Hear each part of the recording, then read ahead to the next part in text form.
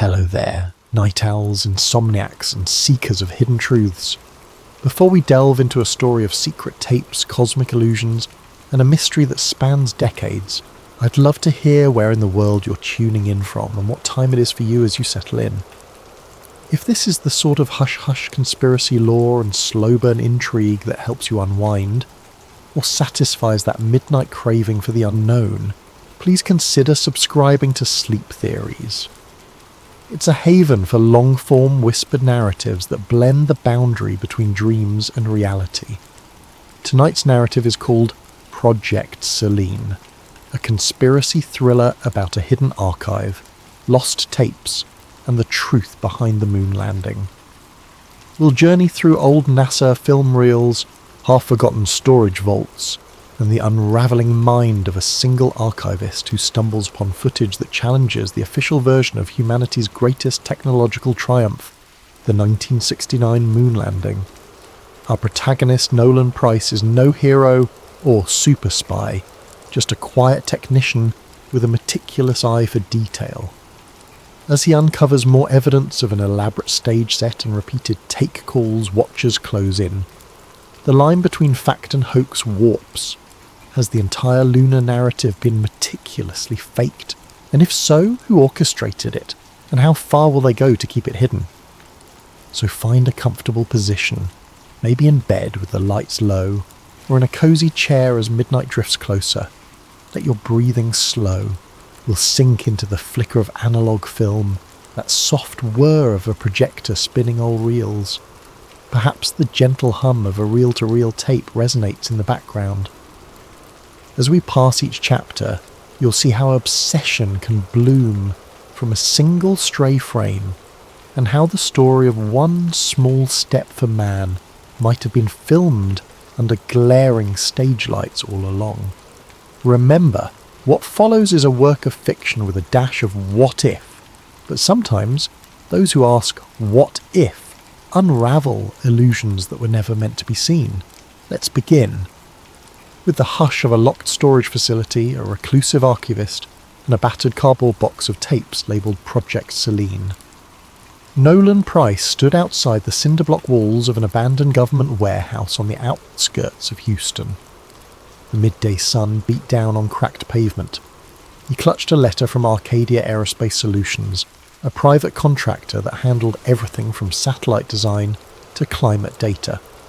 They had found references to ancient NASA reels in a sealed corner of a facility left over from the Cold War.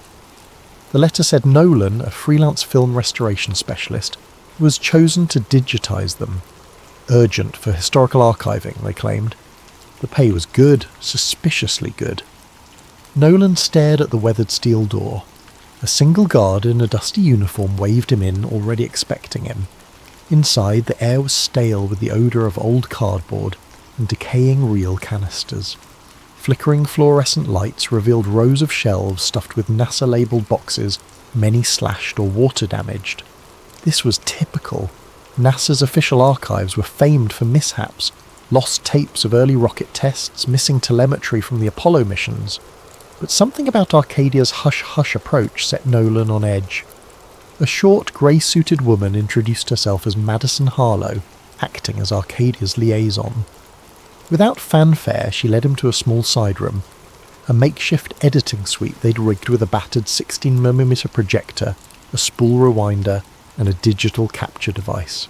Stacks of reels labelled Apollo 11, RAW, Apollo 12, AVA, Saturn telemetry, Hull, and a curious mark, Seline, or SB footage. Harlow told him, "Your job's simple. Transfer them to high-resolution digital. Mark any anomalies or degrade. No public commentary, no copies. Understood?" Her tone was matter-of-fact but severe. Nolan didn't argue. He'd done hush projects before, and the hush came from corporate sensitivity or undisclosed research. Usually it was benign, so he shrugged. "Sure, I'll keep it discreet." She gave him a passkey, instructions on the alarm system, then left with final words. "We want it done swiftly, there's a schedule." Over the next few days, Nolan methodically fed reels into the projector, capturing them via a specialised scanner. In the first wave, he found typical NASA mission logs, rocket staging, crew training, pre-launch interviews. The colour had faded, the audio scratchy but recognisable, ground control chatter, astronauts reciting checklists. He found it a bit mesmerising, the old swirl of a countdown, boosters roaring. A shame these tapes had gathered dust. On day 3, he encountered the first odd reel. A label read, Apollo 11 Stage B, Take 3. The word Take 3 was strange. NASA mission reels usually said T-plus timeline or mission day references, not take.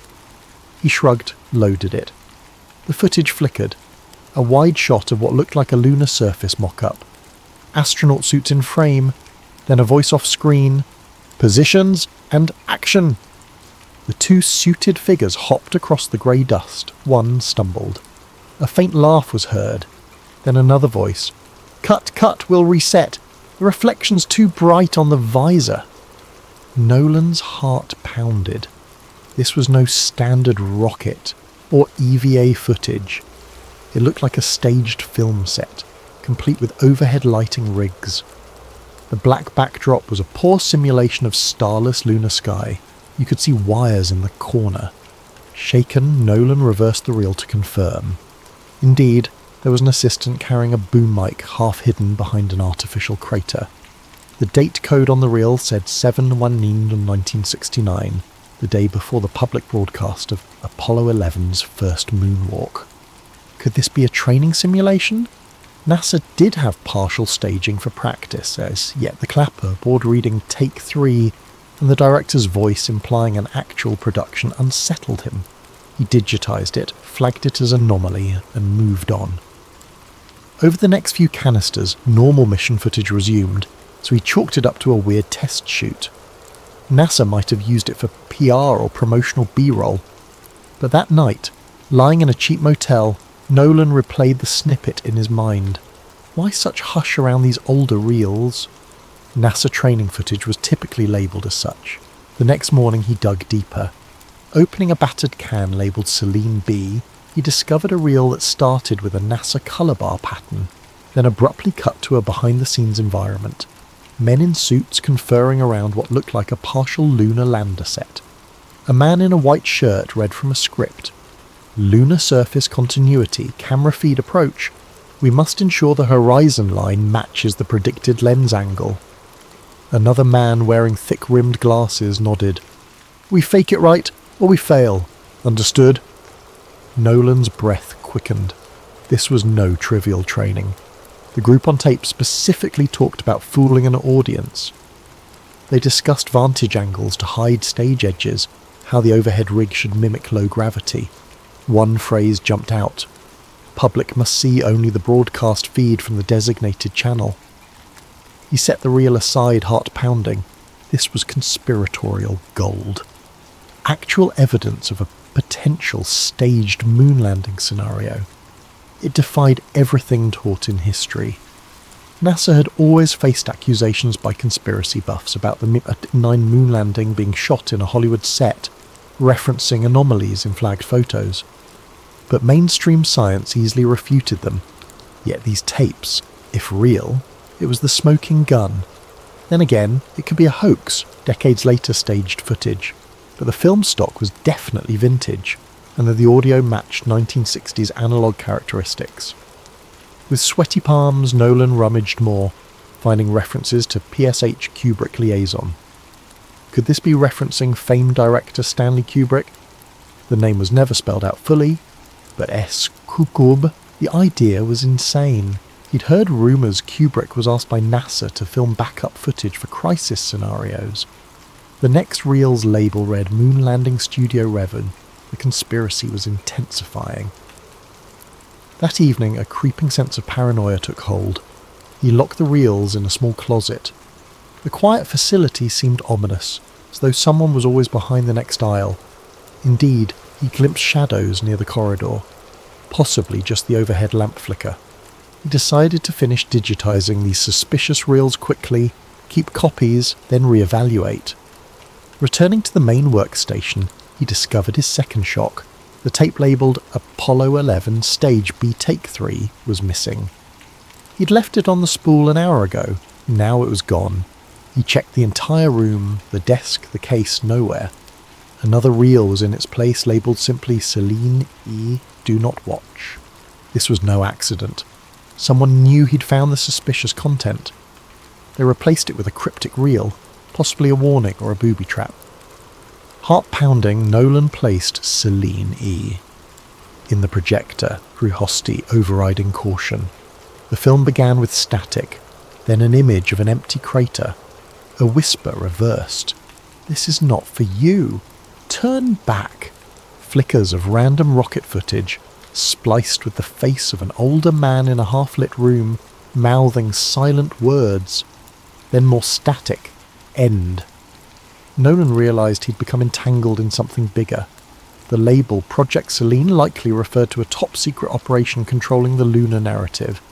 Could it be real? Or was it an elaborate mind game?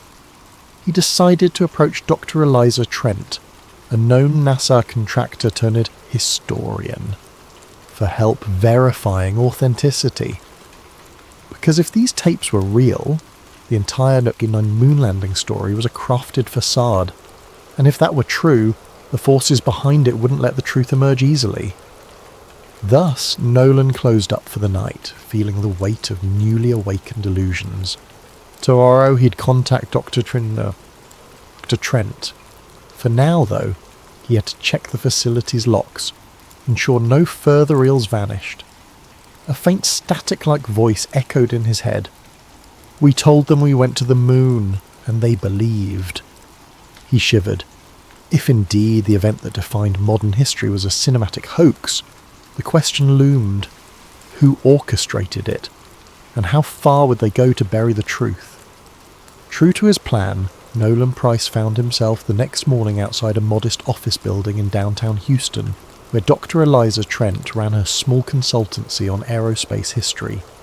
She was a slight, sharp-eyed woman in her early 50s, known for her precise knowledge of NASA's public records. He introduced himself under an alias, but she recognised the name from an earlier phone message. "Ah, you're the archivist with something urgent to show me." Inside her cluttered office, he carefully produced a hidden thumb drive with a few scanned clips. Dr. Trent popped it into her laptop. Scenes of the suspicious moon set played, along with bits of Seline B references. Her eyebrows rose. She zoomed in on certain frames, analysing the film grain, the speech patterns, the design of the suits. "This could be incredibly damning if authentic," she whispered. "But it also might be a sophisticated fake. I've seen hoaxes before. Let me cross-check specifics, production lot stamps on the film stock, the older NASA logos or pass badges." Nolan recounted the bizarre reel swaps, the reversed whispers on Seline E, and the missing spool from the previous night. Dr. Trent's fare turned grim. "If you're telling the truth, you're in danger. People don't just vanish these reels for fun. NASA had a long official stance that all major mission footage was stored, minus some lost in time, but never anything indicating a staged event." She paused, adjusting her glasses. There were rumours among older engineers, talk of a fallback plan if the real mission feed failed, but never solid proof. This might be it, or more, and they spent hours verifying minute details. A NASA mission patch visible in a corner, background voices referencing angle matches real module altitude. Dr. Trent began to suspect the tapes were genuine. She also recognised one face from an older NASA group photo, a certain black-suited figure who never stepped in front of official cameras, rumoured to be a media liaison. He was hush-hush, rumoured to coordinate with a big Hollywood name, possibly Kubrick. Dr. Trent offered a possible motive. During the Cold War, the pressure to beat the Soviets was immense. If real landings were uncertain, they might have staged footage as a failsafe. But from these tapes, it looks more elaborate. A total simulation? She exhaled. This changes everything. She urged Nolan to gather more evidence, but do it safely. That night they parted ways, planning to regroup once she did further checks in NASA's official archives. Meanwhile, Nolan returned to the old facility. The next morning he discovered the entire building locked, a renovation sign posted by Arcadia. Harlow, the liaison, was nowhere.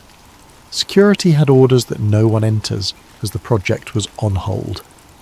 Furious, Nolan realised they intended to shut down any further rummaging. He tried to call Harlow's number, disconnected. The job was effectively over, the suspicious reels presumably removed. He retreated to his small apartment, heart pounding.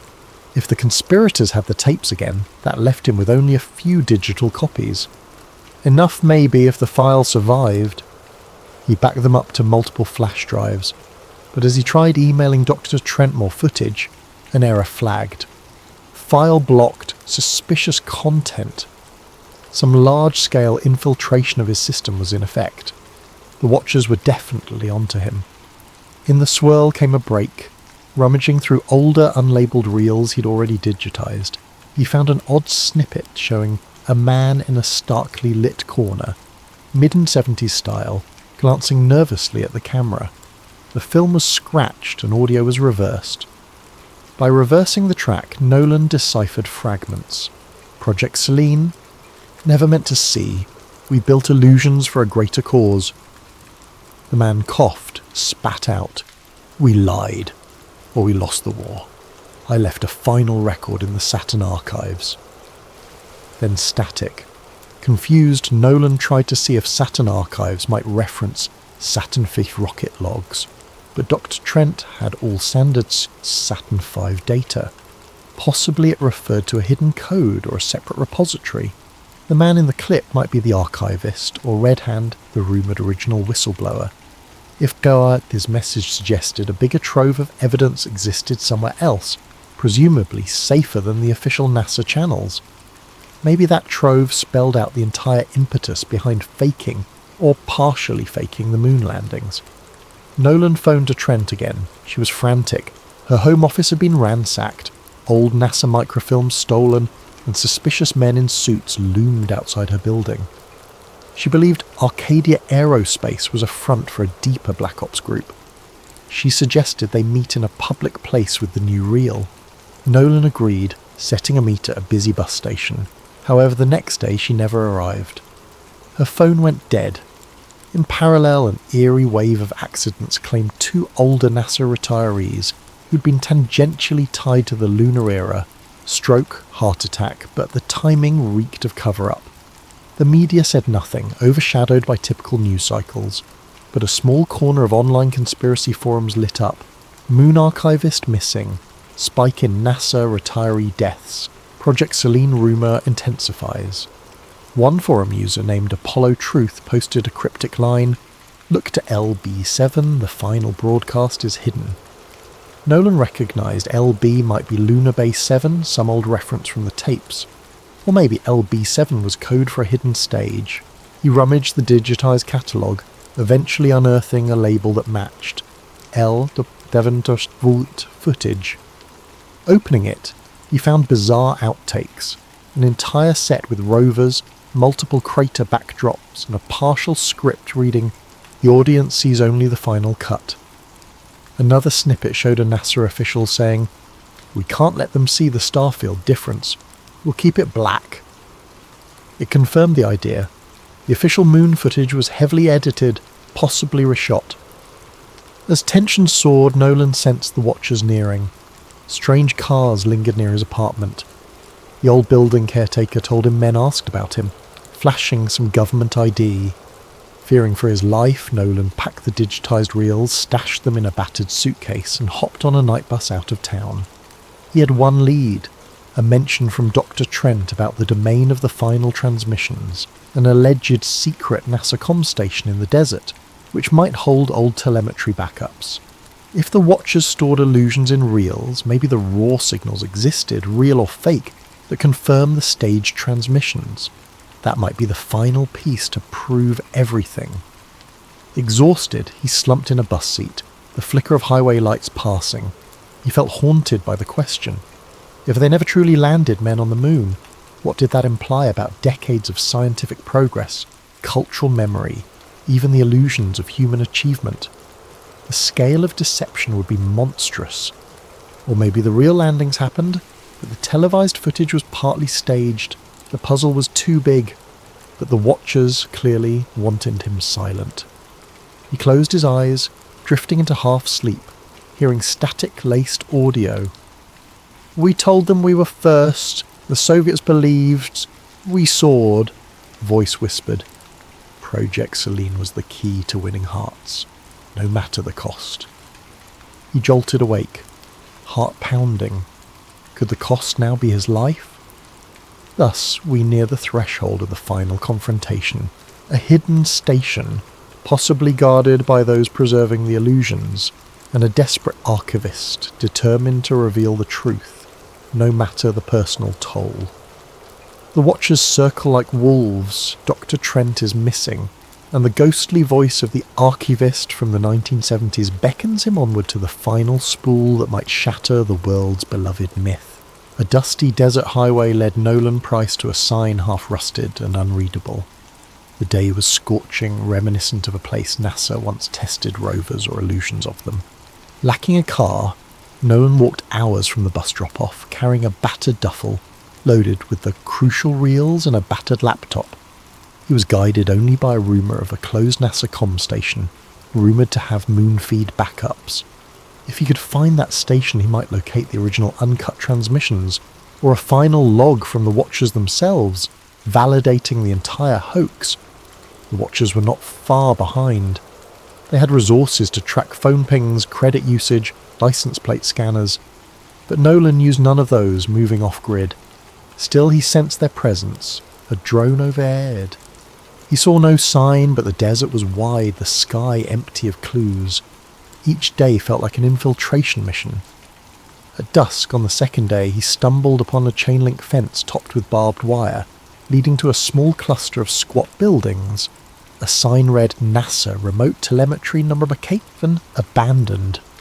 But motion sensors beeped faintly. He clipped a corner of the fence, slid through. The main door was locked, but with a rusted handle. He pried it open with a crowbar borrowed from a shed. Inside the facility lay dark, stale air, thick with dust. A backup generator might still exist. With a flicker of old fluorescent lighting, he found a control room lined with defunct monitors, consoles labelled Apollo, Gemini, Deep Space TLM. A wave of awe overcame him. This was NASA's old telemetry link? Possibly used for receiving or broadcasting signals. If the Watchers wanted illusions maintained, they'd keep some gear here. Indeed, a corner door had fresh locks. Summoning nerve, Nolan forced it open, numban, revealing a smaller side lab with modern hardware. This wasn't as abandoned as it seemed. He rummaged, discovering a functioning terminal with a note pinned, "Archive Seline, authorised access only." Bingo. He booted it, hooking up his laptop to the console. The system asked for credentials. He typed a guess. Seline. No luck. Another guess. Apollo 1969. Another fail. Searching the desk, he found a slip with partial codes referencing Tranquility Base. He typed it. The screen flashed green. He was in. File directories indicated live stage feed 69, simulation mix upped, broadcast cut. This validated the idea that at least partial coverage had been simulated. Another folder read Archive Trent Comms. That name. Was that Dr. Eliza Trent? Possibly her attempt to gather data. He opened it, a partial video showing Dr. Trent forcibly questioned by men in suits. She pleaded, "We can't let them keep lying, people deserve..." Then the video ended. Nolan reeled with horror. She'd been captured. He had to act fast. The Watchers would realise the system was accessed. He found an old satellite uplink control ironically used in the 60s for deep space transmissions.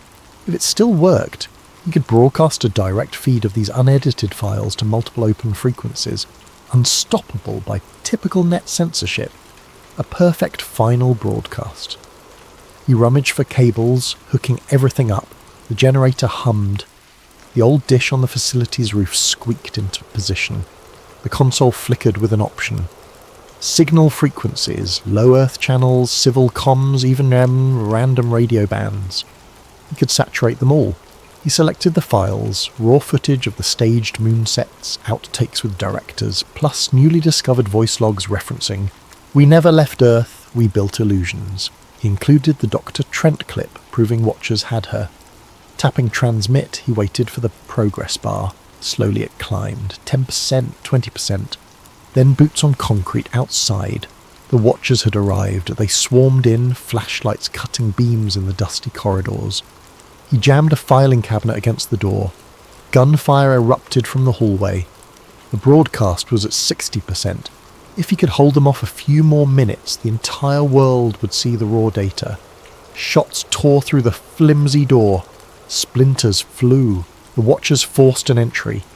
Nolan, crouching behind a console, tapped a final override to lock the station's outer doors. The watchers hammered at them from within. They must have cut an external fence, but the building's metal doors might by seconds. The bar rose to 80%. Sparks flew as the watchers tried to break the console. Nolan fired a single-shot flare pistol he had found, more a diversion than a weapon. The watchers scattered, returning heavy fire. The console took hits, but the broadcast still beeped along. 90% of them. In a swirl of chaos, the watchers overcame the obstacles, stepping into the lab. Their lead figure, masked, raised a rifle. "Stop this now," he barked. "We'll kill you. No one else has to die." Nolan shouted back, voice trembling. "It's done. The world will see. Will see." The masked man tried yanking cables, but Nolan had built in multiple backup processes. The bar soared to 95%. The watchers, furious, advanced with a lethal calm. 100% of the console beeped a final success. The data soared into the satellite channels. Unstoppable. The watchers realised they'd lost. The masked man hissed, "Then we'll bury you." He aimed. A shot rang out. Nolan felt a searing pain in his chest. He collapsed, choking for breath, seeing the watchers scramble to destroy equipment that no longer mattered. The feed was out. Unstoppable. In a swirl of darkness, he glimpsed a faint screen that read, "Broadcast to 12 frequencies. Transmission complete." At that moment, across various radio channels, TV backups, and online nodes, the footage played. People saw the raw set, heard staged arrests. They saw men referencing the final show, instructing astronauts how to move in moon gravity. The illusions were no longer rumour or partial. The entire mosaic was out. Social media exploded. Even those who had refused to doubt the official narrative watched in shock. By the next day, an unstoppable wave of meltdown overcame news outlets, overshadowing watchers' attempts to disclaim. Nolan lay on the floor, vision fading. The watchers, done with him, turned to vanish into the night, the clang of their boots receding. In his final moments, he recalled the reel with the old archivist's voice. "We told them we left Earth. We never had to." He felt a strange calm, believing that at least he had completed the mission. Perhaps Dr. Trent would see the broadcast and survive. The next morning, the world awoke to the shock of unfiltered footage spreading across every major and minor digital platform. Twitter, ephemeral streaming sites, pirate radio channels. The images showed the alleged set for the moon landing. Dusty sound stages, mocked-up craters, overhead rigging. Audio capturing NASA officials and alleged Hollywood technicians planning each scene. For many, this was an utter betrayal of faith in humankind's greatest triumph. For others, it vindicated decades of suspicion. Debates raged over how much was real, or whether some actual missions occurred, but the televised parts were faked. NASA and the White House scrambled to disclaim the footage, calling it forged propaganda. Yet the level of detail referencing actual mission rosters and behind-the-scenes technical talk was too well constructed for a simple hoax. Media responded in a frenzy. Reputable outlets tried to decode the timeline. Was it partial or total fakery?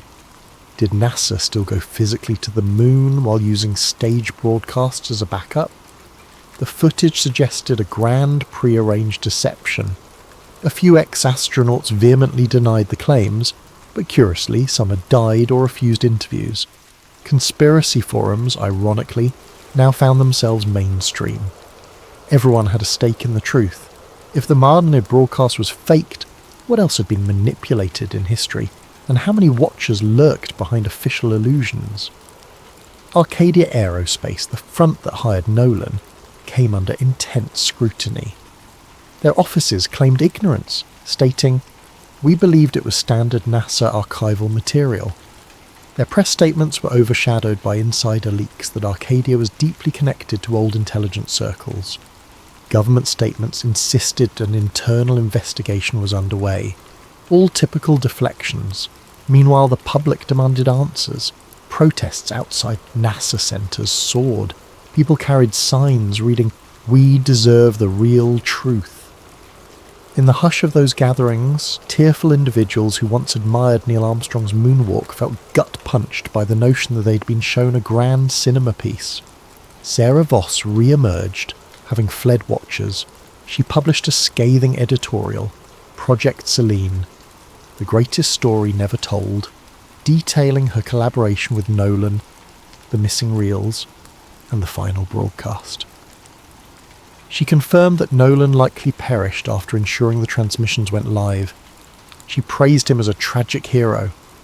Reaction poured in from across the world, sorrow that his name would be tied to the Moonlie revelation, but gratitude for exposing it. Hashtags met Project Seline and #MoonHoax soared. NASA's official line: "We categorically deny any mission staging. We continue to investigate maliciously edited footage." But cracks appeared among NASA retirees. Some older engineers told reporters about strange security around certain broadcast trucks in 1969. A caretaker from an old film studio stepped forward, claiming she once saw moon set pieces. In short, the edifice of absolute certainty crumbled. In a hidden place, elders from the original Project Seline, if that was truly the operation's name, hunkered down. They'd spent decades ensuring the official story overshadowed any rumours. Now, with everything public, the question was whether to attempt a final push to disclaim or vanish. Some watchers apparently vanished from the scene, leaving cryptic footprints. Possibly they'd moved on to new illusions. Possibly they recognised the unstoppable wave. Some found solace in the idea that humans still had the technology or impetus to land on the moon, but needed backup show. Others believed the entire Apollo program was a monstrous PR operation, that no real landing ever happened. A subset of the population refused to believe the footage at all, labelling it advanced deep fake. Society felt fractured, uncertain if to champion or condemn the memory of NASA's achievements. Meanwhile, Dr. Eliza Trent, recovered from captivity, gave a quiet interview confirming she'd found data logs describing the staged broadcast, though she suspected some real lunar missions did happen later, overshadowed by the initial fake spectacle. It was a political necessity, she suggested, in a time of desperate Cold War posturing. But the cost to collective trust is immeasurable. A year later, controversies raged on. New historians wrote The Seline Deception, exploring how the faked footage overshadowed a partial genuine mission. Hollywood churned out docudramas. Some revered the fallen archivist Nolan Price as a modern champion of truth. Conspiracy watchers called him the man who dethroned the biggest lie in human history. Meanwhile, certain scientists lamented that the overshadowing confusion might hamper genuine space exploration dreams. If the world concluded it was all illusions, interest in real missions might fade. In the dusty corners of a thrift store in rural Florida, a battered film labelled Seline C Launch Rehearsal 5 sat unnoticed among old VHS tapes, possibly a leftover reel not confiscated by watchers. A curious shopper glimpsed it, recognised the NASA imprint, and thought it might be valuable. They purchased it for $1. The can sat in a living room shelf. If they ever played it, they'd see a single take that never made it into the final broadcast. An astronaut stumbling under bright stage lights, removing his helmet mid-moonwalk, complaining about the heat. The can's label was faint. For final illusions, keep locked. Another piece of the puzzle, lost to time, or maybe waiting for the next curious soul. As for Nolan, rumours swirled that he might have survived. A fisherman off the Gulf Coast claimed to have given a ride to a quiet man with old film spools in his bag. A small-time blogger said she received an unsigned letter thanking her for defending the truth, but no one truly knew. If he lived, it would be as an eternal wanderer, overshadowed by the legacy that Project Seline was no longer hush-hush. Illusions can define an era, forging national unity or stoking pride. But illusions, once unmasked, can unravel decades of trust, leaving a battered society to pick up the pieces. In the hush of each new night, we might look at the moon, that pale disk in the sky, wondering if humans truly touched its surface as claimed, or if the cosmic stage was an elaborate reflection of ambition and fear. The search for the unvarnished truth, ironically, stands as a testament to the restless curiosity within all who gaze upward. In the end, Project Seline remains the darkest footnote in the history of human aspiration, a conspiratorial reminder that ambition without honesty can produce a triumph with no foundation. And in that final hush, the taped voice from an old NASA spool might echo, "We told them it was a great leap for mankind. In truth, it was a single step into the shadows."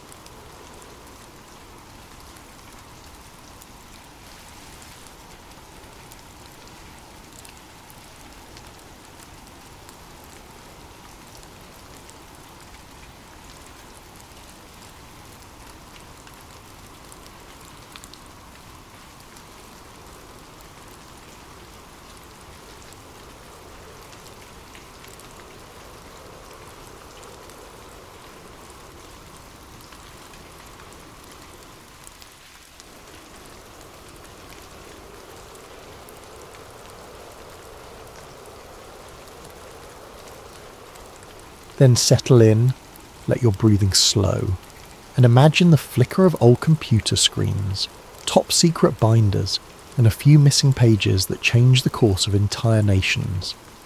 This is False Skies, told in 5 parts, each revealing a deeper rung of the labyrinth.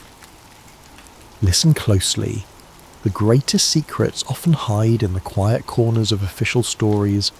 Thomas Keane didn't feel like a revolutionary when he first pressed send. He was simply a man weighed down by guilt, holding a flash drive stuffed with revelations that haunted him for years. The file name he'd chosen of Black Dust gave no hint to the explosive contents. A trove of classified FBI memos, shipping manifests and encrypted communications that, if authenticated, would confirm every darkest rumour about the worst terrorist attack in modern memory. The day of the leak dawned cloudy, ironically anticlimactic for a moment that might reshape history. Keane sat in a dingy motel room near a dusty highway, a battered laptop perched on a wobbly table. The place smelled of stale coffee and regret, but it had functioning Wi-Fi. He checked his secure connection one last time, heart thrumming. With trembling fingers, he uploaded black dust to an overseas whistleblower website known for releasing hidden archives. He paused, typed a short note, "For the thousands who died and the millions misled." Then he pressed send. Within the hour, that file reached multiple journalists and a global news outlet with a reputation for defying government censors. The outlet's editorial board pored over it, verifying bits of data in a hush of excitement and alarm.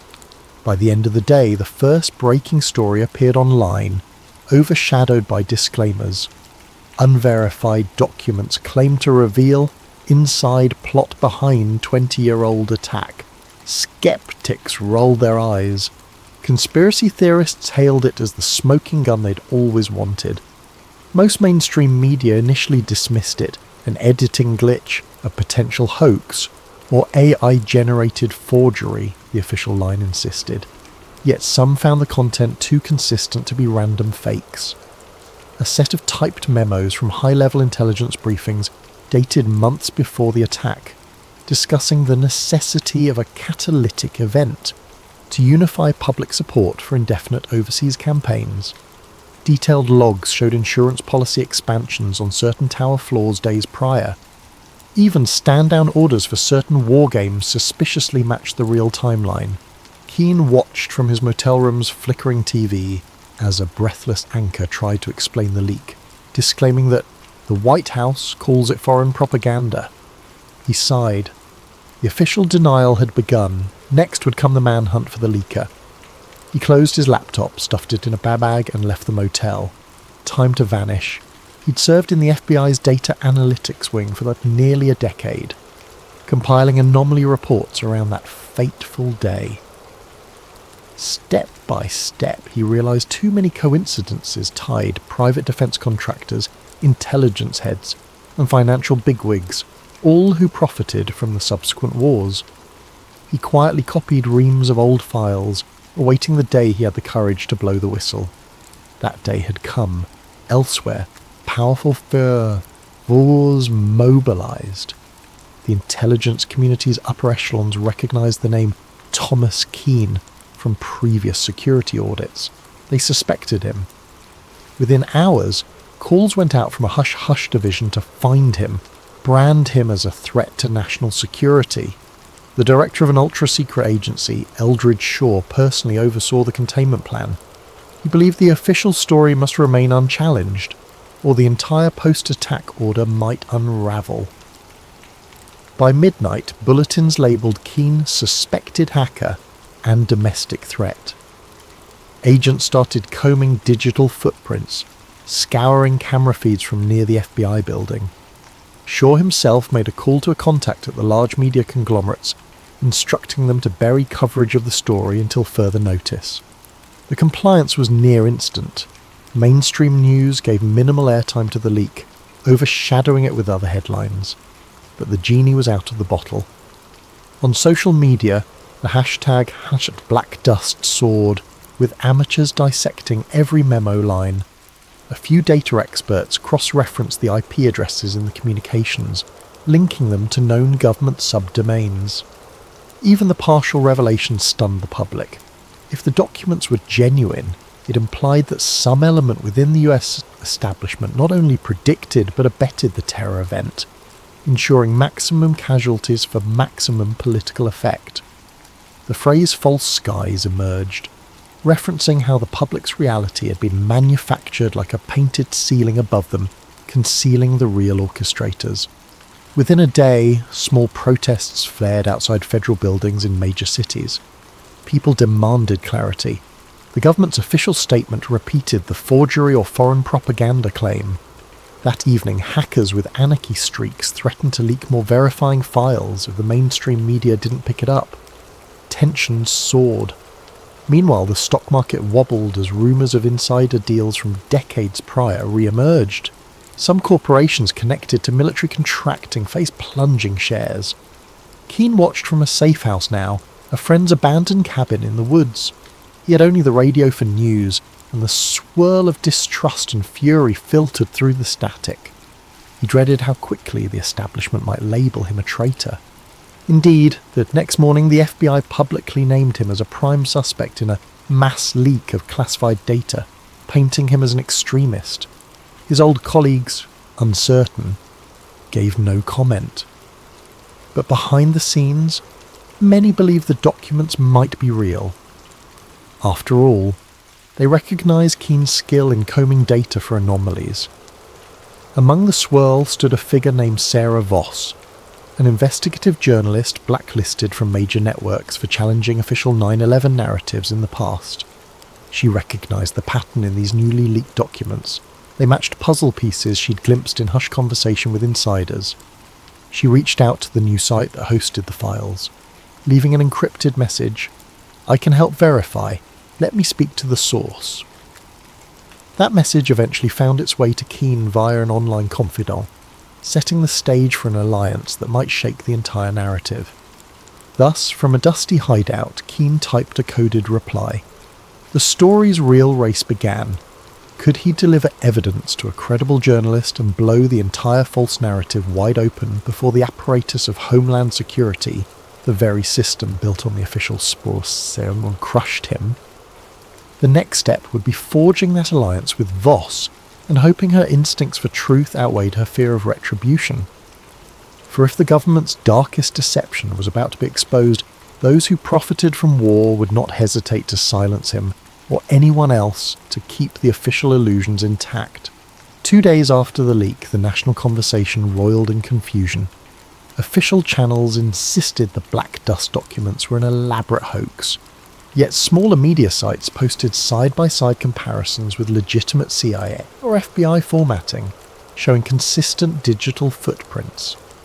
The public found itself caught between an official narrative and a swirling impetus to question everything. Some believed wholeheartedly in the new revelations, others recoiled or felt threatened by the idea that the last 2 decades of conflict might have been orchestrated. Thomas Keen was already on every national watch list. He'd been a mid-level FBI data analyst until 2 years prior, known for thoroughness but also for quietly raising flags about inconsistent intelligence reports pre-9/11. The day he left the bureau, no one suspected he'd spent months copying old files slated for permanent seal. Now his old supervisors told the press that he was mentally unstable, harbouring extremist theories. They withheld mention that those same theories had nearly led to internal inquiries years ago, until higher-ups quashed them. In a suburban neighbourhood outside the capital, a black SUV pulled up to a modest house. 4 men in plain suits stepped out. They were from a specialised domestic counter-intel unit, effectively an arm of the Black Archive, a covert group rumoured to be tied to intelligence and corporate interests. They forced the occupant, a middle-aged data engineer who once worked with Keen, to open his home computer. They rifled through his messages, seizing any mention of Thomas or black dust or files. This was repeated across multiple homes of ex-FBI colleagues, all without official warrants. The Watchers answered to a higher chain, operating in the shadows. Director Eldridge Shaw, head of a new consolidated intelligence agency formed after 9/11, presided over these manhunts from a sleek government tower.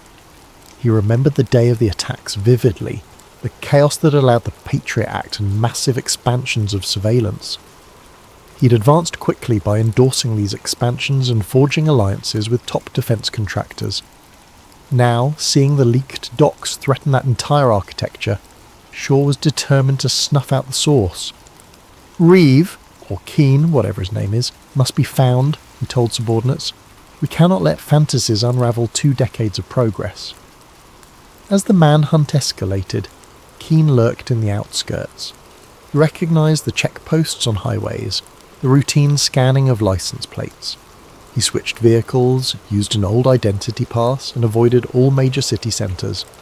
He survived on snack bars and occasional small store purchases with cash only. At night, he found a cheap motel, paying in a borrowed name. Every moment felt like it might bring a black SUV squealing into the lot. The tension weighed on him, gnawing at his nerves. Sarah Voss, the investigative reporter, finally established contact with him through a secure chat app. "We need to meet," she wrote. I can help verify these files properly. People trust me to an extent in the alternative media sphere. We must do it soon. The window is closing." Keen hesitated, knowing any in-person meeting risked being traced. But if they never took that risk, the documents might remain in a swirl of unverified rumour, easy for the mainstream to dismiss. They arranged a rendezvous in a small coastal town's library after hours. The next day, as Keen approached the library, he spotted an unmarked sedan idling in the parking lot. Fear pricked him. Watchers might be tailing. To confirm, he looped around the block. The sedan didn't move, possibly just a random visitor. Summoning courage, he stepped inside. Voss, a tall woman with a worn leather jacket, recognised him from the scattered photos circulated in the media. They sat in a corner among dusty shelves. She offered a handshake, voice calm but urgent. "Thomas, I believe you. The official story has always had holes. Let's finalise the proof so we can break it wide open." Keen exhaled relief, sliding a small USB drive across the table. This is a more complete set than what was posted. Contains direct memos about the stand-down orders, the deals with defence contractors, the flight path manipulations. Also internal emails referencing the hijackers as assets gone rogue. He paused, tears flickering in his eyes. They used the tragedy for indefinite war, Sarah. They let it happen, or worse, engineered it. Sarah's breath caught. She skimmed a few files on her laptop, eyes widening at references to bank accounts, coded references to Operation Silence. She nodded. This is explosive, but we need a big platform, enough to force coverage. If we just post it on my blog, they'll discredit or block it. We'll get shut down. She explained a plan. Find a mainstream journalist with a rebellious streak, or do a well-publicised live event that too many watchers can't black out entirely.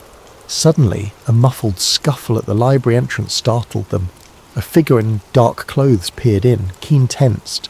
Sarah pressed the laptop closed. They ducked behind shelves as footsteps approached, but the library's old caretaker bumbled out, greeting them obliviously. The suspicious figure, glimpsed through the glass, retreated. Possibly a false alarm, possibly a watcher verifying the location. They parted ways quickly, agreeing to meet again in 48 hours near a major city, planning an infiltration of a local news station that might still allow an unfiltered broadcast. Danger soared. If watchers caught wind of their plan, they'd likely come down with lethal force. That evening, Keen received a frantic text from a friend who had once helped him interpret old FA logs. "One of our guys is dead. A boat accident. They're picking us off." The message cut short. Keen shuddered. The watchers had begun eliminating secondary sources who could confirm the leak's authenticity. He realised the ephemeral window for truth was closing. On the streets, protests flared up as rumours swirled of official foreknowledge. Some saw it as disrespectful to the memory of the victims. Others believed the truth must come out no matter how painful. The government, for its part, ramped up a rhetorical war on misinformation. Director Shaw delivered a short, ominous address, vowing that domestic agitators spreading baseless conspiracies will be brought to justice. Among the swirling chaos, Sarah discovered partial references in the documents to a deeper archive. The Saturn Files, an intelligence ledger tracking post-attack financial flows from official budgets to clandestine owners.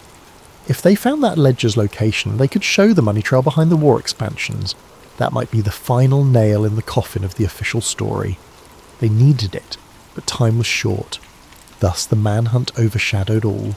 Helicopters roamed certain highways, random car searches increased, and the populace grew uneasy, sensing the government's fear that the leak might be real. Keen ducked from motel to motel, adopting new disguises. Soon, though, his luck would run out, or he'd have to risk a direct showdown, trusting the thunder of public outrage to keep him alive. Little did he realise, the Watchers were about to tighten the net, deploying a Black Ops team to ensure the leak never reached unstoppable momentum. If Keen couldn't outmaneuver them long enough to break the final evidence, the official illusions would remain intact. If he did, though, the entire structure of post-attack governance might collapse. The next moves would determine everything. The following week saw Thomas Keane evading watchers by day and collaborating with Sarah Voss by night, each meeting more urgent than the last. They discovered references to the Saturn files scattered in older CIA memos. Allegedly, it was an encrypted database that meticulously traced the money funneling to defence contractors, oil conglomerates and political campaigns in the immediate weeks after the catastrophic event. If authentic, it would confirm the real motive behind the orchestrated false flag: indefinite war and profiteering. At a safe house borrowed from an old contact of Sarah's, they pored over these hints by lamplight. Among the digital shards was a location clue: a retired NSA facility on the outskirts of a southwestern desert, defunct but rumoured to store old backups. "We find that offline archive," Sarah said. "We can copy the Saturn files in raw form.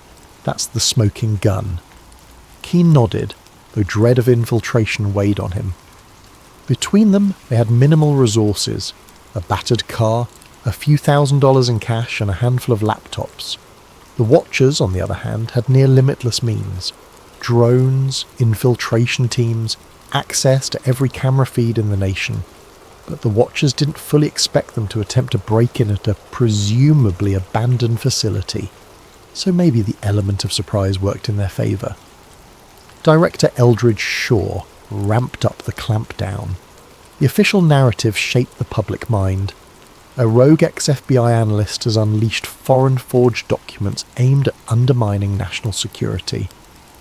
Many believed it, but a growing minority saw government overreach, especially after multiple suspicious accidents claimed the lives of other potential whistleblowers.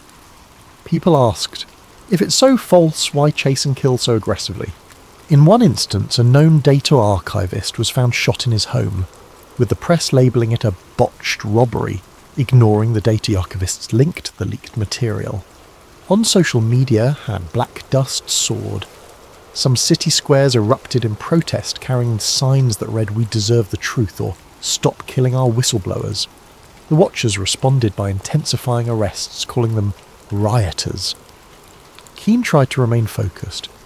He realised that if the Saturn files were real, it might show direct bank transfers from major corporate boards into the pockets of certain officials, all tied to legislation passing huge war budgets after the false flag. That would upend the entire post-attack establishment. "No wonder they're stopping at nothing," Sarah murmured. Securing fake IDs, they travelled cross-country by back roads. Each motel they used for a single night, paying cash. They dodged major highways, suspecting license plate readers. The Watchers likely guessed their aim was to expose more data, but might not know the exact target. Meanwhile, the tension between them soared. The climate was near police state.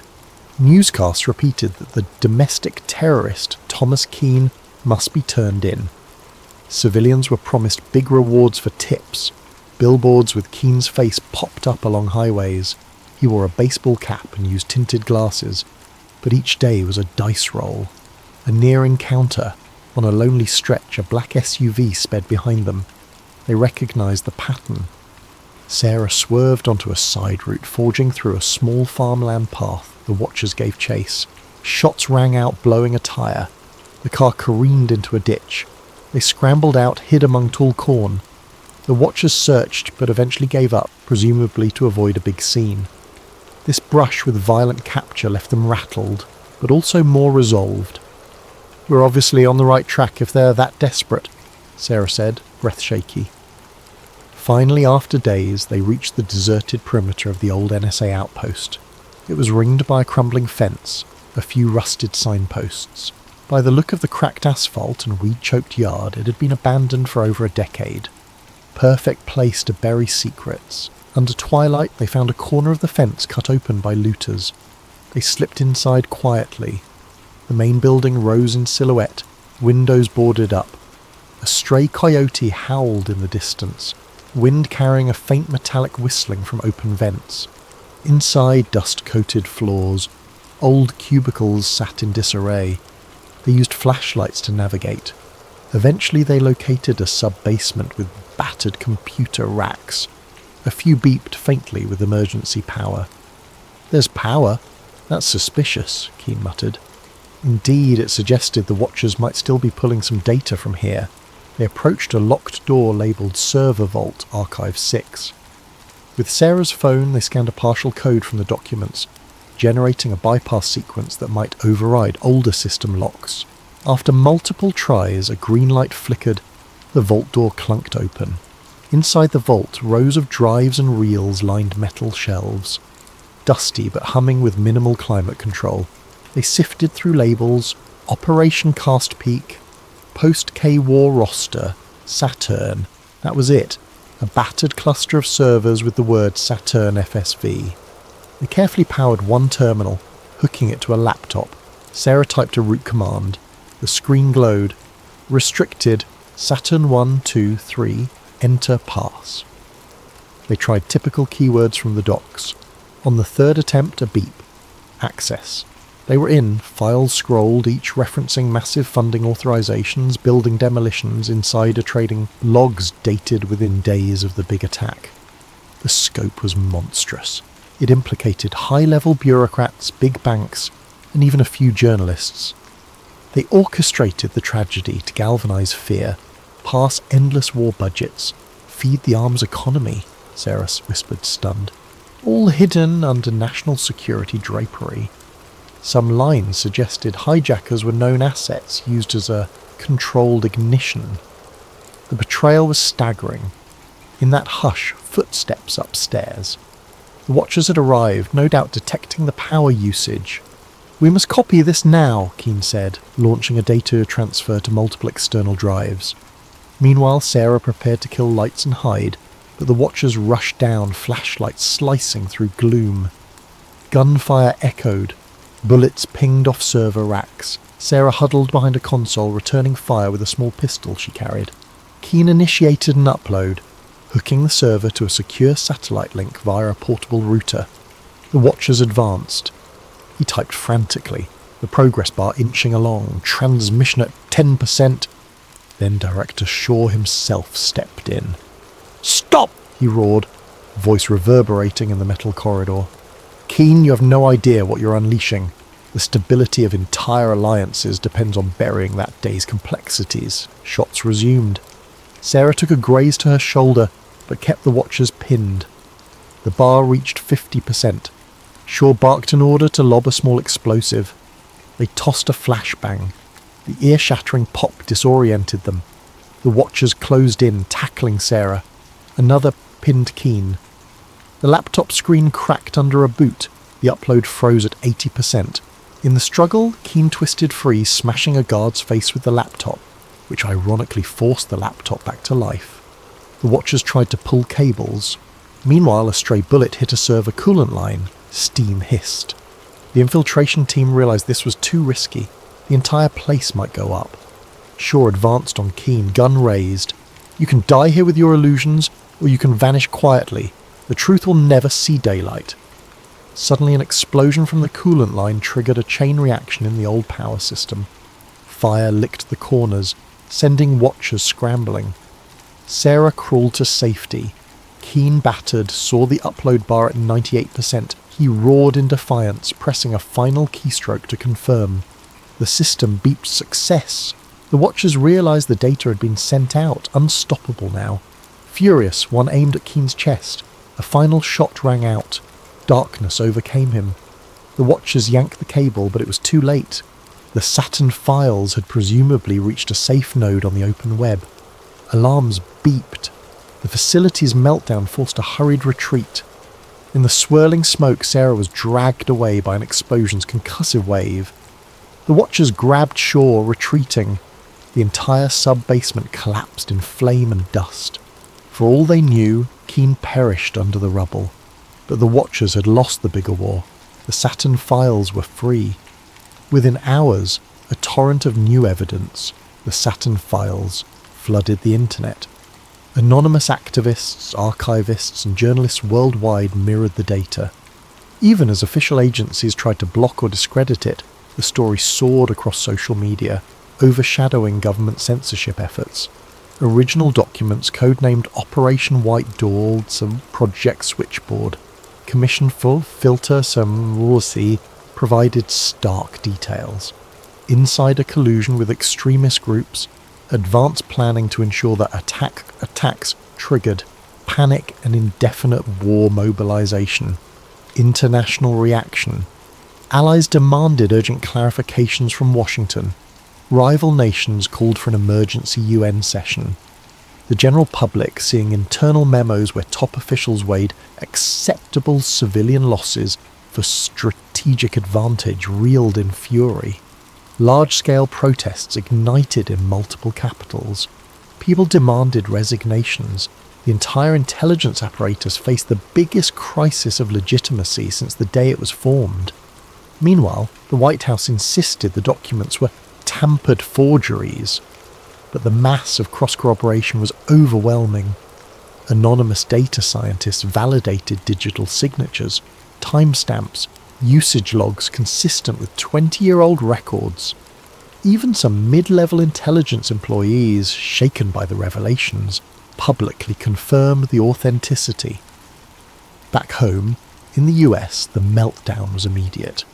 Rallies erupted outside major government buildings calling for arrests of those named in the files. Corporate board members from arms manufacturing companies faced lawsuits. The stock market dived, particularly for defense sector stocks. Over time, entire boards resigned, some fleeing the country. Various retired generals disclaiming involvement or giving partial confessions fueled headlines. The public found itself torn between anger, betrayal, and heartbreak, reliving the trauma of that fateful day under a horrifying new lens. Media torn. Some mainstream outlets quickly pivoted, acknowledging the new data as genuine after initial attempts to bury it. High-profile anchors apologized for previously parroting the official story. Others doubled down on patriotic narratives, ironically fueling further distrust. The swirl of disinformation versus actual data soared, but the raw evidence was too extensive to suppress. "You can't close the barn door after the horse has fled," the commentator said. "The entire architecture of post-attack policy is under question." Director Eldridge Shaw attempted a grand press conference to reassert authority, but the crowd drowned him in jeers. Calls for congressional hearings soared.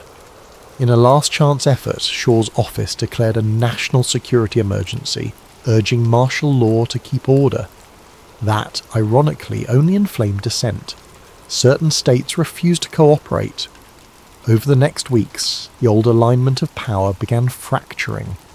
Investigations launched from multiple angles, with newly emboldened lawmakers prosecuting those who orchestrated the post-attack expansions for personal gain. Sarah Voss emerged from the southwestern fiasco battered but alive. She revealed how Watchers had infiltrated that abandoned NSA site, how Keen died a hero finalising the upload.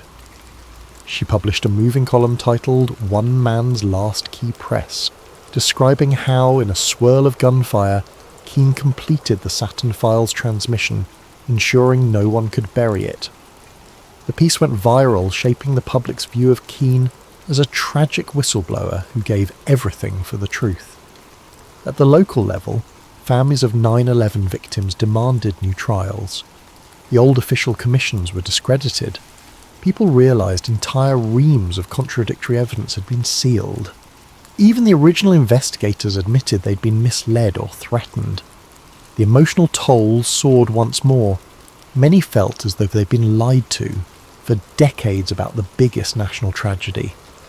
A wave of introspection overcame the country. How had fear become so profitable, and how did good people allow it? Internationally, alliances that had supported the war on terror felt betrayed. Some withdrew forces from contested regions. Others launched their own parliamentary investigations, suspecting shared complicity. The world order that was shaped after the attack started crumbling, replaced by an uncertain future. Some dared to hope it meant a less militarised approach. Others worried that new extremist groups might exploit the chaos. In the midst of all this, rumours circulated that Thomas Keane might still be alive, sightings in some far-off place. Yet no concretized proof existed. Official statements considered him presumed deceased. If he survived, he might have chosen the anonymity of an unknown identity. having done what he set out to do.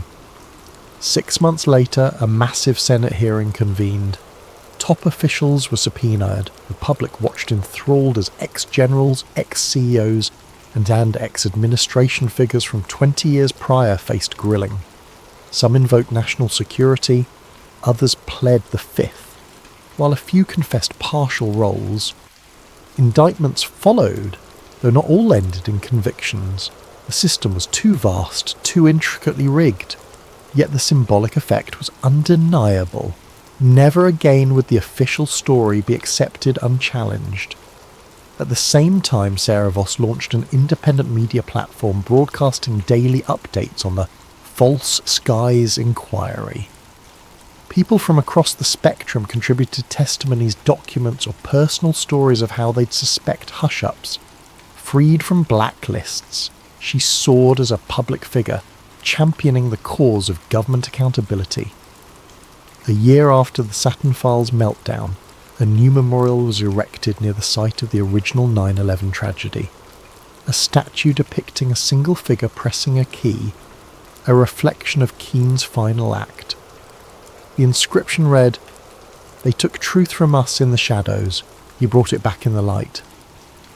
Visitors left flowers, some seeking solace that the realm of power had at least partially been unmasked.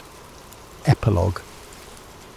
In a quiet coastal town, a fisherman swore he recognised a man from a circulated photo.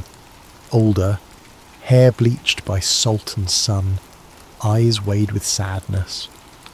The man told him he used to work for the government, but no more. He spoke of illusions and the cost of unveiling them. Then he vanished at sunrise, leaving only a single battered flash drive behind. If it was Thomas Keene, he apparently chose a wandering fate, letting the world handle the legacy of his bombshell leak. Public trust in large institutions remained shaken. Some remained furious, others hopeful that a new transparency might arise. In the corners of the internet, conspiracy watchers debate if the watchers still exist, planning new false flags. But for now, the greatest deception in modern times has been laid bare. The name Black Dust stands as a testament to the unstoppable power of truth once it's unleashed. In the hush that follows, the final note, they used fear to shape the world, but one day fear lost. The truth soared free, and the illusions that once cloaked the skies were shattered in a single day.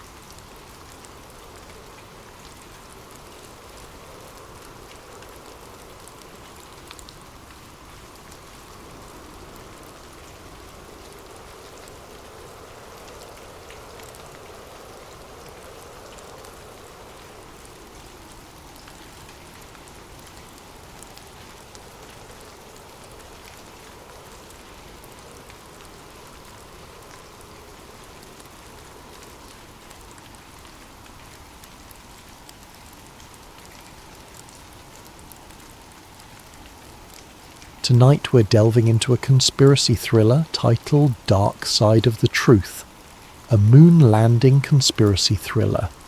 It's set in the year 2025, yet it digs into events that occurred more than half a century ago, or so the official history says.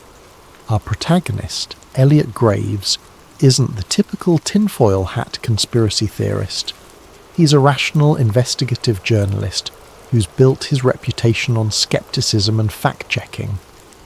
But his life takes a sharp turn when he receives a mysterious reel of 16mm film, suggesting that one of humanity's greatest achievements, the 1969 moon landing, was staged on a secret set.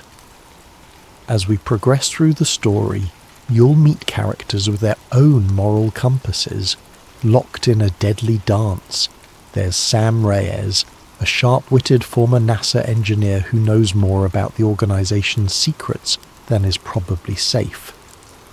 Dr. Bernard Callaway, an aging whistleblower haunted by regrets and memories so dangerous they could sign his death warrant. And lurking in the shadows is Agent Jonathan Kane, an operative who believes that national security demands certain truths remain buried, forever if need be. Expect twists at every corner. a single piece of film can become the spark that ignites an inferno of questions. If the moon landing was faked, what happened to the real astronauts?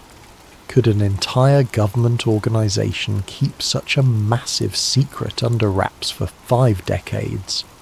And how far will those in power go to ensure the lie never sees the light of day? In this narrative, trust is a fleeting commodity. Allies turn to enemies. Illusions of safety crumble under the relentless pursuit of those who believe the ends justify the means. Most of all, this is a story about the cost of truth. Is it worth risking one's safety, peace of mind, and very identity to challenge one of history's most iconic moments? Would you stand your ground if the price were everything you hold dear? So sit back, whether you're at home, in the office, or on a midnight train to somewhere distant. Let yourself be pulled into a reality where the lines between historical record and government-engineered fantasy blur, leaving only one certainty, that once you learn the truth, there is no going back. Ready? Then let's begin. In just a moment, we'll step into part 1, where a mysterious package arrives on Elliot Graves's doorstep, sending him hurtling into a hidden world of secrets and illusions. Keep your wits about you, and don't forget to keep the lights on. Welcome to Dark Side of the Truth, a moon landing conspiracy thriller.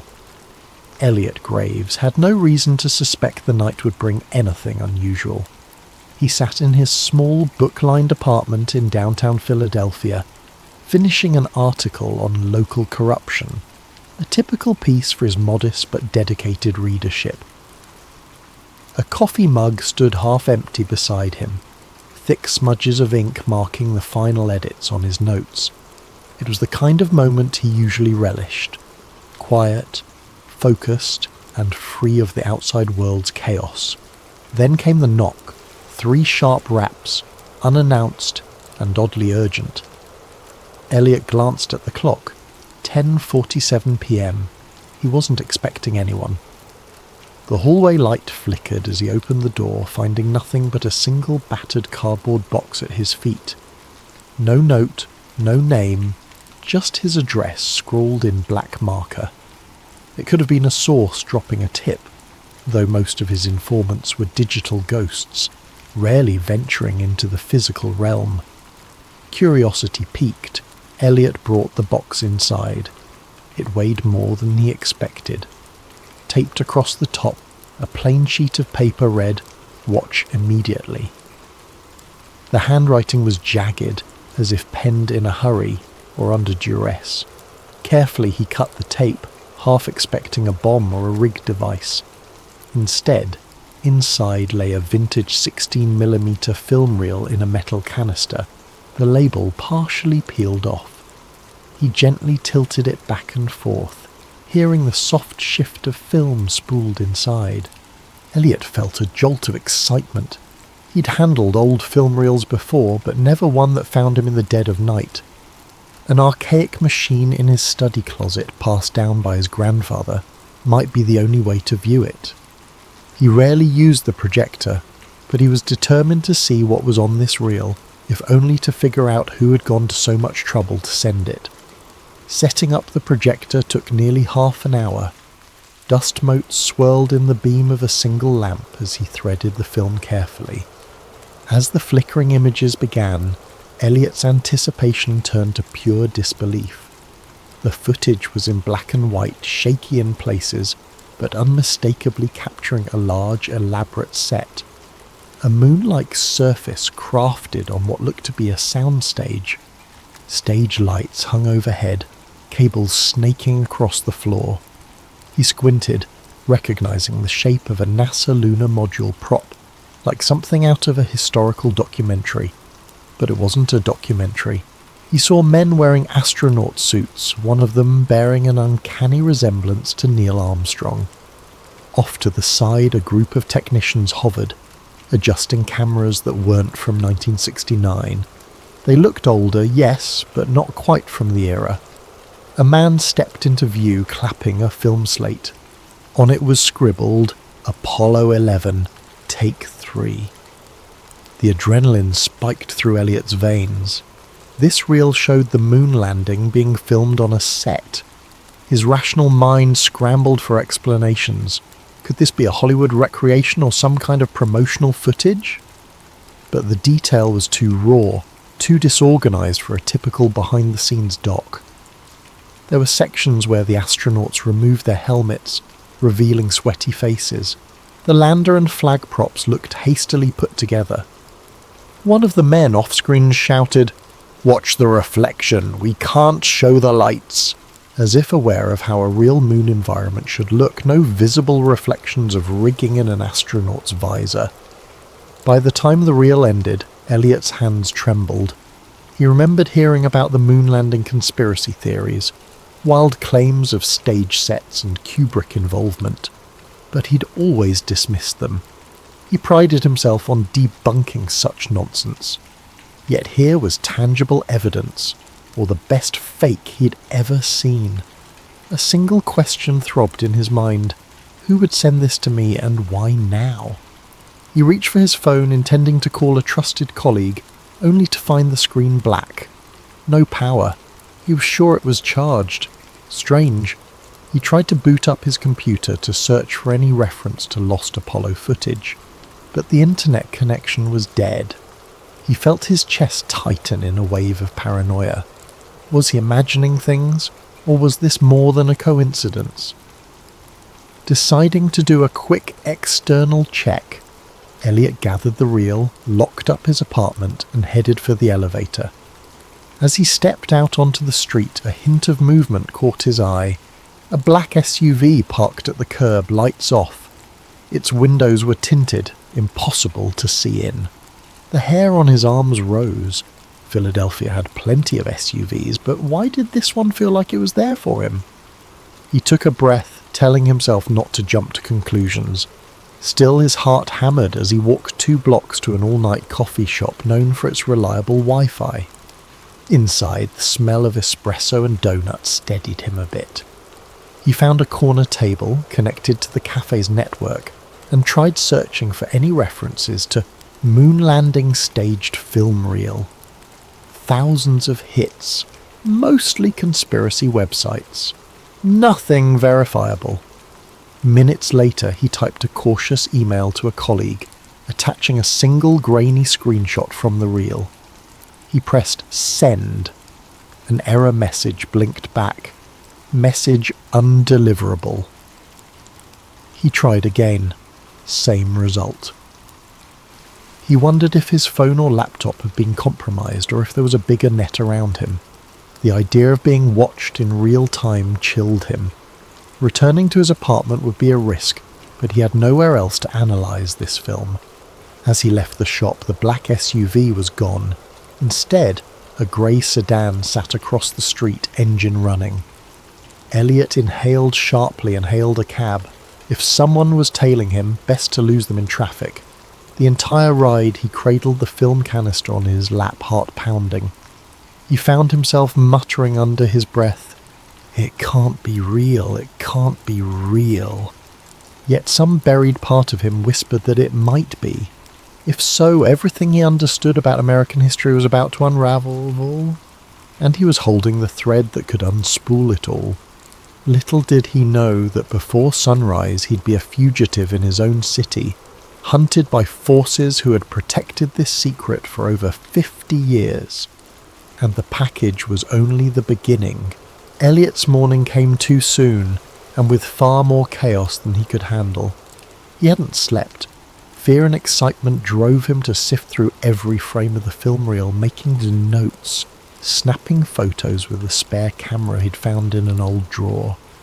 Perhaps he could create a digital copy, but his attempts to digitize the reel via his laptop repeatedly failed. Some hidden glitch kept corrupting the files. He cursed under his breath. Was it sabotage or just outdated hardware?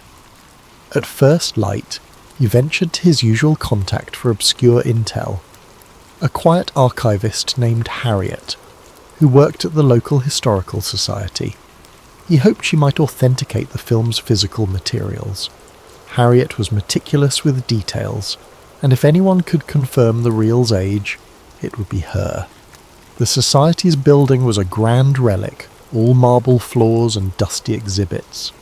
Elliot found Harriet in a back office, squinting through a magnifying glass at a centuries-old map. She looked up, alarmed by his frantic posture. Without preamble, he passed her the film canister.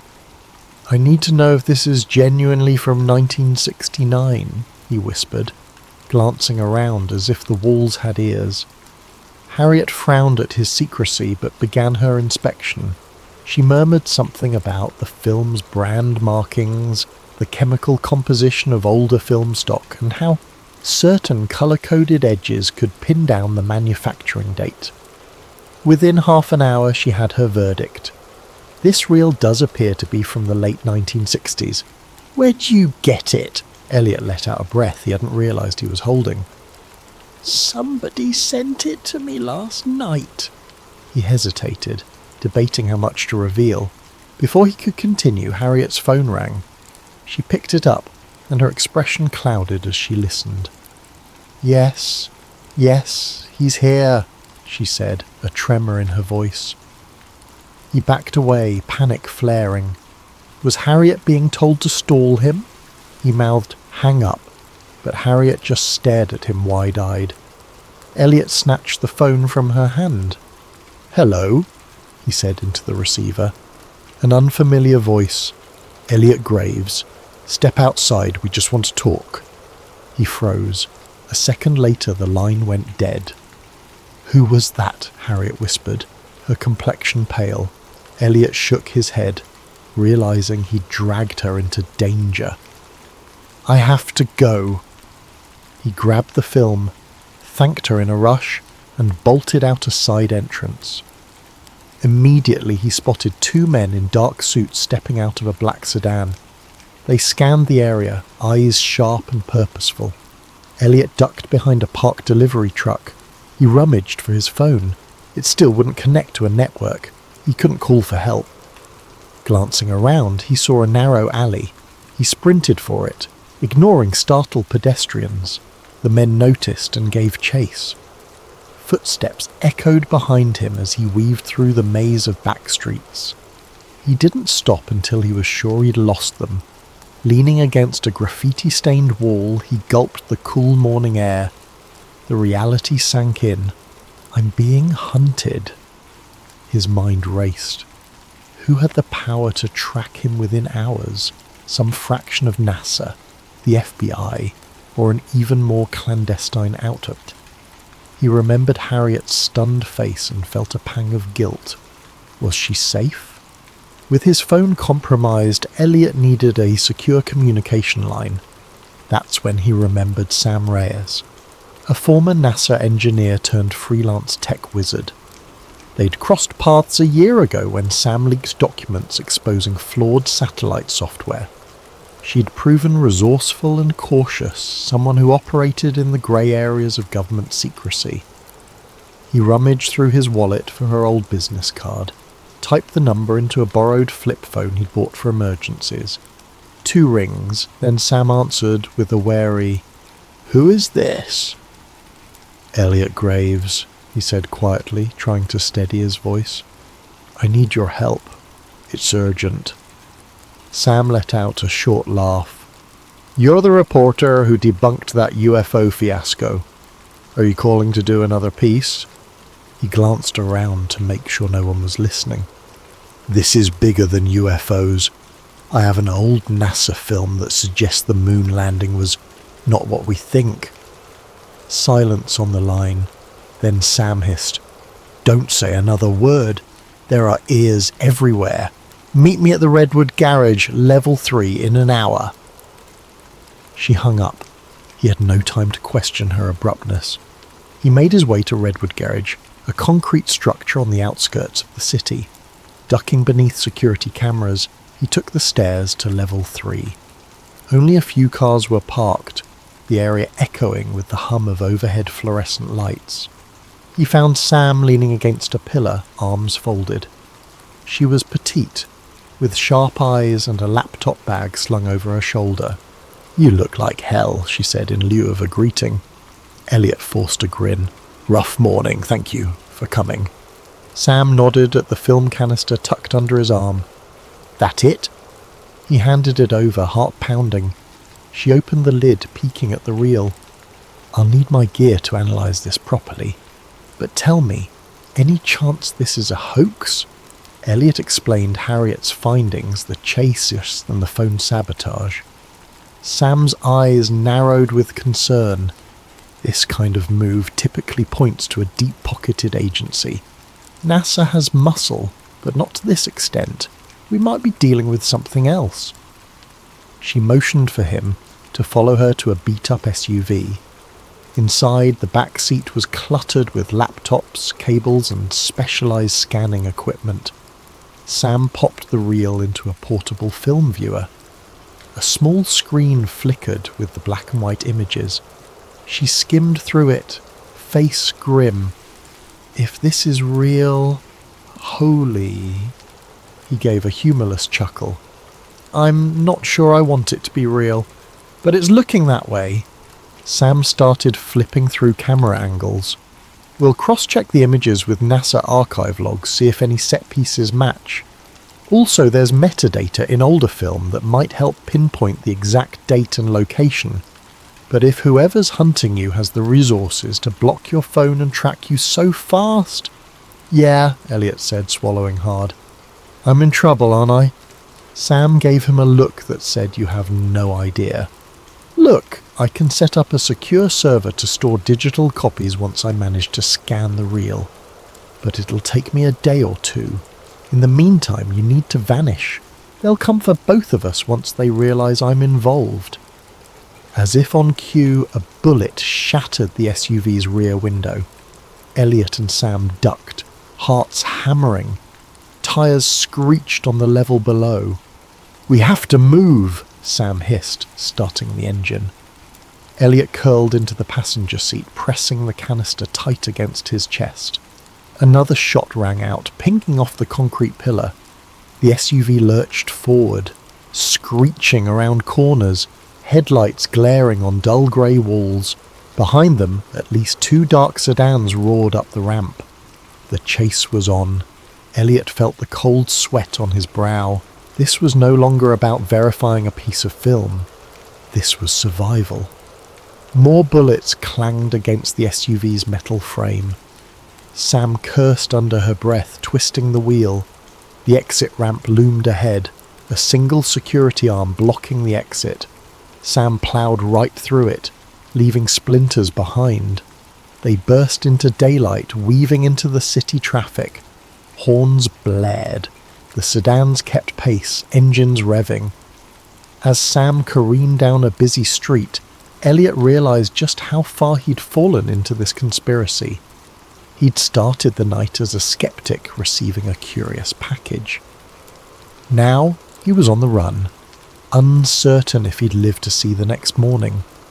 The real question: was the truth worth this cost? He clenched the film canister as if it were his lifeline. Maybe it was.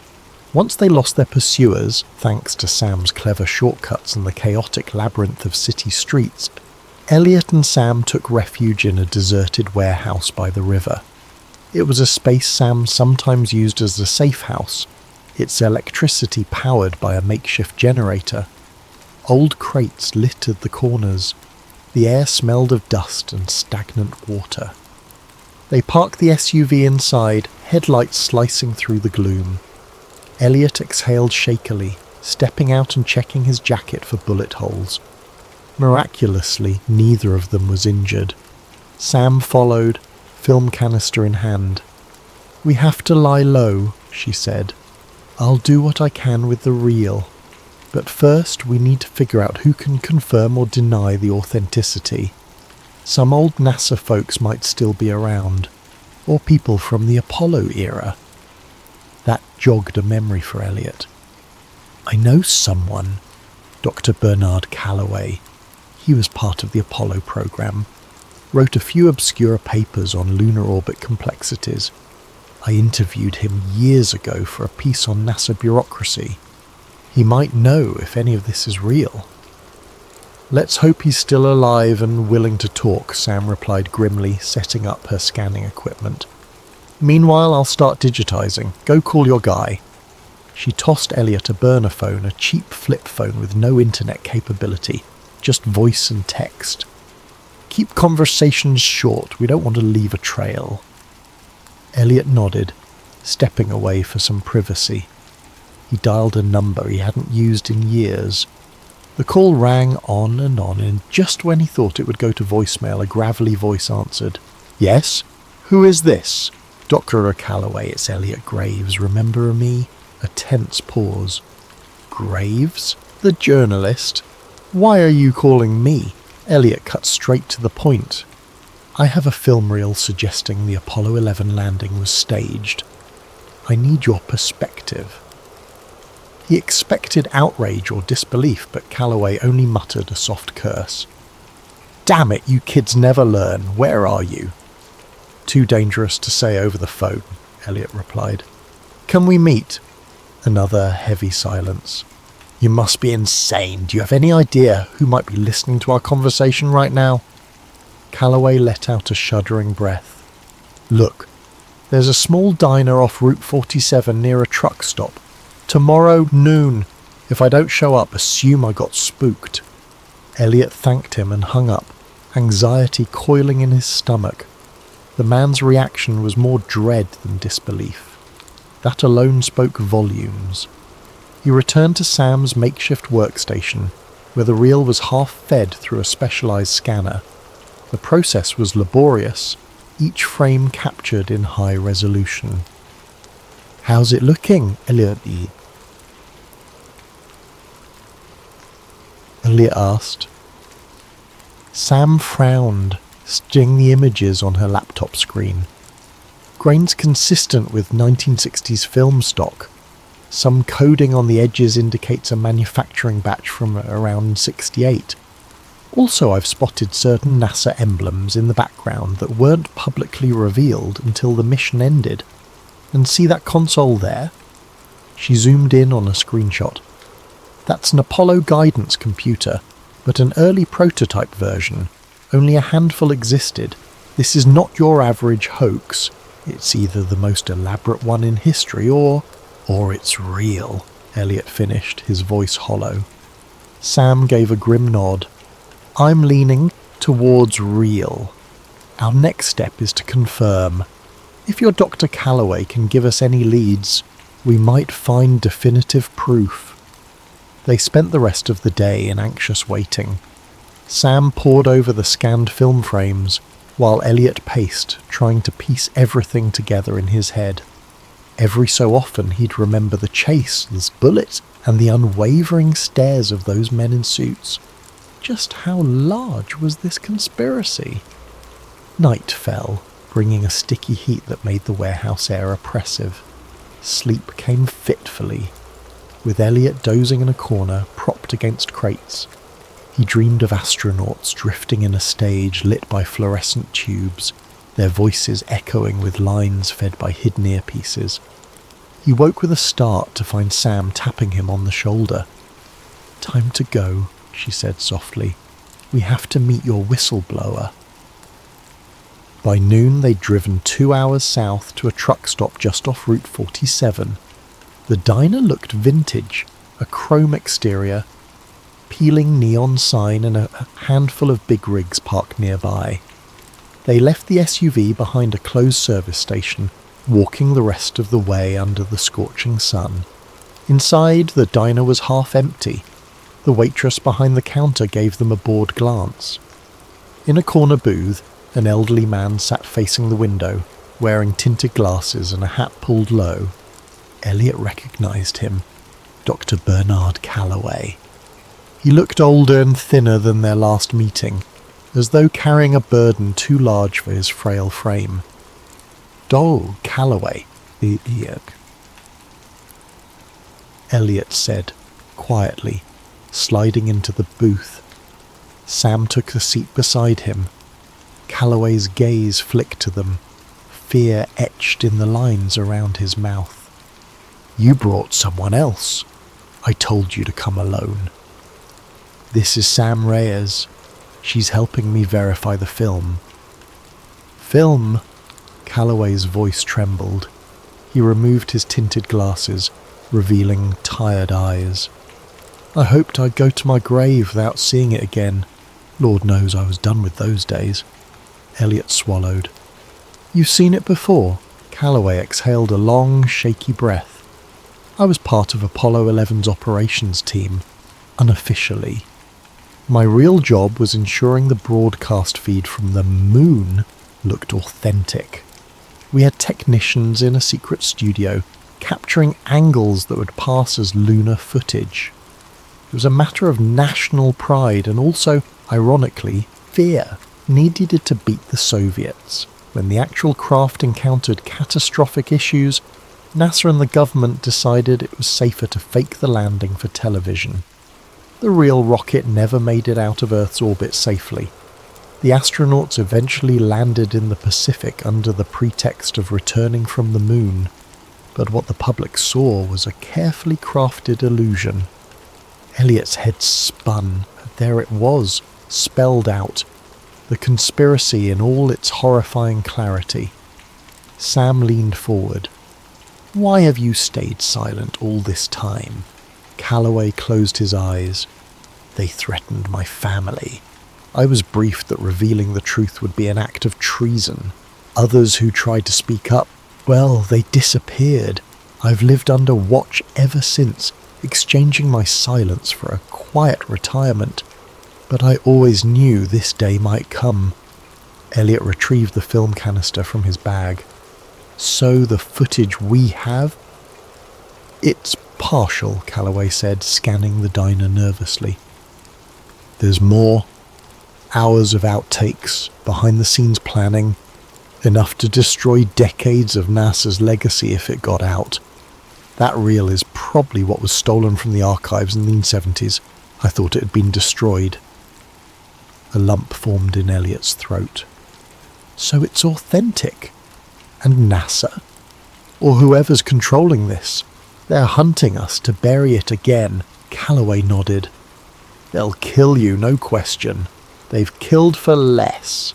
He glanced around, lowering his voice.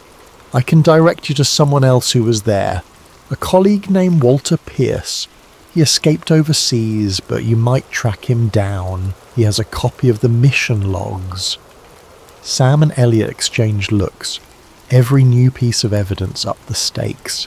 If they could find Pierce and get those logs, they'd have undeniable proof. Suddenly the diner's door swung open.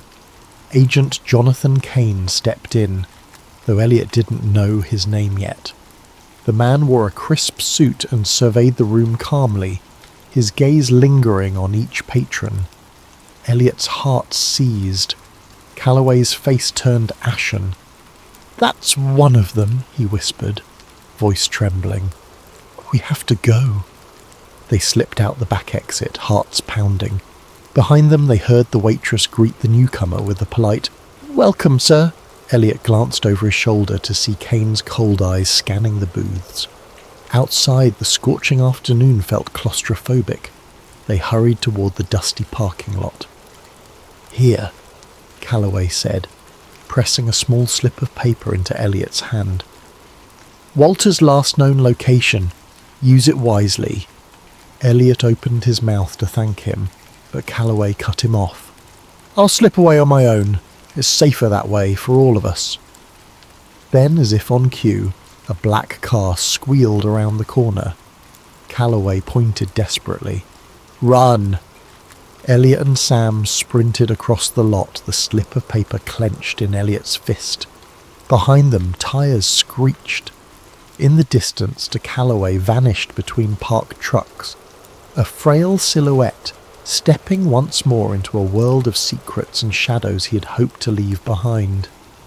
Elliot doubted he'd ever see the old man again. 3 days slipped by like a fever dream.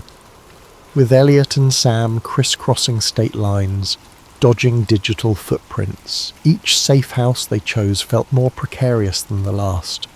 A motel in one city, a cramped basement in another, always with one eye on the door and ears pricked for footsteps in the hall. Anxiety pressed against their chests like a constant weight. The film remained hidden in a secure locker they rented under an alias, and Sam carried digital backups on multiple encrypted drives, hoping at least one would survive if they were caught. Meanwhile, they tried to locate Walter Pierce, the elusive colleague to Callaway mentioned. The slip of paper had scrawled coordinates, presumably referencing an address in Europe. Elliot scoured contact lists, old NASA alumni directories, and obscure online forums in search of any mention of Pierce. Each path led to stale leads or contradictory data. The man seemed to have vanished off the face of the earth. On the fourth day, Sam had a breakthrough. She discovered an encrypted NASA server still hosting fragments of old Apollo logs. With some of her advanced hacking tools, she managed to glean references to a W. Pierce, assigned to a European research facility. "Seems he was in Switzerland for a time," she said, eyes glued to her laptop in a dingy motel room. "He might still be there, or somewhere on the continent, but tracking him from here would require a lot of resources." Elliot sank onto the bed. "Getting to Europe is a tall order when we're being hunted. Plus, I'm almost out of money. My accounts are frozen." He paused, rubbing his temples. "Is there any chance you can crack NASA's main archive for further leads?" Sam shot him a sideways look. "That's risky. The deeper I dig, the easier it is to trace me. But let me see what I can do." She tapped rapidly on her keyboard. While she worked, Elliot's phone buzzed. The burner phone. He answered carefully. "Yes?" A shaky voice on the other end. "Elliot, it's me." He recognized Dr. Callaway's voice immediately. Relief and dread mingled in Elliot's chest. "Doc, where are you?" Callaway exhaled, the sound crackling over the poor connection. "Somewhere remote. Listen, there's a private airfield near Hardwick County. I have an old acquaintance with a plane. He's flying me out of the country tonight. I can't stay here. They've already tried to corner me twice. I'm calling because I don't want to leave things unfinished." Elliot's pulse kicked up. "What do you mean?" "I have a file, a partial logbook detailing the faked segments of the Apollo broadcast. Coordinates of the set, code names of the staff, enough to corroborate the film. Meet me at the airfield before midnight. I'll hand it over." Elliot mouthed to Sam. "Dr. Callaway he wants to meet." She nodded and started packing up.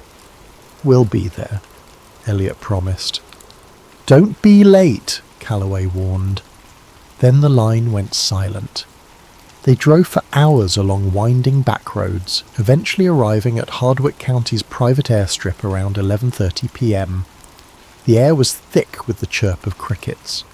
A single hangar stood near the runway lights, which glowed an eerie orange in the humid darkness. Spotting a lone figure by a small plane, Elliot recognized the stooped posture of Dr. Callaway. The old man waved them over, glancing nervously at the sky, as if expecting a helicopter to appear any second. "Over here! Quickly!" He pressed a worn leather-bound folder into Elliot's hands. Inside is the partial logbook, some memos from the old managers. They used code phrases like Project Seline to refer to the staged segments. Elliot flipped through the yellowed pages, heart racing at the official NASA letterheads, signatures that confirmed high-level involvement. This is it. The missing puzzle piece. Sam peered over his shoulder, eyes widening. A faint hum broke the stillness. Headlights appeared at the far edge of the airstrip. "We need to go," Callaway urged. "I'll be taking off in minutes." He nodded at the plane. "There's room for one more if you want out, but they'll likely track it. Better you remain hidden." Elliot hesitated. Part of him wanted to leave. fly away from the danger, but his journalist instinct screamed that he needed to stay to expose the truth. "Doc, are you sure you'll be safe?" Callaway's gaze dropped. "Safety is relative now. I just can't watch them bury the truth again. Promise me you'll find a way to make this public. People deserve to know." He shook Elliot's hand firmly. "And watch your back." With that, he turned to board the plane. Elliot and Sam stepped away, scanning the runway lights. The headlights from earlier grew brighter, revealing a black SUV. Elliot's stomach clenched. "We need to hide." They sprinted behind a cluster of fuel barrels, watching as the plane's engines roared to life. The black SUV screeched to a halt, doors flying open. Men in suits scrambled out, guns drawn. "Look," Sam whispered. Another figure emerged, Agent Jonathan Kane. He barked an order, and his men raised their weapons at the plane. Fear seized Elliot's gut. No!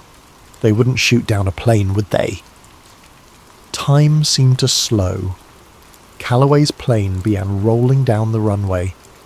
The men shouted into radios. A couple of them sprinted along the tarmac, weapons at the ready. Suddenly a muzzle flash lit the darkness. Elliot wasn't sure which side fired first, but a bullet tore through the plane's rear engine, trailing sparks. The plane lurched off course, its nose angled skyward, straining to lift. Another round of gunfire thundered, and the plane's landing gear buckled. In a horrific screech of metal, the plane careened off the runway, flipping onto its wing. Then came a blinding flash, followed by an explosion that rocked the airfield. Elliot felt the heat wave even from behind the barrels. Instinctively, he ducked, heart hammering. A column of fire consumed the wreck, the roar mingling with the anguished crackle of burning fuel. Sam had to clamp a hand over her mouth to stifle a scream.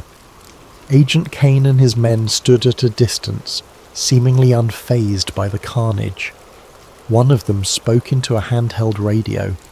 Then Kane turned to the SUV, slipping inside without a backward glance.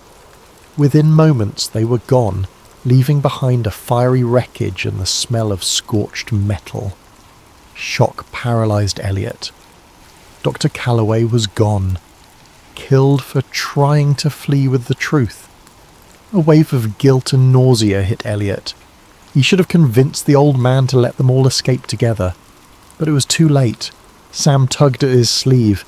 "We have to leave now. They might come back." She was right. With adrenaline pumping, they skirted around the blaze, searching for any survivors in the dark. But the flames were too intense. No one could have made it out alive. As they drove away into the night, silent tears rolled down Elliot's cheeks. The folder of documents lay on his lap, Dr. Callaway's final bequest.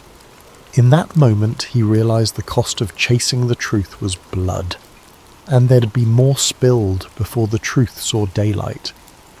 Inside the folder's pages were enough revelations to topple NASA's official history. Yet, seeing what had just happened, Elliot had no illusions. The forces protecting this secret were lethal, methodical, and possibly unstoppable. The best he could do was keep running, and hope the documents would become a weapon of truth powerful enough to shatter 50 years of lies. The next 48 hours blurred into a frenzied race against an invisible clock. Elliot and Sam knew they had to act fast. Once the shock of Callaway's death wore off, the same men who staged the plane crash would turn their focus back on hunting them. They holed up in an abandoned warehouse in a different state, courtesy of one of Sam's old acquaintances. It had a robust generator and a still functioning internet line that they jerry-rigged to keep off the official grid. While Sam continued scanning the folder's contents, Elliot penned an expose with trembling hands, a document that collated all the evidence they had, the reel, the NASA memos, and to Callaway's logbook. Word spilled onto the screen, forming a tapestry of government deceit dating back to 1969. Every paragraph made his heart pound. He knew once released these revelations would shock the world, if anyone believed them. But how to ensure the story remained live? They suspected mainstream media outlets were either compromised or too afraid. Elliot decided they had to go public directly, a massive data dump onto every social media platform and multiple anonymous websites. Even if their accounts got taken down, the leaked files might scatter across the internet faster than sensors could react. Their plan set, Sam double and triple checked the digital backups, layering encryption upon encryption, storing copies on servers overseas. Once we hit upload, they'll come for us, she warned. We can't be traced if we do this right, but they'll suspect it's us. Are you ready? Elliot hesitated, recalling the bullet that shattered the plane's engine, the explosion, and de Callaway's last moments. Then he nodded. We can't keep running forever. The only way to survive is to shine a light so bright they can't snuff it out. Sam tapped a few keys, launching their carefully orchestrated mass upload. Thousands of files began cascading into the digital ether. Elliot's expose triggered alongside, complete with images from the 16mm reel, still frames of the behind-the-scenes moon set, and NASA-coded logs referencing Project Seline. Within minutes, the hashtags Apollo hoax and #Project Seline started trending across lesser-known forums. Users demanded answers.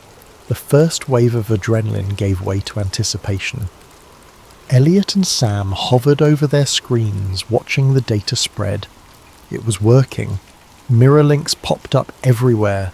For a brief moment, triumph washed over them. Maybe they'd done it. Then the pushback began. Major social media sites flagged the content as misinformation. Accounts posting the files got suspended en masse. A swirl of news headlines labelled the footage a deepfake conspiracy. Rapidly, official NASA spokespeople took to major news outlets, denouncing the fabricated film and urging the public to ignore baseless rumours. Eerily polished articles appeared online, discrediting Elliot Graves personally, a fringe journalist with a history of sensational claims. Sam's name surfaced too, portrayed as a disgruntled ex-employee with an axe to grind against NASA. The disinformation machine roared into overdrive. Elliot's phone buzzed with hateful messages. Threats poured into the websites hosting the data, calls for them to remove the fake uploads. Some complied. Others got hacked or taken offline.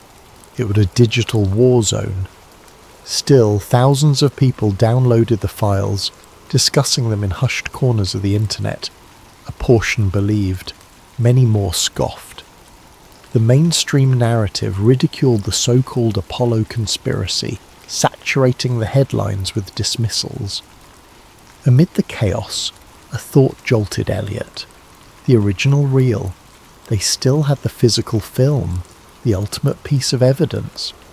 If they could get it to a neutral scientific body, someone who could run chemical tests live on air, it might be indisputable.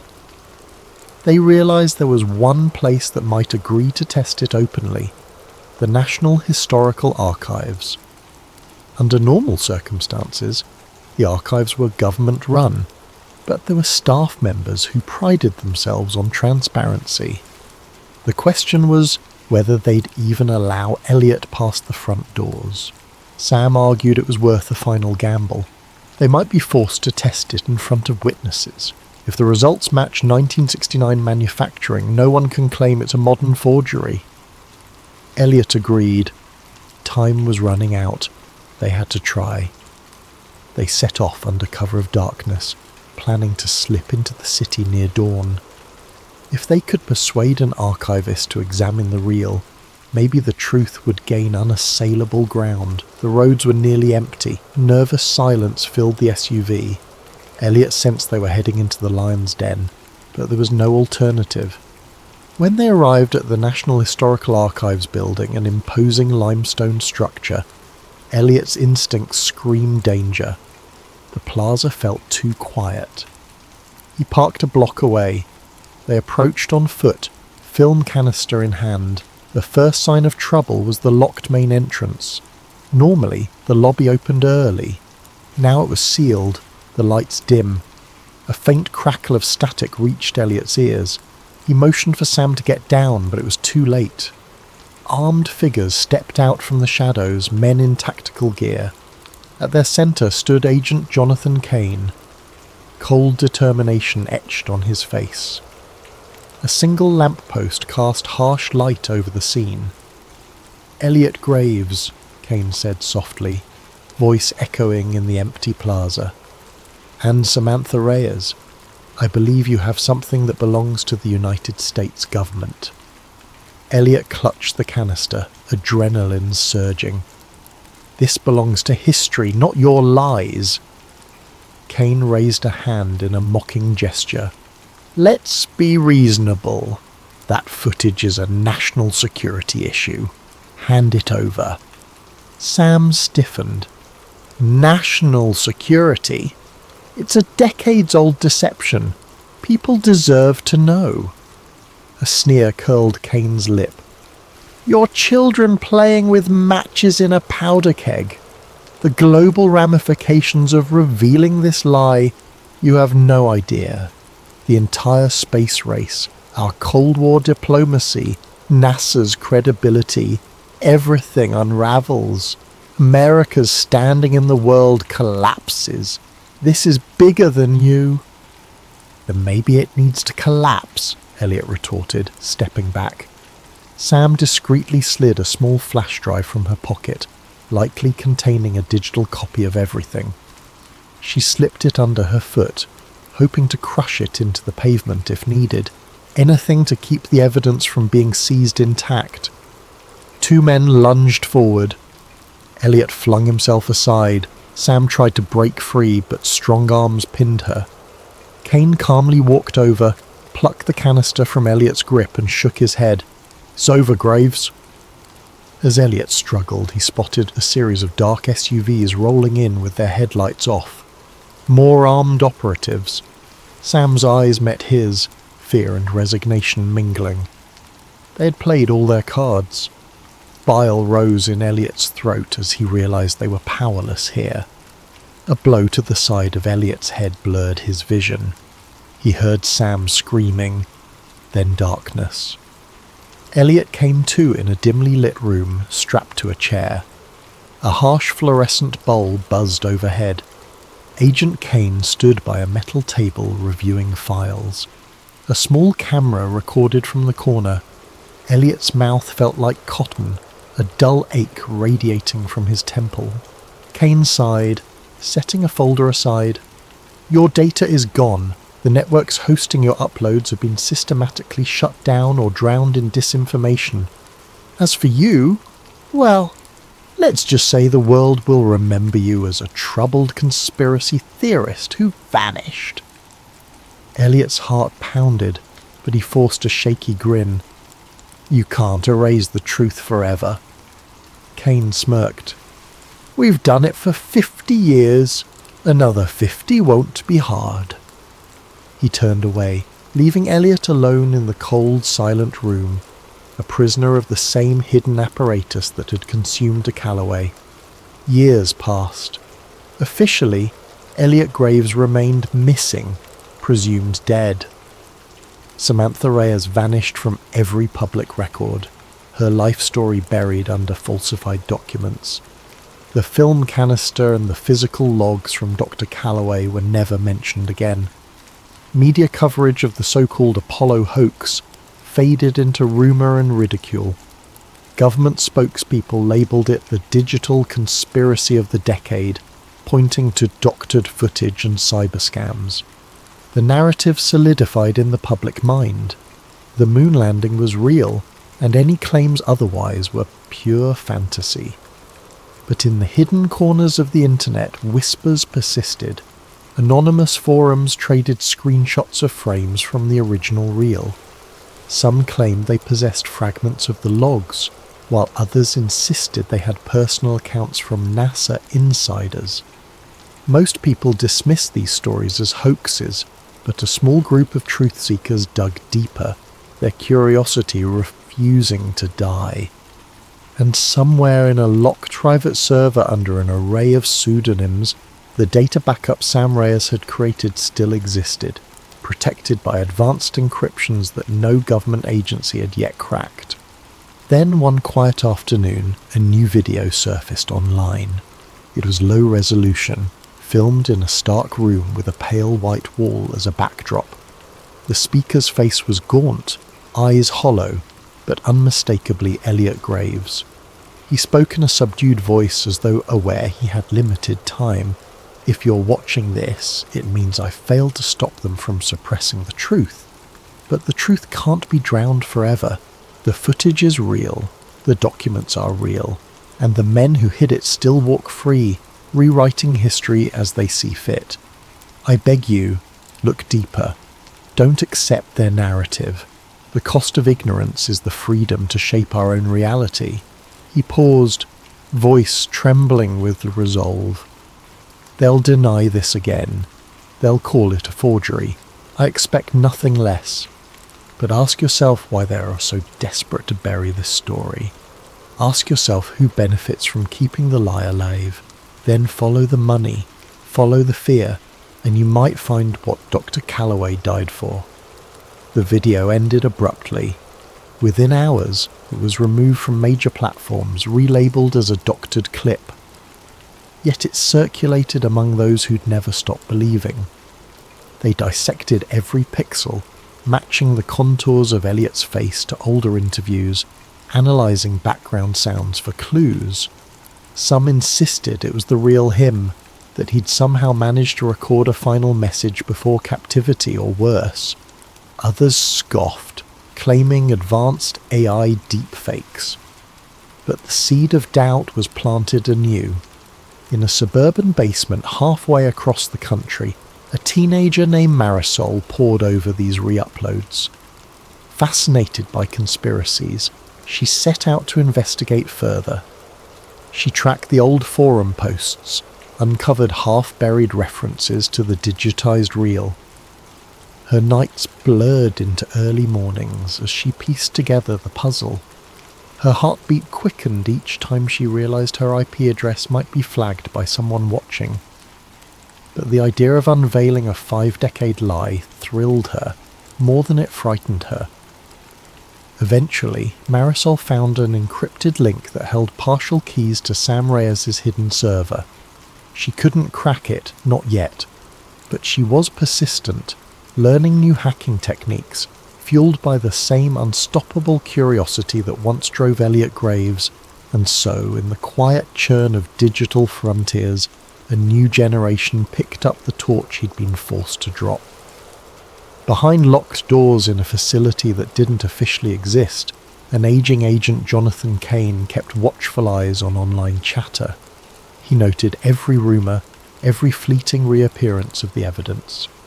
He reported to the same shadowy division that policed these secrets. For now, the official narrative remained intact, but he knew better than most how resilient truth could be. He read about Marisol's posts in a flagged report one day, and he felt a tremor of recognition, a familiar pattern. Another curiosity seeker on the horizon. He closed the file with a grim set of his jaw. The cycle continued. The best he could do was stave off the next wave for as long as possible. Somewhere out there, the battered 16mm reel remained in a locked vault. The ledger of NASA's staged footage waited in the hush of sealed archives, and the ghostly face of Elliot Graves lived on in clandestine recordings, whispering a warning to any who would listen that illusions become reality when no one is brave enough to question them. The moon still shone in the night sky, silent witness to humanity's ambitions. It carried our footprints, or didn't. No one could be absolutely sure anymore, but the question lingered, smouldering like an ember, that refuses to die? What if the biggest moment in modern history was just a staged performance on a dusty set?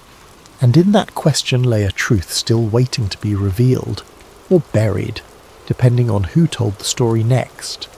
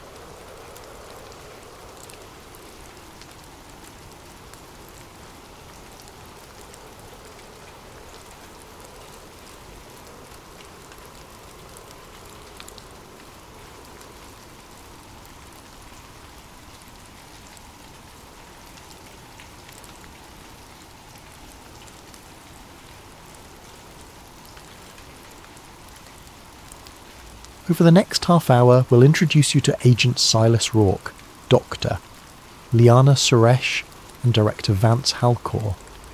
A trio drawn into a web of secrets around a lethal pathogen called VX-73. As tensions mount and paranoia spreads, you'll witness how fear can become a powerful tool of control, and how a single whistleblower might spark either liberation or a deeper descent into conspiracy. Now close your eyes, or let them wander across these words, and follow me into the first moments of this dark, suspenseful odyssey. It started with a single headline: Mysterious respiratory illness detected in Port Maxwell. Within days, similar stories crept across the country, quiet at first, overshadowed by routine politics and everyday noise. Then, all at once, everything changed. The virus, designated VX-73, emerged as a swift-moving spectre, triggering coughing fits that escalated into respiratory failure for many. In a matter of weeks, schools were shut, businesses locked their doors, and entire metropolitan areas were quarantined under what officials described as temporary emergency protocols. For Agent Silas Rourke, a 42-year-old operative at the Bureau of Federal Integrity, BFI, life became an endless string of directives and dispatches. His daily uniform was a crisp suit layered beneath a bulletproof vest and a standard-issue respirator mask that itched at his face.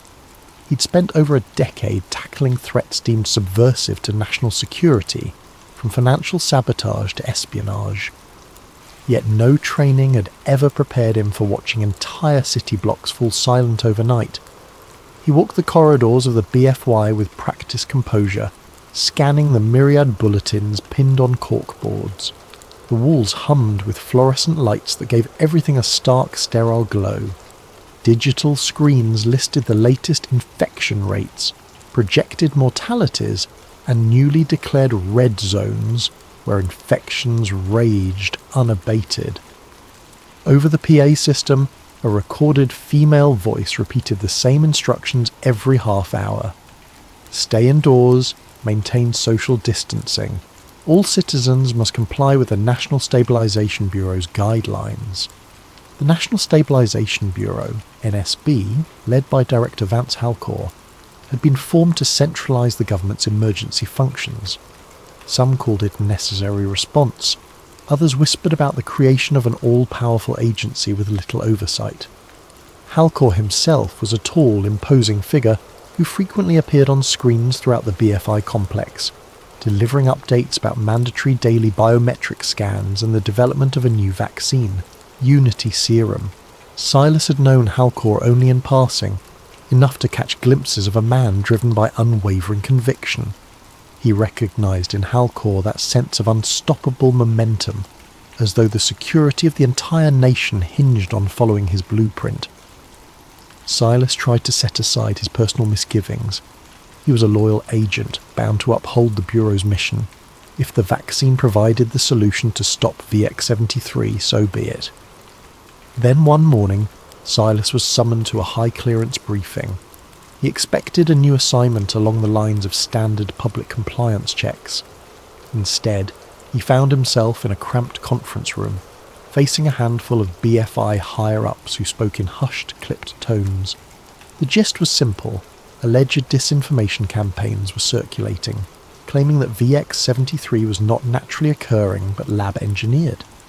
These rumours, the brass said, were fueling panic, turning citizens against the government's measures. Silas's job was to investigate any potential insiders leaking such nonsense. At first, he believed the directive to be legitimate.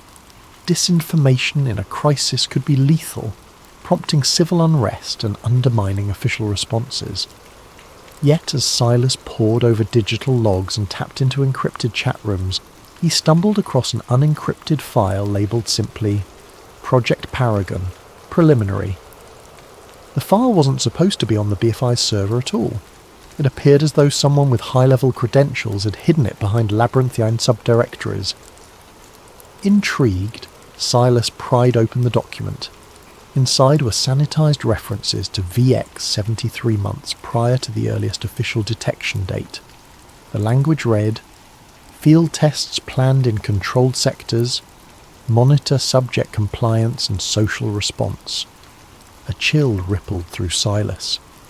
The deeper he delved, the more he found that pointed to a private biotech lab with direct ties to the Department of Defense.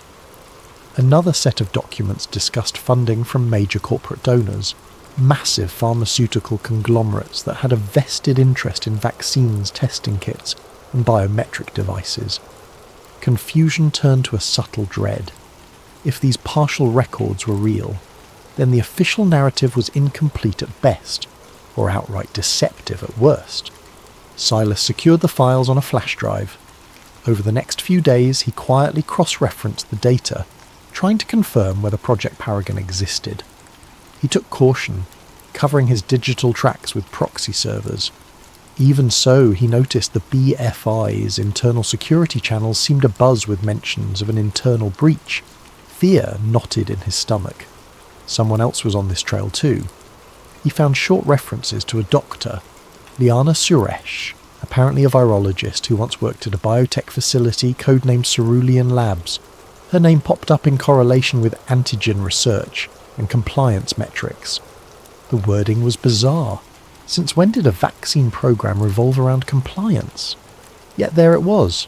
VX-73 antigen trials show 62% compliance rate.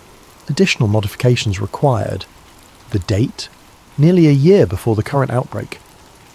By the time Silas realised how incriminating his findings were, the hair on his arm stood on end.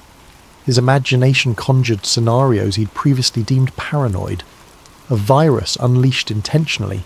A vaccine designed not just to inoculate, but to control. He forced himself to remain calm. Conjecture was easy. Proof was everything. So he resolved to gather more. That night he left the BFI building with the flash drive tucked in the lining of his jacket. He tried to banish the creeping sense that eyes were trailing him. Outside, the city's main avenues lay deserted. Army trucks patrolled at intervals. Overhead drones whirred, scanning for curfew violators. Digital billboards displayed a single message across a black background. Unity Serum, your key to tomorrow. From a payphone booth, one of the last still standing, Silas called in a favour from a fellow agent he trusted, someone adept at hacking behind the Bureau's firewall. The friend agreed to help, no questions asked, but Silas could sense tension in his voice. Everyone was on edge, unsure who was truly friend or foe. Silence had become a survival tactic. As he hung up the phone, the city's gloom pressed close, neon lights flickering across shuttered storefronts. In that moment, he wondered if the official explanation, VX-73 as a random mutation, was a purposeful lie from the start. If so, then the so-called Unity Serum might be more than just a vaccine. A wave of dread consumed him. The next steps would determine whether he stayed a loyal operative or became a traitor to the system he'd served for half his life. At the next corner, a spotlight from a drone settled on him, scanning his face. He forced a neutral expression. The device beeped and swiveled away. Good. No red flag. Yet. As Silas ducked into the underground metro, he realised with grim certainty that he had stumbled onto something monstrous. For years he'd believed in the Bureau's cause, trusting that each operation served the greater good. Now he faced the possibility that the greatest threat wasn't the virus itself, but the hidden intent behind it. City by city, the VX-73 infections soared. Once bustling centres of commerce turned into ghost towns, patrolled by uniformed enforcers under orders from the National Stabilisation Bureau. Curfews became absolute. Violators risked detention at newly established health containment camps. The mainstream media hammered a constant drumbeat of fear. The virus was unstoppable unless every citizen complied. For those still resistant, a single solution was presented day and night: Unity Serum. On every channel, Director Vance Halcor appeared in a crisp suit, arms folded behind his back, proclaiming the vaccine's near-miraculous efficacy. Over 90% effective, his report said, a shining beacon of hope. Yet the rollout came with conditions. For public safety, those who refused the jab lost access to banks, public transportation, and official documentation. Within a month, entire swathes of the unvaccinated population found themselves in a twilight zone, forced to scavenge or rely on black market services just to survive. Amid the chaos, Agent Silas Rourke continued his secret investigation. By day, he donned his BFI credentials, working on official compliance enforcement tasks. By night, he devoured every new sliver of intel he could glean from that hush-hush file, Project Paragon. The deeper he went, the more horrifying the puzzle became. Encrypted references hinted at something hidden within the vaccine, a nano-emitter that lodged in the brain's limbic system. One internal document read, "Neurological regulation markers confirm mild sedation of aggression, increased docility, potential for broader cognitive modulation pending further trials." Silas felt physically ill reading these words. Could the government have hijacked a public health crisis to deploy a mind-altering device at scale? He needed answers.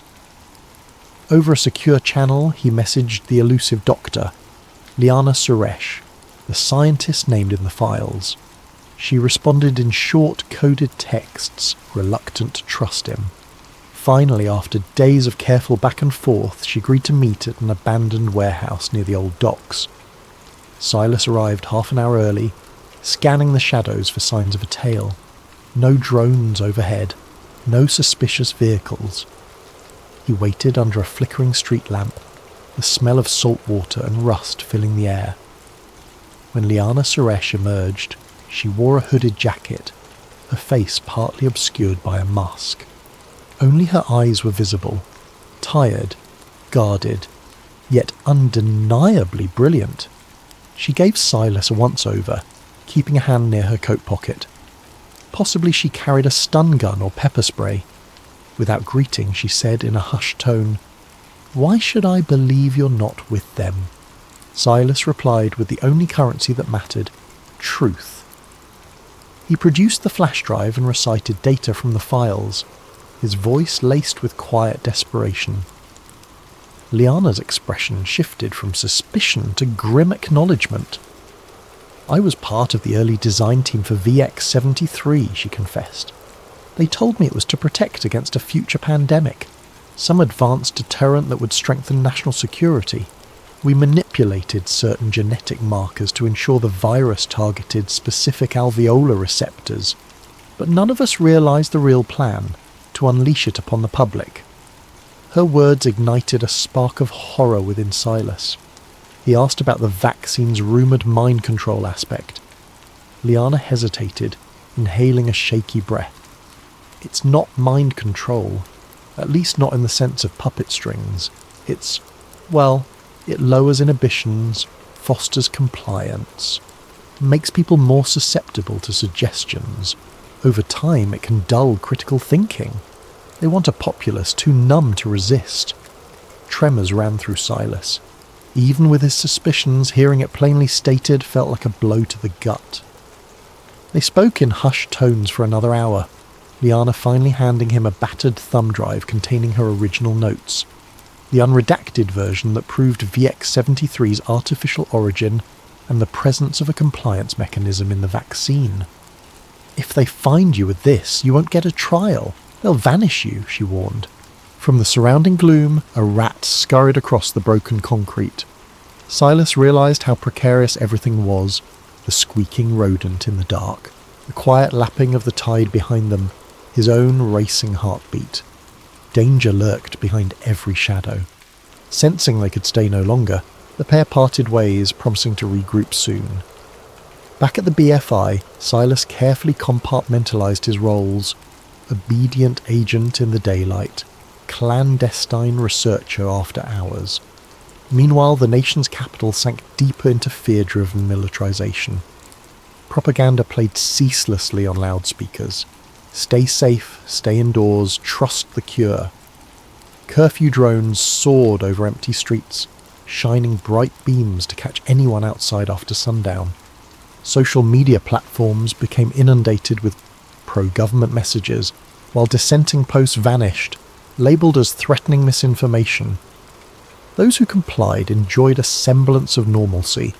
Restaurants reopened for vaccinated patrons, businesses resumed for employees who presented a scannable immunity pass. Yet they all seemed more subdued, less likely to ask questions about privacy intrusions or the ever-increasing powers of the NSB. It was as though a hush had fallen over society, as if curiosity had been collectively tranquilized. Within government circles, Director Vance Halcor emerged as a national hero. Public polls, at least those broadcast on official channels, showed near universal support for his bold measures. He'd saved millions of lives, the anchors repeated. He'd stabilised the economy. He was proof that unwavering resolve could defeat chaos. Not a single mention of the billions in profits the corporate donors raked in, nor a hint about hidden modifications to the Unity serum. As the days passed, Silas found it harder to hide the turmoil in his gaze. He saw colleagues in the hallway, wearing forced smiles, praising Halcor's leadership. He noticed how many had begun to project a certain eerie calm, like their personal anxieties had evaporated. Could it be the effect of the serum? Silas tested a co-worker with a subtle question. Ever wonder why the lockdown measures ramped up so fast before the outbreak peaked? The man's eyes glazed momentarily, then he simply shrugged. Doesn't matter, O'Rourke, they keep us safe. He returned to his desk, more convinced than ever that Halcor's master plan was in full swing. The virus was the perfect storm to usher in sweeping surveillance and push a mind-numbing serum to the masses. And the BFI was part of it, or at least complicit in bearing the truth. He could keep quiet, or he could do the unthinkable and blow this wide open, risking everything in the process. One evening, Silas found a sealed envelope slipped beneath his apartment door. Inside, a single typed line. "This is bigger than you think. They see all." The bottom edge was marked with an obscure symbol, a circle with a diagonal slash, like a stylized zero. He'd seen it once in a classified file referencing an underground resistance network. If these rebels wanted to contact him, it meant they believed he might be an ally. The tension hammered in his chest. He was dancing on a razor's edge. His loyalty to the Bureau, his conscience the unfolding nightmare. Taking a shaky breath, he powered up his laptop. A series of pings indicated a new assignment in his BFI inbox. Track down a subversive known for smuggling contraband medical supplies.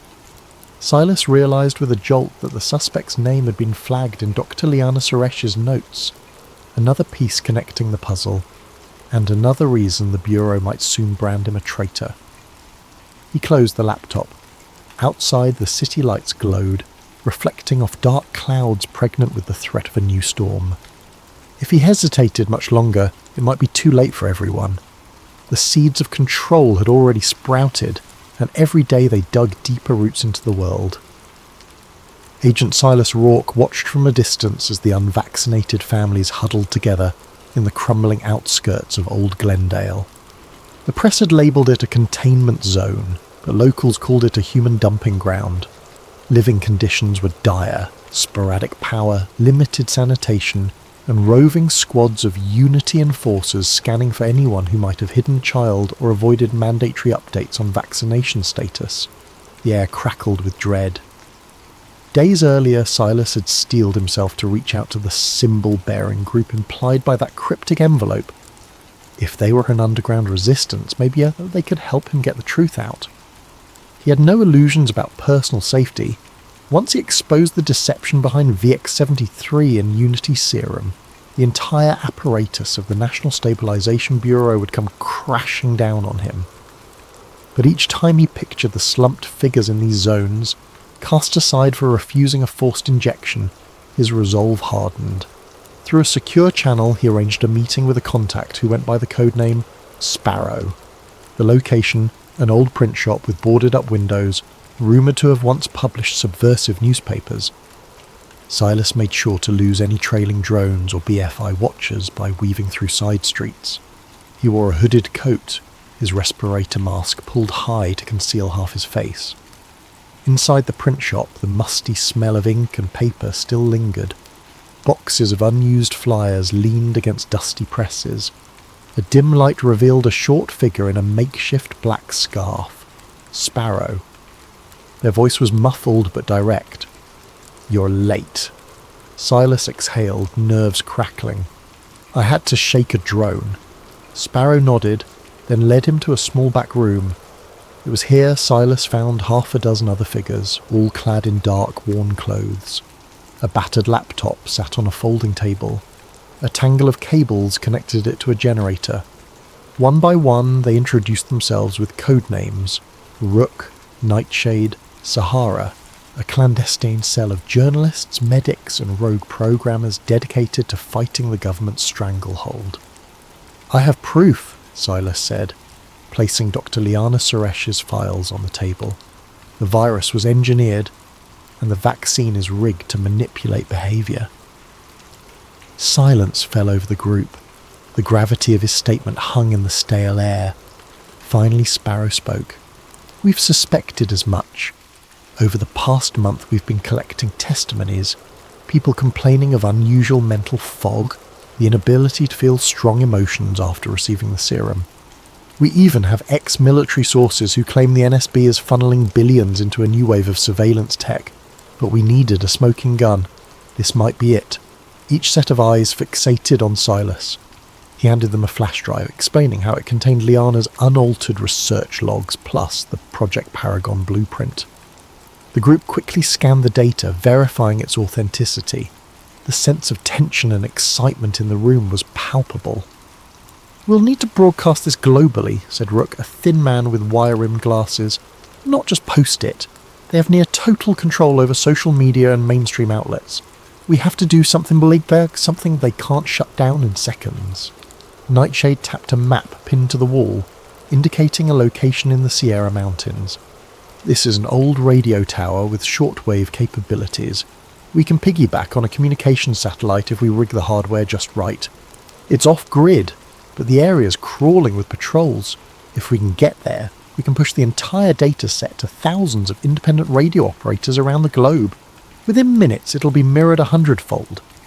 Sparrow turned to Silas. We'll need you, your credentials, your knowledge of infiltration routes. We can't pull this off alone. Are you in? Silas hesitated only a moment, the weight of countless nights of doubt pressing him forward. Yes, he breathed. I'm in. They set the plan in motion. Step 1. Connect with Dr. Liana Suresh. She alone could validate the data on air, lending credibility to the leak. Step 2. Slip past the increased security net.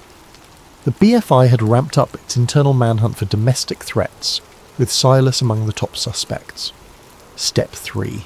Drive cross-country using an underground route, flipping vehicles and forging new IDs along the way. Step 4.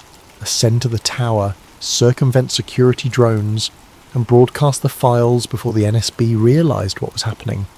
It sounded near impossible. Then again, they had no alternative. If they failed, the public might never learn the truth. The entire world could sink deeper into a docile acceptance of government decrees, enslaved by illusions of safety. Before dawn the following day, Silas discreetly left the BFI headquarters for the last time. He burned the few personal belongings that might link him to known associates. He carried only a go-bag stuffed with his essentials, a sidearm, extra ammunition, false IDs, basic medical supplies, and a small encrypted drive. Meeting Sparrow's team in a secluded alley, they set off in a nondescript cargo van toward Dr. Liana Suresh's hidden location. When they found her, she was in a state of near panic. One of her old lab colleagues had just been found dead, officially from VX-73 complications, though Liana suspected a targeted assassination. She greeted Silas with trembling relief, and after a brief rundown of the plan, she agreed to come. The group moved swiftly, forging through back roads, switching to new vehicles at safe houses. They travelled by night, resting in abandoned barns or shuttered motels. Each day brought fresh headlines about subversive infiltration, plastering Silas's BFI photo on every digital screen with the label "Wanted for Treason." One by one, the safe houses fell under assault. Word reached them that many in the resistance network were disappearing. The official story had exposure incidents, but they knew the truth. The government was eliminating anyone who dared challenge the status quo. Then tragedy struck within Silas's own group. On a rainy evening, they were ambushed by a special ops squad while crossing through a ravine. 3 of their companions, Sahara, Nightshade and Rook, were gunned down amid the blackened mud and pouring rain. Silas, Sparrow and Liana barely escaped with their lives, forced to leave everything behind.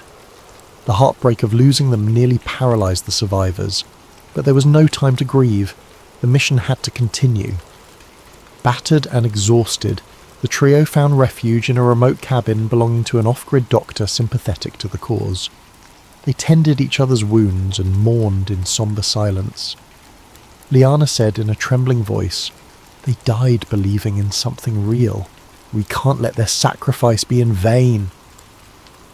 Outside, the wind howled across the dark pines, as though the forest itself lamented the world's descent into madness. Silas stared at the flickering lantern light on the cabin wall, a single question echoing through his mind. Was it even possible to succeed against such overwhelming power? Only one path remained: press forward or let tyranny reign unchallenged. When dawn came, grey and cold, Silas Rourke, Liana Suresh and Sparrow prepared for their final push. They had enough fuel and supplies to make it to the Sierra Mountains, the site of the old radio tower. The plan was desperate: break into the facility, override the station's analog systems, and beam the unredacted Project Paragon files across multiple frequencies. If they managed even a few minutes of broadcast, it could be enough to spark a chain reaction of revelations around the globe. But the National Stabilization Bureau and the BFI were done playing cat and mouse. The day Silas had fled, DRSIN Director Vance Halcor had activated something called the Silence Protocol. a draconian directive that authorized lethal force against any suspected misinformation agents. The official pretext: they threatened public safety and national security. That morning, the NSB seized control of the entire state media apparatus. They declared a level 3 lockdown in all areas believed to harbour conspirators. Through a stolen feed, Silas watched Halcor's latest broadcast. The director stood at a podium flanked by stern-faced officers. "We are at war against a virus, both biological and ideological," he intoned. "We cannot allow a small band of anarchists to undermine our unified response. The new protocol is for the safety of us all." In the background, the NSB insignia shone ominously, a stylized eagle clutching a syringe in one talon and a shield in the other. Undeterred, Silas, Liana and Sparrow set out. They avoided main roads, weaving through Forest Service trails and dilapidated back routes. Sometimes they passed small clusters of houses with boarded windows, the silent inhabitants too frightened to emerge. Overhead, the skies held the threat of storm clouds, as though nature itself braced for a final confrontation. Midway through their journey, they encountered an unmanned checkpoint with an automated turret. The device scanned for vehicle transponders that matched authorized vaccine IDs. Of course, their stolen car carried no such ID. The turret activated. Bullets shattered the windshield, forcing them to abandon the car. They scrambled for cover in the nearby woods. Although Sparrow took a grazing shot to the shoulder, they managed to disable the turret by hacking its circuit box from behind. Out of breath, pulse hammering, they continued on foot, forging a path through the thickening forest. By dusk, they reached the slopes leading to the old radio tower. The structure loomed on a ridge above the tree line, its silhouette like a jagged sentinel against the darkening sky. Silas knew from stolen schematics that the tower's broadcasting equipment still functioned, albeit on emergency power. The next challenge: the cluster of heavily armed drones swirling overhead. Huddled behind a large boulder, 3 conspirators surveyed the scene. The tower stood behind a chain-link fence lined with razor wire. A single guard post at the main gate bristled with sensors. Several black SUVs were parked by the facility's entrance. This was no ghost station. The BFI or NSB had anticipated their move. Lights glowed ominously in the windows. They'd walked into a trap. Sparrow's face, partially shadowed by a hood, was stoic. "We can't just walk away now. We'll never get another chance." Liana, her trembling hands betraying her fear, nodded. "I can handle the tower's interior systems. If you can keep them off my back, I'll get the broadcast live." Silas clenched his jaw. He could feel the weight of the fallen friends who had fought and died for this. "Let's do it," he said, chambering a round in his sidearm. They timed their approach to slip between drones, scaling a rocky outcrop behind the fence. Once in position, Sparrow used wire cutters to snip through the chain link. The alarm was immediate, a shrill fiend ripping through the air. Flashlights bobbed in the darkness, voices shouting. They sprinted for the tower's rear entrance. Gunfire echoed as the guard station unleashed a volley. Their hearts thundered. Slivers of bullet impact sparked off the metal scaffolding. Silas returned fire, not aiming to kill, but to suppress. A guard collapsed with a cry, while others dove behind cover. Liana, adrenaline coursing through her veins, ducked beneath a half-raised security shutter and slipped into the tower's main corridor. Inside, ancient wiring snaked along walls plastered with peeling paint. Flickering emergency lights revealed a central control room. Liana lunged at the control panel, typing frantically to override passcodes. She plugged in the flash drive, eyes scanning lines of code. Sparrow hovered by the doorway, pistol drawn, scanning for pursuers. Suddenly, a staccato burst of gunfire rattled the hall. Sparrow fired back, giving Silas time to slam a door shut and wedge a broken chair beneath the handle. Sweat poured down his temples. "Hurry, Liana," he gasped, holding his side from a grazing bullet wound. Her fingers danced across the console. "I'm uploading now, transferring everything to the shortwave frequency. We're pushing it to ham operators worldwide. they'll replicate it across data networks we can't even track. A swirl of static hissed from overhead speakers, punctuated by electric pops. Then it happened. A thunderous blow tore the door off its hinges. BFI soldiers in dark tactical gear poured into the control room. Sparrow fired once, twice, but was tackled to the ground. The muzzle flash illuminated Director Halcor himself, stepping through the smoke, flanked by heavily armed agents. His cold, piercing gaze found Silas, as if marking a final betrayal. Liana managed to press one last keystroke. "Transmission at 90%!" she shouted, triumphant desperation in her voice, but in a flash a bullet ripped through her chest. She staggered, gasping, blood staining her clothes. Silas, consumed by fury, raised his weapon. Before he could steer, a bullet tore into his shoulder, spinning him to the floor. Blood roaring in his ears, he saw Halcor approach. "You should have stayed loyal, Rourke," the director said softly, pistol aimed. "Look at the chaos you've caused. All for what? Lies. You think you're saving them from fear, but fear is what binds society together. Without it, we have anarchy."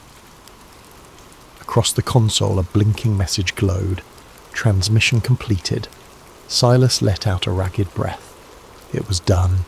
The world would see. He glimpsed Liana's form crumpled on the floor, eyes fluttering closed. Soldiers pinned him down, muzzle pressed against his head. Darkness danced at the edges of his vision, cold seeping through every nerve. Yet he clung to a single thought. At least the truth was out there now. Whether or not it would matter, no one could say, but for a moment he felt a faint glimmer of hope, overshadowed by the sting of betrayal and the stench of blood. Then came the shot, and everything went black. Morning broke over a city in turmoil. Media outlets across the globe received a sudden influx of bizarre files labelled Project Paragon. Blueprints, memos, emails exposing the orchestrated nature of the VX-73 outbreak and the manipulative design of Unity Serum. For a few breathless hours, independent stations and citizen journalists shared the trove, appalled at the revelations. Social media feeds erupted with shock, anger and confusion, but the official response was swift and merciless. Government spokespeople denounced the leaked materials as AI-generated misinformation designed to sabotage public health efforts. Fact-checkers from major media networks, many owned by the same corporations complicit in the scheme, released scathing articles questioning the authenticity of the files. The NSB dismissed the entire broadcast as a last-ditch effort by domestic terrorists, claiming the real objective was to discredit life-saving measures and sow chaos. Director Vance Halcor made another nationwide address, insisting that the virus was real, which it was in a way, and that the vaccine remained humanity's only hope. He claimed that unscrupulous actors, like Silas Rourke, had exploited the crisis to promote anti-government hysteria. Screens across the nation showed Silas's face next to the words, "He lied to protect you." The tagline implied that Rourke's so-called evidence was not only fraudulent, but a dangerous attempt to undermine everything the people had sacrificed for. Within hours, mainstream platforms scrubbed all references to Project Paragon. Accounts that posted the files were suspended or banned. The media repeated a unified refrain. The single source of truth is the NSB. Large swathes of the public, already terrified and half sedated by the vaccine's compliance mechanism, swallowed the official line. Protests flared in a few cities, but they were quickly quelled by an emboldened security apparatus. Drones circled overhead, delivering gas canisters that dispersed any crowds. Some corners of the internet, especially fringe communities in the dark web, continued dissecting the files, finding them alarmingly consistent with known events. A handful of renegade journalists tried to publish stories or host live streams with doctors who'd seen the side effects firsthand. But each digital channel soon vanished, labelled a threat to national stability or hammered by bot armies that drowned the truth in spurious disclaimers. Meanwhile, in the hush of a suburban neighbourhood, a woman wearing a black armband stepped out of a government vehicle to deliver condolences to Silas's next of kin. The official story: he had died in a terrorist shootout while attempting to sabotage vital infrastructure. No mention of the bullet that ended him with Director Halcor standing overhead, or of the battered body of Dr. Liana Suresh found nearby. The Bureau of Federal Integrity updated its internal logs, listing Silas Rourke as deceased traitor to the state. And that was that. The world churned on, battered by more virus mutations. The vaccine was rebranded with updates, Unity Serum Plus, promising an even safer tomorrow. New mandates required that all children receive the serum upon turning 5 years old. Biometric scanners became ubiquitous. One needed only a palm scan or retina check to buy groceries, open bank accounts, or pass through transit gates. Privacy, it seemed, was a distant memory from a more innocent age. Yet pockets of doubt refused to be extinguished. Whispers spread in the hush of hidden gatherings, in hushed basement chats or encrypted group threads. Some had witnessed the brutal arrests of those who dared question the system. Others recalled loved ones who changed after taking the serum, becoming pliant, losing the spark of curiosity. They recounted flickering glimpses of the Project Paragon files before everything was shut down. The question lingered: had Silas Rourke and Dr. Liana Suresh exposed the greatest deception in modern history, only to be discredited by a well-oiled propaganda machine? In a small classroom on the outskirts of a major city, a teacher stood before rows of young students, all wearing mandated masks. Posters on the walls depicted a bright, sanitized-tempered future, each featuring the NSB emblem and the phrase, "Order through unity, safety through silence." The teacher's gentle monotone instructed the children on the virtues of cooperation and the dangers of subversive thought. She tapped a touchscreen that displayed short videos praising Director Halcor's heroism against the dreaded VX-73. At the back of the classroom, a quiet child named Elias fiddled with the corner of his desk, glancing away from the screen. His gaze settled on a faded poster peeling off the far wall, an old public safety bulletin featuring Silas Rourke. The words "he lied to protect you" were stenciled across the man's stern face. For reasons Elias couldn't articulate, he felt a pang of curiosity. Who was Silas Rourke, really? Why did the man's eyes in the poster look so determined, even beneath the scrawled condemnation? The teacher never mentioned him except to parrot the official line, "He sowed confusion, he endangered our unity."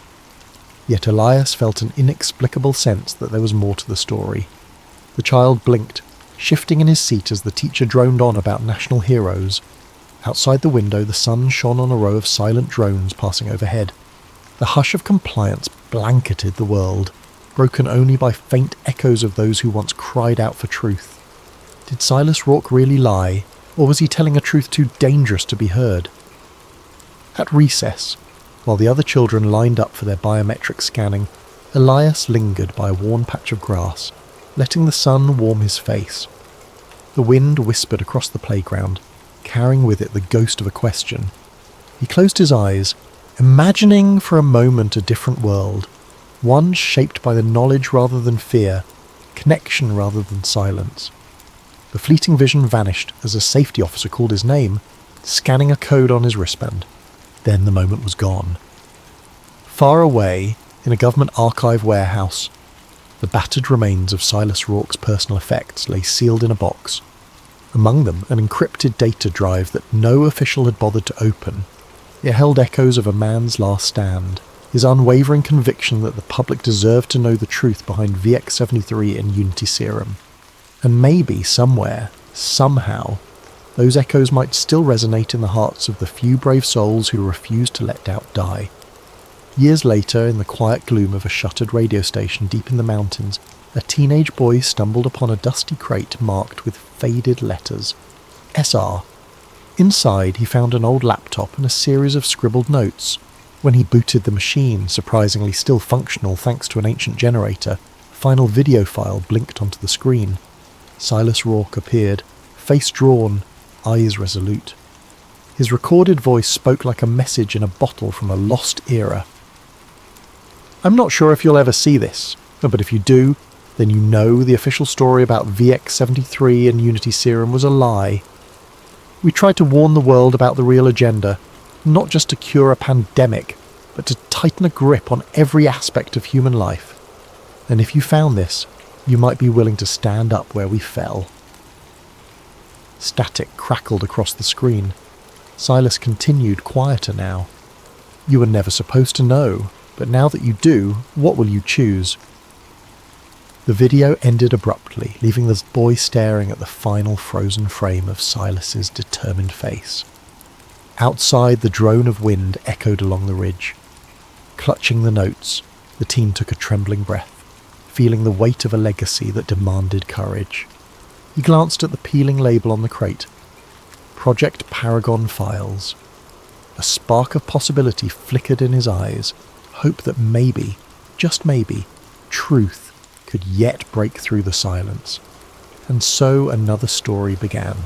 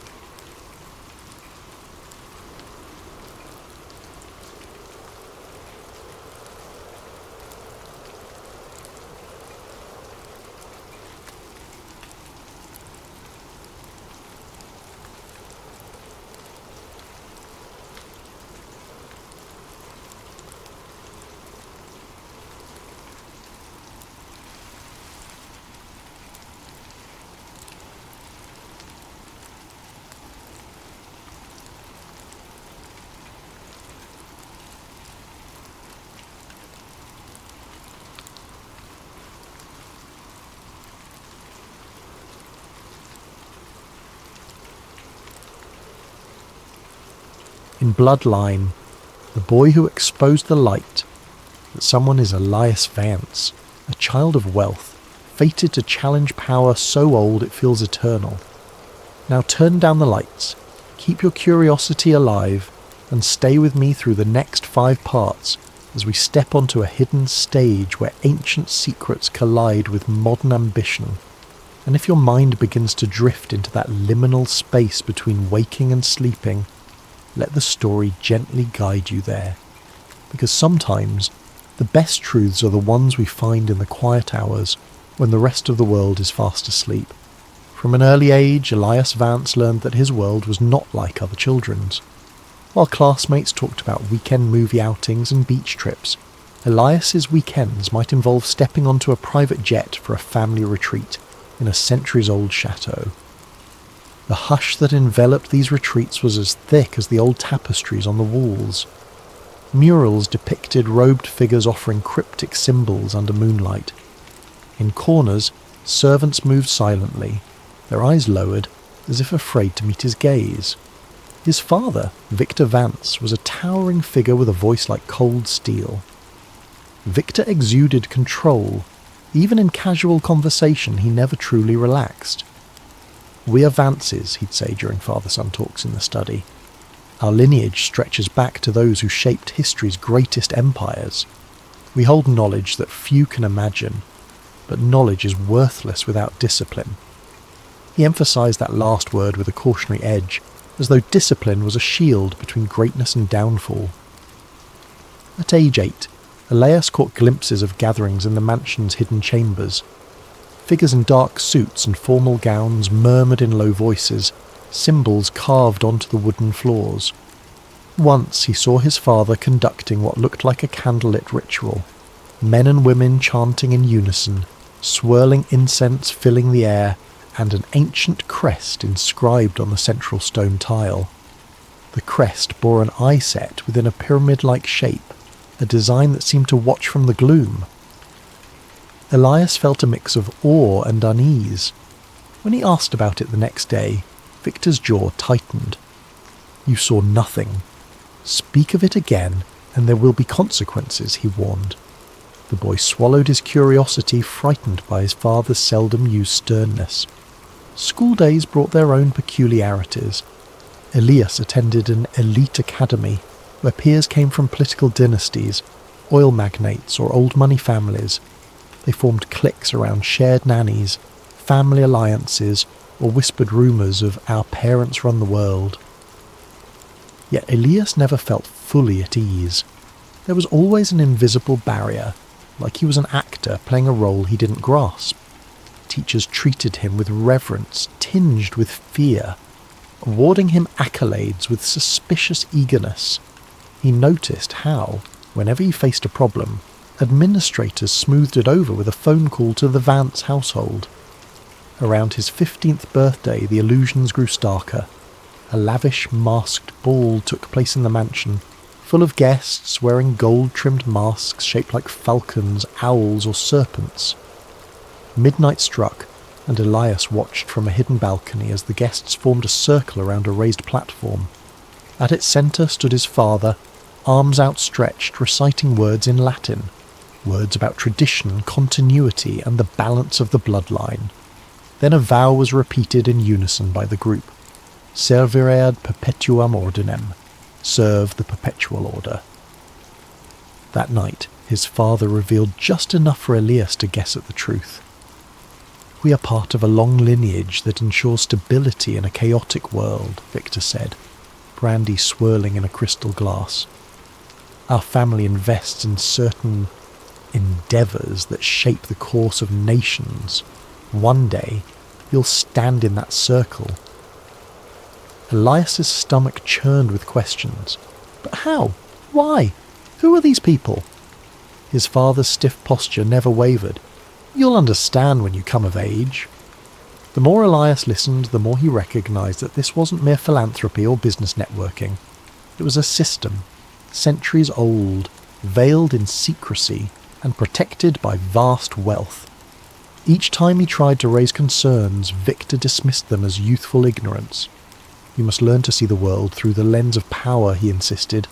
"The masses can't handle the real illusions. They need their illusions. Democracy, free markets, freedom. We provide it." Elias turned 18 with a swirl of contradictory emotions. A birthday party was staged in a lavish hall, replete with dignitaries, foreign ambassadors, corporate CEOs, almost none of them truly known to him as individuals.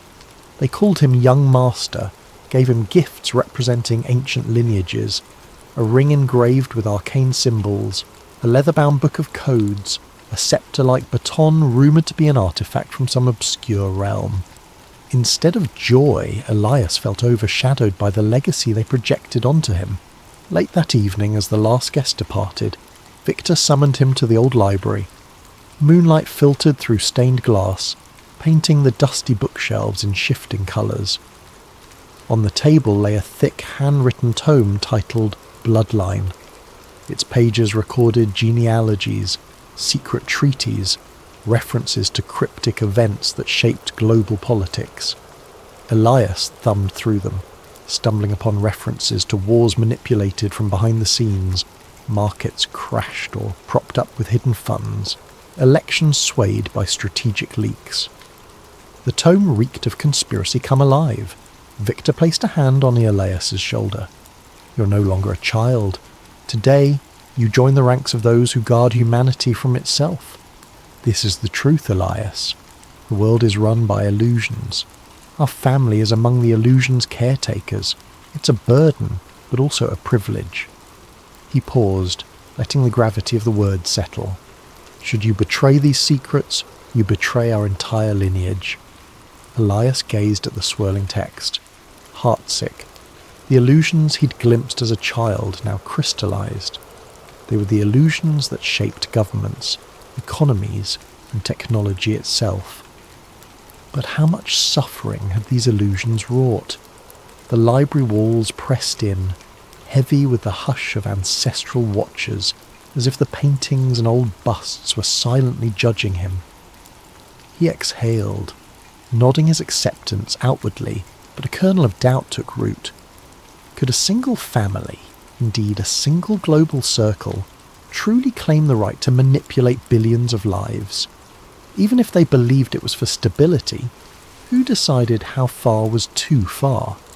That night, Elias tossed in bed, haunted by the vow he'd effectively taken. The sense of destiny weighed on him, yet so did an unspoken conflict. Would he be a caretaker of illusions, or a breaker of them? He drifted off to dreams of shadowy gatherings and puppet strings controlling entire nations. Somewhere in that swirling dreamscape he resolved, I have to learn more. I have to see how deep these roots go, before I can decide my own path. Years passed in a blur of refined academia and stealth training.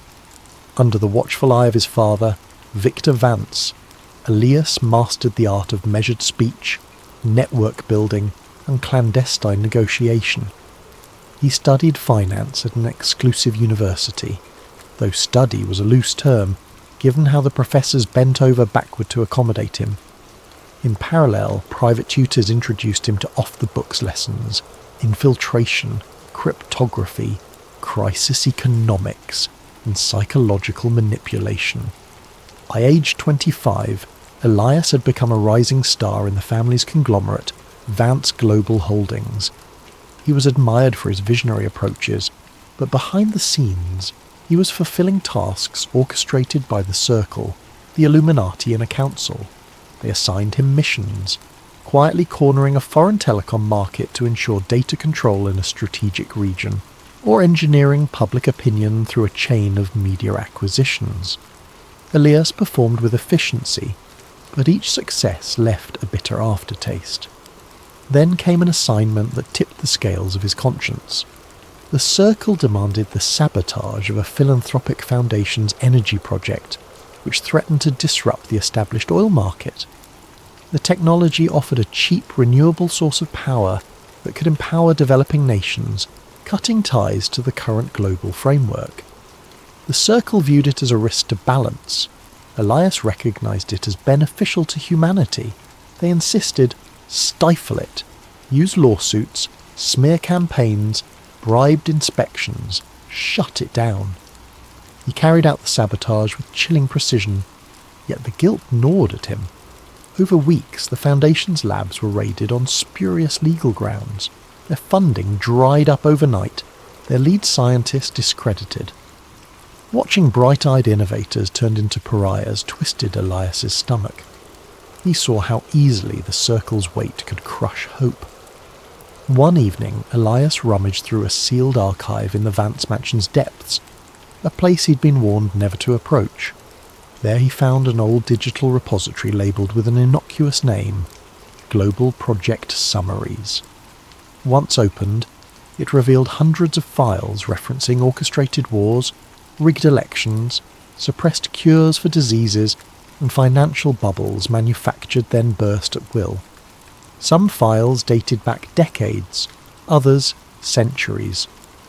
The earliest ones were accounts of secret alliances that shaped entire dynasties in Europe, coded references to Masonic subgroups, and diaries of men who believed themselves custodians of civilization's destiny. Elias felt as if the ground under him had cracked wide open. The foundation for so many tragedies, famines, conflicts, diseased economies, lay documented in these pages. Each heartbreak in the public sphere might have a hidden impetus traced back to these halls. It was bigger than just his father or one family. This was a multi-generational machine fueled by the arrogance of "we know best." Over the next months, Elias feigned loyalty while quietly copying data onto encrypted drives. He needed someone to confirm the authenticity. That led him to an investigative journalist named Ava Monroe. For years, she'd been delving into conspiracies about a hidden hand shaping global events. Elias reached out under a pseudonym, feeding her small tidbits, like how certain politicians reverse stances overnight after receiving calls from unnamed consultants. Ava was initially skeptical, but the evidence was compelling enough to make her keep listening. They established a clandestine communication line, using obscure cryptographic protocols. Elias would drop file snippets, Ava would pass them, cross-check them with her own leads. Soon, her doubts evaporated. "This is real," she whispered during a voice message. "I've never seen anything this damning." Simultaneously, the Circle assigned Elias to a new mission: help orchestrate a soft regime change in a resource-rich African nation by controlling its currency supply. The plan would topple a democratically elected leader, installing a puppet regime friendly to Western oil interests. Elias felt revulsion. He realized the Circle's illusions came at the cost of countless lives. People starved or lost freedoms so the Circle could keep order. A pivotal turning point arrived when an associate in the Circle casually boasted about orchestrating a minor coup decades prior. The man's arrogance, the callous disregard for human life, jarred Elias. "We do what's necessary," the associate said with a smug grin. "If we let naive do-gooders run amok, the world collapses. We're the watchers on the wall." That was the final straw. Elias decided to not just leak minor details, but to lay bare the entire truth. A complete reveal. He confided in Ava more directly. Though they never met in person, a mutual trust formed through their coded chats. "I'm going to blow the lid on everything," he told her. "I have the archives, decades of conspiracies, proof of global manipulation. Once the world sees it, they can't unsee it." She warned him. "They'll come for you. They may kill you." Elias's jaw clenched. "I know, but it must be done." As his father's next big ceremony approached, a final step in grooming him for a seat on the Circle's inner council, Elias pretended compliance.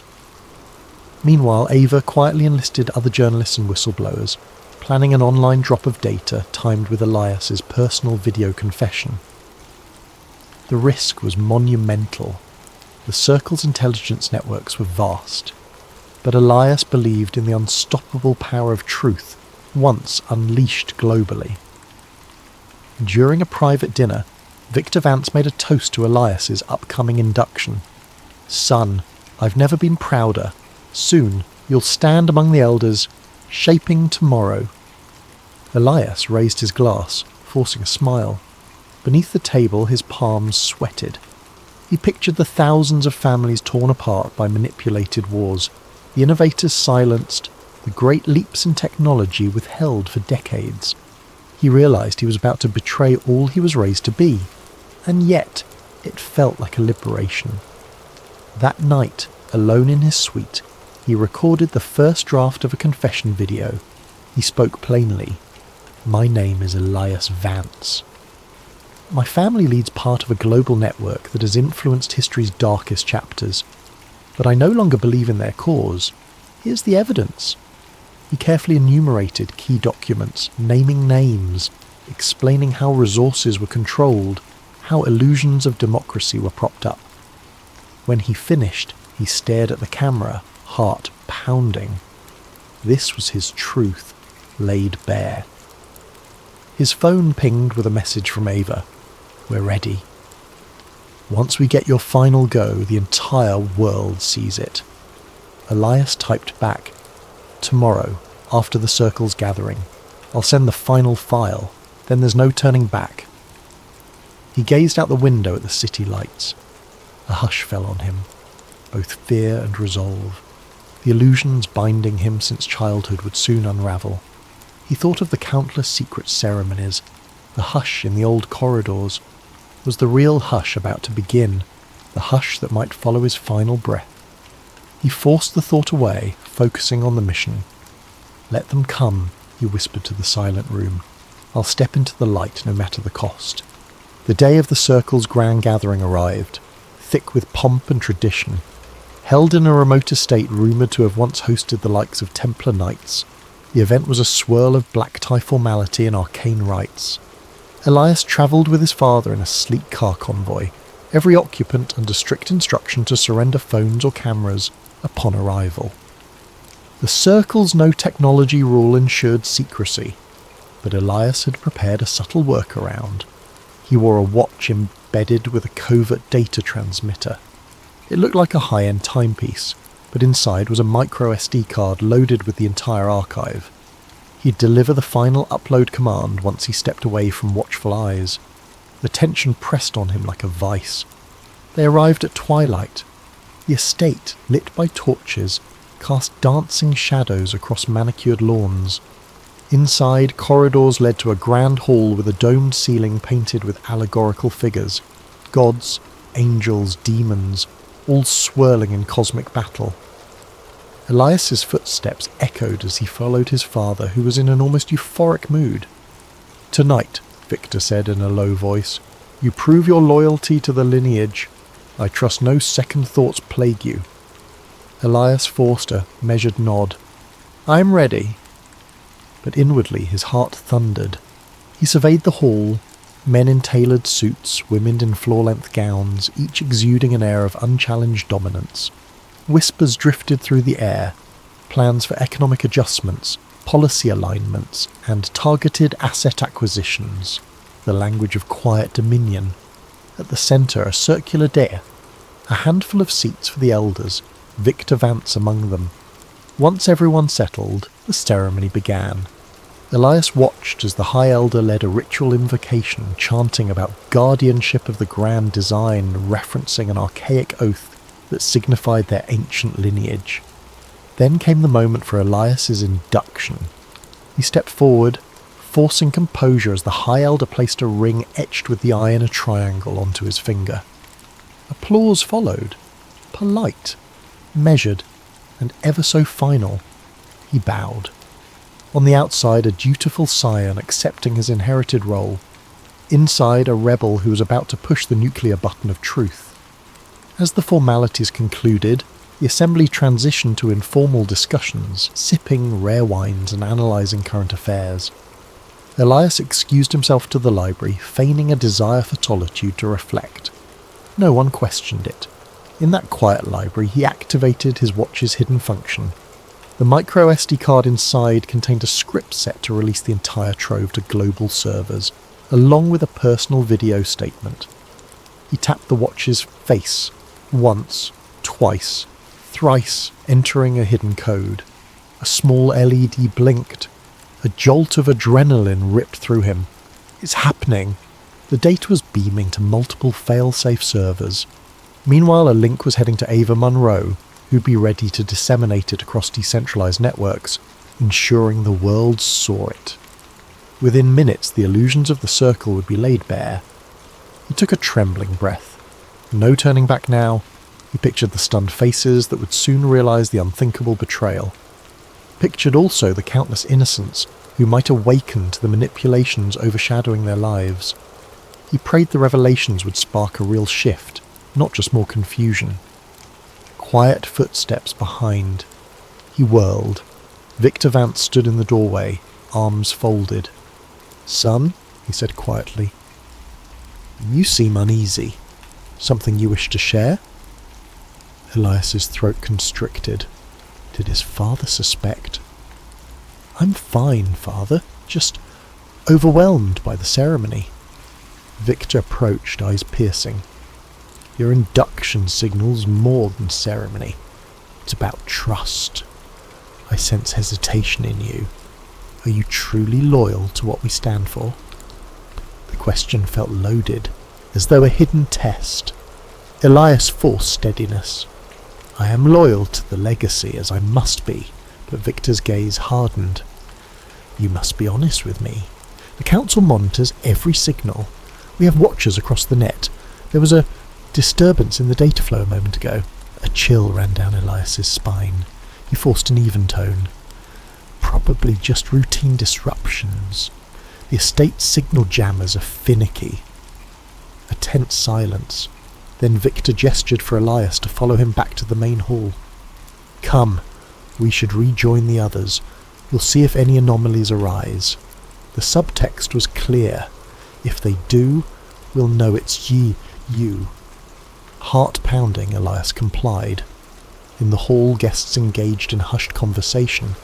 Everyone carried a sense of watchfulness. No overt sign of panic. Maybe the data drop was still in motion. He had to maintain his composure. Soon the circle's illusions would shatter worldwide, and he needed to act normal for as long as possible. 30 minutes into the gathering, a senior council member, a corporate titan, abruptly took a phone call. His expression soured. He conferred with another elder. Small ripples of concern flickered through the crowd. Elias recognised the moment. They discovered the leak. He braced for the storm. Indeed, a murmur spread. Phones beeped discreetly. Some of these powerful figures broke the no-device rule to track global developments. Whispers. Major data breach. Widespread conspiracies. References to the Vance family. Tension soared. The High Elder demanded calm. We must isolate the source. A hush fell as eyes flickered around, scanning for a traitor. Elias tried not to quake under the suspicion. He caught Victor's gaze, stern, searching. The father realised something was amiss. Then a shot of real fear in his eyes. He knows it's me, Elias thought. Victor lunged forward, quietly seizing Elias's wrist. What have you done? He growled, voice low so the others wouldn't hear. Elias stared back, voice trembling but unwavering. What had to be done? The world deserves the truth. Victor's face twisted with shock and fury. You fool! You'll destroy everything we built, our entire lineage. Elias jerked free. In the swirl of chaos, leaders stepping aside to place frantic calls, certain media outlets already responding with fake news disclaimers. He realised it was time to run. He turned on his heel and dashed out. A guard tried to block him, but he weaved past. The entire estate was a blur of alarmed staff, security men shouting, "Stop him!" Elias sprinted across the courtyard, heart hammering. At the gates, he spotted a staff car, engine still running. A stroke of fortune. He jumped behind the wheel and floored it, leaving a swirl of gravel. In the rearview mirror, he glimpsed silhouettes scrambling, uncertain how to respond. They'd never predicted an inside betrayal on this scale. As the estate vanished behind him, a new wave of adrenaline and terror flooded Elias. He was out, but not safe. The Circle's resources spanned nations. Still, if Ava managed to release the files widely enough, the truth was unstoppable. He pictured people across the world seeing the Vance files, reading the suppressed histories, the proof of orchestrated events. Could it spark real change, or would the Circle manage to spin it into a hoax? For the moment, he had to survive. Through a secure line, he tried contacting Ava. No response. Possibly jammed. He pressed on, winding through country roads with the headlights off, hoping to stay hidden until dawn. But even as he fled, the next phase of the Circle's plan likely commenced. They'd brand him a traitor, a fraudster. They might resort to the final solution, erasing him physically. Trembling behind the wheel, he whispered a silent plea to the night. Please, let the leak make a difference. Because if the Circle caught him, all that awaited was an unmarked grave, and the illusions would persist unchallenged. Elias spent the next week in frantic motion, ducking from safe house to safe house. Contacts he once trusted fell silent, presumably coerced or threatened by the Circle. Only Ava Monroe remained a faint lifeline, exchanging messages through dead-drop emails and burner phones. She confirmed the data was out, but mainstream media was calling it an elaborate hoax. Meanwhile, certain government figures were quietly investigating. The crack was there, but the Circle was patching it fast. A swirl of rumours erupted online. Some claimed to see the leaked files, grainy screenshots of documents linking the Vance name to covert war funding. Others declared the entire scandal was deep fake mania. Troll armies labelled Elias a disgruntled black sheep. The Circle's spin machine roared into full gear. The public sphere turned into a battleground of confusion. During a hushed phone call, Ava revealed an attempt on her life, a suspicious car accident she narrowly avoided. She believed it was no coincidence. They were cleaning up. Don't trust anything. Elias steeled himself, fully aware the Circle would hunt him next. He resolved to finalise an in-person meeting with Ava, away from prying digital eyes. to strategize the next wave of leaks. But the circle anticipated that. Late one night, a coded text arrived from an unknown number. Escape route secured, plane to Iceland, you'll be safe. Elias recognized a trick. Why would someone spontaneously offer him a flight? Nonetheless, an hour later, Ava confirmed she too arranged a plane to Iceland. Coincidence or infiltration? Time was too short to be sure. He had to risk it. Iceland was rumoured to be a stronghold for data activists, out of the circle's immediate reach. He arrived at the private airstrip under darkness, greeted by a lone pilot who addressed him by name. No sign of Ava, but she had indicated she'd join him. The plane, a sleek jet with minimal marking, seemed in order. Perhaps the plan was for her to meet him at the secure location. Warily, Elias boarded, scanning the cabin for any hidden threats. If this was a trap, he'd have limited recourse at 35,000 feet. The engines roared to life, the pilot offering clipped responses. The takeoff was smooth, the city lights receding below. Elias tried to calm his cerveaux, remembering that once he reached Iceland, he could coordinate a bigger push for the files. Freed from direct circle influence, maybe the story would catch global traction. He peered at his phone, no signal, as expected. He typed an offline note to Ava. If we're parted, keep fighting.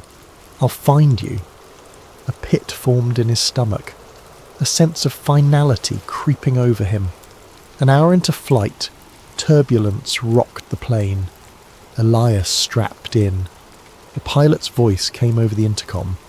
Mild weather front ahead. Shouldn't be an issue. But the shaking intensified. Then came a sharp beep from the cockpit. Elias stood, heading forward to see what was wrong. The pilot looked tense, fiddling with controls. We're losing instrumentation, he muttered. Systems glitch. Possibly sabotage. Elias's blood ran cold. A sabotage at 20,000 feet spelled doom. Outside the window, lightning flashed across swirling clouds. The plane rattled dangerously. We have to land, Elias said, panic rising. The pilot nodded, broadcasting a mayday. But the radio cuttered with static. No response. It's like our comms are jammed. Another quake shuddered the fuselage, and an alarm blared. The pilot tried adjusting altitude, but the plane veered starboard, losing stability. Elias's mind raced. Was this the circle's final solution? Crashing the plane under the guise of mechanical failure?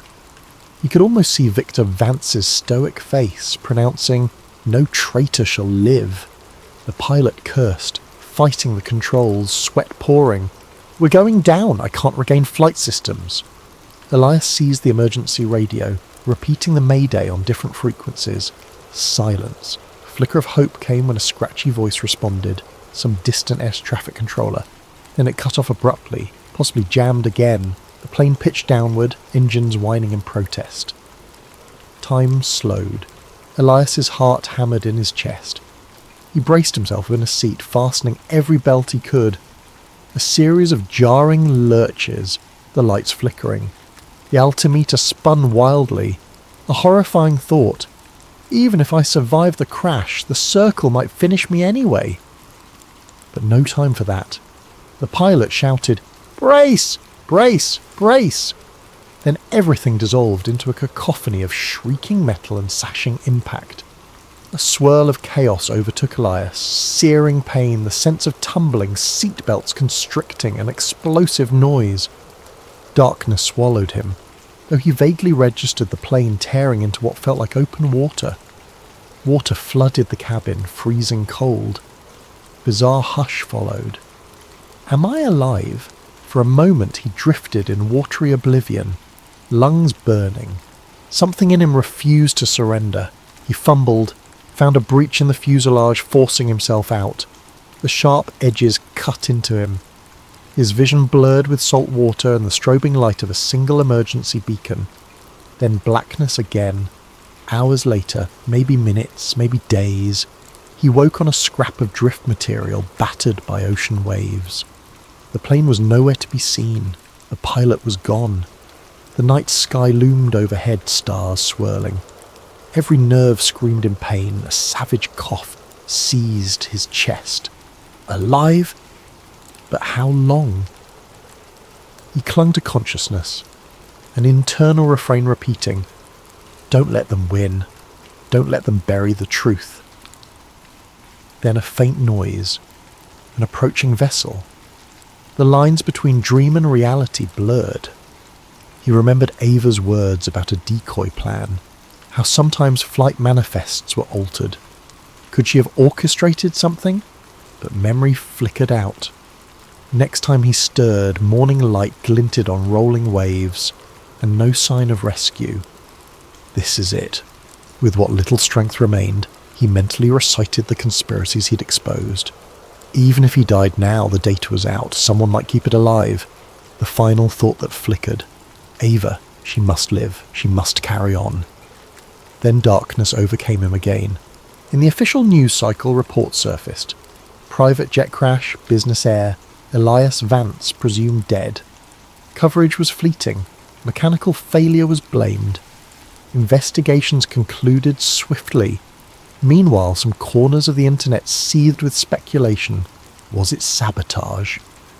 The Vance family offered sorrowful statements, but made no mention of any conspiracy. Another tragic accident, overshadowed by bigger headlines a day later. Time ebbed forward, the public's attention shifting. People obsessed over new celebrity scandals, fresh political bickering, financial flux. The tragedy of Elias Vance receded to a faint memory in the mainstream. Officially, no remains were recovered, though a funeral was held, a solemn affair. The global elite paid stiff-lipped respects. Victor Vance stood stoic, offering no sign of paternal grief to the cameras, only a short statement about honouring my son's memory. But in shadowy corners of the digital realm, rumours festered. Bits and pieces of the Vance files still circulated, though the circle poured resources into discrediting them. Websites hosting the data vanished overnight, domain ownership revoked. Social media flagged the leaks as fabricated. A wave of so-called experts insisted the documents were AI-generated illusions, fueling an ironically conspiratorial explanation. People debated fervently, never certain of the truth. Ava Monroe lived in a precarious twilight. She had survived because she never boarded that private jet, suspects directing a trap. Instead, she'd orchestrated a fallback plan with Elias. If he vanished, she'd become the guardian of the remaining files. She harboured a flicker of hope that Elias might still be alive. But as weeks turned to months, that hope dimmed. She hammered at her keyboard day and night, refining new ways to leak the data. She published carefully on obscure platforms, encouraging smaller investigative reporters to pick up threads. But each time a thread gained traction, the Circle's countermeasures snuffed it out. One day she received an unmarked package at her secret hideout. Inside lay a battered watch, Elias's watch, the same device that had transmitted the entire trove. A note accompanied it. "He tried, now it's your turn."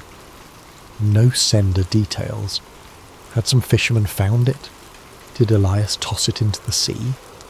Ava's heart clenched.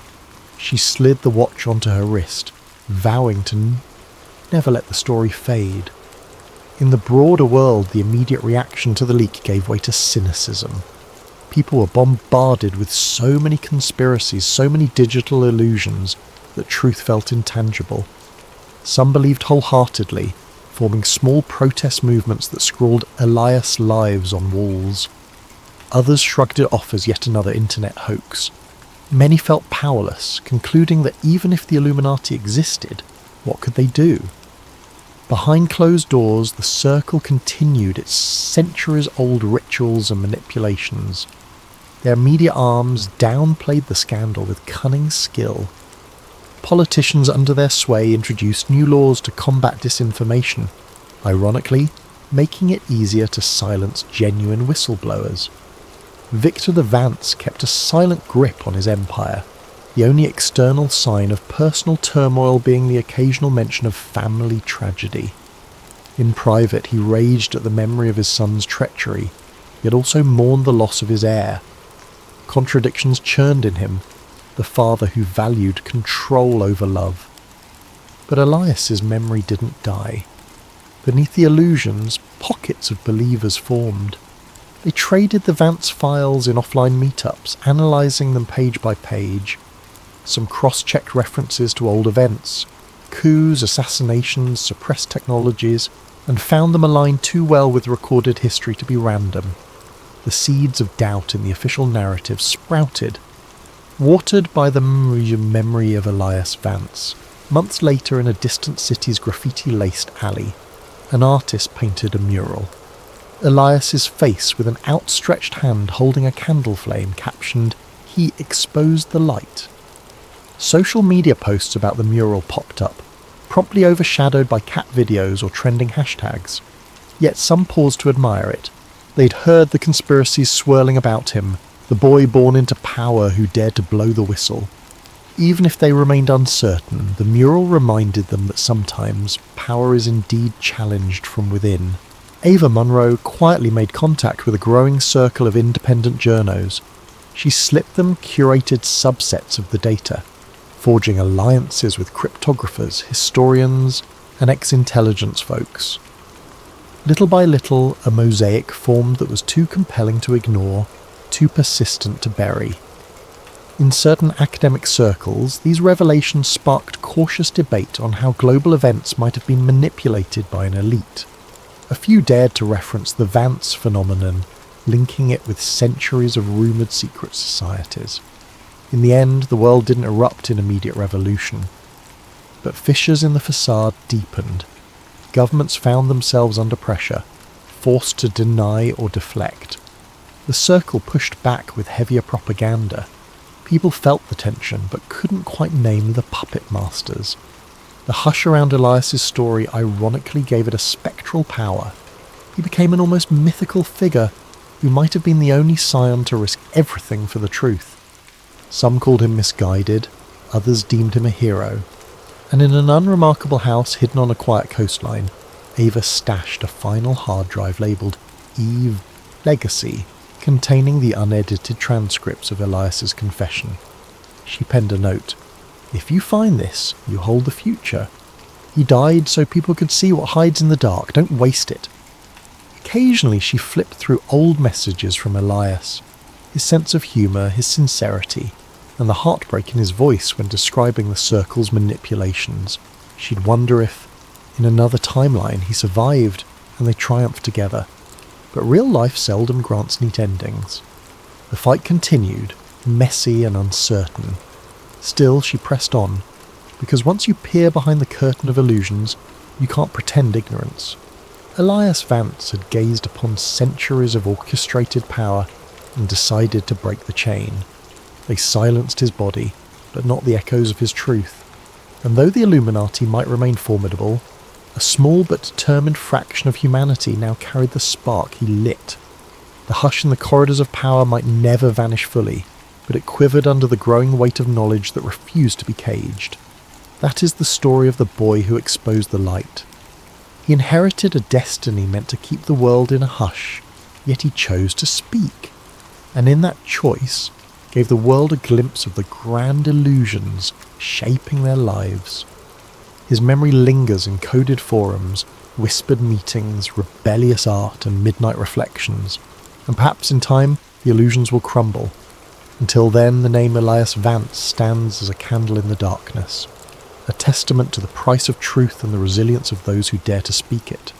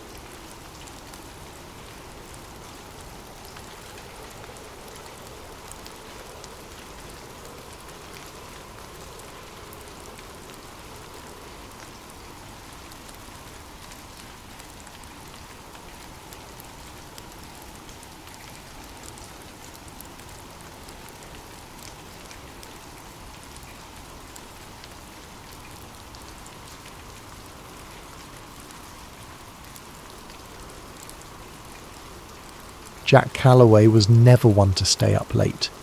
His farm in rural Nebraska demanded an early rise, so he typically shut off the lights by 10, drifting to the lullaby of distant crickets. But on this particular night, the restlessness wouldn't leave him. A strange heaviness pressed against the humid summer air, as if the land itself was holding its breath. Shortly after midnight, Jack found himself on the back porch, sipping lukewarm coffee and staring at the star-studded sky. Clouds drifted over the moon, turning the farmland into a patchwork of shifting shadows. He almost retreated inside, deciding he was imagining the tension in the atmosphere, when a sudden glow flickered above the distant treetops. At first, Jack assumed it was an airplane. He lived near no major airports, yet small planes occasionally passed overhead. But the glow brightened too quickly, blossoming into a searing white flash that tore across the sky.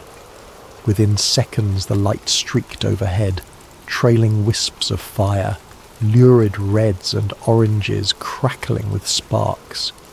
A shockwave rattled the windows strong enough to make the porch rails tremble. Jack's heart pounded.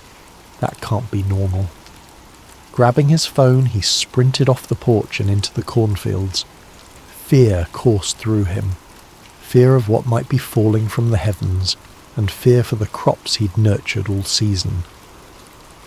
The farmland's rows felt endless as he ran, phone light dancing across towering cornstalks. Above, the once starry sky was obscured by swirling smoke. Just when it felt like his lungs would burst, Jack reached the far edge of the field. Beyond it was a wide clearing he used for storage, tyres, rusted equipment. Something had crash-landed there, slicing a ragged trench through the earth. Sparks popped and fizzled along twisted shards of a silvery metal half buried in the ground.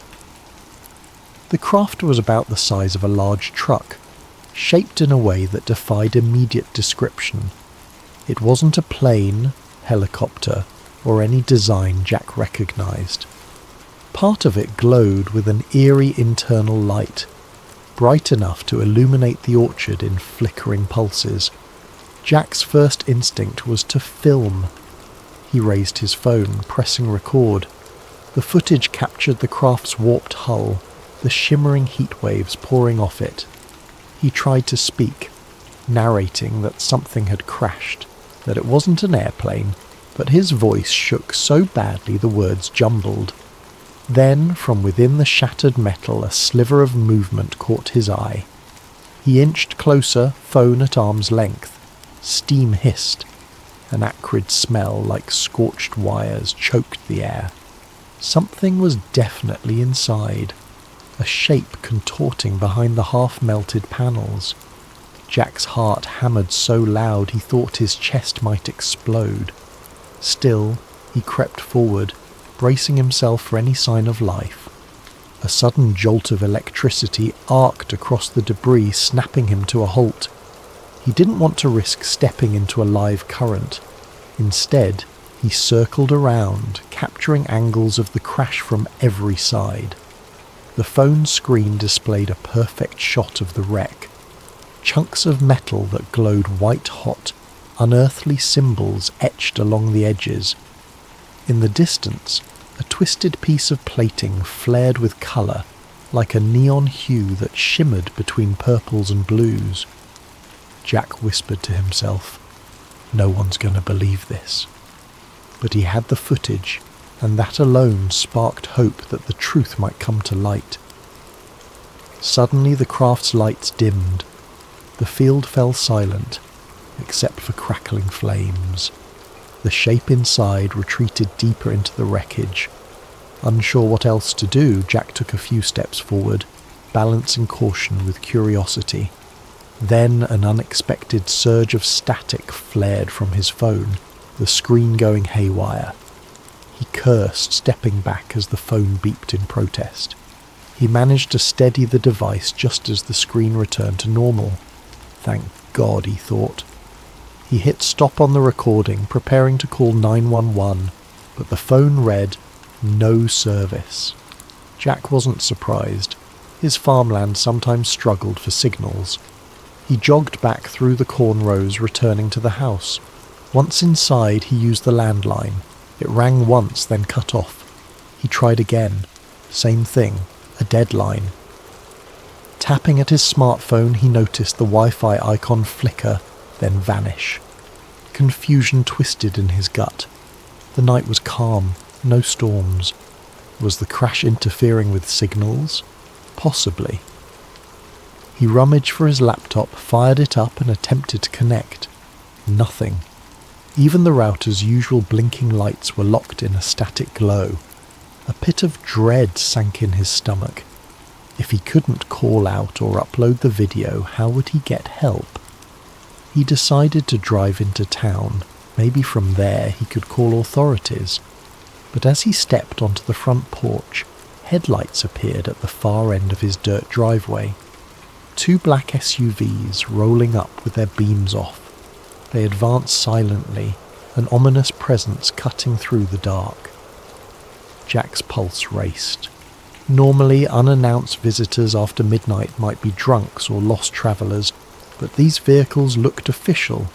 Tinted windows, standard government plates. He took a step back, adrenaline spiking. The feeling of being trapped rose in his chest. The SUVs stopped, engines humming. Doors opened and figures in dark suits spilled out. They carried flashlights that cut across the yard. One man, tall with a military-like bearing, stepped forward. "Mr. Callaway," he called, voice calm but unnervingly authoritative. Jack didn't answer. He realized they might want his phone, the precious footage. Even if they were from the government, something about their arrival felt sinister. He slipped inside, locked the door and sprinted to the kitchen. Peeking through the window, he saw the men fan out across his property. Another SUV arrived from the other direction, sealing any easy escape. The man in charge barked orders in a low tone. Despite the distance, Jack caught snippets. Secure the perimeter, search the barn, find the subject. Subject. As if he was some kind of criminal. A surge of defiance lit inside him. They're here for the crash. The pieces clicked. They must know about the fallen object.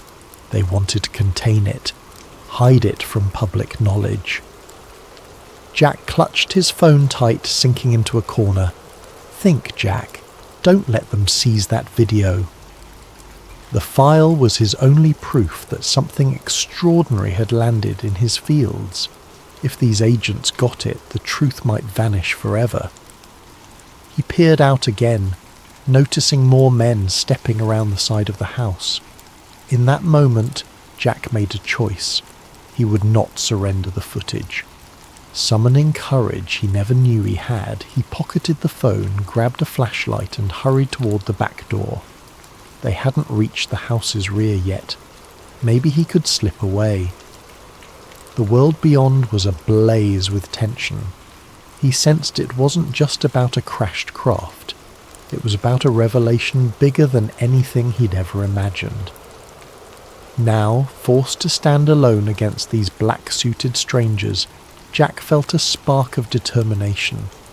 He was a simple farmer, but he'd stumbled upon something that defied reason. And come what may, he would not let it be buried.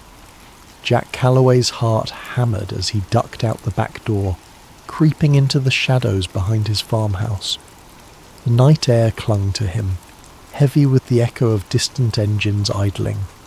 He had no illusions about outrunning a team of trained agents, but desperation fueled him. Keeping low, he skirted along the fence. The farmland behind him was vast, miles of cornfields broken by a scattering of outbuildings. If he could disappear into the rows, maybe he'd have a chance to slip past these intruders. He peered back at the house. 2 men in suits hammered on the front door, demanding Jack open up. Another pair circled around, shining flashlights across windows. Anxiety churned in his gut. They'll figure out soon enough he's not inside. With shaking hands, he pulled out his phone. He swiped to open the video he'd recorded earlier in the field. For a moment, relief. The video thumbnail appeared, showing the glowing metal debris. He tapped play. The screen flickered, a swirl of static. Then an error message. File corrupted. No, Jack muttered, panic rising. He tried again, but the same glitch repeated. Next, he attempted to upload it to a social media site, forgetting that his signal was gone. The upload bar stuck at 0. Offline. He closed his eyes, fighting the wave of helplessness. The only thing that gave him hope in this impossible situation was the video, now apparently worthless. But maybe the file could still be salvaged. He retreated deeper into the farmland, aiming for the rickety old barn he used for storing equipment.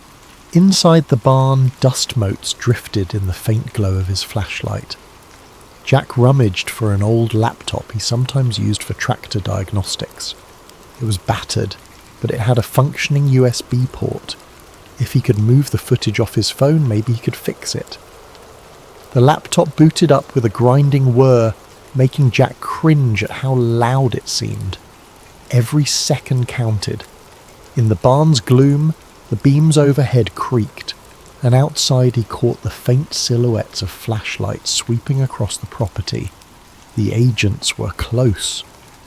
At last the laptop loaded. He plugged the phone in, frantically clicking to access the video file. The software recognized the phone, but the video thumbnail displayed a warning icon. Corrupt file. Even the laptop spat out an error. Jack cursed.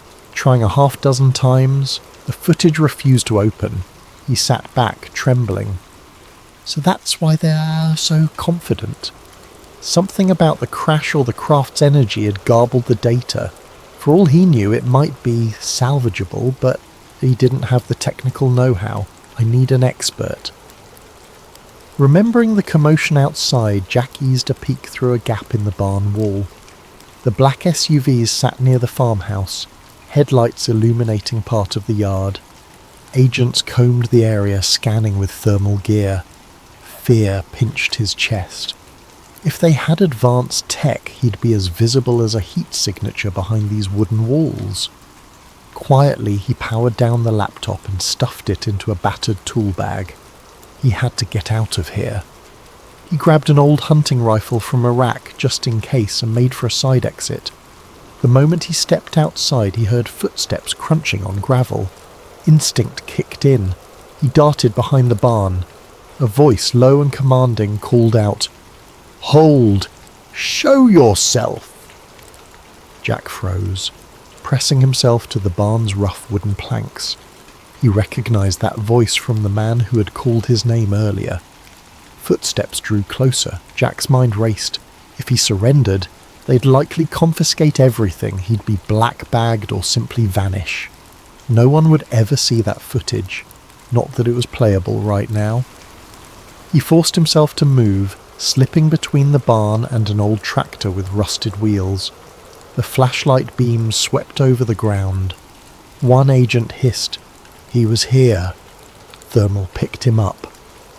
Another responded, "He can't be far, spread out." Jack waited for a break in their pattern, then bolted into the cornfield.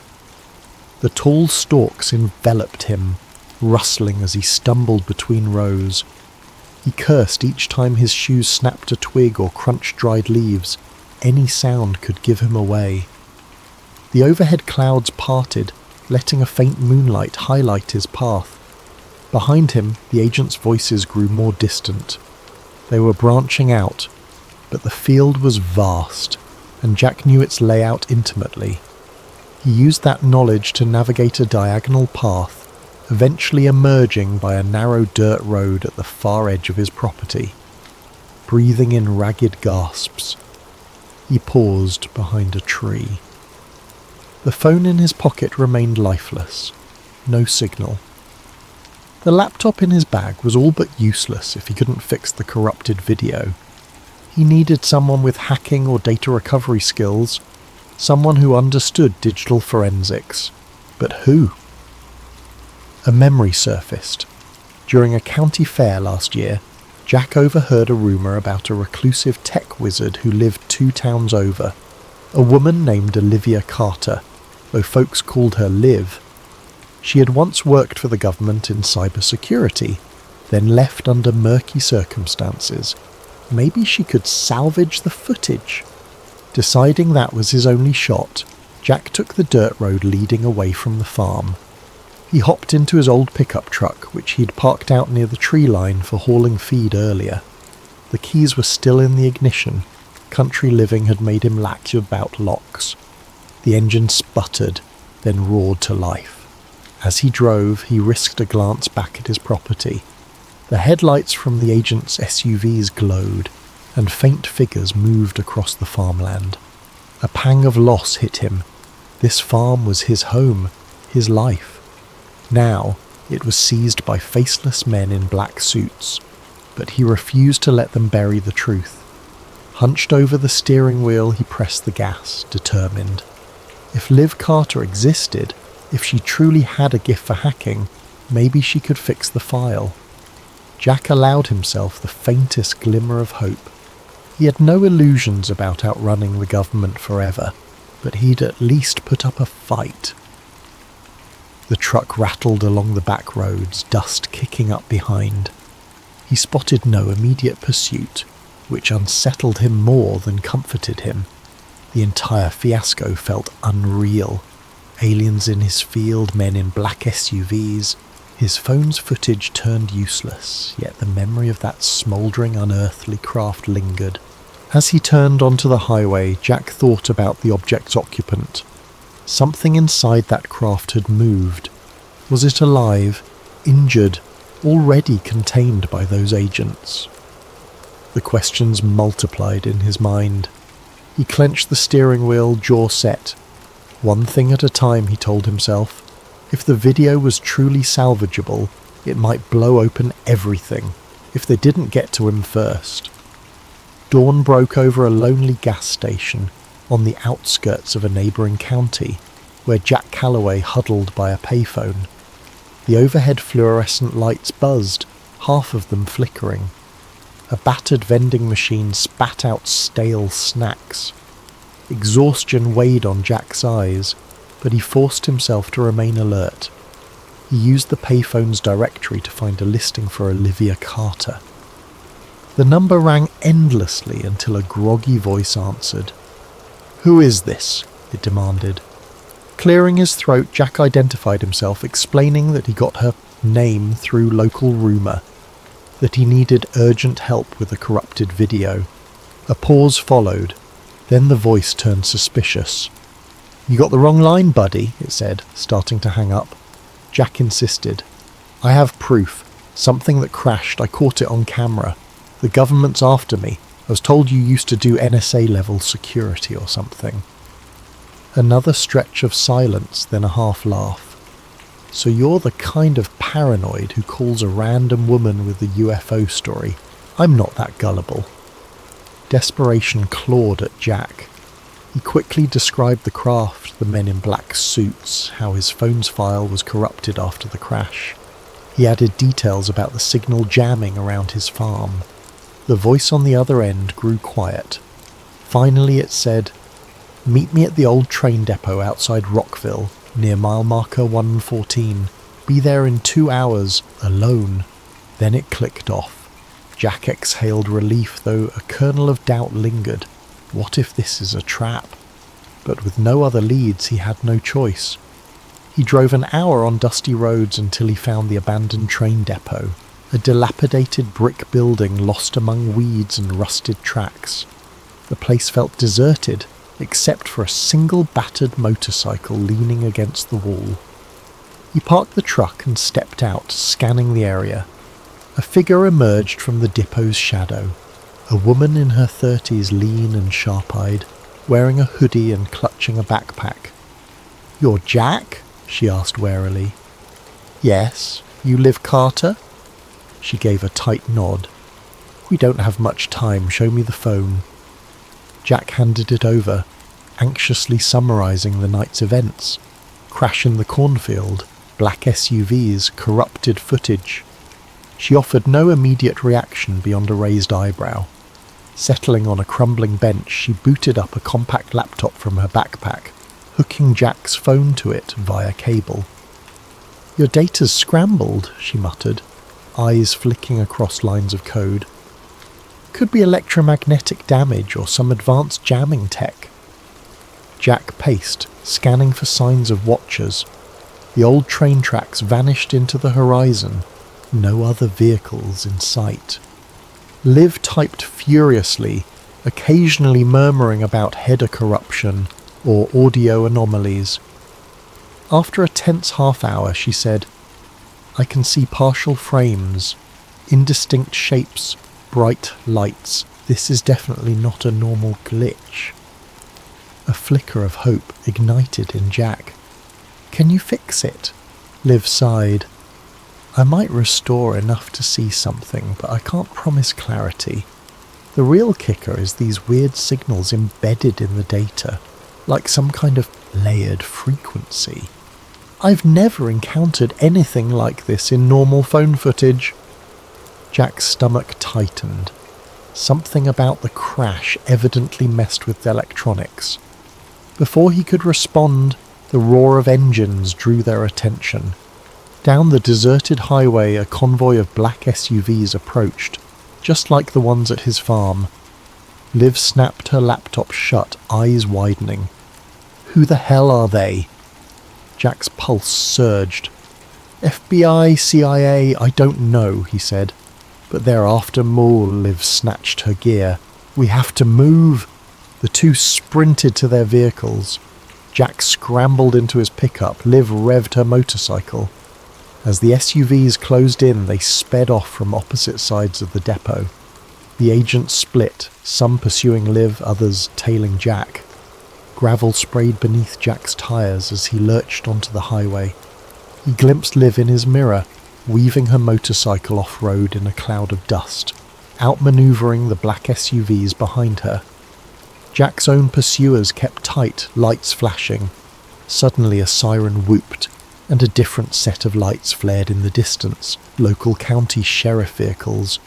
They blocked the road, forcing Jack to swerve. He recognised the lead patrol car's driver, Sheriff Wade Mitchell. The older man stepped out, arms raised in a calm down gesture. One of the black-suited agents hopped from his SUV, flashing a badge at Mitchell. Though Jack couldn't hear their exchange, it was clear the agent demanded Mitchell to stand aside. Mitchell frowned, glancing at Jack's truck. He motioned for Jack to pull over. Faced with no immediate path to escape, Jack braked, wheels skidding on cracked asphalt. The agent approached, dark sunglasses masking any expression. "Jack Callaway, we'd like you to come with us. There's been an incident on your property. Official business." Mitchell cast a confused look at Jack. The sheriff had known Jack for years. "Jack, what's going on? Why are these men chasing you?" Jack, chest heaving, answered, "They raided my farm. They want my phone. They're covering up something that fell from the sky." The agent tensed. "That's nonsense, Sheriff. We're investigating a possible meteor strike, no threat to the public. Mr. Callaway is interfering with our operation. Please, step aside." Mitchell's gaze flicked to Jack.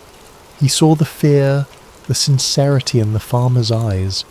Something about the agent's calm, clipped tone felt off. "I'd like to hear more from Jack," the sheriff said, folding his arms. The agent's jaw tightened. "This is a federal matter. You're out of your jurisdiction." Jack took the moment's distraction to speak quickly, explaining the crash, the craft, the suits. He insisted he had footage, though corrupted. Mitchell's face paled, but he stood firm, telling the agent, "Federally or not, in my county, I want to see a proper warrant."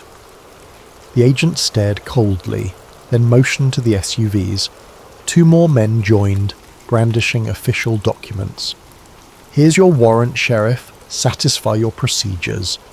He smirked, as if expecting compliance. Mitchell studied the pages, then gave Jack a grave look. "Let me see your phone," he murmured. "I trust you, Jack, but I gotta see something." Jack hesitated, but he fished out the phone.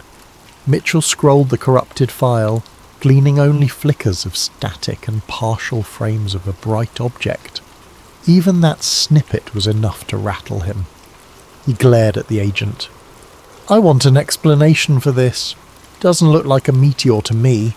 The agent stepped forward, face stony. "Sheriff, you're obstructing an active federal operation. If you continue, we will have to place you under arrest as well." Mitchell stiffened, mind clearly torn. He faced Jack, voice hushed. "I can't protect you if you fight them here." Then more audibly he said, "I won't let you arrest my citizen without just cause. But if Jack chooses to leave, I won't stop him." Silence stretched. The agent's eyes narrowed behind tinted lenses. In that heartbeat, Jack understood the sheriff was giving him a window, a fleeting chance to flee. Not wanting to waste it, he gunned the truck's engine. The agent barked an order, but Mitchell positioned himself in the agent's path, forcing him to sidestep. Jack roared past the police cruiser, rubber squealing. The black SUVs swarmed, but Mitchell's deputies manoeuvred to block them, even if just for a few seconds. Those precious moments let Jack speed onto the open road. In his rearview mirror, he saw the convoy eventually break free, resuming pursuit. His chest pounded with gratitude toward the sheriff. Though uncertain how long that little defiance would protect him, he pressed on, scanning for any sign of Liv. She'd vanished on her motorcycle, presumably escaping the other cluster of agents. He prayed she'd regroup with him soon. The battered phone on his passenger seat was his lifeline, and also his greatest curse. If the FBI or whoever these suits truly were got their hands on it, the crash evidence might be erased forever. Jack gritted his teeth. "I won't let them bury it." Pressing the pedal harder, he raced into the horizon, unsure where he was going, only that stopping meant capture. The morning sun climbed higher, lighting fields that had once seemed peaceful. Now they were a battleground of secrets and unstoppable pursuers. Jack had become a fugitive, all because he had witnessed the impossible. Dust trailed behind Jack's pickup as he careened down a rural highway, adrenaline surging with every mile. The black SUVs were relentless, their distant headlights a grim reminder that he was hunted. His mind spun with possibilities. Find Liv, fix the footage, and broadcast it somehow. But how could they outrun a government that seemingly controlled everything? He tried calling Liv's number again, still no service. The phone's reception flickered in and out as if jammed. Approaching a fork in the road, he decided on a route that led toward deserted farmland, hoping the pursuers might lose track. Half an hour later, he spotted a single motorcycle parked off to the side near an abandoned diner. Jack pulled up, heart lifting at the sight. Sure enough, Liv Carter emerged from behind the crumbling building, scanning the horizon. She raised a hand in a signal. Jack hopped out, forcing a smile. "You okay?" Liv brushed dirt from her jacket. "Ellie, they nearly boxed me in, but I took a side route through a field, dumped my phone's SIM card, hopefully it slowed their tracking." She eyed Jack's truck. "And you?" Jack exhaled. "Sheriff Mitchell gave me a chance to escape. Now I'm out here." Liv nodded, a flicker of regret crossing her face. "The government doesn't mess around. If they want to bury this, they will." She gestured to her laptop bag. "Let me see your phone again quickly. I made some progress at the depot but had to bail." They ducked behind the diner's weathered walls. Liv opened her laptop and typed commands with practiced speed. Jack hovered anxiously, trying to keep watch for approaching vehicles. Liv's expression grew focused, eyes flicking between lines of code. "I've recovered partial frames," she murmured. "If I can reconstruct them. There. This is definitely not a normal aircraft. Maybe a chunk of the footage is salvageable." Jack saw glimpses on her screen, a bright metallic curve, swirling smoke, and a distortion that might be an alien symbol etched in hull plating. Even half-broken images were enough to confirm it was no meteor. His pulse quickened. Proof. Liv frowned. "There's an embedded data pattern. Could be encryption or some weird frequency. If we had better equipment, I might decode it."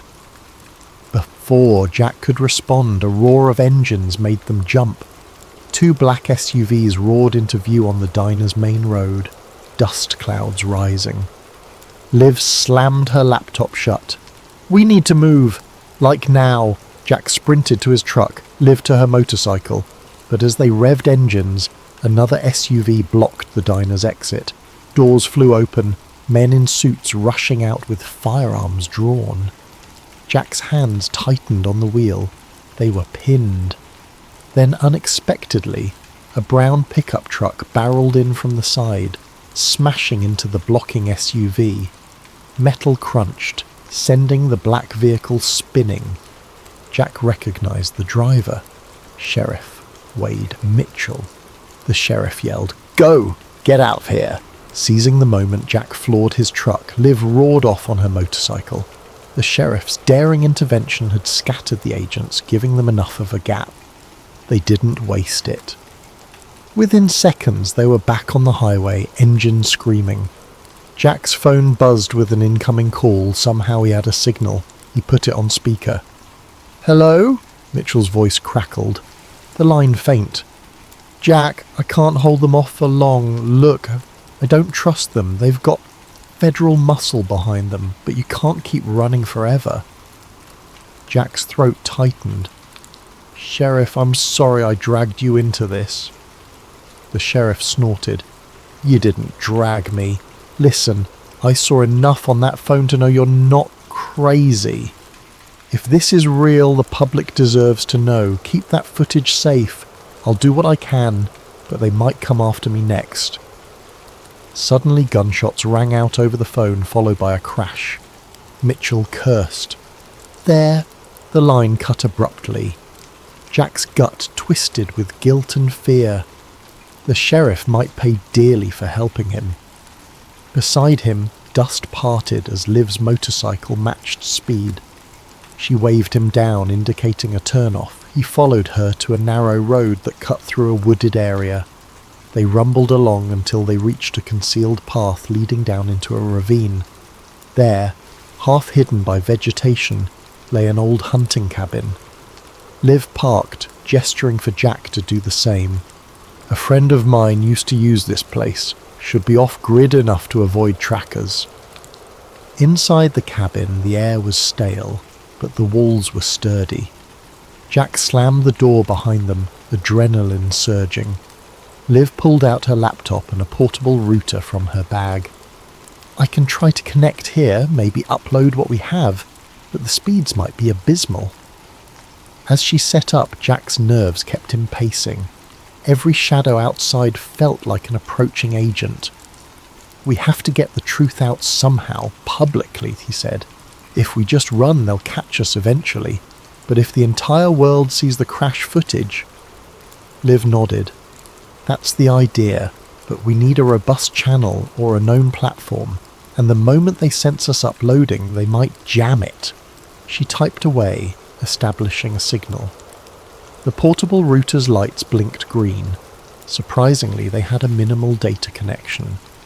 A hush fell as Liv attempted to upload the partially repaired video. The progress bar crawled painfully. Then the entire window froze.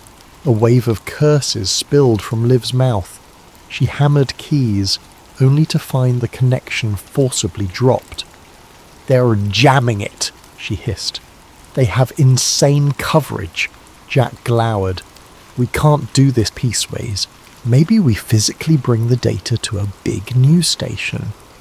Liv considered that, scanning the glitching laptop. Possibly, but who can we trust? The men chasing us might have infiltration in major networks. They'll kill the story. Before Jack could reply, the door rattled. Both froze. Jack snatched up an old shotgun that hung on the cabin wall. Liv pulled a small sidearm from her bag, eyes wide. Another knock, louder. Jack crept to a window. He saw a single figure outside wearing the uniform of local law enforcement. "Sheriff Mitchell," he whispered, relief flooding him. He unlatched the door. Mitchell staggered in, face pale, uniform torn. "They're not just FBI, Jack. Something else is going on. They nearly ran me off the road. My deputies. Some are cooperating with them." Jack helped him to a chair. "You're hurt?" Mitchell shook his head. "Just bruised. Listen, you have to leave the state. They'll roadblock every main highway. Word is, they labelled you a domestic threat, claims about anti-government extremism. Ridiculous. But that means official forces are converging." Liv frowned. "We have evidence. Footage of an extraterrestrial craft. They're burying it." Mitchell let out a heavy breath. "I've spent my whole career in small-town policing. I never expected to see this." He pinned them with a determined look. "Jack, I won't chase you, but this is bigger than me. Get out of Nebraska. Find a safe place to blow the lid on this." Jack nodded, throat tight. "I'm sorry they came after you." The sheriff forced a grim smile. "Just promise me, if you succeed, you'll let the world know I tried to do right." Then he rose, stumbling. "I'll try to throw them off your trail as best I can. Now go. They'll track me here soon." With little time to talk, Jack and Liv quickly gathered their gear. Before stepping out, Jack clasped the sheriff's hand, gratitude etched in his face. "Thank you." Mitchell nodded, stepping away into the night, presumably to lead the hunters astray. Jack and Liv hopped into their vehicles, forging a plan. They'd head for the nearest big city, Omaha maybe, where they could attempt contacting national news outlets or even go public on the internet from a secure location. As they pulled out from the ravine, the distant rumble of engines sounded once more. But this time the pair had a head start. The farmland roads branched like a maze, and the rising moon cast faint light across their path. They might yet outrun the suits for a time. Still, an uneasy question gnawed at Jack. Even if they made it to Omaha, even if they found a major platform, would the men in black let that broadcast happen, or would an even deadlier force intercept them? He clung to a single hope, the possibility that the partially restored footage would be enough to spark a global outcry, that it would be unstoppable once it hit the public domain. In the glare of his truck's headlights, an enormous harvest moon loomed overhead. Jack couldn't shake the feeling that something else hung in the sky, something that had come crashing down on his farm, and unless he exposed it, those dark secrets would remain hidden, overshadowing the farmland for good. Under the pale glow of street lamps, Jack Callaway and Olivia Liv Carter found themselves in the industrial outskirts of Omaha. Factories and warehouses lined the roads, giant structures looming in the dark. They had evaded immediate pursuit thanks to Sheriff Mitchell's heroic diversion, but neither believed the chase was truly over. They parked behind a deserted loading dock. The stale odour of oil and rust drifted in the night air. Liv led Jack to a side entrance of an old distribution centre. She claimed to know a hidden corner inside where they could set up for a final attempt to broadcast the footage. Inside, the place was cavernous, echoing with each footstep. Corridors branched off, some leading to dusty offices. Eventually they found a small utility room near the back. Liv tested an electrical panel, lighting the overhead fluorescent tubes that flickered with a dull hum. "This might work," she said, dropping her gear. She set up her laptop, connecting it to a portable battery. The phone was placed on a makeshift stand. the recovered footage file displayed on her screen. "I'll try to route through a secure network. My old NSA backdoor might still exist." Jack crouched by the door, shotgun resting at his side, warily scanning the empty halls. The tension in his chest felt suffocating. "If they track us here," Liv shrugged, "we have no choice. This is our last shot. If we can't get the footage out, they'll keep hunting you down, and the world won't learn the truth about that crash." She typed a flurry of commands. The laptop's fans whirred. Minutes stretched. Jack's nerves thrummed. He recalled the horrifying sense of powerlessness as men in black suits commandeered his property, the intangible occupant inside that crashed craft, the glimmers of alien symbols in the twisted metal. All that weighed on his mind, fueling his resolve. We can't let them hide this. Suddenly Liv hissed in triumph. "Yes, I've bypassed some of their net blocks. The upload is starting." The progress bar inched forward. "I'm sending it to multiple mirror sites simultaneously. Video sharing platforms, news tip lines, every corner of the web. They can't kill it all at once." Jack allowed a hopeful smile. "So people will see it?" Liv nodded. "Unless they physically cut the power. But we have a backup battery, so even that might not be immediate."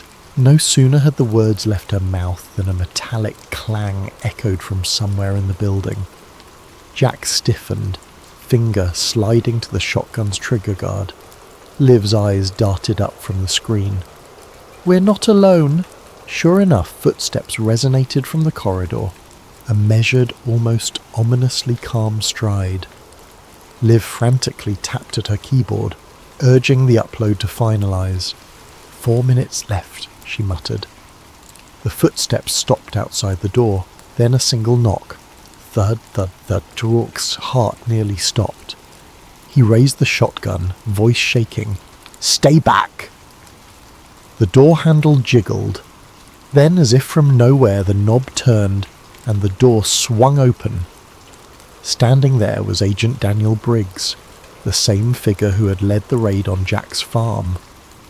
Behind him hovered 2 more men in black suits, their faces eerily blank. Briggs's gaze swept the room, landing on the laptop. "Mr. Callaway, Ms. Carter," he said smoothly, ignoring the shotgun aimed at his chest. "This ends now. Step away from that computer." Jack gritted his teeth. "We're uploading the truth. Everyone will see what crashed on my farm. You can't silence this." Briggs sighed, his tone almost regretful. "You're misguided. The world isn't ready for what you've stumbled upon. Think of the panic, the chaos. We're protecting society." He nodded at the men behind him. They advanced, but Jack pumped the shotgun, halting them momentarily. Liv glanced at the screen. 2 minutes left, she whispered to Jack. Briggs's eyes narrowed. "Can't allow that file to spread. Stand down or we will be forced to..." A sudden boom reverberated through the facility, making everyone jerk in surprise. Something heavy crashed in a far corridor. The men in suits turned, momentarily distracted. Liv seized the opportunity, leaping forward to slam the door shut. She bolted it from inside, pressing her weight against it. From the hall, Briggs's muffled voice barked, "Breach it!" A heavy thud smashed against the door. Jack knew they had seconds. He joined Liv, pushing a nearby crate to barricade. "How long?" She checked the laptop. 1 minute. But they'll smash through any second. Already the door's metal buckled under repeated blows. Desperately, Jack rummaged for anything else to stall them, discarded shelves, debris. They piled it against the door, hearing the men outside coordinate. Another blow rattled the frame. "We're nearly there," Liv muttered, knuckles white on her keyboard. Then a final crash. The door burst open, flinging the makeshift barricade aside. Briggs and 2 men advanced, guns drawn. Jack raised the shotgun, but the men in black suits moved unnervingly quickly, disarming him with a blow that knocked him to the ground. Pain flared in his shoulder. Liv tried to shield the laptop. One suit forcibly yanked it away, slamming it to the concrete floor. Sparks flew as the screen cracked. With an impassive stare, the man crushed the device underfoot. Liv cried out, horror-stricken. Briggs approached the battered computer, verifying it was destroyed. Then he turned to Jack, who lay gasping on the ground. "You can't fight the entire apparatus, Mr. Callaway." A flicker of pity, or was it scorn, crossed his features. "You were never supposed to see that crash." Jack coughed, agony shooting through his ribs. The upload, it might have finished. Briggs knelt, retrieving Jack's phone. He tapped it. Somehow it was still connected, though a fractal of static danced on the screen. "We'll see." With a swift motion, he pressed something on the device. The phone screen went black. "Get them out of here," Briggs ordered. The men in black suits dragged Jack upright. Another grabbed Liv. Forcing her arms behind her back, she spat curses, tears of frustration in her eyes. The upload might have been seconds from completion, but had it finished or not, neither could be certain. As they were led away, stepping through the corridor, Jack glimpsed open warehouse doors. Rows of black SUVs were parked outside, red and blue lights flickering. A helicopter circled overhead. Any thought of escaping again felt impossible. Once outside, the men in black parted to let Briggs pass. He gestured for them to deposit Jack and Liv into separate vehicles. Jack fought weakly, shoulders screaming in pain, but there was no breaking free from these silent, relentless operatives. In the hush of the SUV's interior, the door slammed shut. Jack was alone, the windows tinted so dark he couldn't see out. A cold dread enveloped him. He realized they'd likely vanish him, just as they might do with Liv. The knowledge weighed heavily, but a flicker of uncertain hope remained. What if the upload had reached the internet in time? Could the truth slip out somewhere, unstoppable? But deep down, he feared the men in black might still find a way to erase everything. The SUV's engine rumbled to life. Jack sat pinned between two stiff-suited men, neither speaking. The vehicle sped off, disappearing into the night. Days later, the farmland of Jack Callaway lay silent, owned by a newly arrived family who claimed no knowledge of any Jack. The local records listed the property transfer as routine, with no mention of seized assets. Neighbours who once greeted Jack at the feed store shrugged, uncertain if they even recalled his face. Sheriff Wade Mitchell was suspended following allegations of misconduct. He refused to discuss the events publicly, haunted by glimpses of the footage that flickered on Jack's phone. Rumours circulated that Mitchell faced an internal investigation by federal authorities. Some claimed he was forced into early retirement. And Olivia Liv Carter vanished without a trace, her last known address found empty. Official statements offered no explanation. Some rumoured she fled the country. Others swore they saw her in a black car with tinted windows flanked by men in suits. Her online presence vanished, as if wiped clean. Yet in distant corners of the internet, obscure forums buzzed with rumours. Some users claimed to have seen a video snippet, a blur of silver wreckage, a swirling haze, and strange markings. The clip was incomplete, riddled with corruption. Each time it surfaced, it disappeared again. Accounts banned, threads deleted. But occasionally a screenshot survived, fueling endless speculation. One day, a user named FarmTruth4 posted, "I am Jack Callaway. I'm alive. Keep digging. Look to the sky."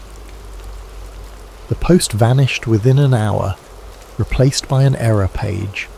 No one could verify its authenticity. Still, a handful believed. They whispered among themselves that somewhere, the truth about that fallen craft was out there, possibly slumbering on a server in some forgotten corner of the web, waiting to be rediscovered. And so the question lingered. Did the final transmission slip through the net of secrecy? Or did the Watchers quietly crush every trace? For those who glimpsed the evidence, the answer was obvious. The sky had indeed fallen that night in Nebraska. But for the rest of the world, life carried on in blissful ignorance, never suspecting that on one quiet farm, the biggest secret in history had touched down and then been swept away.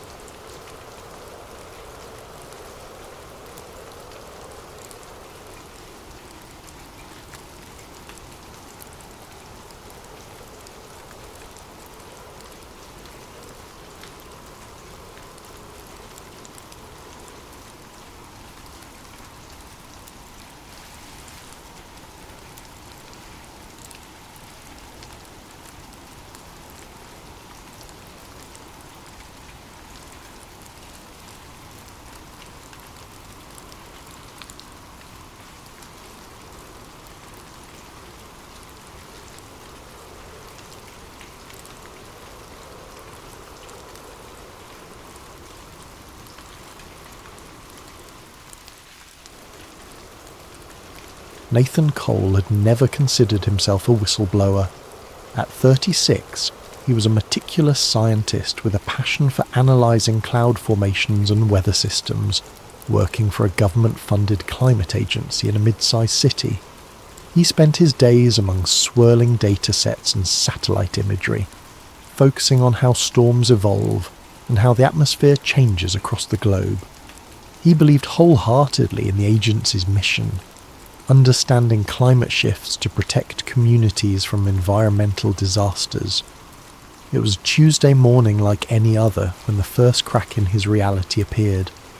Nathan was poring over satellite data from the North Atlantic, a swirling mass of clouds that was intensifying into what meteorologists expected to be a mild tropical storm.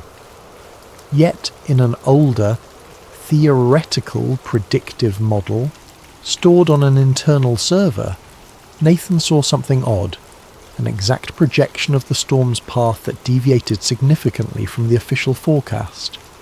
More bizarrely, the model was labelled Cirrus Class Tier 4, a classification he'd never encountered, and it showed the storm making a sharp, unnatural turn, intensifying into a Category 3 hurricane. Curiosity piqued, Nathan cross-referenced live data. The real-time satellite feed indeed showed a suspicious shift in the storm's trajectory that aligned perfectly with the model's predictions that no one was publicly citing. If the storm turned out to be as strong as the Tier 4 model suggested, entire coastal regions would be unprepared. He tried to mention it to a senior colleague that afternoon, a data specialist named Ingrid. She gave him a polite smile, then stiffened when she saw the model's label. "Where did you get that file?" she asked quietly, her tone suddenly guarded. "It was in the archived server folders," Nathan replied. "But I've never seen references to Cirrus class in our usual forecasting. We should alert the hazard management department if this is accurate." Her face grew pale. "Nathan, I suggest you delete that file and forget about it. Sometimes old simulations are just mislabeled or inaccurate. If you talk about it publicly, you'll cause a panic." Something in her eyes told him she was terrified. He nodded numbly, though the numbers in that model were too precise to be accidental. As Ingrid walked away, he felt a chill creeping up his spine. Later that evening, still uneasy, Nathan delved into the server again. He found an entire folder labelled Project Cirrus, restricted behind multiple passwords. He managed to bypass some security protocols, partly out of curiosity, partly out of mounting concern. Inside were numerous references to stratospheric aerosol injections, ionospheric heating, and artificial precipitation triggers. The documentation included scheduling for weather events in regions that, according to official narrative, had been hit by natural disasters. These logs dated back years, some referencing wildfires, others referencing drought patterns in farmland-rich nations. All of it implied a deliberate hand in steering or intensifying these phenomena. His heart pounded. This couldn't be real, could it? The possibility that the government or some clandestine branch was actively engineering weather events for undisclosed purposes defied everything he believed in. The sense of moral betrayal was overwhelming. He scanned more files, discovering reference after reference to manipulations that matched major storms of the past decade. Could it be a hoax or a conspiracy hidden inside official channels? But the data was too consistent, the language too methodical. Each major unpredictable storm, each bizarre drought anomaly, correlated with logs describing successful atmospheric seeding. He realised with dawning horror that he might be looking at evidence of the government's capacity to weaponise the weather. Struggling with the magnitude of it all, he decided to approach his immediate superior the next morning. That was Dr. Malcolm Ashcroft, the director of the Climate Research Division. Ashcroft was a disciplined, no-nonsense official with top-tier security clearance. If anyone could confirm or deny these findings, it would be him.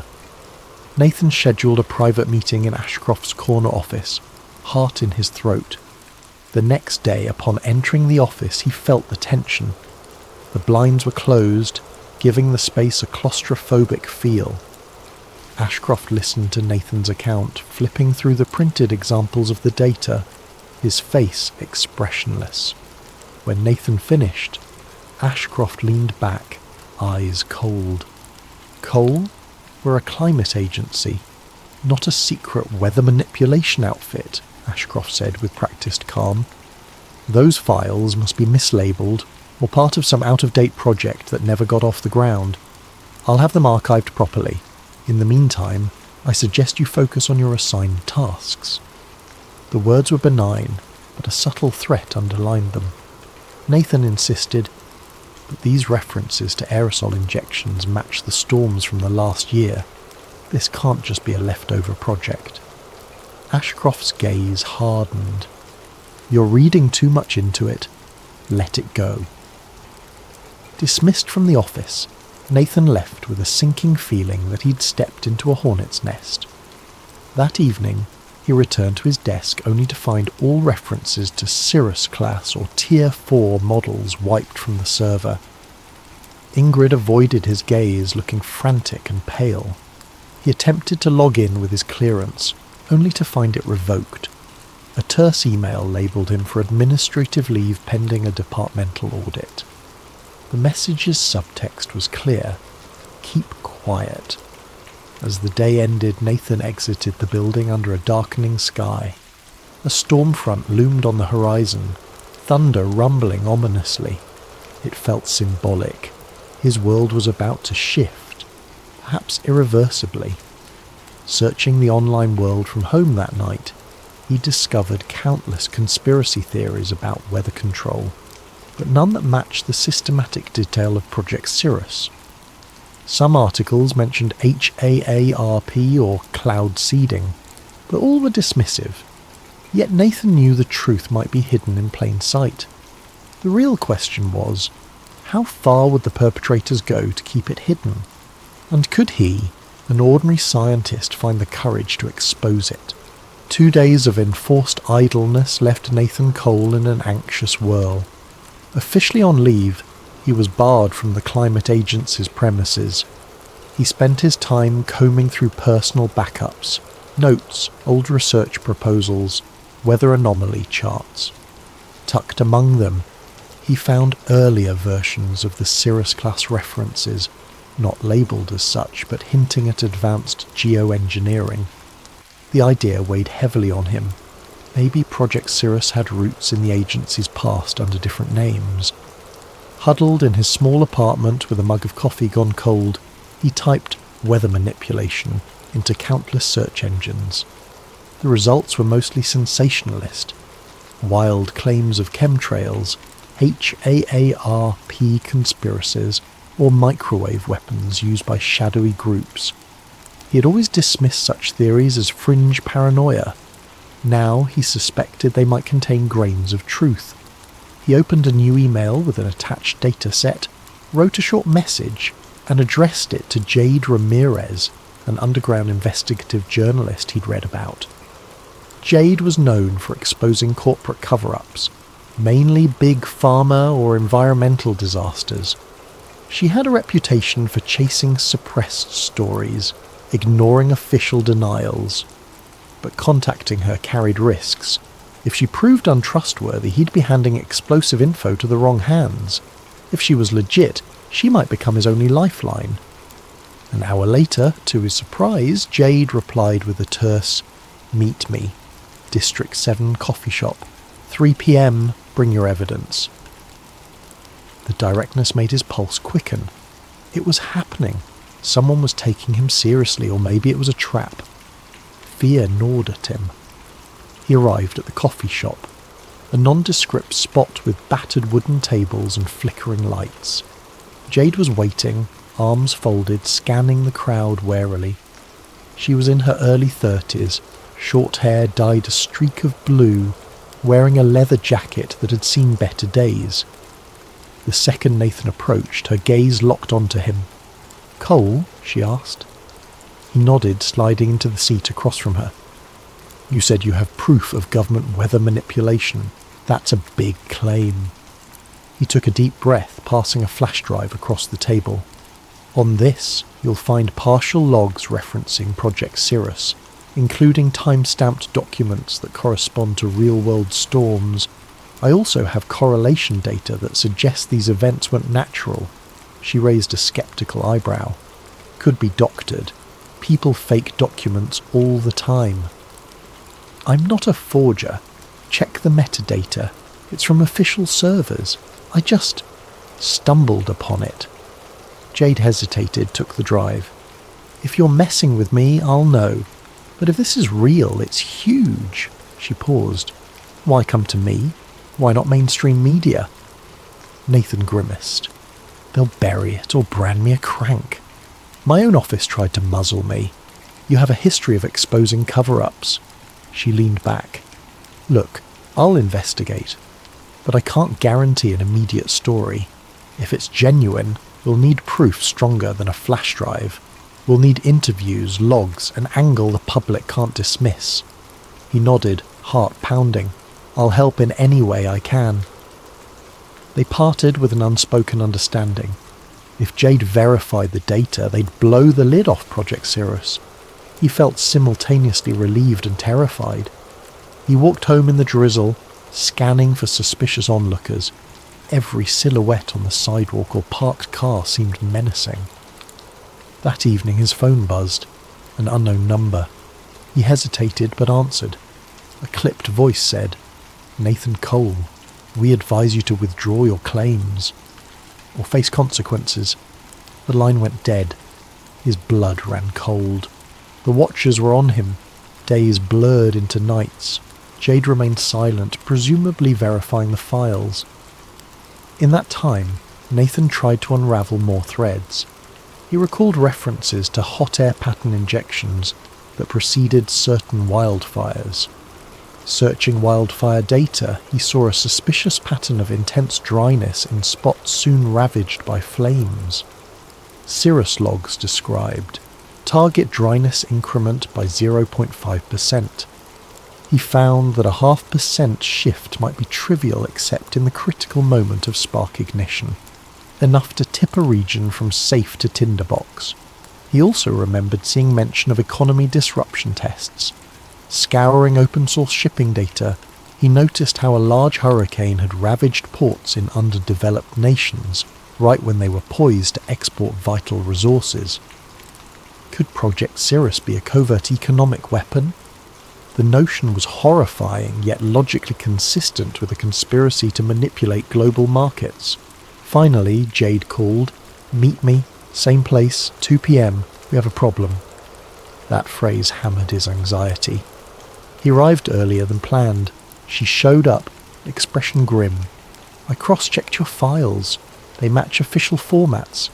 I also found references to offshore cloud seeding stations owned by shell companies. I tried contacting a few meteorologists who might confirm.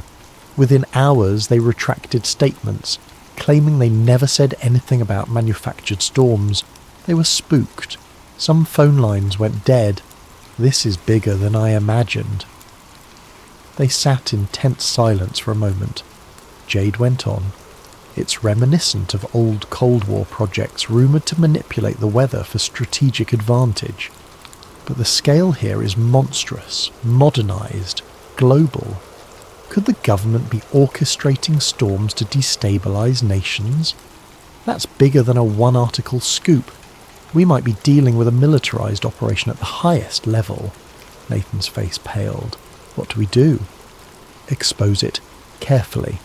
We'll gather unassailable proof, on-site photos, whistleblowers inside the operation. I can't publish half-baked data because they'll label it conspiracy nonsense. We need more, but once we have it, we'll go big. Make it impossible for them to bury." He inhaled slowly, bracing himself. "That means infiltration, or a direct link to the agency. They locked me out. Any attempt to re-enter is dangerous." She clenched her jaw. "We find another lead, someone inside, or we break in somewhere else. This story, if true, changes everything about how we see natural disasters." Before they parted, Jay confided in him a personal note. "My brother died in a supposed freak hurricane a few years back. I always felt something was off. This might explain it. I want the truth as much as you do." Her resolve mirrored his. They left the cafe more determined, less alone. Still, doubt lingered. The forces behind weather manipulation likely had near-limitless resources. Could two individuals, a disgraced scientist and an underground journalist, truly unmask it? And if they did, would the public accept such a monstrous possibility? Another beep from his phone cut through the gloom. A new text from an untraceable number. "You've been warned. Stop now." The intimidation was intensifying, yet it only fueled his conviction. They were on a collision course with a hidden power capable of rewriting the planet's skies. Surrender wasn't an option, not after glimpsing the scale of harm inflicted upon innocent lives. That night, thunder rolled again outside Nathan's window. He wondered if it was a naturally occurring storm or another artificially steered system. In either case, the storm brewing inside his own life was about to get fiercer, driving him deeper into the shadows of a conspiracy that threatened the entire globe. Nathan Cole's days turned into a blur of covert meetings and frantic internet searches, each new revelation pulling him deeper into a labyrinth of conspiracies. Jade Ramirez, juggling her own investigations, collaborated with him on a plan to gather incontrovertible evidence. The stakes escalated when Jade stumbled upon references to Project Stormgate, a decades-old initiative rumoured to be the predecessor of Cirrus. Her findings: Stormgate started in the Cold War era, an attempt to use weather as a silent weapon, spawning floods, droughts, or storms in target regions without direct warfare. It was tested in small-scale scenarios, but never publicly acknowledged. Now it seemed Project Cirrus had modernised Stormgate's mission with advanced technologies like ionospheric heating and aerosol deployment. As Jade pieced together old FOIA, Freedom of Information Act documents, Nathan found corporate ties, shell companies that owned private cloud seeding stations in remote oceans. The trail led to a nondescript facility near the coast. Eyewitness accounts from local fishermen described unmarked planes releasing chemicals into the sky at night. Jade's eyes glinted. That might be our key, vantage point to capture them in the act. Their plan was risky. Slip onto the restricted coastline, photograph or record the planes, and cross-reference flight data. Jade had the gear: a high-zoom camera, a drone for overhead shots. If they caught a plane in action, it could corroborate the logs describing ChemLab 7 deploying aerosol injections. But infiltration carried the risk of immediate arrest or worse, especially if armed guards patrolled. Yet neither Nathan nor Jade hesitated.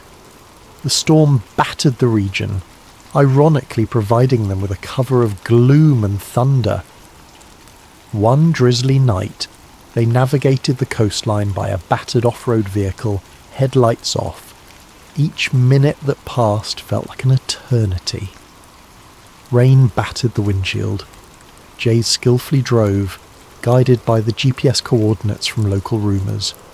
Eventually they reached a chain-link fence topped with barbed wire.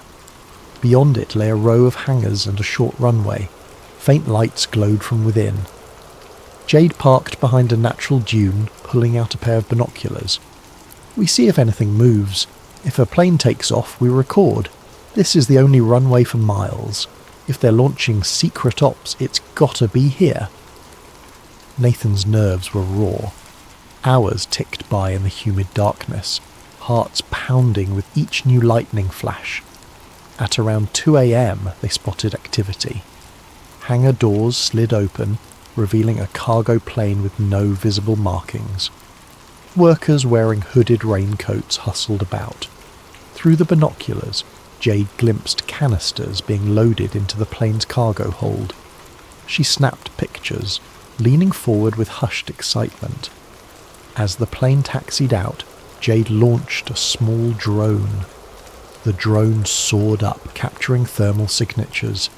A live feed on her laptop showed the canisters inside the hold. The plane took flight, slicing through storm clouds overhead. Jade followed with the drone as best she could, capturing aerial footage of suspicious aerosol jets spraying from the plane's underside. The night vision feed revealed a chemical trail dispersing into the storm. They had proof that matched the Cirrus documentation referencing mid-storm aerosol seeding. Suddenly, warning lights blared on the drone's interface, some kind of jamming signal. The drone feed cut out, the device spiralling. Jade cursed as the laptop screen flickered to static, but they'd already recorded a few minutes of incriminating footage. Gritting her teeth, she saved the partial data to multiple drives. Then came the wail of sirens. Spotlights erupted across the runway, scanning the perimeter. "Time to go," Jade muttered. Nathan nodded, adrenaline surging. They retreated, hearts pounding, water splashing underfoot. They reached the off-road vehicle and sped away. The swirling storm overhead a testament to the operation they'd just witnessed. In the rearview mirror, flashing lights and distant shouts indicated the facility was on high alert. But for now, they were free, with precious evidence in hand. Hours later, they reconvened in Jade's makeshift safe house, a dingy apartment she used for sensitive investigations. She meticulously backed up the footage on encrypted servers. "We have them in the act," she said, breath trembling with excitement. No official markings, but definitely a plane deploying chemicals into a storm system. The question is, how do we tie it to a government directive? Nathan rummaged in his bag, pulling out a snippet of log referencing a night ops flight from Hangar 15. The date matched that night. We link it to that schedule. We still need a direct chain to Director Ashcroft or whomever is behind Project Cirrus. Otherwise they'll claim it's rogue actors or deny the authenticity. A sudden beep from Jade's laptop drew their attention. An intrusion warning popped up. A hacking attempt. Jade hastily scrambled to cut internet access. "They're trying to track us down," she hissed. "We have to move. This place isn't safe anymore." Frantic tension spurred them to pack their gear. Jade stuffed the drives into a sealed bag. They left under the pre-dawn sky, the city's neon glow a silent witness. By sunrise, they'd relocated to an abandoned storage unit on the outskirts. Nerves rattled but resolve firm. From there, Jade made contact with a fellow journalist known for secure data handling. They arranged a possible large-scale leak to multiple independent outlets.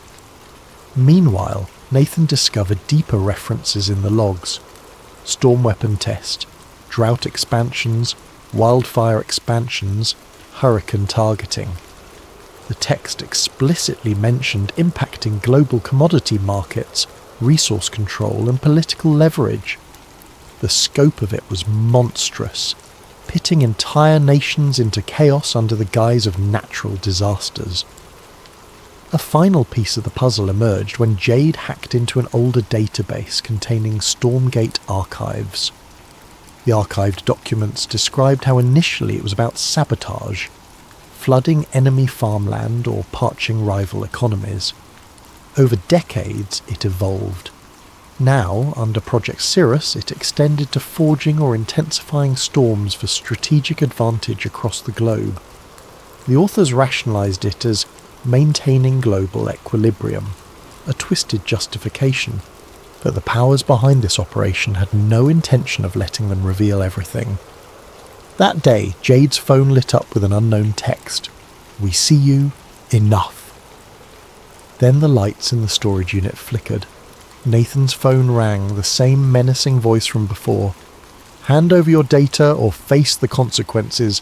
We maintain Earth's balance, not you." Shaken, Jade clutched her phone. They're calling it balance? More like playing gods with innocent lives. Nathan's face hardened. "We leak it now, or we lose the chance, but we must go big, or they'll just bury it again." Yet they also sensed that a direct leak might provoke a catastrophic distraction. More than once, Nathan had read references to false flag storms. If cornered, Project Cirrus might create a massive weather event to overshadow the news or discredit their revelations. Could it be done? All the data suggested yes. That realization weighed heavily on them as they prepared to risk everything for the truth. The decision was made. Nathan and Jade would hold a live-stream press conference revealing the existence of Project Cirrus, accompanied by a data dump across multiple independent platforms. The plan: go public at a set time so that even if their feed was cut, many mirrored sites would have the files. Over the next days, they arranged a safe location for the broadcast. A concealed studio belonging to one of Jade's contacts in the alternative media scene. Every hour that passed felt like waiting for an explosion. They received more threats. Online harassment escalated, with trolls labelling Nathan a climate kook, attacking his credibility. Jade's background was smeared with rumours of criminal activity, the typical discrediting tactics. Meanwhile, they fine-tuned the evidence. The Redwood documents, flight footage, satellite patterns, internal logs referencing spiked wildfires, even personal testimonies from two ex-technicians who refused to appear on camera but provided voice-distorted statements. During a tense planning session, Jade's phone buzzed. She glanced at it, then shared a sobering look with Nathan. A new storm was forming in the Atlantic, unexpectedly. Meteorologists were baffled by its rapid intensification. Forecast agencies predicted it might reach Category 5 within mere days. Jade's eyes darkened. This is it. They're launching a major event to overshadow our story. Or to threaten the entire region if we proceed. Nathan's throat constricted. The storm's projected path included a major city on the east coast. If they are steering it, they might time it to strike exactly when we go live, he said bleakly. They'll claim all resources must focus on evacuation, making our data release look irresponsible or overshadowing it completely. Jade exhaled slowly. We can't let them turn this into a black hole. We move forward but expedite. The public needs to see the link between the storm's unnatural path and these documents. Maybe we can turn the storm into proof rather than a distraction. A day before the planned broadcast, trouble arrived. Jade's contact at the alternative studio called, voice trembling. Men had shown up asking about her, threatening staff. The studio was compromised. They'd need a new location. Tension soared. Time was running out. The monstrous hurricane, now named Bronte, was intensifying. Official announcements labelled it unprecedented warming anomalies fueling a freak acceleration. But Nathan suspected advanced ionospheric pulses were funneling energy into the system. Desperate, Jade found a last-minute solution. A small basement in a friendly journalist's home with a decent internet link and a backup generator. They'd rig up a camera, a laptop and start streaming. They just needed the final hours to hold together. If the broadcast reached enough eyes, maybe the settled scandal would be too big to ignore. The chosen night arrived. Thunder rumbled outside ironically. Hurricane Bronte churned ominously off the coast, barreling toward landfall. In that cramped basement, Jade tested the camera feed, ensuring encryption. Nathan paced restlessly, triple-checking the data. Both were drenched in anxiety, hearts pounding with each lightning flash. Midnight neared. The broadcast was set for 12:30 a.m., a prime time for online watchers worldwide. 12:29 a.m., countdown. Jade's contact signalled readiness. The live feed commenced. Jade introduced herself, welcomed viewers, then turned the camera to Nathan. He swallowed hard, launching into an explanation. Who he was, his credentials, how he discovered the hidden files. He presented the evidence, documents from Redwood, the suspicious flight footage, references to decades-long weather warfare operations. Jade then interjected with cross-checks, verifying the logs, and describing the shell companies and infiltration attempts. They explained that at this very moment, a massive hurricane was being manipulated off the coast. We have reason to believe Hurricane Bronte's path is not just a result of random climate variables, Jade said. It aligns with newly uncovered data from Project Cirrus, indicating a strategic intensification. This is weather warfare happening in real time. Viewers began flooding the chat with shock, skepticism, outrage. Some called them heroes, others called them frauds. But the numbers soared, thousands, then tens of thousands. They posted the data links, telling watchers to mirror it, share it on every platform. The momentum built until the feed abruptly cut to static. Panic seized them. Jade's laptop beeped a flurry of network error messages. "We're under a major DDoS attack," she hissed. "They're flooding our connection." She scrambled to switch to a backup server, but that too faltered. Meanwhile, pounding footsteps echoed upstairs. The door above them rattled. In a burst of fear, Nathan realized their location had been compromised. "We have to get out now," Jade nodded, grabbing the drives. The feed was partially restored for a moment, just enough for Jade to shout, "Share the data! Spread the word!" Then static again. The basement door smashed open, men in dark tactical gear rushing in. Gunshots cracked. Jade cried out as a bullet grazed her arm. Nathan dove behind a table, terror flooding him. The men advanced, ignoring the computers, Focusing on them, one demanded, "Stop resisting, surrender the data," and a sudden swirl of wind buffeted the small basement window, a sign the hurricane's outer bands might be hitting the coast sooner than predicted. The timing was no coincidence. Jade, bleeding and gasping, managed to throw a flash drive into a small backpack, then shoved it at Nathan. She whispered, "Go. Expose them. Don't let it die here." Heart thudding, he nodded. Through the confusion, he spotted a back window leading into an alley. He pried it open, crawling out. Shouts followed him. He ran through torrential rain, the city's streets nearly deserted. Sirens blared in the distance as emergency services braced for the monstrous storm. In a reflection across a puddle, he glimpsed the swirling clouds overhead, lightning flickering. Nature or manipulated chaos? Frantic, he found temporary shelter in a battered shed behind a closed shop, mind spinning. Jade was likely captured or severely wounded.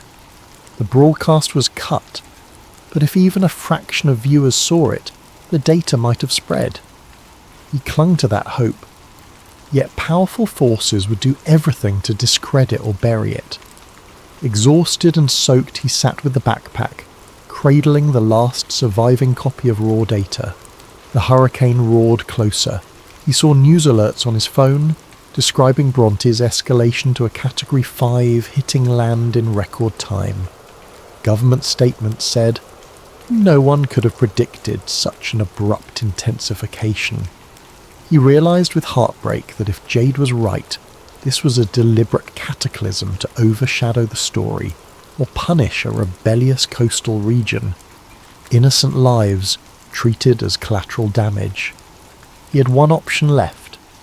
Get out of the city, find a stable internet connection, and upload everything again. The question, would he manage before the storm or the men in black found him? Time was short, and the storm surge unstoppable. He staggered to his feet, adrenaline fueling him. If he gave up now, it was over. Jade's sacrifice would be for nothing. Lightning tore across the sky, thunder shaking the streets. He braced himself. The final confrontation with this hidden power approached. The storm was here, and the truth might be drowned unless he found a way to break through. Summoning his last reserves of courage, Nathan Cole stepped back into the raging night. Hurricane Bronte made landfall at dawn, battering the coastline with ferocious winds and torrential rain.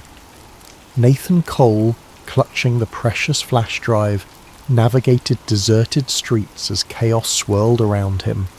Fallen power lines crackled, storefronts lay shattered, and floodwaters rose with terrifying speed. Emergency sirens wailed, overshadowed by the storm's fury. He had to reach higher ground, find a vantage point to broadcast the data again. Every corner reminded him that thousands of citizens were in harm's way, while the orchestrators of this disaster likely watched from safe bunkers. The frustration burned within him. He was a single voice against an operation spanning decades. Yet he pressed on, heart pounding. Eventually, he found an abandoned internet cafe near the city's central hill. Power was out, but the building had a backup generator and a battered satellite uplink, possibly left by the owner or used for emergency communications. Breaking in, he discovered partial power to the router. He rigged up a laptop from behind the counter, hooking it to the generator. The signal was weak but present. As wind rattled the building, water seeping under doors, he typed feverishly. He connected to multiple activist forums, dropping the raw Cirrus data, the flight footage, the redwood logs, everything. He posted disclaimers. I am Nathan Cole, climate goal scientist. Hurricane Bronte is not fully natural. This data proves orchestrated intensification. Share widely. He prayed someone somewhere would read it. Midway through uploading, an external crash jarred him. Someone was forcing entry, no time to hide. The door splintered, revealing two black-clad figures, guns raised. They must have tracked his phone or spotted him. He dove behind the desk, bullets ripped through monitors. Sparks flew. He glimpsed the upload progress, still at 60%. He needed to buy time. One soldier advanced. Nathan grabbed a loose metal bar, swung it in desperation. The soldier dodged, pinned him against the wall. A blow to Nathan's stomach left him gasping. The other soldier aimed at the laptop, likely to destroy it. Summoning courage, Nathan twisted free, shouldering the soldier away from the device. Another scuffle ensued. In the chaos, the desk toppled, smashing the soldier's knee. A muffled scream. The second soldier steadied his gun again, finger tightening on the trigger. A flash of lightning illuminated the cafe. In that split second, an echoing gunshot rang out. But it wasn't from the soldier's weapon. It came from behind him.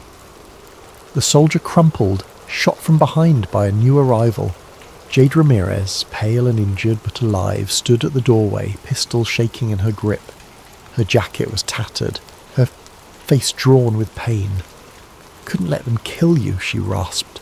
She'd somehow escaped captivity or fought her way free. The first soldier crawled away, cursing, but Jade's aim pinned him. The second soldier lay still. Outside, hurricane winds howled, rattling shattered windows. Nathan coughed, stumbling to check the upload. 95%. He gulped relief. Jade limped forward, eyes flicking to the screen. "We can't let them stop that upload.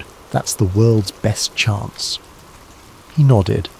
She collapsed into a chair, wincing from her wound.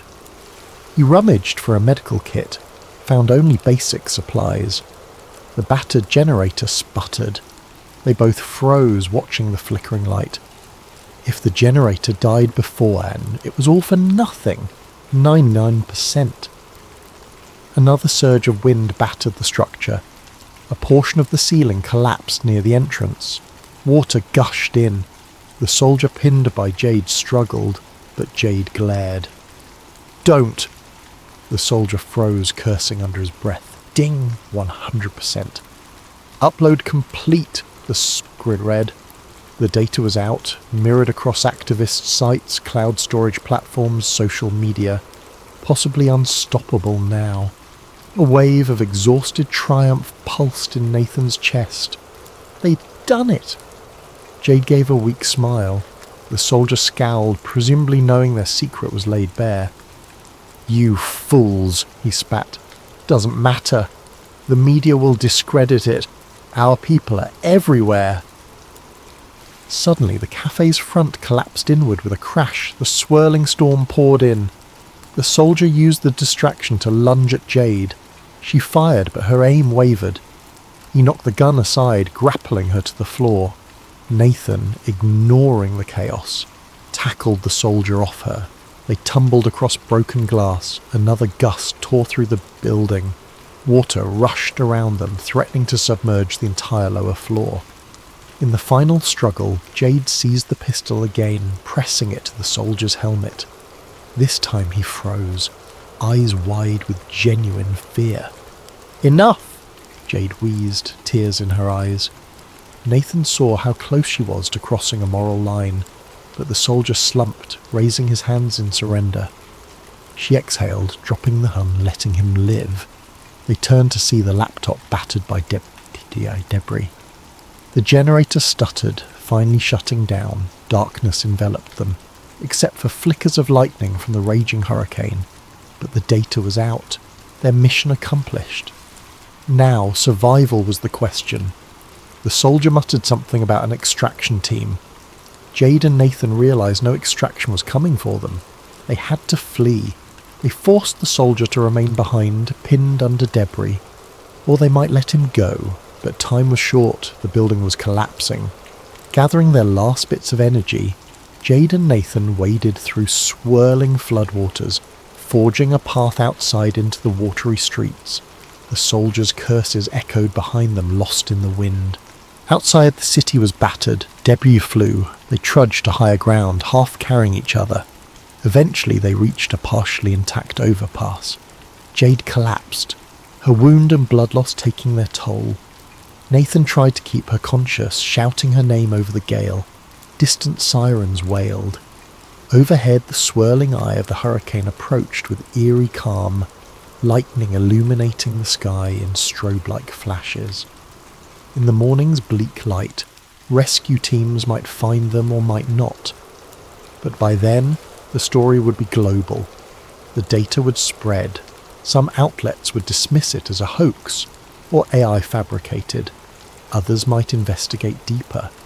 The public might question why storms are intensifying in strange patterns, why entire weather fronts shift unpredictably. Maybe more whistleblowers would step forward, or maybe the mainstream would bury it. Nathan could only hope their evidence was strong enough. In the final hour before exhaustion took him, Nathan gazed at the watery horizon. He felt no triumph, only a grim sense of duty fulfilled. He'd never see the world the same again, and even if he vanished beneath the waves of official denial, the seeds of truth were planted. Somewhere far away, director Malcolm Ashcroft or men like him would watch the outcome. Perhaps they'd blame nature for the city's ruin, denouncing the so-called storm protocol leaks as conspiratorial nonsense. But the next storms, the next droughts, some might begin to suspect. A crack had formed in the carefully maintained facade. As Nathan's eyelids grew heavy, the wind's roar dulled in his ears. Jade lay beside him, battered but alive. He whispered to her, "We did it. The storm might pass." Her faint nod was the last thing he saw before darkness claimed him. Whether he'd wake to a city ravaged by a manipulated hurricane or a new dawn of truth, no one could say.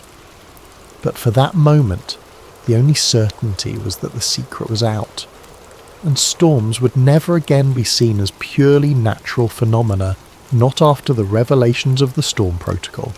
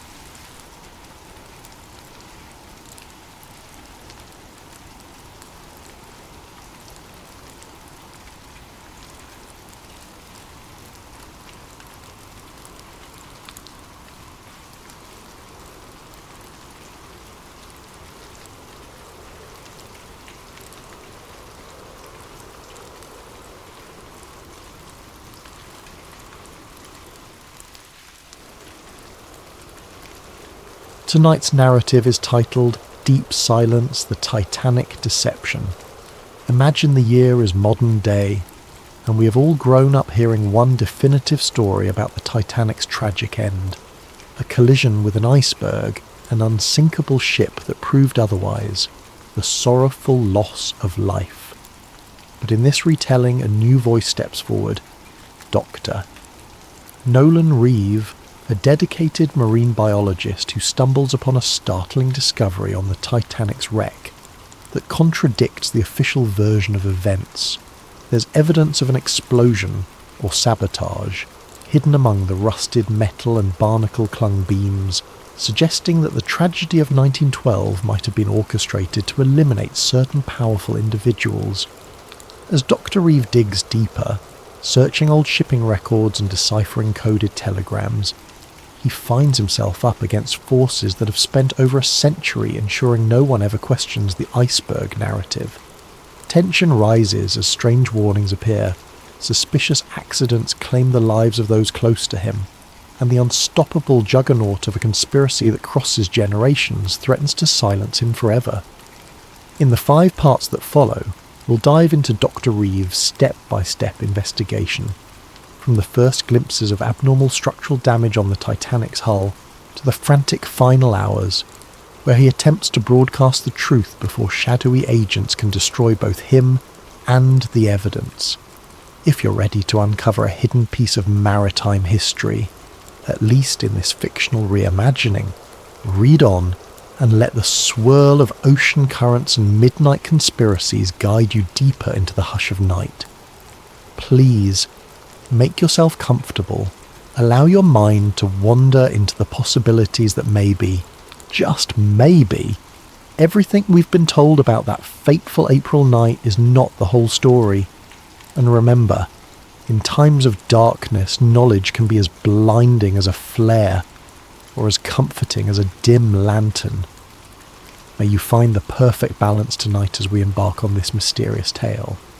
The frigid waters of the North Atlantic loomed above Dr. Nolan Reeve like an endless dark plain, and beneath them, almost 2.5 miles down, lay the shattered remains of what was once the grandest ship afloat, RMS Titanic. The year was present day, and Reeve found himself aboard the research vessel Aegis, leading a deep-sea expedition to study microbial decay on century-old wrecks. It was all in the name of science, or so he believed. The Aegis was no luxurious craft, but it boasted a sturdy submersible named Deep Seeker that could navigate the tremendous pressure at such depths. Reeve's focus was to gather data on the rusticles, those icicle-like formations of iron-oxidizing bacteria slowly consuming the Titanic's hull. Alongside him was a small crew of marine scientists, including Isla Grant, a skilled submersible pilot and camera operator with a knack for zeroing in on small details. The funding for this expedition came from a wealthy institute run by Andrew Calder, a rather enigmatic financier who seldom gave interviews but had a keen interest in the maritime heritage. As the Aegis hovered in the general area, Reeve and Grant prepared for their first descent. Their mission's outward goals were straightforward: collect microbe samples from various compartments, photograph structural integrity, and produce a documentary charting the wreck's gradual dissolution. But Reeve felt an odd stirring in the back of his mind. Something about Calder's deep pockets, and the near-obsessive interest he showed in the Titanic, unsettled him. Calder insisted on daily updates, demanded high-resolution close-ups of specific hull sections, as though searching for something more than just rust. On a crisp morning, the submersible deck rumbled with mechanical clanks as Deep Seeker was lowered into the ocean. Reeve and Grant strapped into the tiny sphere that formed the sub's cockpit, oxygen humming through portable lines. Once submerged, the watery gloom swallowed them. Dials glowed green, and the hull's thick glass offered a restricted but haunting view. Grant navigated them slowly downward, the hull lights cutting a pale cone through dark water. After about 2 hours of descent, the sub's external beams finally caught sight of the Titanic's bow. Even after a century submerged, the shape was unmistakable. The ghostly hulk loomed from the gloom, broken in half, the once proud prow half buried in silt. Reeve felt his heart clench with awe and sorrow. It was a tomb and a monument, a silent testament to a night that changed history. They inched along the starboard side. Coral, fish and anemones colonised the iron plating. Grant guided the sub's manipulator arm to gather small fragments of rusticles. Reeve carefully stored them in sample tubes. They progressed deeper, filming rooms that once bustled with first-class passengers and cherubs and grand staircases, now lying collapsed or entombed in sediment. These swirling detritus gave everything a dreamlike haze. Midway through the session, while scanning the lower hull near the stern, Grant noticed something peculiar on her camera feed. A portion of the metal showed not smooth tearing or typical impact damage, but an odd concavity ringed with a faint scorch pattern. Reeve pressed in for a closer view. The plating there was bent outward, as though from an internal explosion. This was bizarre. The official record insisted the Titanic's damage came from an external tear by an iceberg. If that was so, why did this metal appear warped from the inside out? Reeve's heartbeat quickened. He asked Grant to pivot the sub's lights for better clarity. Sure enough, the contortion pattern strongly suggested that some internal force had bulged the hull outward. The jagged edges showed hints of blackening, a dark residue that might be scorched metal. Reeve snapped multiple high-resolution stills. This flew in the face of the standard iceberg collision damage narrative. He radioed the Aegis with mild excitement, describing a strange hull anomaly. The ship's comm operator acknowledged him, but in a clipped tone, urging them to stick to the planned route. Reeve found that suspicious. Usually the team back on deck was enthralled by discoveries. Why dismiss this so quickly? Pushing further, Reeve and Grant discovered more irregularities. Sealed cargo compartments not listed in the ship's known manifests. Metal beams that looked warped in ways you wouldn't expect from an iceberg tear. Then they saw something even more bizarre. A small chunk of what seemed like embedded steel that didn't match the rest of Titanic's composition. Could it be a fragment from a device or an outside structure? They collected a sample with the sub's manipulator arm. As their time slot undersea neared its end, Reeve's mind whirled with questions. When they returned to the surface, Calder was on the deck to greet them, a faint smile on his lips. "Any interesting finds?" he asked casually. Reeve hesitated, glancing at Grant. "We saw some unexpected hull damage patterns. Might deviate from the standard historical account." Calder's expression flickered, then resumed neutrality. "I see," he said softly. "Well, keep me informed of any further anomalies." Then he pivoted away, leaving Reeve unsettled by his reaction. That evening Reeve spent hours reviewing the footage. The scorch marks, the outward bent steel. It pointed to an internal explosion or sabotage. But how? This was the Titanic, the world's biggest ship at the time, lost in 1912 to an iceberg. The official narrative had been accepted for over a century. No major historian ever seriously advanced a sabotage theory. He found it all improbable.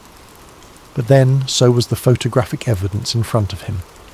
Isla joined him in the ship's small lab. She too looked uneasy. If the Titanic was scuttled or bombed from within, that means... what? Some grand conspiracy.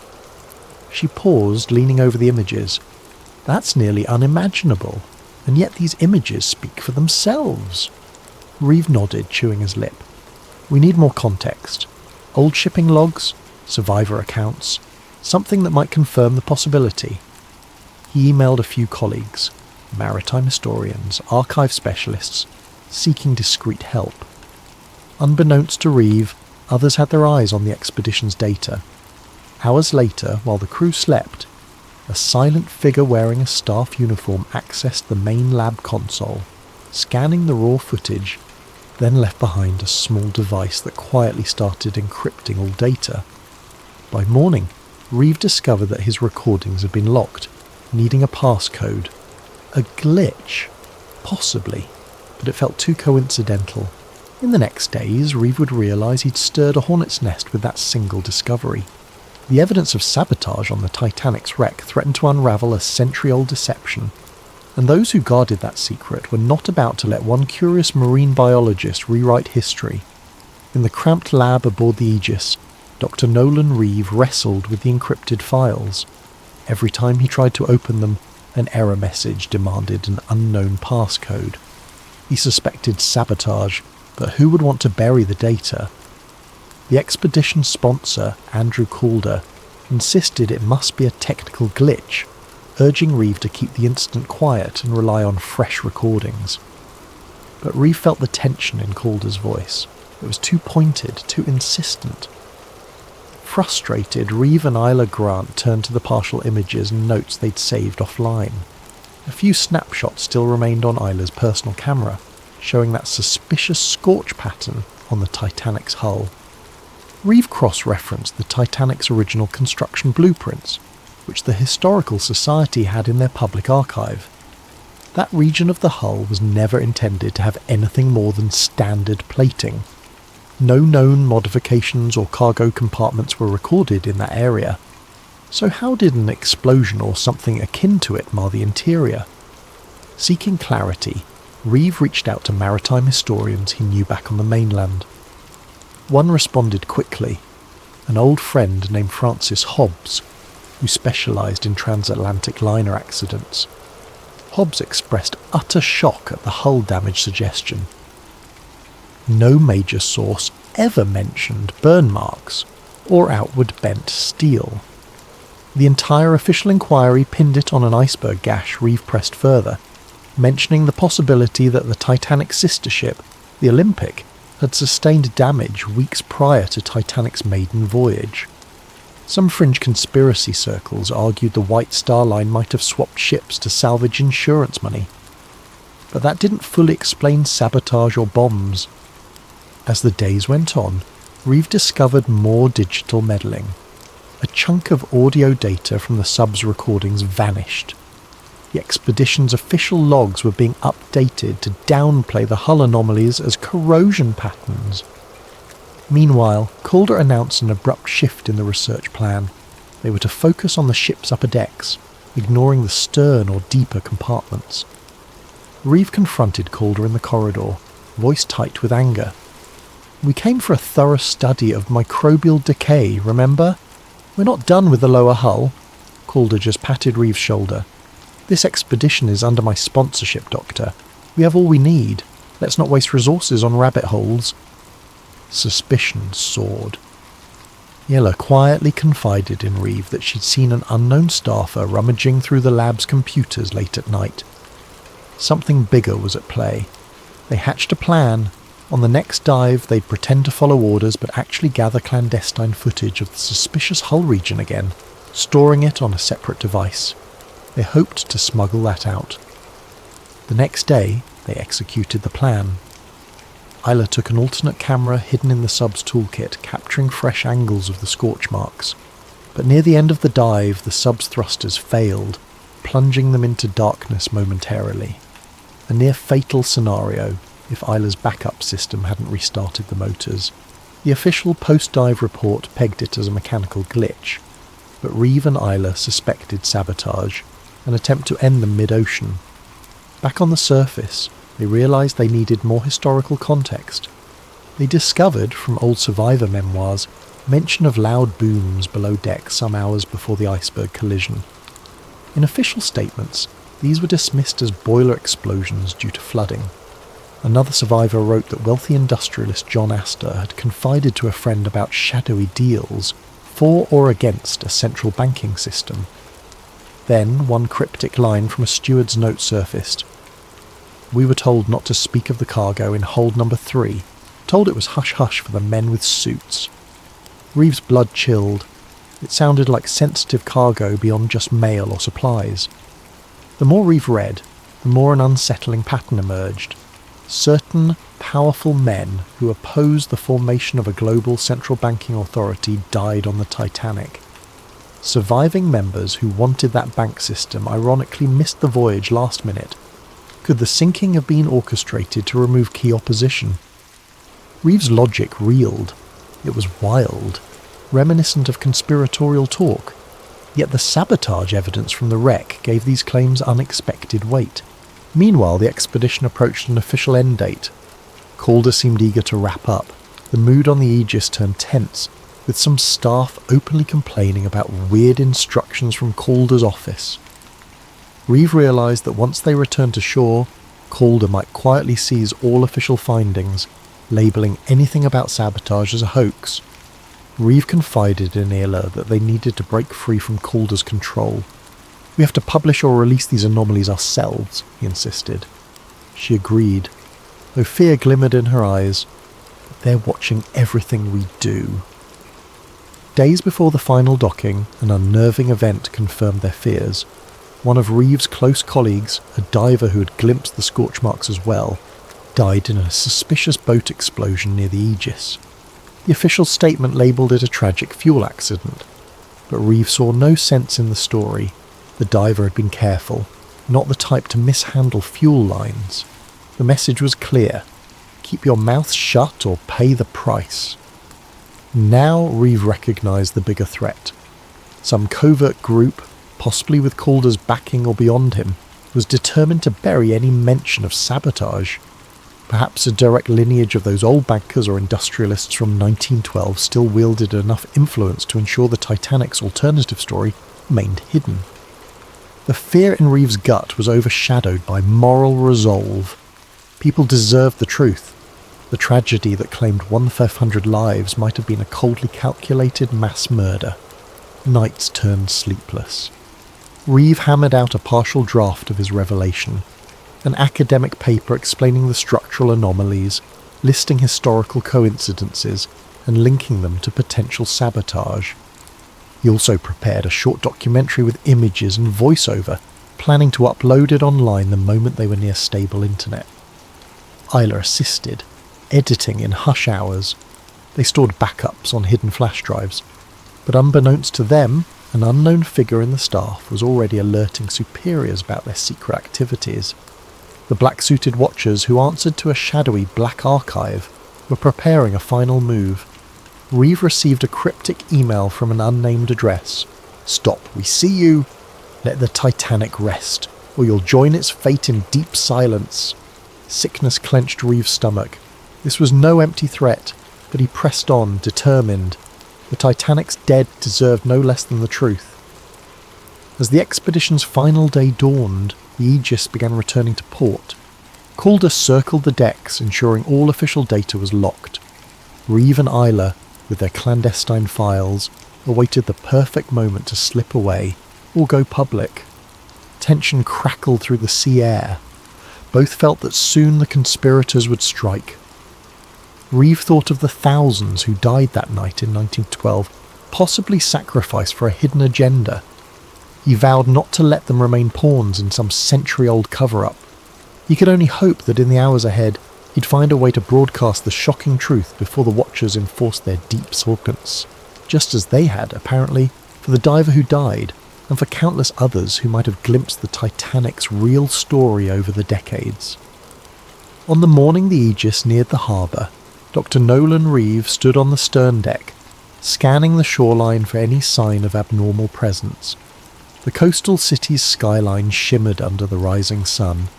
People going about their daily routine had no idea that a conspiracy over 100 years old was about to surface, if Reeve and Ayla Grant could manage to reveal it.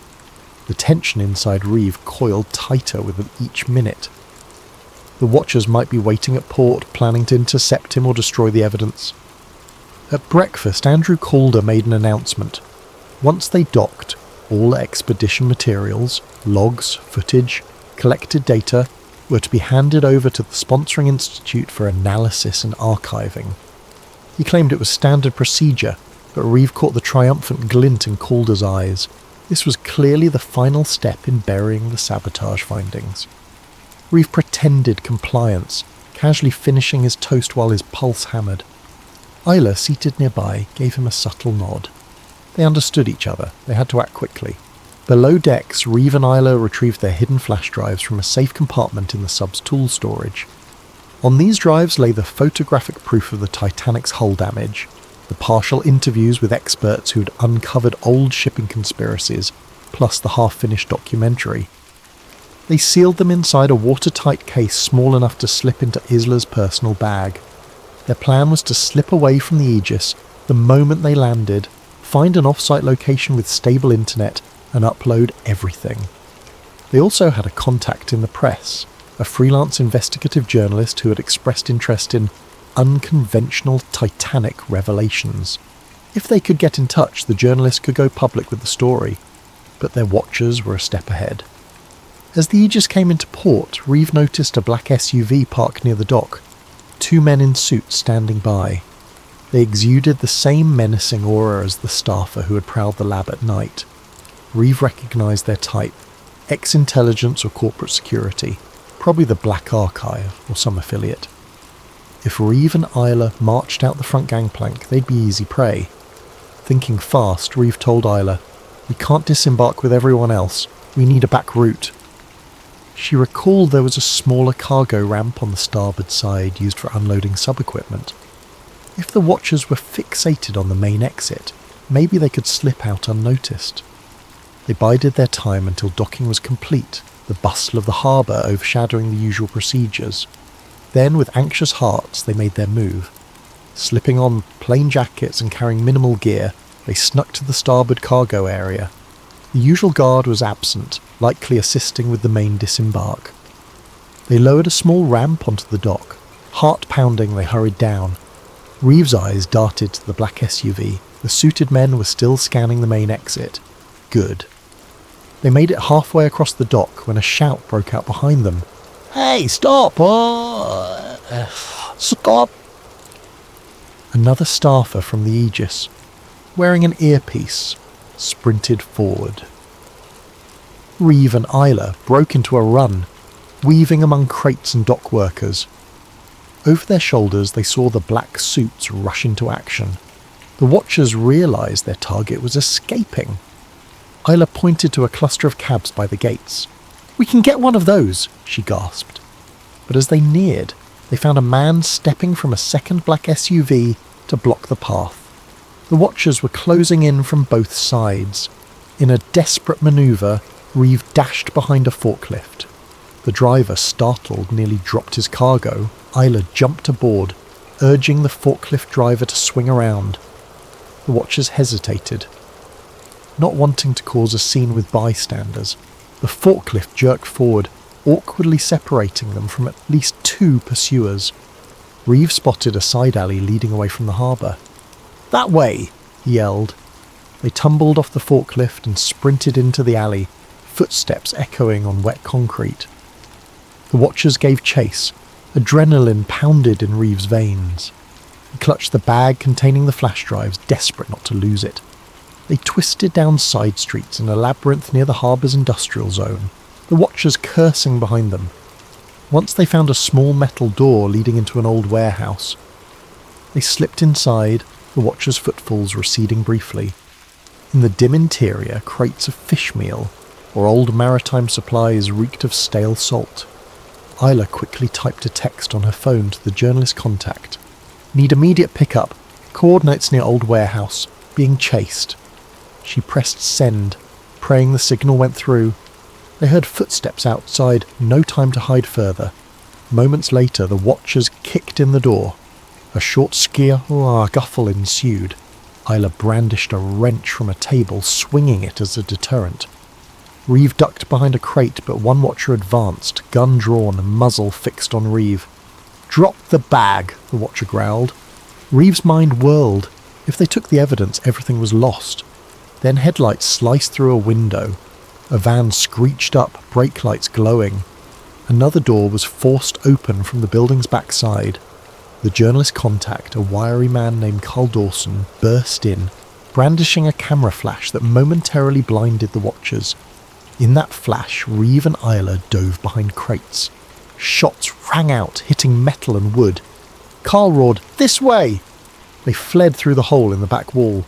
The watchers tried to close in, but the trio scrambled into Carl's van. Tyres squealed as the van sped off. Another bullet shattered the rear windshield, but by then they were rounding the corner. Breath heaving, Reeve clung to the precious bag. "How did you find us so fast?" he gasped. Carl, weaving the van through narrow roads, barked. "Your text was urgent. I was close, investigating a lead. Now mind telling me what's so important that men with guns want you dead?" Isla quickly explained. Sabotage evidence from the Titanic wreck. A cover-up that had spanned a century. The Watchers belong to some shadow group that wants it suppressed. Carl's eyes widened in the rearview mirror. "All right, let's get somewhere safe. Then we blow this wide open." They ended up at a battered warehouse outside city limits. Ironically, another hideout, but with better vantage points. There, behind locked doors, they rummaged for an old generator and a battered laptop Carl used for field research. Reeve and Isla plugged in the flash drives, relieved to find the data intact. Crisp photos of the scorch marks, the best frames from the sub, transcripts referencing suspicious hull compartments, enough to at least raise the question of sabotage, if not prove it conclusively to the world.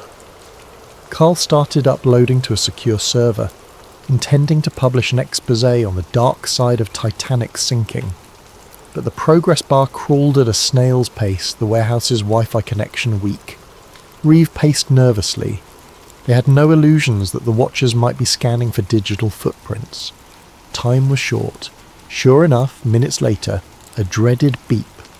The connection severed, the screen flickering. Isla cursed. Someone was actively jamming them or messing with the local network. They tried a backup phone hotspot, only to find it locked out. The Watchers, or their affiliates, had massive influence. Carl realised they had no choice but to do a more direct approach. They'd broadcast the proof as a live stream if possible, directly linking to multiple mirror sites so that once it started, it would replicate too quickly for the Watchers to block. Reeve grimly agreed. "But we need a stable vantage to do it from, maybe out at sea again or somewhere they can't jam us as easily." As the day turned to dusk, the plan formed.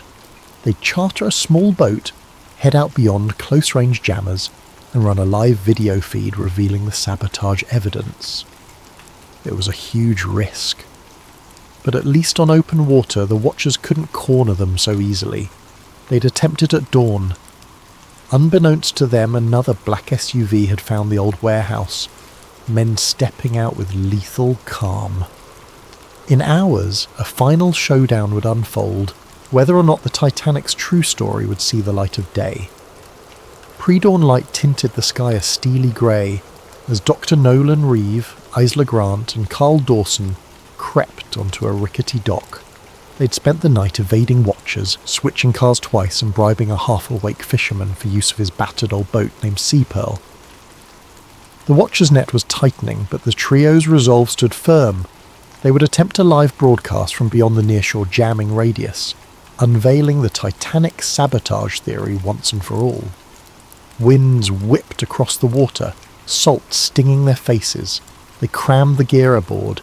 The battered laptop, a portable satellite uplink borrowed from a friend of Carl's who specialised in storm chasing, and the precious flash drives. The fisherman, a wiry man with a greying beard, gave them a final sceptical glance but said nothing. He'd been paid in crisp cash. That was enough. The Sea Pearl's engine sputtered to life, and they motored out into deeper waters. As the coastline shrank behind them, Isla set up the satellite uplink, calibrating it to connect with a global streaming platform. The plan was to push the feed to multiple mirror sites, letting Watchers or sensors remove one but not kill the story entirely. Carl tested a backup camera. Reeve fidgeted in the boat's seat, the bag containing the evidence resting on his knees. Adrenaline pulsed. He remembered he was a mere marine biologist, not some heroic whistleblower. Yet fate had cast him in this role. He recalled the Titanic's wreck, the silent testament to a tragedy that was more than an iceberg collision. He had to see this through. When they reached roughly 15 miles offshore, the boat stilled. The waves rolled gently, the horizon a delicate band of pink as sunrise neared. Perfect, no sign of immediate pursuit. Isla gave a thumbs up. The signal was strong enough here. They booted the laptop, connected the satellite link, and launched a simple streaming interface. Carl counted down quietly. 3, 2, 1... We're live. Reeves' face filled the small camera's frame, the wind ruffling his hair. He swallowed, heart pounding. Then he began to speak. Good morning. My name is Dr. Nolan Reeve, marine biologist. A pause. I'm broadcasting under urgent circumstances. This message is about the RMS Titanic, a tragedy you might believe you know.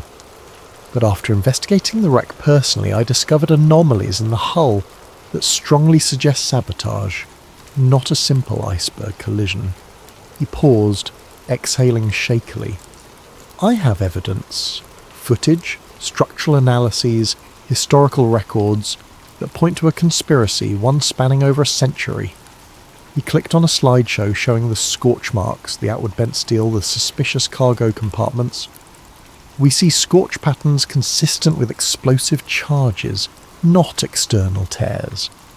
We see shipping logs manipulated, passenger rosters that omitted certain influential men who died that night. There is reason to believe they were targeted by powerful interests opposing them. This is in part about a global banking conspiracy. These men opposed the creation of a central financial system. The feed displayed scans of century-old telegrams referencing Project White Star, an ominous codename that lined up with the shipping line's name but implied something more sinister. Carl whispered encouragement behind the camera, adjusting angles as Reeve continued. Isla flipped through the next sets of images, including the hush-hush memos from White Star officials. We believe an organisation, which we can only call a precursor to a modern black archive, orchestrated this. They ensured the Titanic was doomed from within, then fed the iceberg narrative to the press. As Reeve spoke, hundreds of viewers joined the stream in real time, some random watchers, some maritime buffs, some who stumbled on the link. The chat scrolled with shock, disbelief, demands for more proof. Halfway through, Isola's eyes went wide as she spotted a black dot on the horizon.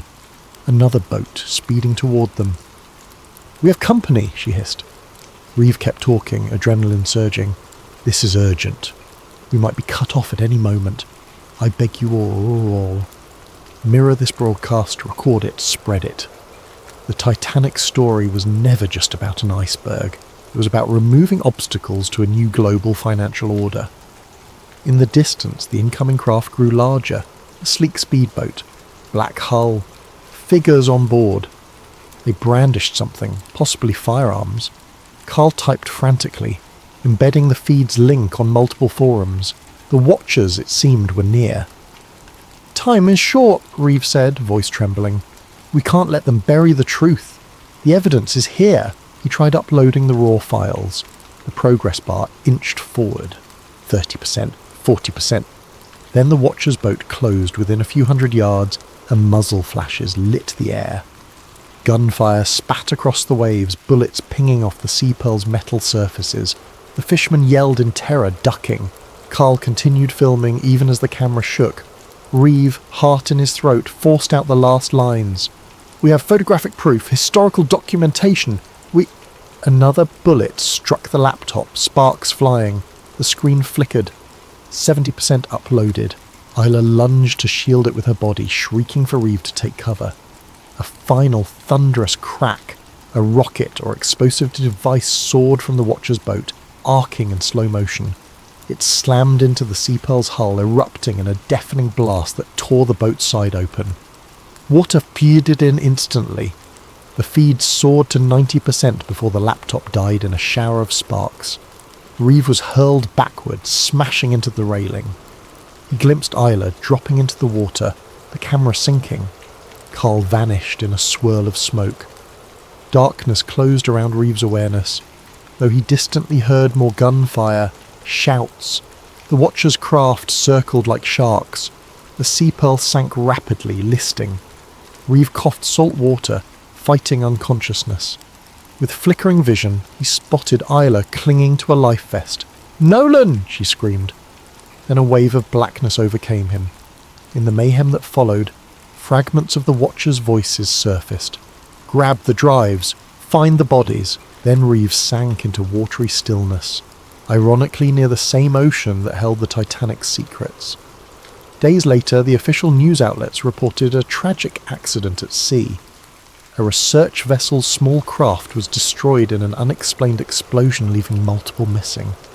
Among the presumed dead is Dr. Nolan Reeve, marine biologist of the Titanic expedition. The coverage was minimal. The main expedition lead, Andrew Calder, expressed sorrow at the unfortunate accident, praising Reeves' passion but disclaiming any knowledge of foul play. Online, conspiracies ran wild. Some rumoured Reeve discovered something about the Titanic sinking and was silenced. Others ridiculed such talk, pointing to the centuries of iceberg and impact evidence. Official statements from the Sponsor Institute labelled Reeves' anomalies as misread structural damage. They said his final subdive data was lost in a system crash. Everything about sabotage on the Titanic was quietly rerouted or brushed aside. The mainstream media moved on, but not everyone forgot. A partial broadcast from that boat had gone live for a few fateful minutes, enough for a handful of watchers to capture and re-upload it. True to Reeves' plan, mirror sites sprang up across obscure corners of the internet, featuring the clip of him showing scorch patterns, referencing conspiracies with shipping lines and old money. Though quickly taken down on major platforms, it lingered on smaller servers, fueling debates among maritime buffs and conspiracy theorists. Isla Grant, battered and grieving, had survived. She'd been pulled from the water by a passing fishing trawler, her memory hazy from the explosion. Once on shore, she found that the Watchers were hunting survivors. She glimpsed men in suits combing the coastline, seeking any sign of Reeve or the data. Fearing for her life, she fled, changing clothes and ditching her phone.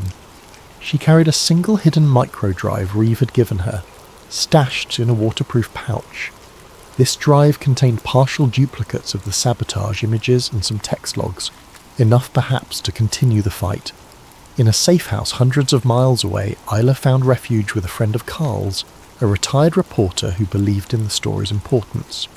She poured out the entire ordeal, the hidden hull damage, the old bankers orchestrating Titanic's sinking, the immediate suppression efforts. The reporter listened gravely, promising to help. Over time, they established contact with a small circle of truth seekers, attempting to compile a robust dossier from Isla's microdrive. Yet this was no easy path. The Watchers' infiltration spanned intelligence agencies, corporate realms, and hush-hush government offices. Each time an attempt was made to post new evidence or interview a major outlet, the feed vanished or the journalist recanted. Even so, fragments of the sabotage theory kept surfacing, a slow, unstoppable drip across niche conspiracy boards, international maritime forums and talk radio call-ins. The Watchers might quell one source, but the story had taken on a life of its own, unstoppable as the ocean tide. As for Nolan Reeve, the official record declared him drowned at sea. Some believed he truly died, body claimed by the Atlantic. Others whispered that Watchers captured him alive, dragging him into a black site. A few sightings popped up. A fisherman in another port claimed to see a battered man who matched Reeves' description slip aboard a cargo vessel under an alias. No confirmed evidence pinned down the truth. He became a ghost in rumour, akin to how the Titanic's sabotage had been rumoured for decades. Perhaps it was better that way. If Reeves survived in hiding, he might yet resurface to champion the truth. If he perished, his memory still fueled a movement determined to unravel the century-old deception. Meanwhile, Andrew Calder continued his philanthropic facade, sponsoring new oceanic projects, but quietly distancing himself from the Titanic fiasco. The Institute's official line was that Reeve was a valued colleague who tragically lost his life in an accident. Calder refused all further comment, citing respect for the dead. In the quiet corners of maritime history, a shift began. Certain younger researchers, inspired by Reeves' partially leaked footage, re-examined the Titanic's official damage reports. They found suspicious discrepancies in the thickness of steel plating, the location of the largest hull breach, the timeline of floods across compartments. More independent expeditions popped up, each facing suspicious funding withdrawals or sudden legal blockages. But the seeds of doubt had been planted. Over time, these seeds might crack the monolithic story that an iceberg alone sealed Titanic's fate. On an unassuming day, a worn envelope arrived at the home of a retired maritime historian, bearing no return address. Inside lay a single Polaroid snapshot, the scorch pattern from Reeves' subdive, plus a note scrawled in plain text. They lied. Titanic was murdered. Keep digging, signed with an N. The historian exhaled, heart pounding. Perhaps Reeve lived, continuing his crusade from the shadows. Or maybe Isla or some other ally used the signature as a symbol. The historian quietly added this note to the secret Titanic sabotage file he'd been compiling, fueling his resolve to keep the question alive. In the hush of the Atlantic depths, the Titanic's wreck remained motionless. Barnacles and fish roamed the silent corridors where tragedy struck 100 years before. The scorch marks that Reeve discovered, covered now by creeping rusticles, would soon be further eroded by time. But the intangible truths, the evidence captured in fleeting photos, the witness of survivors, the financial documents pointing to a chilling motive, had found new keepers. Through them, the Titanic's deeper secret would not remain entombed forever. Epilogue. In a small anonymous archive in an unnamed city, an older caretaker dusted off boxes of historical items. Among them was a battered black notebook labelled Titanic, corrupted hull. Within lay transcripts from Reeves' partial broadcast. A few photos of that suspicious hull breach. A timeline of 1912's financial expansions, and a scrawled sentence. Truth is deeper than you think, and it always surfaces. The caretaker smiled grimly. The watchers might bury a man, they might bury data, but as with the unstoppable ocean currents, the truth found ways to flow. And so, the final word in the caretaker's notes read simply, "Someday someone will finish what Reeve began."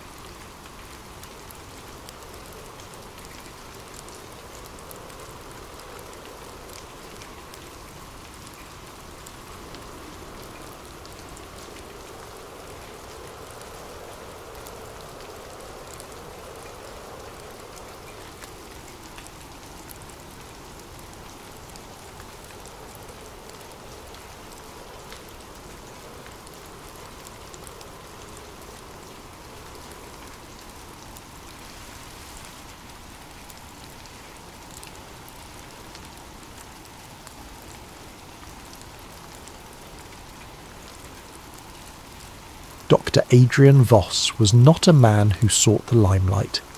His most illuminating conversations took place in the hush of musty archives or beneath the fluorescent glow of a subterranean lab. Standing outside the Great Pyramid of Giza, he pressed his palm to the warm limestone, feeling the hum of millennia. The Egyptian sun blazed overhead, and a swirl of desert wind dusted his boots. For years he'd followed the faintest hints, obscure treatises on resonance, strange electromagnetic readings hidden in the corners of archaeological reports, myths of a power that predated known civilizations. He'd arrived here through an unconventional path. Once a brilliant physicist researching high-energy phenomena, he found himself increasingly drawn to ancient sites whose architectural precision challenged mainstream history. The Great Pyramid was the zenith of his fascination, a monolith rumoured to encode mathematical constants, star alignments, and cryptic inscriptions no one could fully decode. Adrian believed the structure wasn't merely a tomb.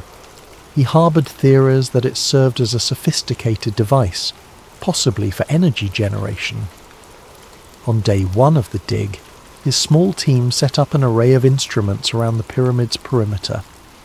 Layla Mansour, an Egyptian historian and cultural preservationist, stood by, arms crossed. She had reason to be wary. Too many times foreign researchers had arrived with grand ideas, disturbing sacred ground and leaving only disruptions behind. Yet Adrian had earned a fraction of her trust by collaborating with local experts and promising respect for the site's integrity. Lowering delicate sensors into a narrow shaft, Adrian's excitement grew. Early data hinted at acoustic resonances that defied expectation. When signals were pulsed into the pyramid stone, readings echoed back with patterns suggesting internal chambers beyond the known rooms. There was a quiet hush in the makeshift control tent, a hush that signalled awe. "This is no ordinary cavity," Adrian whispered, analysing the waveforms. "The amplitude is—" He paused, recalculating. "It's as if the stone channels energy along certain frequencies. If so, the pyramid may act like a resonator." Layla adjusted her scarf, half impressed, half uneasy. "Adrian, I appreciate your thoroughness, but you're treading on dangerous ground, historically, and, perhaps, spiritually." Meanwhile, rumours swirled among local workers too. Some whispered that the pyramid had always guarded a cosmic secret. Others rolled their eyes at the notion of science unravelling age-old mysteries. Nonetheless, no one could deny that even the air around the Great Pyramid felt charged, as though something was waiting. Within days, Adrian's team, equipped with advanced ground-penetrating radar, identified an unmapped corridor descending deep beneath the granite. The corridor's existence was, in itself, sensational. Layla stood at the entrance, breath caught in her throat, as if crossing into forbidden territory. "We must proceed carefully," she murmured. Under flickering floodlights, they ventured into the hidden passage. It stretched for nearly half a kilometre before opening into a chamber shaped like a hexagon, lined with polished stone in which flickered faint crystal deposits. Adrian's heart pounded. The slightest footstep echoed in impossibly layered reverberations.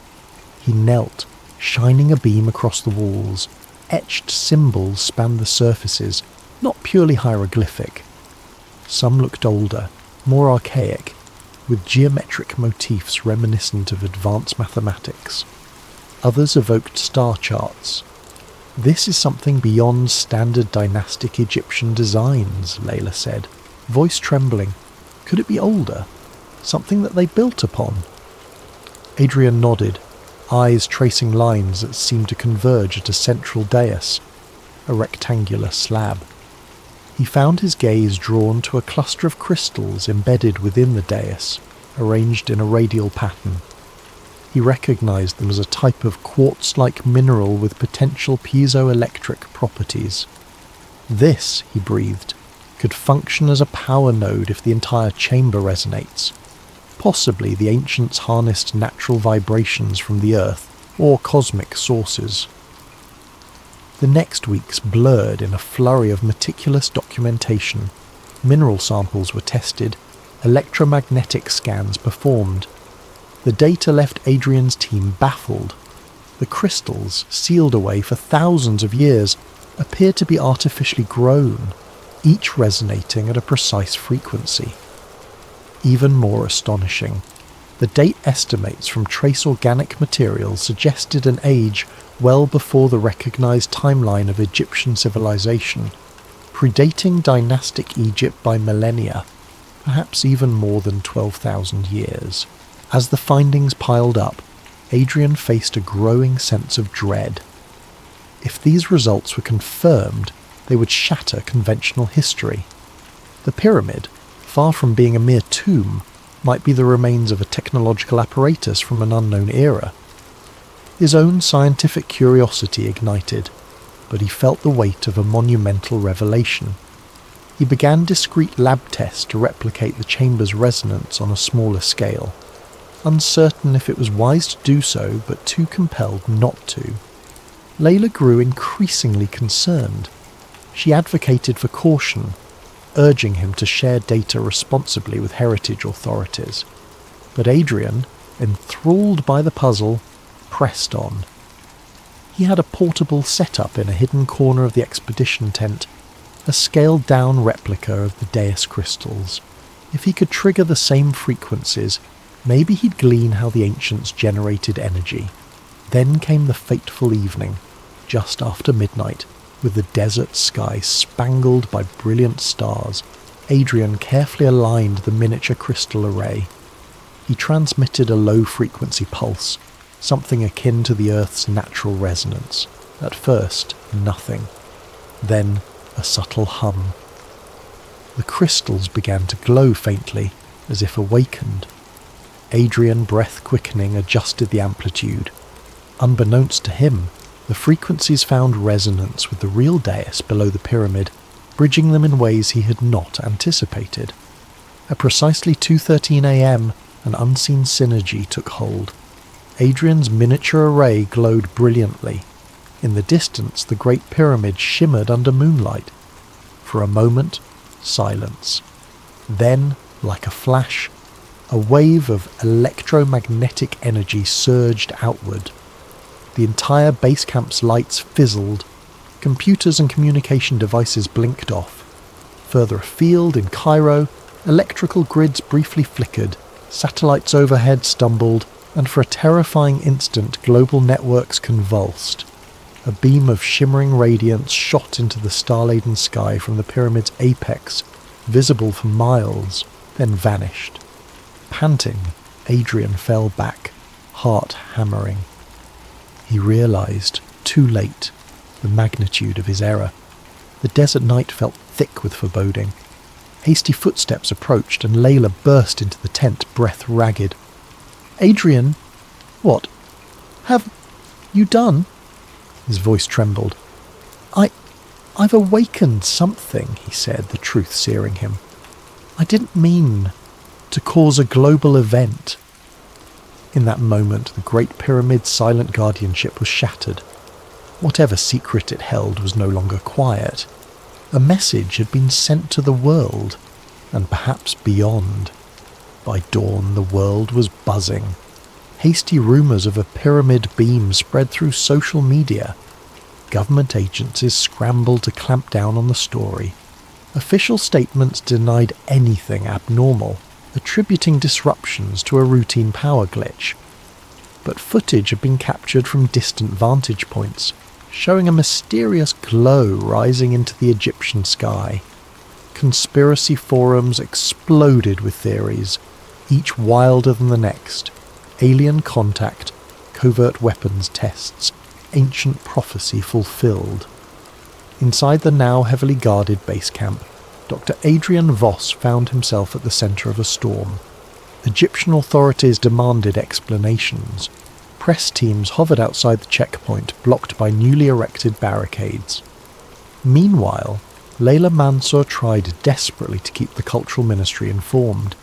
She questioned whether the site should be sealed entirely, but word from on high indicated that an unnamed international partner had stepped in, someone with the power to hush or spin events. That someone revealed himself as General Reed Colton of the US intelligence apparatus. Grey-haired, imposing, and exuding controlled authority, Colton arrived in a black SUV flanked by armed escorts. He wasted no time calling Adrian and Layla into a tense conference. "You are about to see a security level you never imagined," Colton began, voice cold. "A global electromagnetic disruption took place, traced to your so-called miniature energy test. We now have international unrest, civilian flights grounded in multiple cities, satellites jolted offline, communication lines are partially compromised. The world's leaders demand answers." Adrian swallowed hard, guilt drumming in his veins.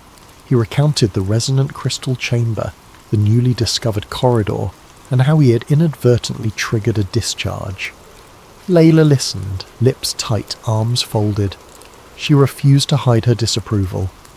"General, the pyramid is a revered monument. We had no intention to exploit—" Colton silenced her with a glare. "The question is not about your intention. It's about the effect. I am here to ensure the US and its allies get a handle on this energy system. If there's potential for a new power source, we want it. If it's a threat, we neutralize it. Dr. Voss, you will continue your research under our oversight, and you will sign a confidentiality directive. Understood?" Adrian nodded numbly. He recognized the pragmatic might of governments. The secrets he had uncovered transcended private ownership. Fear of misuse gnawed at him. He recalled the bombings of Hiroshima, Oppenheimer's regret. Ancient knowledge harnessed as a modern weapon. Was that the path they now trod? Outside the camp, the event catalyzed a stark divide. Group A, consisting of scientists, open-minded scholars, spiritual seekers and curious civilians, believed wholeheartedly that the pyramid beam was genuine. They argued it proved advanced technology from an antediluvian civilization or even alien origin. Online, hashtags like Pyramid Truth and Had Ancient Tech soared to top trends. Citizens demanded transparency. Some travelled to Giza, praying or meditating near the cordons, convinced of a cosmic awakening. Conversely, Group B, encompassing many governments, conservative religious organisations and mainstream media mouthpieces, labelled the beam a hoax or propaganda stunt. They cited lack of credible evidence and insisted the phenomenon was a fluke power surge. By rolling out official denials, some sought to quell panic and maintain the status quo. After all, if the public believed that relics from an unknown era could overshadow modern science, entire power structures might quake. Caught between these factions, Adrian wrestled with conflicting instincts. He believed the data unequivocally. The Great Pyramid's hidden mechanism was real. Yet the more he cooperated with General Colton, the more he feared that knowledge would be militarized. One late evening, Layla cornered him in the expedition tent, her eyes flashing with concern. "This is no longer purely academic, Adrian. If your accidental test caused a global EMP, imagine what a deliberate, fully harnessed version could do. The ancients sealed it away for a reason. We must be extremely cautious." Adrian nodded. "You're right, but we must also understand it. If we let the military or opportunistic powers study it alone, we risk devastation. I can't just walk away now." Reluctantly, Layla agreed, but her expression was grim. She began poring over new glyph translations, searching for hints about the ancient civilization's intentions. Her reading indicated references to a gateway of fire and resonance to the stars, but the context was cryptic. She worried they implied some catastrophic outcome if reactivated incorrectly. Meanwhile, the media frenzy escalated. Document dumps, presumably leaked from well-placed insiders, revealed partial translations describing advanced crystalline technology within the pyramid. This triggered a global wave of conspiracies and fervour. Some believers championed the event as a sign humanity was on the cusp of a new era. Others predicted apocalypse. In certain cities, small riots broke out as protesters clashed with police, shouting for the truth about the pyramid beam. Under increasing pressure, the Egyptian government tightened its hold around Giza, but even they seemed overshadowed by the presence of General Colton and his allied forces. Tensions rose by the hour. One day, an Egyptian official arrived, demanding a full lockdown,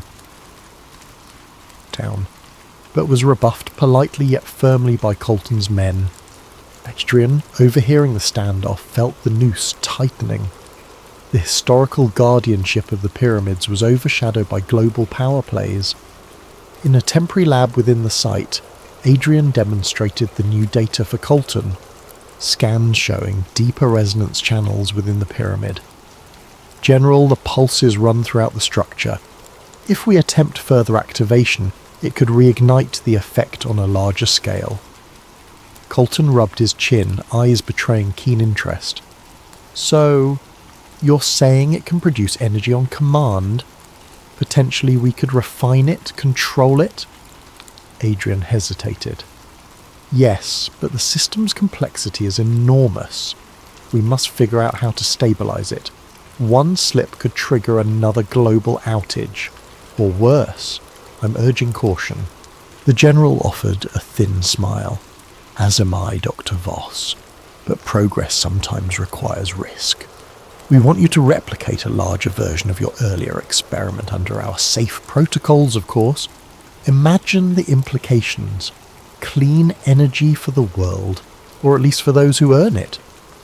Adrian caught Layla's distressed look. He recalled how Oppenheimer must have felt at Los Alamos. An unstoppable momentum behind a discovery that could change the world for good or ill. Already rumours whispered of other world powers sending covert teams to glean whatever intelligence they could. A dread settled in Adrian's heart. The knowledge gleaned from the pyramid might catapult humanity into an era of unstoppable power, or it might tear civilization apart.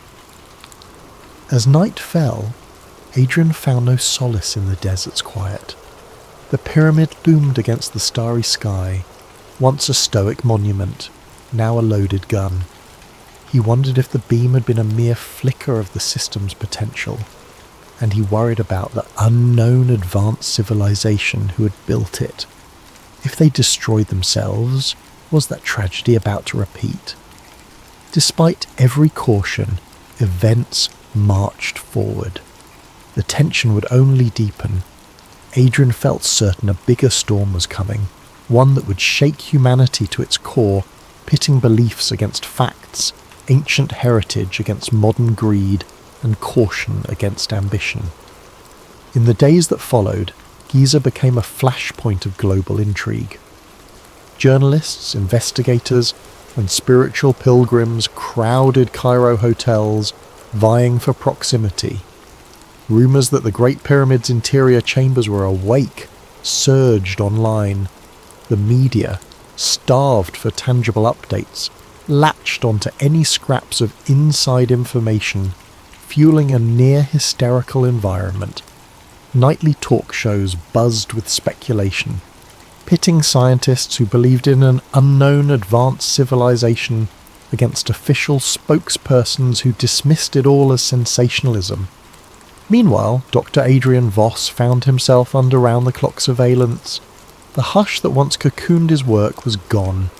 Every measurement he took, every conversation with Layla Mansour was shadowed by uniformed guards or inconspicuous men in suits. In addition, leaks from the research, spurred by hackers or inside whistleblowers, became impossible to contain. Within a week, diagrams of the hidden hexagonal chamber and partial translations of the ancient glyphs appeared on digital forums. Rival powers scrambled to replicate or interpret the technology. In the midst of the chaos, Layla delved deeper into translations. she discovered references to a cataclysmic event from prehistory. Hieroglyphic figures suggested a global flood or cosmic collision, implying the Great Pyramid was erected to harness energy that could either protect or accelerate such a cataclysm. These lines talk about star alignment, the alignment of fiery gates, and something described as a peak resonance that could tear the sky, Layla told Adrian late one evening, voice hushed. Adrian read over her notes, heart sinking. If these ancients turned this power on at full capacity, maybe they unleashed unimaginable destruction. We might be walking the same path. He touched the scribbles, half in awe, half in horror, imagining an advanced society undone by their own creation. Beyond the base camp, the world's reaction grew fractious. Widespread Group A adherents believed humankind stood on the threshold of cosmic knowledge. They pressed for open disclosure, seeing this as a chance to unify humanity under a grand revelation. Some proposed that the pyramid's energy was meant to uplift civilization, not destroy it. Rallies formed under banners proclaiming "Embrace the lost wisdom" and "Prepare for the dawn of true history." Conversely, Group B, including established religious authorities, major governments, and conservative media, condemned the excitement as naive or dangerous, insisting that meddling with ancient mysteries threatened global stability. The conflict spilled onto streets worldwide. Scenes of looting and protest flickered on newscasts. Unsurprisingly, the militarization at Giza intensified. General Reed Colton, entrenched in a secure command post near the pyramid, advanced a plan to build a larger prototype of the crystal resonance system. Officially, they framed it as an energy independence initiative. Adrian, forced into reluctant complicity, tried to ensure safety measures. He wanted detailed fail-safes, wanting to prevent a second EMP or worse. But as construction accelerated, corners were cut. A hush of urgency pervaded the site. The tension was palpable. One afternoon, a haggard lab technician quietly confided to Adrian that General Colton's team was bringing in specialized nuclear regulation modules. They might be hooking up weapon-grade control rods, or something akin to it, the tech whispered. They talk about harnessing the pyramid's resonance to amplify destructive yields. Adrian felt a cold shiver. The sense of marching towards doomsday was real. Layla, sensing Adrian's despair, pressed him. "Is there no way to halt them? They can't open the pyramid up for a weapon test. The cultural ramifications alone," Adrian's eyes flickered. "They control the site now. The Egyptian government has been sidelined by the alliance of major powers. They block any official protest. I'm the only one who can slow them down from the inside. But if I sabotage everything, they'll brand me a traitor. The data's already out. They'll find a way to replicate it." In parallel, a troubling phenomenon emerged globally. Scattered blackouts, electromagnetic anomalies, and sporadic pulses interfering with radio frequencies. Some scientists hypothesized these were aftershocks from the initial beam event.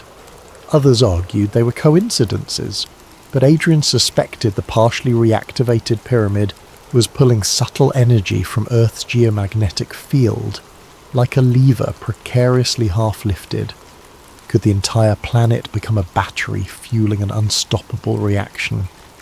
Tensions crested when a rogue nuclear state announced it had gleaned enough data from leaked files to attempt its own crystalline array. Another corporate conglomerate boasted breakthroughs in their R&D lab.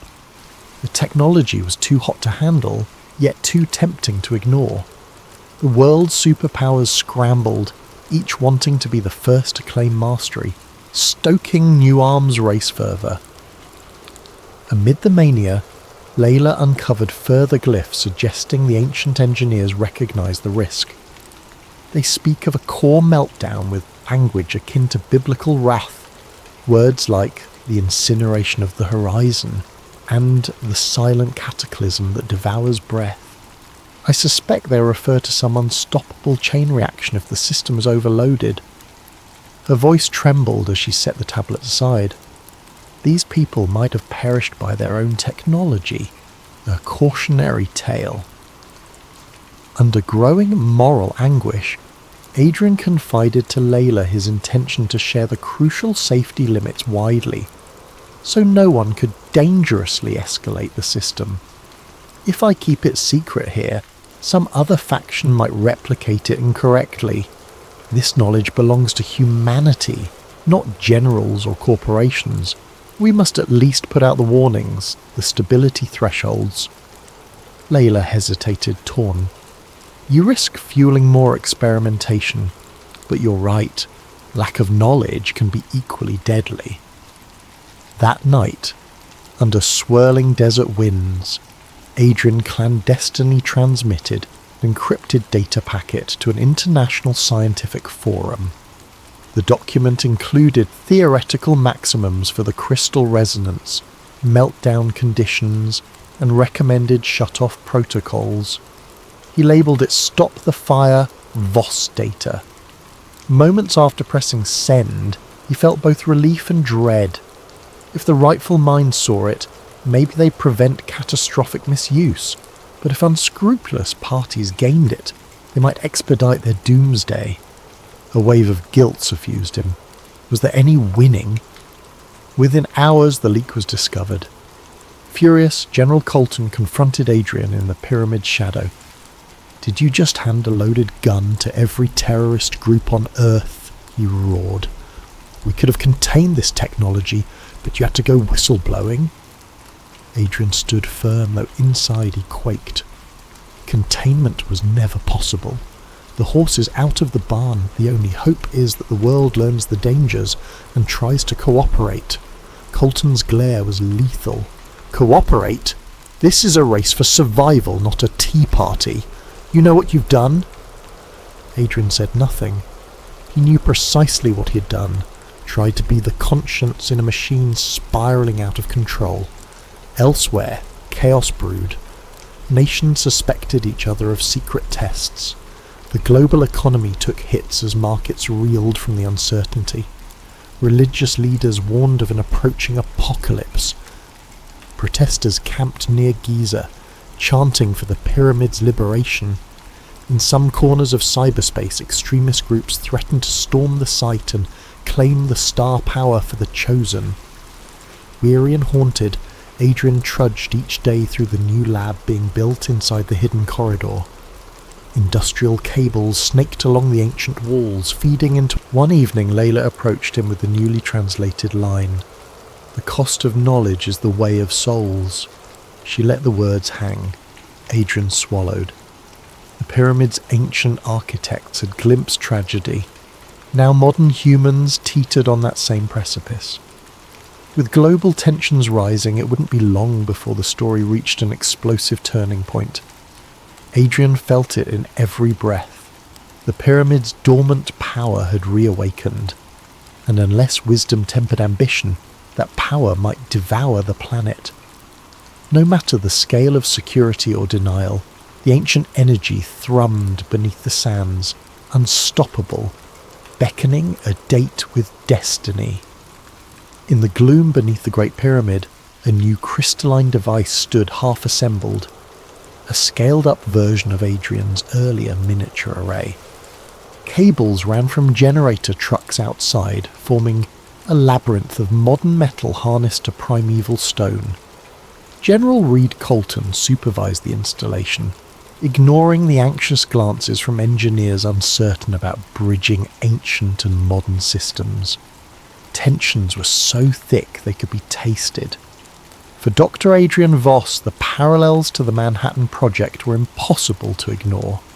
Like Oppenheimer, he now found himself trapped in the unstoppable momentum of a scientific triumph, twisted by militaristic aims. His core hammered with dread. The more they refined the device, the more it tapped into Earth's resonant frequencies. Layla Mansour, near despair, busied herself deciphering glyphs in hopes of gleaning a final failsafe. On the other side of the world, news broadcasts revealed that multiple nations had tested smaller crystalline rigs. Some reported mild EMP bursts, others failed catastrophically, but the appetite for what was being called the next nuclear revolution only grew. Diplomatic talks faltered under suspicion and threats. A race to harness or replicate the pyramid tech overshadowed everything. Traditional nuclear deterrents lost their luster next to the rumoured cosmic level potential of a fully realised pyramid energy core. Amid the swirling global crisis, Layla uncovered a chilling phrase in the newly translated text. When the starfire rises, a devourer of Earth shall emerge. She explained to Adrian that it might reference something akin to a feedback loop feeding on planetary fields, unstoppable once triggered. Maybe the ancient civilization once believed they'd open a channel to the heavens, she mused, but ended up summoning cataclysm. Late one night, Adrian paced the corridor, studying the massive crystals. Could the pyramid system behave like an antenna beaming signals into space? Had the earlier beam alert something out there? He recalled how, at the moment of the initial EMP, a pillar of light shot skyward. Perhaps the original architects intended an interstellar communication, or a cosmic energy draw. The possibilities terrified him. General Colton, meanwhile, pressed forward. He believed in forging a demonstration test blast that, if successful, would place the Allied power block at an unassailable advantage. No one will dare cross us if we prove the capability, he told Adrian. All we need is a controlled demonstration, maybe in a remote desert. Adrian's protest fell on deaf ears.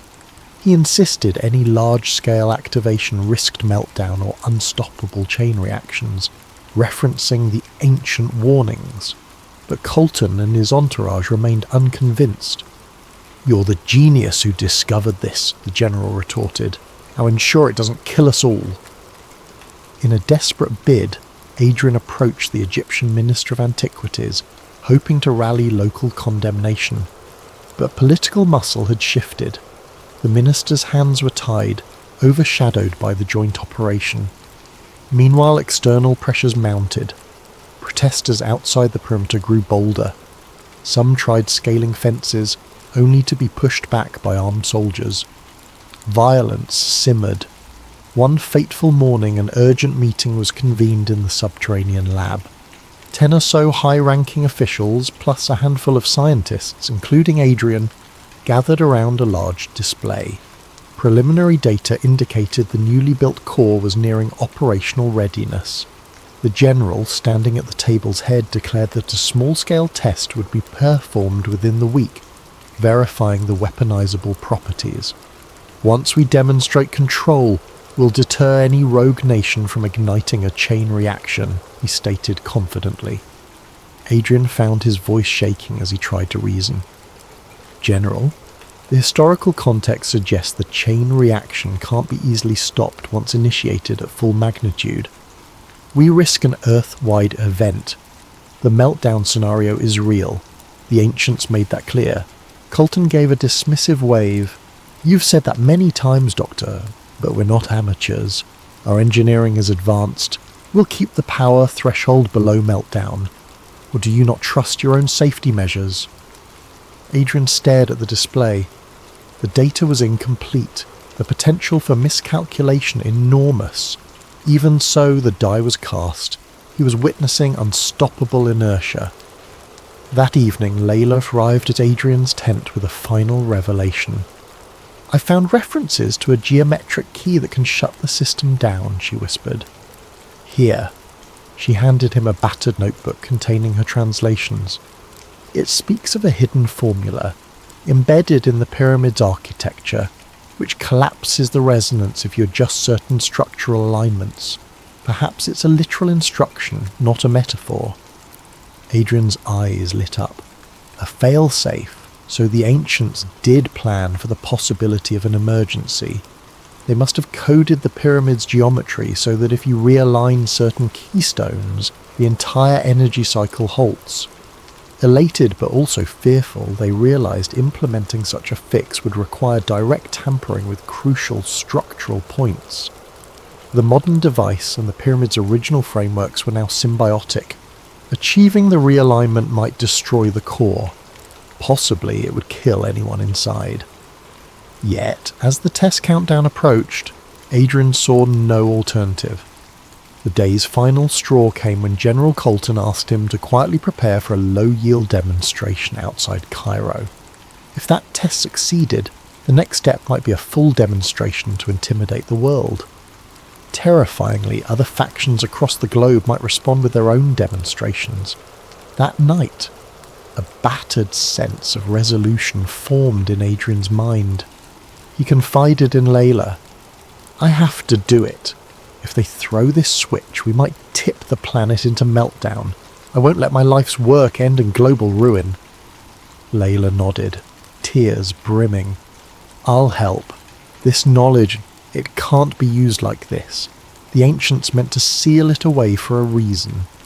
Unknown to them, a smaller group of fervent believers, Group A zealots convinced the pyramid signalled humanity's ascension, caught wind of their plan. Twisting the message, they concluded Adrian sought to sabotage mankind's rightful evolution. They launched a clandestine plot to keep the system active, believing it would open cosmic gateways to salvation. Another unstoppable collision of ideologies was set in motion. On the final day before the test, the subterranean corridor buzzed with tension. Adrian stood near the newly completed core, scanning readouts. The crystals throbbed with faint luminescence, pulsing in sync with Earth's pulses, or so it seemed. Soldiers guarded every entrance, turning away curious eyes. Layla, inconspicuous, hovered near a side chamber, awaiting the moment to spring Adrian's plan. In their pockets lay tools to remove specific keystone rods that anchored the contraption to the pyramid's geometry. If removed at the right spots, the feedback loop should collapse. The risk, the device might discharge violently, or the entire structure might cave, burying them. General Colton strode in, flanked by advisors. "We're almost ready for the test, Davos. In 1 hour the controlled ignition begins. We'll keep output low. The world needs a demonstration of leadership, not an apocalypse." Adrian forced a calm nod. Inside, adrenaline pumped. Layla discreetly gestured the question, "Now?" He imperceptibly shook his head. They had to wait until the system was fully powered, ironically so that neutralizing it would be final and absolute. In the swirling hush, Adrian glimpsed a reflection in the polished granite walls, his own visage, overshadowed by the looming crystals. He recalled that beam of light from the original mishap, and the thought of a dormant signal awakened in space. Could something or someone out there be responding? The notion rattled him. 1 hour ticked closer. Already control panels lit up as the device's resonance climbed. Engineers nervously input commands, verifying coolant lines, surge protectors. Soldiers braced for potential EMP flares. Outside, a dusty wind battered the tents. The entire pyramid seemed to hum. Thus the stage was set. A confluence of forces, Colton's militaristic drive, Believer's fanatic hope, Adrian's moral redemption, Layla's cultural devotion, would converge in a final confrontation. Whatever the outcome, the Great Pyramid would bear silent witness, as it had for countless centuries, to humanity's struggle between knowledge and destruction. The appointed hour arrived beneath a desert sun partially obscured by swirling haze. Inside the pyramid's hidden corridor, spotlights cast harsh shadows on ancient stone. Dr. Adrian Voss hovered by the control station, heart thudding. The new crystal array glowed with an unsettling brilliance. Layla Mansour stood across the chamber, subtly positioning herself near the mechanical couplings that anchored the device to the pyramid's geometry. Soldiers flanked them, all waiting for General Colton's final go-ahead. Outside, the base camp was a cauldron of tension. Protesters and believers gathered at the perimeter fence, chanting, singing, or shouting pleas for peace. Some carried signs urging the pyramid's rebirth. Others brandished warnings of doomsday. Media drones circled overhead, capturing partial glimpses. Meanwhile, global newscasts braced for a rumoured historic demonstration. The world's eyes were on Giza, collectively holding its breath. At exactly 1400 hours, General Colton gave the order. A flick of a switch ignited the newly built core. A low thrumming sound arose, resonating through the stone. Adrian felt it in his bones, like standing near a colossal heartbeat. On a monitor, the frequency wave spiked, approaching the threshold Adrian had repeatedly cautioned about. His mouth dry, Adrian adjusted a dial. "We're approaching Dawn 2. That's near Meltdown territory," he warned. But the general stood firm, arms crossed, gaze unwavering. "We'll be cautious," Colton responded, eyes gleaming. "Just a short demonstration to prove our capability." Layla caught Adrian's eye. The subtext was clear. If they waited too long, the risk soared. She discreetly unlatched a small panel near the dais. Hidden behind it was the keystone rod described in the ancient glyphs. Step 1 in the failsafe. See's tension coiled in her chest. She'd need to twist it free in perfect timing.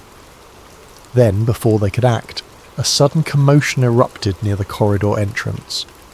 A group of zealots from Group A, believers who had managed to slip past the perimeter, or possibly Infiltrators' staff, rushed in, brandishing improvised weapons. "Do not stop the starfire," one screamed. "This is our path to ascension." Another flung a smoke canister that hissed, releasing a pungent cloud. Soldiers reacted with shouted orders, training rifles on the intruders. Chaos exploded, shots rang out, the clang of metal echoed. 2 zealots dashed toward the crystal array, as if to guard it. The rest lunged at Adrian and Layla, shouting about protection from the meddler. In the confusion, an accidental bullet ricocheted into a control console. Sparks flew, the reading soared dangerously. The thrumming rose to a shrill pitch.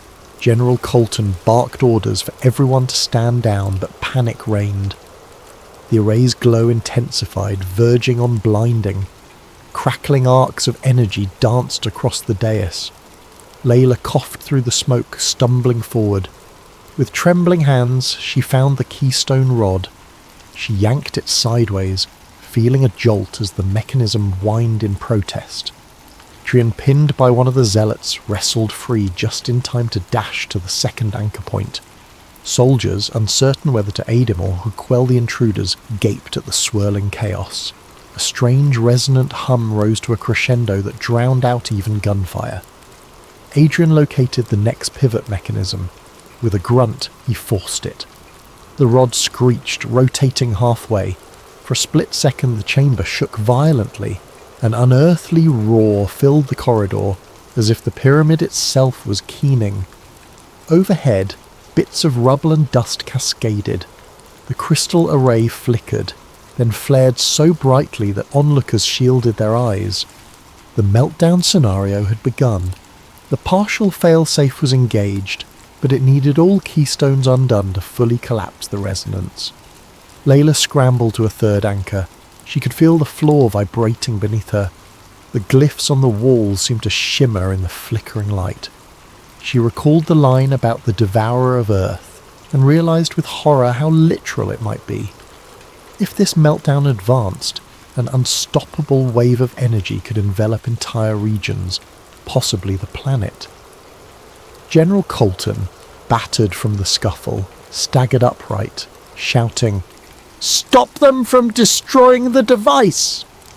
Even at this dire juncture, he clung to the hope of harnessing the power. Some soldiers obeyed, but confusion ran rampant. One soldier aimed at Layla. Adrian, breathless, lunged to intercept, shouting, "No! If we don't shut it down, we all die!" In that heartbeat of hesitation, Layla wrenched the third rod. A jolt of raw energy coursed through the dais. The device flickered, half stabilizing, half raging. The meltdown teetered on a razor's edge.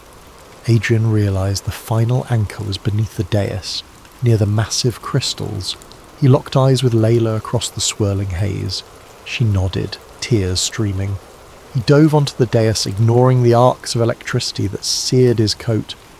Beneath, a labyrinth of mechanical braces and crystal conduits glowed white-hot. The heat was immense. One misstep and he'd be incinerated. His mind raced. The plan required realigning or removing a final segment. In the half-blinding glare he found it, an ornate, elongated rod plugged into the largest crystal cluster. With trembling hands, Adrian grasped it. A monstrous wave of energy nearly flung him back. He forced himself to hold on, calling upon a will beyond logic. The rod was jammed. Summoning the last of his strength, he twisted and pulled. A shriek as metal tore.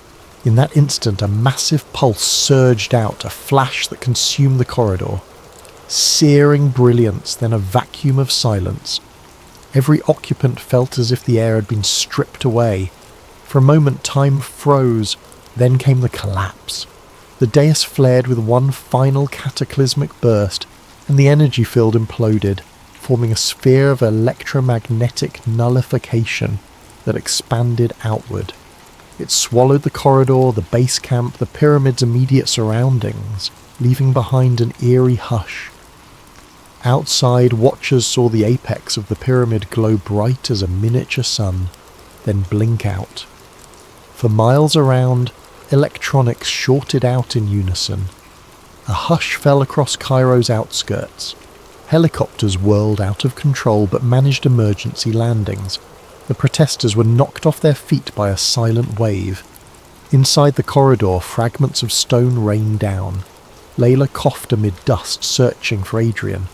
She found him pinned under debris near the destroyed dais, body still. Soldiers, once hostile, now just dazed survivors, scrambled to pull him free. The crystals lay shattered. Flickers of fading energy danced across the rubble. General Colton lay unconscious, a bloodied gash on his forehead. The zealots who had stormed in earlier sprawled in various states of shock. Flickering emergency lights offered the only illumination. Step by agonizing step, they carried Adrian's limp form out of the corridor. Above them, the pyramid stood intact but scarred from the inside. A hush more profound than any tomb reigned. In the days that followed, the site was cordoned off by an international coalition. The meltdown had created a city-sized zone where electronics remained disrupted for days. Thousands were displaced by the electromagnetic fallout. The pyramid's interior was deemed off-limits. Across the world, partial calm returned, though fear lingered. Some believed the meltdown was a sign from the heavens to abandon the technology. Others insisted on forging ahead with better designs, but the catastrophic near-miss spurred urgent ceasefires. Diplomatic summits were held to ban or heavily regulate further research. As for Dr. Adrian Voss, he lingered in a hospital bed, comatose from the ordeal. Layla Mansour visited daily, speaking softly of the outside world. She told him how the governments had locked away the site, how conspiracy theories abounded, and how small pockets of believers still clung to the idea of cosmic ascension. She wept quietly, knowing he had sacrificed everything to avert a planet-wide disaster. In her pocket, she carried a battered notebook with Adrian's final notes and the translations of the fail-safe instructions. Part of her wanted to burn it, destroy the knowledge forever. Another part recognized that knowledge might be needed if the pyramid's hum returned. The story was far from over. An international mandate was issued. The Great Pyramid and surrounding area were declared a top security zone, with all research suspended indefinitely. In the aftermath, a new wave of secrecy and rumour overshadowed the truth. Official statements denied any meltdown or catastrophic risk, labelling the event an infrastructure accident. But eyewitness accounts persisted, fueling legends. Epilogue seeds sprouted months later. In a quiet library, a student researching ancient Egyptian texts stumbled across a digital file titled The Pyramid Protocol, Voss's Last Notes. Within were details on the Meltdown, the crystal resonance, the fail-safe rods. The student's eyes widened, and from deep beneath the Giza plateau, faint tremors occasionally rattled the ground as though the ancient device, though shattered, still possessed flickers of life. Across the planet, haunted by near catastrophe, humanity took stock of the boundary between knowledge and wisdom. Myths of lost civilizations echoed anew, resonating with the notion that advanced science without humility invites ruin. Some whispered that Dr. Adrian Voss had tried to be the voice of caution, that his final sacrifice saved an ungrateful world. Others prophesied future awakenings, hinting that the technology would surface again when next the stars aligned. For now, the Great Pyramid slept once more, a silent sentinel to millennia of secrets, a testament to how easily humankind can dance on the edge of apocalypse. And in the hush of moonlit nights, one might still feel a faint pulse in the earth, as if the ancient power lay dreaming, waiting for the next curious mind to awaken it, or bury it forever.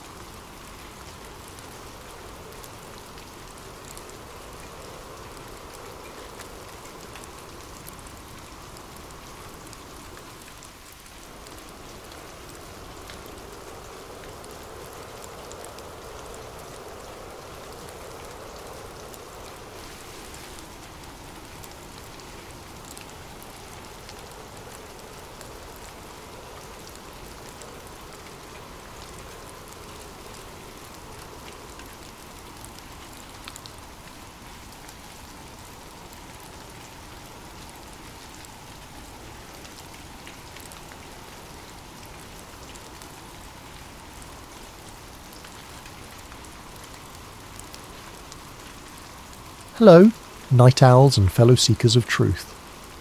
Before we descend into the unsettling depths of Project Echo, the Doctor who tried to undo MK Ultra, I'd like to ask, where are you right now in the world, and what time is it for you as you embark on this journey? Feel free to share in the comments. It's always fascinating to see how a single story can unite people across countless time zones and places. Also, if you appreciate narratives that linger at the edges of secrecy and the human psyche, I invite you to subscribe to Sleep Theories. It's a safe and curious space, perfect for those midnight musings when your mind craves both rest and revelation. Our story begins in the hush of classified hallways, where a program reminiscent of the real-life MK Ultra is in full clandestine swing. The term MK Ultra once dominated whispered conversations about CIA-led experiments in mind control during the 1950s through the 1970s. LSD, hypnosis, electroshock therapy. All these manipulations found their ominous place under the banner of national security.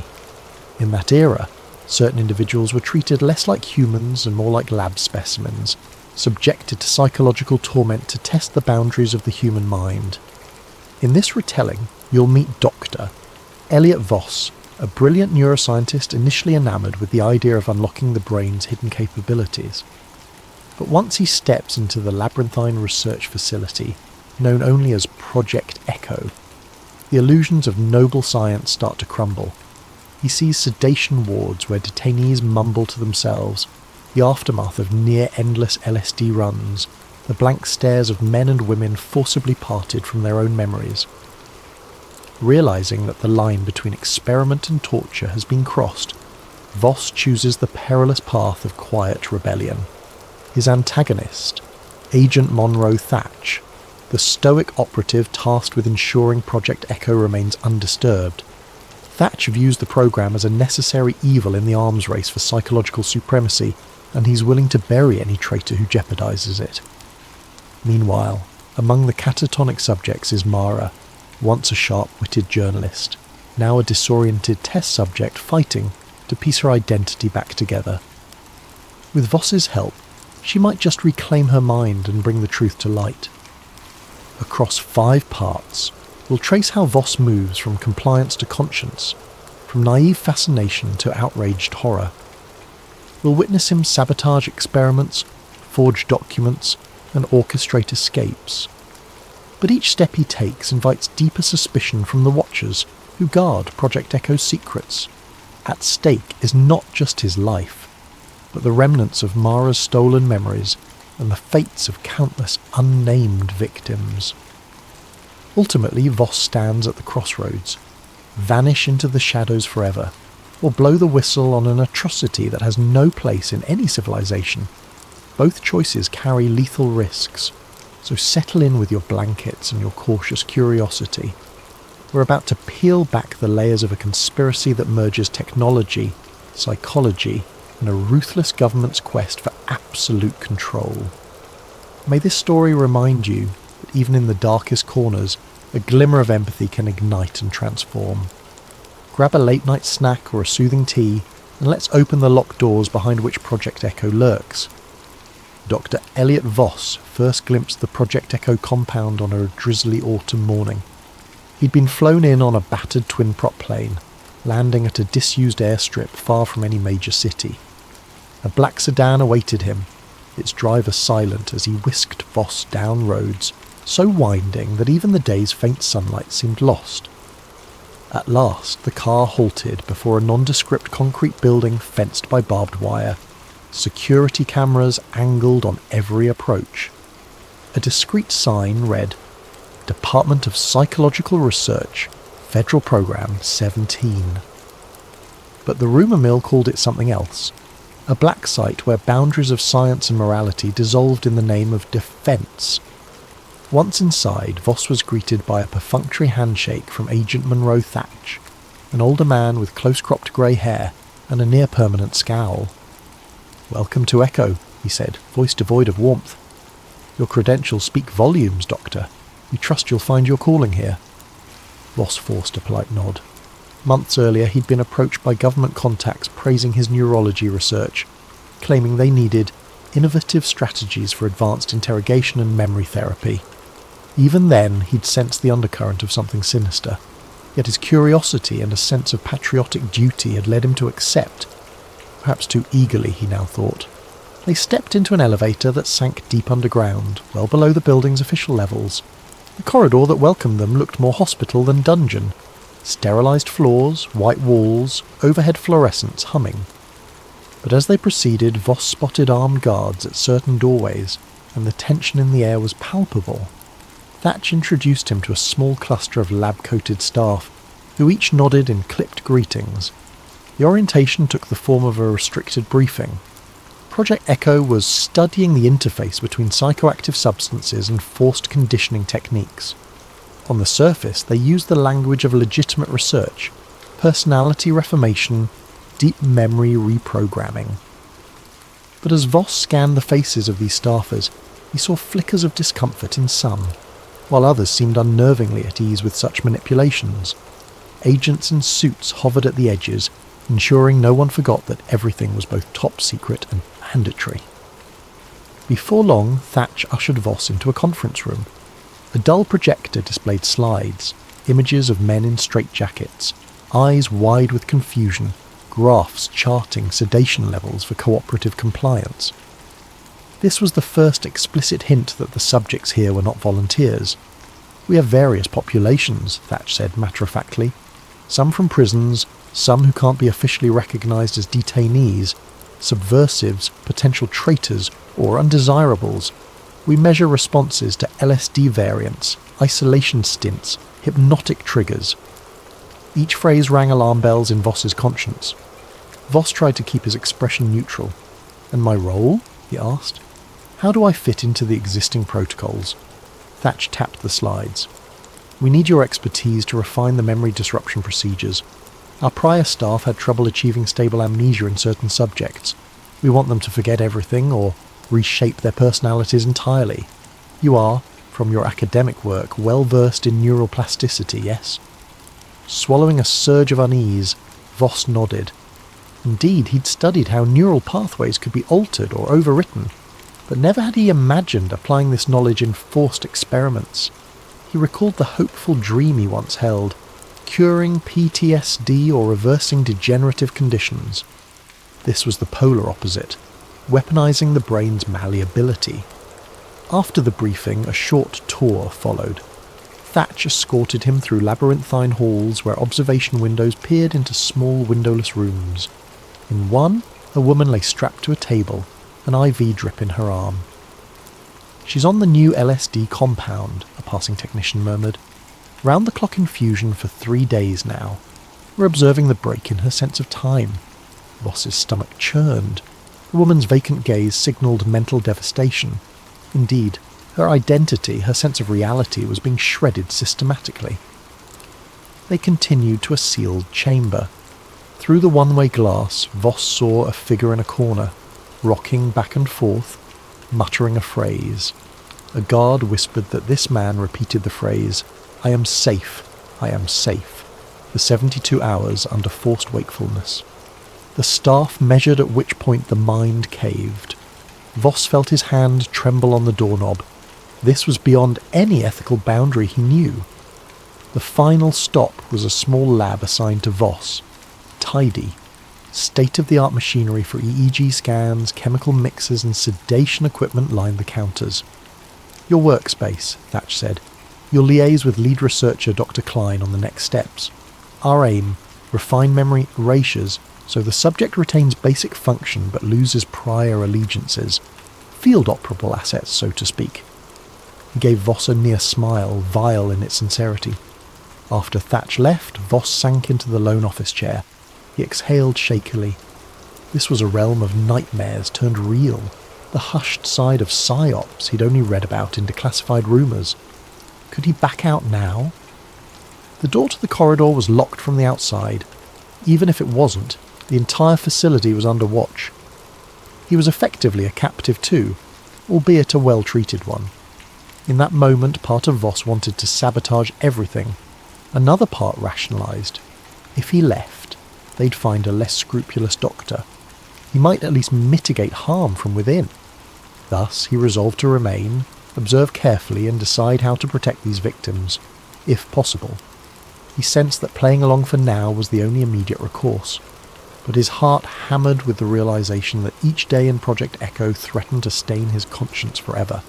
Thus began his first evening. After an oppressive dinner in a staff cafeteria where conversation was stifled by suspicion, Voss retired to a Spartan dorm room. He stared at the overhead light, mind replaying the images of hollow-eyed subjects. He opened a small notebook, writing, "Day 1 at Echo. Real, or is it a waking nightmare?" He paused, pen trembling, then added, "I must help them. I can't be complicit in this horror." The vow took shape in those lines, a vow that would soon pit him against the entire apparatus and dangerously close to losing his own mind in the process. Over the ensuing weeks, Dr. Elliot Voss settled into a grim routine. By day, he wore a veneer of compliance. He joined team meetings, contributed to progress updates, and delivered mild improvements to the sedation protocols. By evening, he returned to his dorm, scrawling private notes in code about each subject he encountered. He'd never explicitly told himself he was building evidence for a leak, yet the thought loomed. If any chance arose to blow the whistle, these notes and data might be invaluable. One of the earliest glimpses of his moral rebellion emerged in the sedation labs. He discovered that a single LSD variant caused catastrophic neural collapse in half the test subjects. The lead researcher, Dr. Klein, considered that a necessary risk, but Voss quietly replaced that batch with a milder compound during an overnight supply swap. The next day's tests yielded lower compliance rates, incensing Klein, but no catastrophic breakdowns. The staff remained puzzled, blaming supply chain inconsistencies. Meanwhile, a cluster of subjects escaped the worst of LSD's ravaging effect. This small subversion boosted Voss's resolve. If he could keep individuals alive, or at least less harmed, he'd salvage a shred of decency. Soon, he seized further chances. In the psychological reprogramming ward, the official logs demanded daily electroshock of certain subjects to keep them pliant. Voss tampered with the voltage calibrations in the machines. The staff, trusting the readouts, believed they were delivering the full jolt, but in reality the shock was far lower. Enough for the outward show, but sparing vital neural tissue. Some subjects began to regain flickers of their personalities, though the guards or lesser staff seldom noticed these subtle awakenings. Yet each small act risked detection. Agent Monroe Thatch remained vigilant. He frequently examined lab results, noticing anomalies. Hard-coded instructions from the top required consistent escalation of dose, yet Voss's logs sometimes reported plateau or slight reduction. Thatch confronted him once, an intense stare across Voss's desk. "Why are your sedation numbers not matching the forecast curves?" Voss feigned confusion. "The subjects show sensitivity. Pushing them further could cause organ failure. We need them stable, not comatose, for accurate data." Thatcher's eyes narrowed. "Proceed carefully, Doctor. We can't have emotional squeamishness hamper results. The program demands unwavering commitment." At night, Voss's nightmares grew. He saw faces of the men and women trapped in the wards, calling out for help in twisted illusions. The next day he would pass them in hallways, or watch from the observation deck while they were forced through group suggestion experiments. Some faintly recognised him as a kinder presence, though fear kept them from speaking. In that swirl of oppression, one subject emerged who stirred Voss's determination to new heights. Subject number 23, Mara. She'd been a journalist, rumoured to have pried too deeply into rumoured CIA black sites. Kidnapped from her apartment, she ended up in Echo. Initially sedated to the brink of catatonia, she now hovered in a half-lucid state, memories fraying at the edges. The logs indicated repeated LSD trials, amnestic injections, and forced re-education sessions. One afternoon, while scanning her EEG patterns, Voss recognised signs of partial memory recall. He discreetly adjusted her medication, lowering the sedation so she might piece together her identity. Over the next few days, Mara began to speak in hushed fragments. "They took me. I was investigating. Hush, hush. She'd blink, tears sliding down her cheeks. Voss murmured calm reassurances, feigning routine checks whenever staff were near. But in whispered intervals he told her, "You're not crazy. You were a journalist. They want you silent." She stared wide-eyed, a glimmer of trust in him forming. Around that time, Voss orchestrated his first genuine escape for a group of 3. They were lesser-known detainees, men rumoured to be either drifters or misidentified suspects. Official logs had them listed as unresponsive, terminated. In reality, Voss manipulated the monthly disposal protocol used for expired subjects. He bribed a facility ambulance driver, forging documents that indicated the men's bodies needed to be incinerated off-site.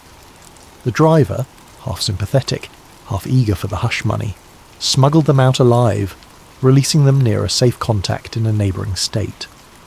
The official story read, 3 deceased, remains destroyed. None in the facility questioned it, as the programme's culture was that death often came with high-intensity testing. Days later, Voss glimpsed a brief mention in an underground newsletter about 2 men claiming to have escaped a mind-controlled black site. The reference was oblique, overshadowed by bigger news, but it confirmed the men had survived. The satisfaction balanced the daily dread. He was making a difference. Inevitably, suspicious details mounted. Thatch compiled a list of oddities, sedation logs not aligning with standard progression, and apparent sabotage of LSD supplies, puzzling anomalies in electroshock calibrations. He confronted Dr. Klein, who shrugged and pinned blame on incompetent lab techs. Thatch, unconvinced, began monitoring the labs more closely. Surveillance cameras were installed in corridors where previously only guards roamed. The staff's tension soared. People whispered about a traitor in the ranks. Mara's partial awakening threatened to accelerate that tension. She recalled scattered details. I wrote about covert experiments. I found leads. Then they came. She became convinced she had evidence locked away in some safe deposit box. If only she could get out, contact her old editor. Voss realised that if they freed Mara and she reconnected with her network, the entire Echo operation could be exposed. He urged caution, but the time might come for a major leak. He began compiling more thorough evidence, tapes of sessions, chemical batch numbers, statements from staff. This was no longer small sabotage. It was heading for an all-out revelation, if they pulled it off. But the noose tightened. One evening, a junior staffer who'd glimpsed Voss's tampered logs confronted him quietly. "Doctor, I know you're altering the dosage records. If they discover it, we're done. I can't lose my job." Fear emanated from the staffer's eyes. Voss tried to reassure him, claiming it was only calibrations to ensure stable data.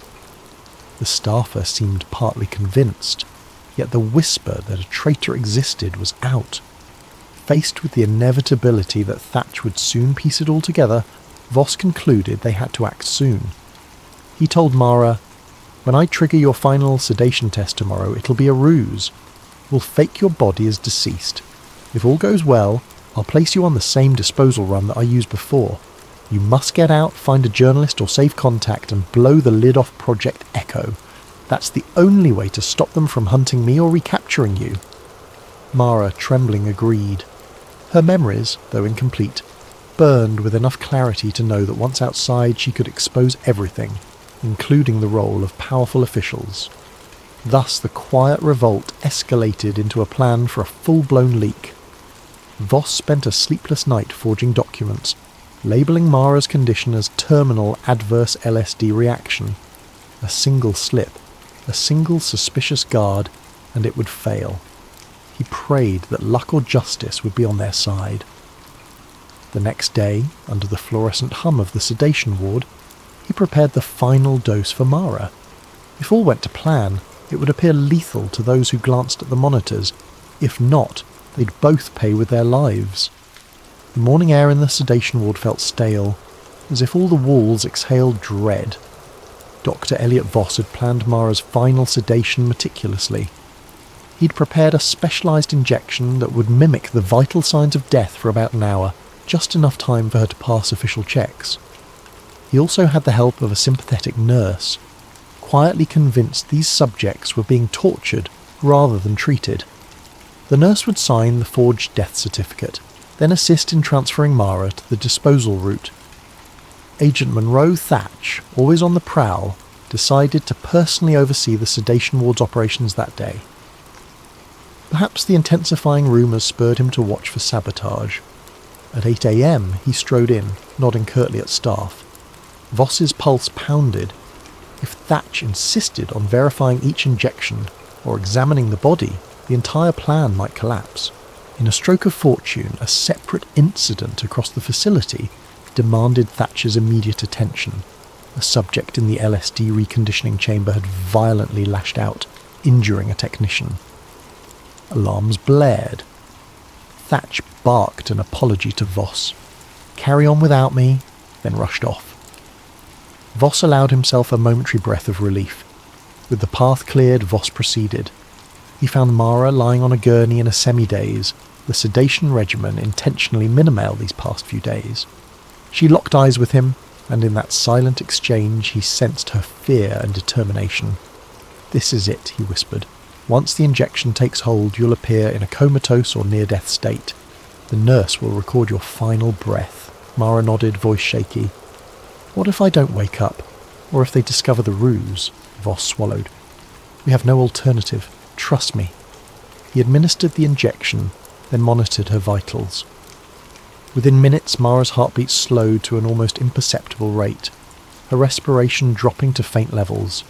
She looked disturbingly lifeless, though a doctor examining closely might sense the subtle difference. The nurse hovered by Voss's side, forging the official time of death. Deceased, subject number 23, LSD-induced catatonia and systemic shock, the chart read. Mara was wheeled to the body disposal unit, a euphemism for the corridor leading to the incinerator. There, a gurney waited to be rolled inside. The staff who typically oversaw this station were accustomed to treating each body as just another casualty in the program's pursuit of progress. Voss told them, "She's gone. The logs are signed." They glanced at the form, nodded. No further questions. It stung him that human life had become so trivial here. But in their numb acceptance lay an advantage. None suspected deception. A short while later, a security alarm beeped at the disposal gate. An ambulance was inbound to handle off-site incineration for multiple bodies that had piled up. One of them was Mara. This was the route Voss had used before to free detainees. He parted from the nurse with a subtle nod, hoping to see Mara again, but uncertain. The plan demanded that once out, she find the safe contact, blow the whistle, and vanish. Voss felt both terror and hope swirling in his chest as the ambulance rolled out of the facility gates. But fate had a twist. Within an hour, Agent Thatch returned to Voss's lab. The earlier incident was resolved, yet Thatch's mood bristled with suspicion. He asked, "So, Doctor?" "Voss, I see you had a death this morning. Another LSD complication?" Voss feigned sorrow. "Yes, subject number 23. She'd been on advanced trials." The data spiked unpredictably. She passed quickly. Thatcher's gaze drilled into him. "I find it odd. 23 was stable just days ago with talk of new protocols. What changed so drastically?" A wave of anxiety threatened Voss's composure. The final LSD variant proved lethal in her case. "I regret we couldn't intervene. She collapsed swiftly." He managed to keep his voice steady, though Thatcher's posture indicated mistrust. "Show me the logs. All details," Thatch demanded. Together they pored over the sedation records, ECG readouts, all forged or manipulated by Voss. The reading seemed consistent on the surface. Thatch narrowed his eyes. "We're losing an unusual number of subjects to adverse reactions lately. Doesn't that hamper your data?" Voss contrived a clinical tone. "Yes, it does. We're pushing the boundaries of LSD derivatives. Mortality is high." A moment of tension. Then Thatch grunted. "I'll be investigating further," and stepped out. The door slid shut with a whisper, leaving Voss trembling. It was only a matter of time before Thatch demanded a more thorough autopsy or recheck number 23's body. By then, though, the ambulance would have disposed of the corpse. At least that was the official story. With luck, Mara would be far from here. Sure enough, the next day, Thatch tried to confirm number 23's remains. He encountered only an empty incinerator schedule slot. The staff told him it had gone out in the morning run. Thatch demanded the driver's route logs, but the driver was back with the vehicle, everything in standard order, none the wiser. Thatch's frustration soared. "A body disappears too conveniently," he said, glaring at Voss. "Coincidence? Or are you playing me?" Voss feigned indignation. "Agent, do you suggest I orchestrated a false death? For what purpose?" Thatch's silence was telling. Meanwhile, outside the facility, the nurse's contact was supposed to rouse Mara from her artificially induced near-death state. She would then slip away to meet the journalist or safe house. Voss could only hope all went well. The entire plan hinged on her regaining enough clarity to recall the horrors she endured. If her memory was still patchy, the leak might falter, but it was a risk worth taking. Back inside Echo, a storm brewed. Thatch intensified background checks on staff, scanned data meticulously. The higher-ups demanded results from the memory wiping trials, yet logs showed uncharacteristic anomalies. Soon, an emergency staff meeting was called. All scientists, doctors and technicians had to attend. Voss recognised the gravity. This was likely Thatch's tactic to corner the saboteur publicly. Sure enough, at that meeting, Thatch revealed new security protocols. Cameras would be installed in the labs, sedation wards, even staff hallways. "Too many irregularities have plagued us," he said icily. "No more. We suspect an insider facilitating leaks or faking data. Any who conspire will face immediate repercussions." The room fell into anxious silence. Some staff, not complicit, still had known nothing about the recent escapes, but their fear soared. Meanwhile, Voss watched Thatch's gaze linger on him a beat too long. The message was clear. "I'm on to you." Still reeling, Voss retreated to his dorm that evening. He realised Mara's rescue was the high point. With security tightening, he might not manage another extraction. The next big step was a direct leak, one that pinned the entire operation to the public eye. Could he do it alone? Did Mara truly escape, or had something gone wrong? The swirling questions tormented him, but time was short. If Thatch pinned evidence on him, it was over. If he fled, they'd hunt him. The only real hope was to blow the whistle widely enough that the conspirators couldn't bury him quietly. Thus, the stage was set for a final confrontation. Voss would gather the microfilm archives, documentation of the program's origins, the internal memos from a shadowy chain of command. He'd risk everything to get them out. The fate of hundreds of detainees, and perhaps his own life, hung on a knife's edge. Within days, Agent Monroe Thatch escalated the crackdown. Hallway cameras, strictly monitored lab sign-ins, unannounced searches, all inflicted a new climate of fear upon Project Echo. Whispers died in mid-sentence for fear a microphone lurked. Researchers who once looked uneasy about the cruelty now simply kept silent, hoping to avoid suspicion themselves. For Dr. Elliot Voss, each hour felt like borrowed time.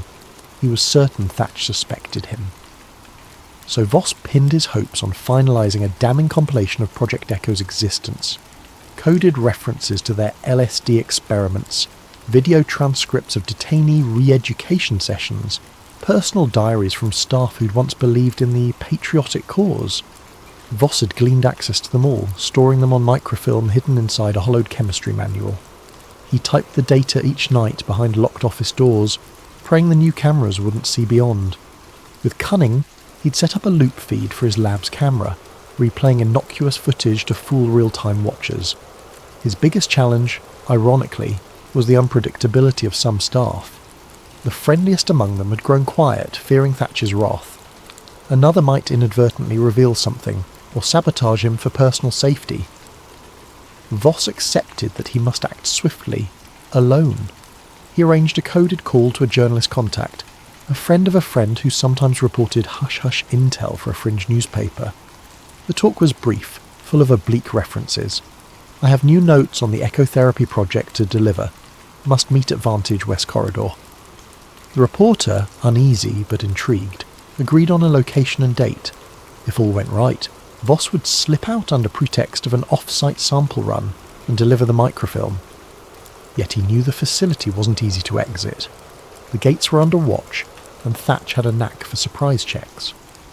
As the day approached, Voss pressed forward with final tasks. He ensured the LSD formula in the labs was replaced with a less harmful version.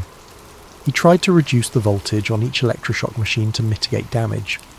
He even left instructions in obscure codes for future staff who might find them, explaining how to sabotage the worst procedures. If he were caught or forced to vanish, at least some seeds of resistance would remain. The morning of the planned leak was grimly still. A hush had settled through the corridors, as if fate itself held its breath. Voss told his colleagues he'd be driving out with a disposal unit, carrying tissue samples for analysis at a far lab facility. This was partly legitimate. Small tissue vials from certain autopsies, but hidden among them was the microfilm sealed in a cryo container. The guard at the vehicle bay gave a cursory check, seeing only typical lab gear. He waved Voss on. For a moment, Voss's heart soared. Oh shit, I've been there. Perhaps it would be that easy. But as he started the engine, a black car screeched into the bay. Thatch stepped out, an armed subordinate behind him.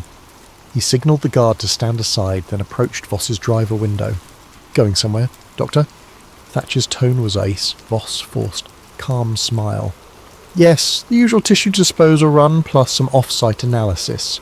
You know the routine. Thatcher's eyes scanned the interior. Mind if I ride along? I'd like to see these labs for myself. His expression made it clear this was no polite request. Voss's pulse hammered. If Thatch rode with him, he'd discover the microfilm. Of course, Voss managed, summoning a neutral voice. Thatch climbed in the passenger seat, the subordinate in the back. They drove out from Project Echo's gate, the morning sky heavy with clouds. Tension thickened in the silent car ride. Voss tried to maintain composure, his mind racing for a plan B. A direct confrontation would be suicidal. Midway down a secluded forest road, Thatch spoke at last. We found evidence you manipulated sedation logs. Several detainees who died show no trace in the incineration records, Dr. Voss. I suspect you've been playing a dangerous game. Care to admit it? Voss's knuckles whitened on the steering wheel. He tried a bluff.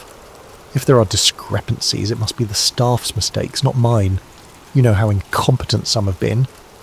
Thatcher's glare indicated disbelief. Spare me, I've heard the rumours. The missing LSD shipments, the lower shock intensities. You've grown a conscience. They reached a deserted stretch of highway. Thatch ordered Voss to pull over. The subordinate brandished a sidearm.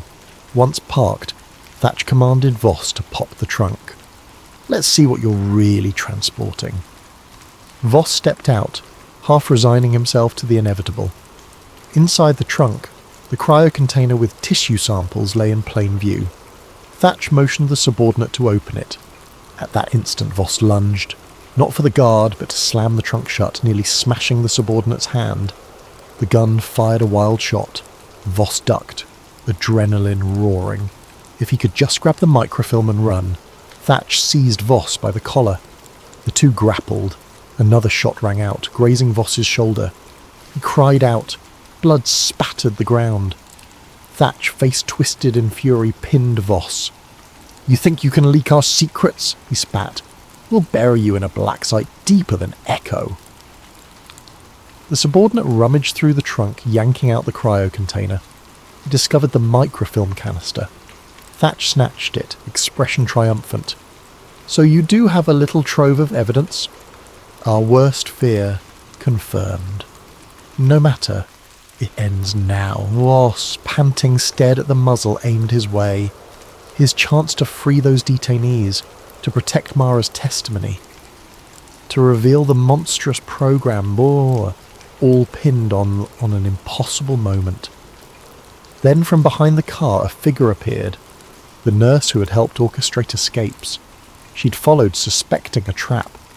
She brandished an old revolver with trembling hands. "Drop the weapon!" she hissed at the subordinate. Thatch turned, firing swiftly. The nurse was no marksman. Her shot went wide, but Thatch's bullet struck her square, dropping her instantly. Voss's eyes widened in horror. In that split second, the subordinate was momentarily distracted. Voss lunged for the microfilm canister in Thatch's grip. They struggled over it, arms locked in mortal tension. A single shot thundered again. This time it was the subordinate's gun, finishing off the nurse. Voss felt hope draining. With a savage twist, Thatch hammered Voss's wounded shoulder. Pain flared, and the canister slipped from Voss's hand onto the roadside. The subordinate kicked it away, retrieving it for Thatch. Blood dripped from Voss's mouth as he coughed out words. "You can't hide everything," Thatch sneered. "We don't need to hide everything, just enough. And you, DeVos, will be a tragic accident. A meltdown in the lab, perhaps. Or a recorded suicide." He nodded to the subordinate. "Bag him.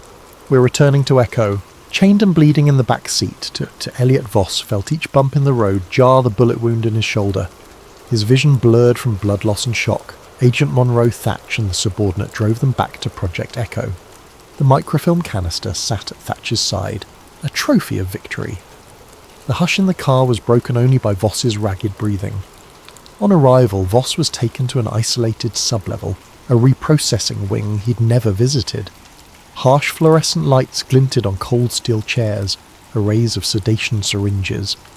Thatch dismissed the subordinate, wanting this done quietly. "You had potential, Voss," he said, spitting the words with scorn, "but you let sentiment ruin you. Now you'll vanish."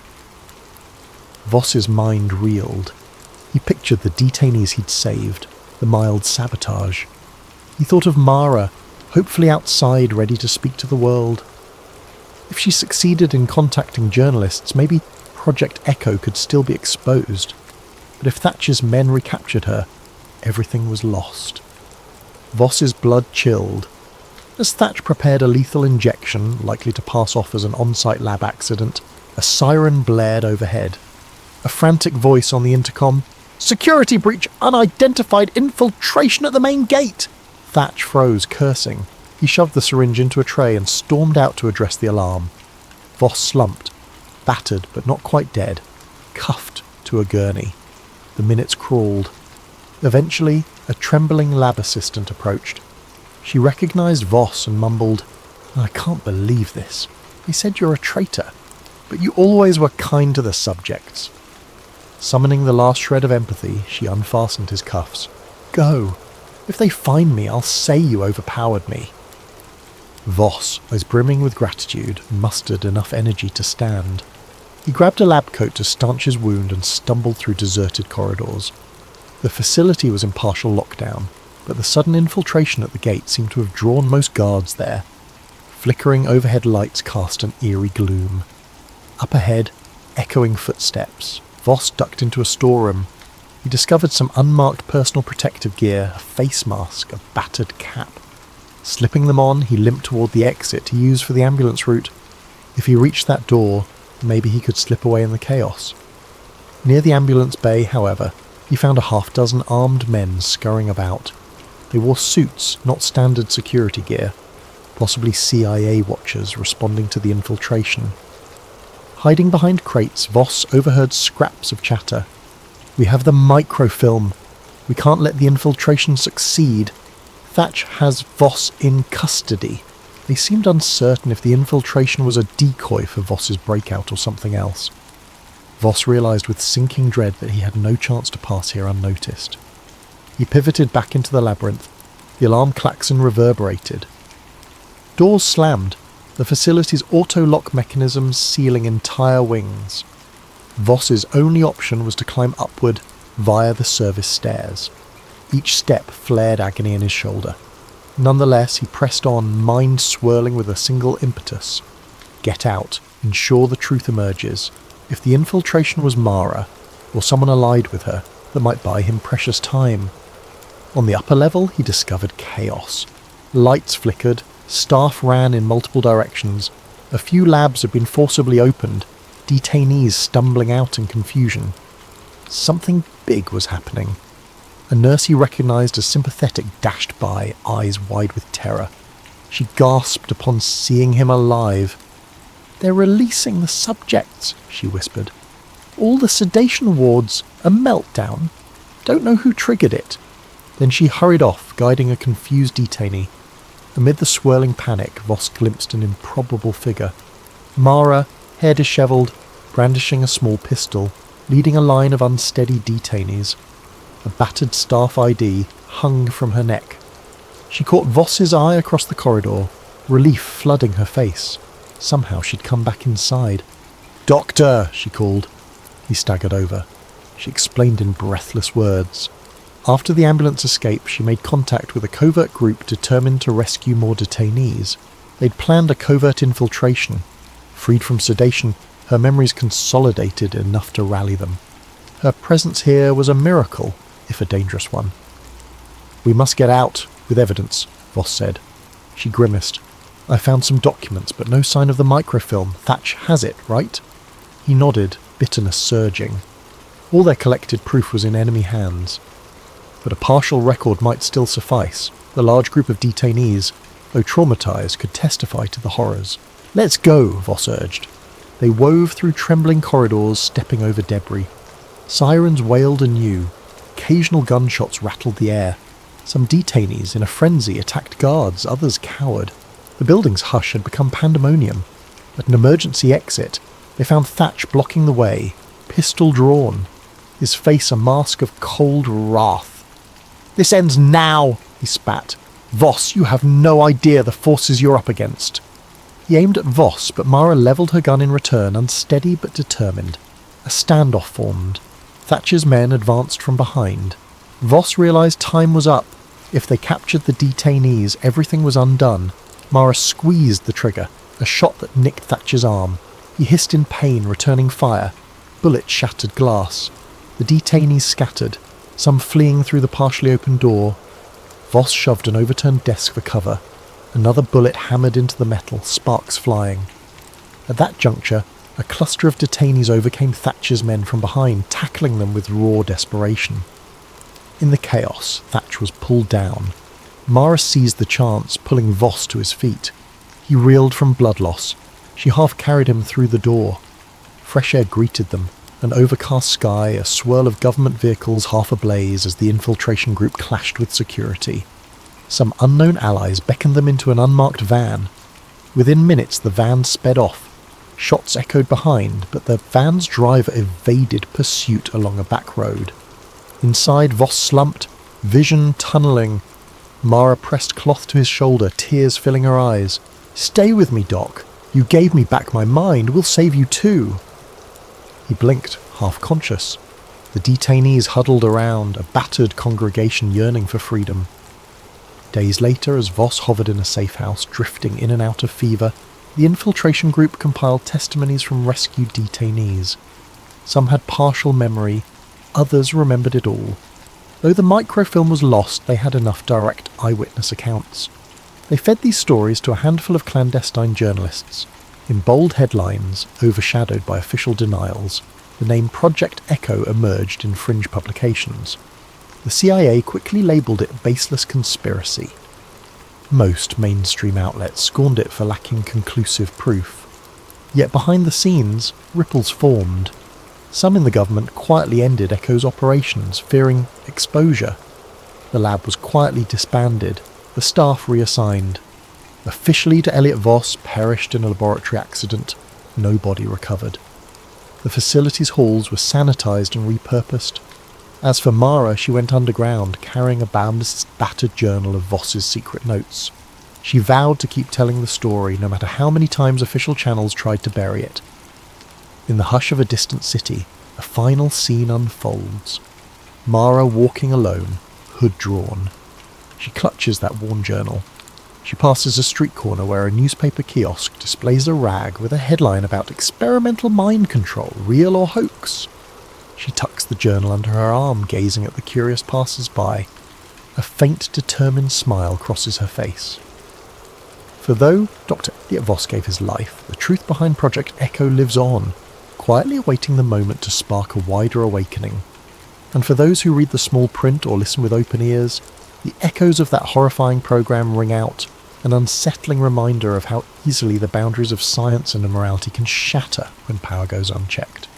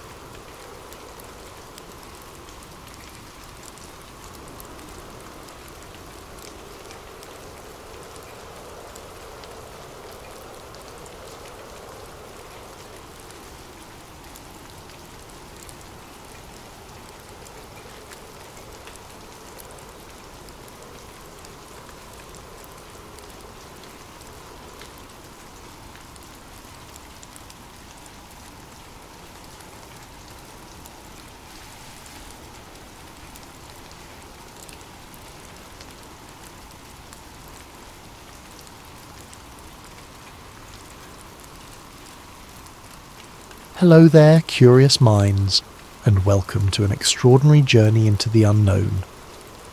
Before we plunge into the heart-pounding saga you're about to hear, I have a small request. Please take a moment to comment where you're tuning in from around the world, and let me know what time it is as you settle down with this story. Time zones fascinate me. I love seeing how a single tale can connect people scattered across countless latitudes and longitudes.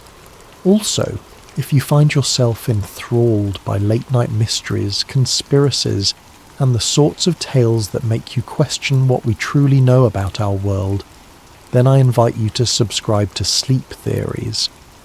We delve into the shadowy corners of knowledge, lost histories, unexplained events, and glimpses into conspiracies that just might hold a kernel of truth. It's a space designed to lull you into a contemplative hush, while simultaneously sparking your imagination. After all, sometimes drifting off to dreamland is best done to a story that leaves a hint of awe lingering in the air. Tonight's narrative is titled Route 51, The Truck Driver Who Knew Too Much.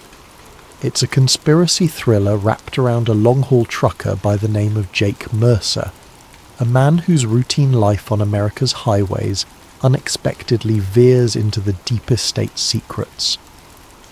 Picture those silent desert nights along Route 375, colloquially called the extraterrestrial highway, the distant glow of stars above, and the faint hum of a secret government base rumoured to hold unthinkable mysteries. That's the backdrop of Jake's last job. A contract that lured him with the promise of quick cash, but which turned out to be more than he ever bargained for. You'll meet a cast of characters who either propel him forward or stand in his way. Maggie Ruiz, the dependable voice on the other end of the CB radio. Dr. Eli Voss, an embattled scientist with too many regrets. Agent Nathan Cole, whose entire purpose is to fix problems like a trucker discovering secrets meant for no one's eyes.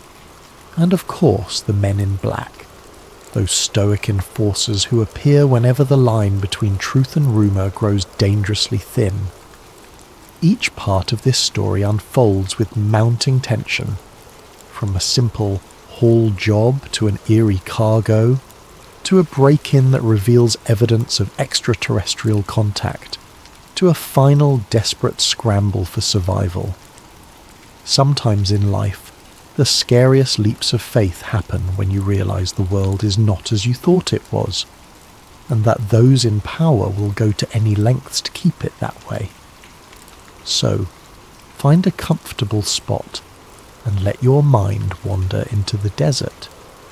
Envision the Black Ops trucks prowling nighttime highways, the hush of a top-secret hangar, the hum of hidden technology that defies earthly logic.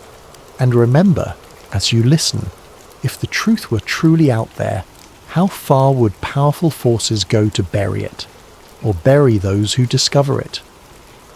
Now, with the stage set, let us commence our journey alongside Jake Mercer, a regular, unassuming truck driver thrown headlong into a world of dark conspiracies and cosmic secrets. Buckle in, keep your headlights on, and prepare to traverse the lonely roads that lead straight into Area 51. Jake Mercer often said he'd seen it all during his years on the road, from giant dust storms in Arizona to sketchy rest stops on the outskirts of big cities. He'd once encountered a bull moose outside Boise that nearly totaled his rig. Another time a hitchhiker claimed to be a time traveller from the year 3010. Nothing shocked him anymore, until the day he was handed a government contract that came with an absurdly high paycheck and an equally absurd set of restrictions. It started on a scorching Wednesday afternoon in Albuquerque. Jake, nursing a cold energy drink, had just finished hauling medical supplies across state lines. While reviewing his next assignment, he noticed it was labelled High Priority Federal Clearance Required. His usual dispatcher, a gruff man named Martin, shrugged helplessly. "I don't know, Jake. They just said you're the driver for this. Pays triple though. Don't ask me any more." The instructions were bizarre. Pick up a sealed freight container at a secure depot, no questions asked. Do not open or inspect the cargo under any circumstance. Follow the GPS coordinates to a location in the Nevada desert. Deliver by midnight, no exceptions. Speak to nobody about the nature of your load. Jake raised an eyebrow but accepted. Triple pay was triple pay, and there had been times he could barely cover the rig's maintenance. This job might set him up for months. Besides, he'd grown tired of daily monotony. A secret government contract carried a certain forbidden allure. He arrived at the secure depot by late afternoon. Towering barbed wire fences enclosed the yard, guarded by men in unmarked uniforms. A tall officer with the ice-cold eyes verified Jake's ID for an uncomfortably long time. Then, with a curt nod, he directed Jake to back his truck into a loading bay. 4 workers carefully rolled out a large metal container, about 20 feet long, its edges sealed with rivets. It had no markings except a small stenciled code, R51, classified. Jake watched them bolt the container to the truck's chassis. The officer approached again, thrusting a thick envelope into Jake's hands. "Your instructions. Stick to them. No detours. No curiosity. Understood?" Jake nodded. He could practically feel the tension in the air as though crossing some invisible threshold from routine life into the hush of clandestine operations. He hopped into his cab, fired up the engine, and eased away. Part of him expected to see black SUVs trailing him, but the roads around the depot were deserted. The miles slipped by in a haze of desert heat. With each passing hour, the sun dipped lower, painting the horizon a fierce orange, then a soft lavender. By dusk, Jake was coasting along an empty stretch of Nevada highway, the sign reading 75 miles to Groom Lake. He knew that name.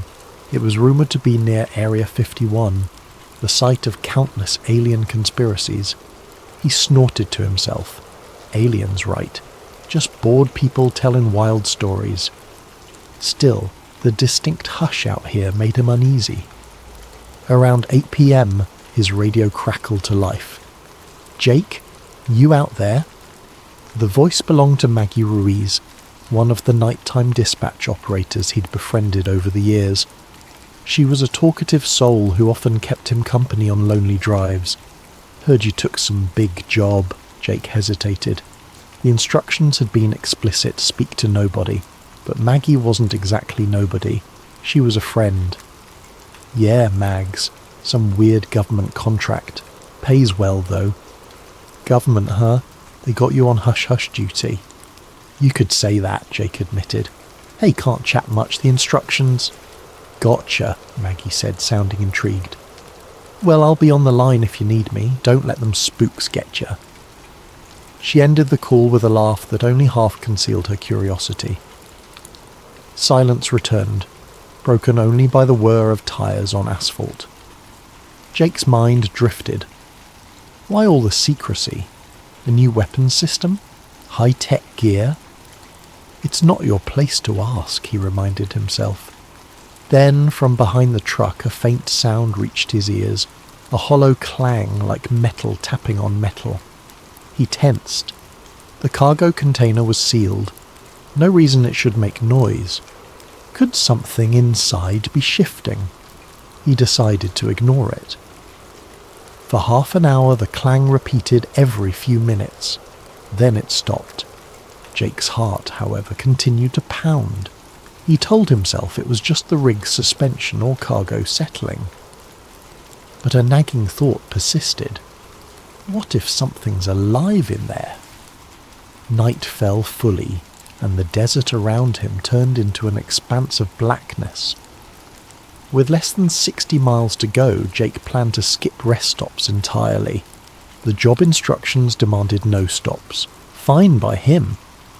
But the truck's fuel gauge told a different story. He'd miscalculated. He needed fuel or risked stalling short of the drop-off point. That spelled trouble on all fronts. Checking his map, he spotted a lone truck stop about 10 miles ahead.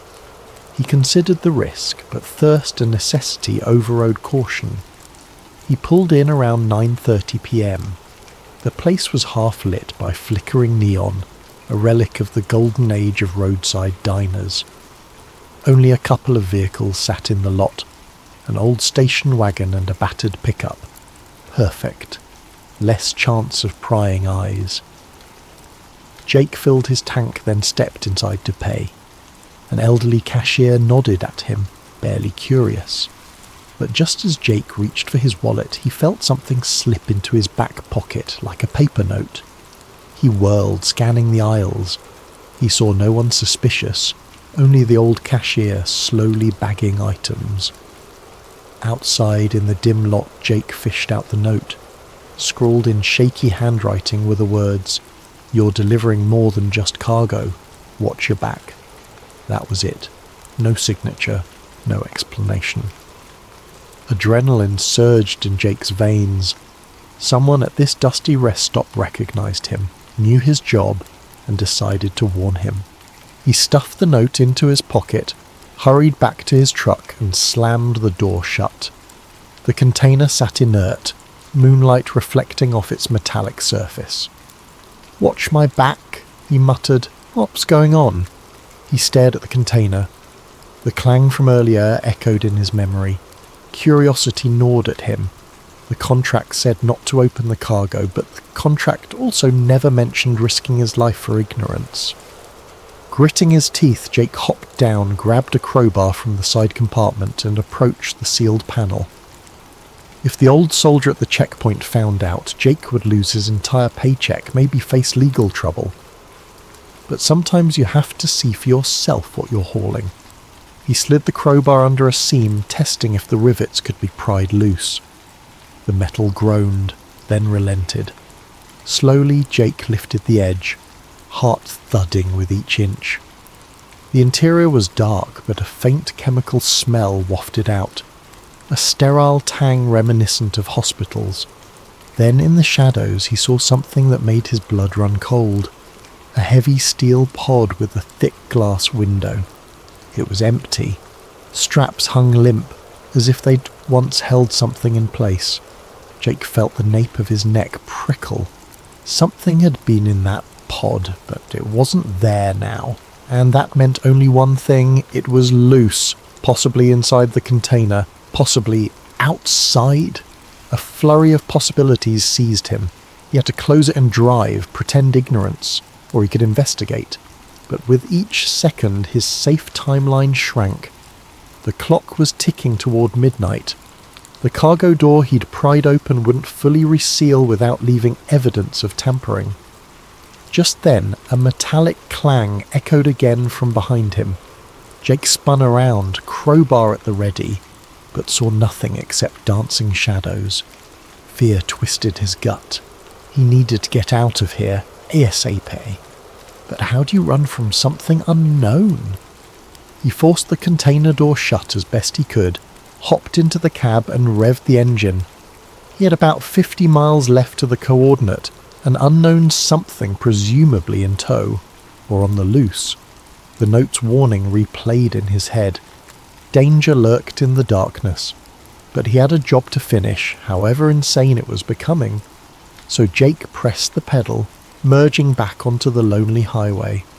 The thought of Area 51 no longer seemed so silly, because in that instant he knew one truth: this was no ordinary cargo, and he was no longer a simple truck driver. He was a man knee-deep in a conspiracy he couldn't yet fathom. As the highway unfurled beneath his wheels, Jake felt an unfamiliar sense of paranoia creeping in. He kept glancing at his side mirrors, half expecting government vehicles to appear with flashing lights. But the desert remained eerily quiet. He turned on his CB radio, hoping to reach Maggie again, some connection to normalcy. Static hissed, then Maggie's voice cut through. "Jake, that you? I was wondering if you'd gone silent for good." "Maggie," he said, his own voice shaky. "Listen, something's off. This cargo, whatever's inside it, it might have... I don't know, it's just not right." He hesitated to reveal everything, scanning the empty road ahead. I opened it, found a locked pod.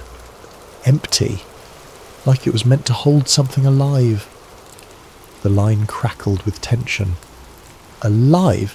Jake, that's not good. Did you see anything else?" "No, just straps. Then I heard noises, like metal scraping. Something's loose, Mags. Could be an animal, or..." He couldn't bring himself to say the word alien, but the possibility danced in his thoughts. She inhaled sharply. "This is big. You sure you want to keep going?" Jake's foot pressed on the accelerator. "I've come too far. I've got to finish the drop.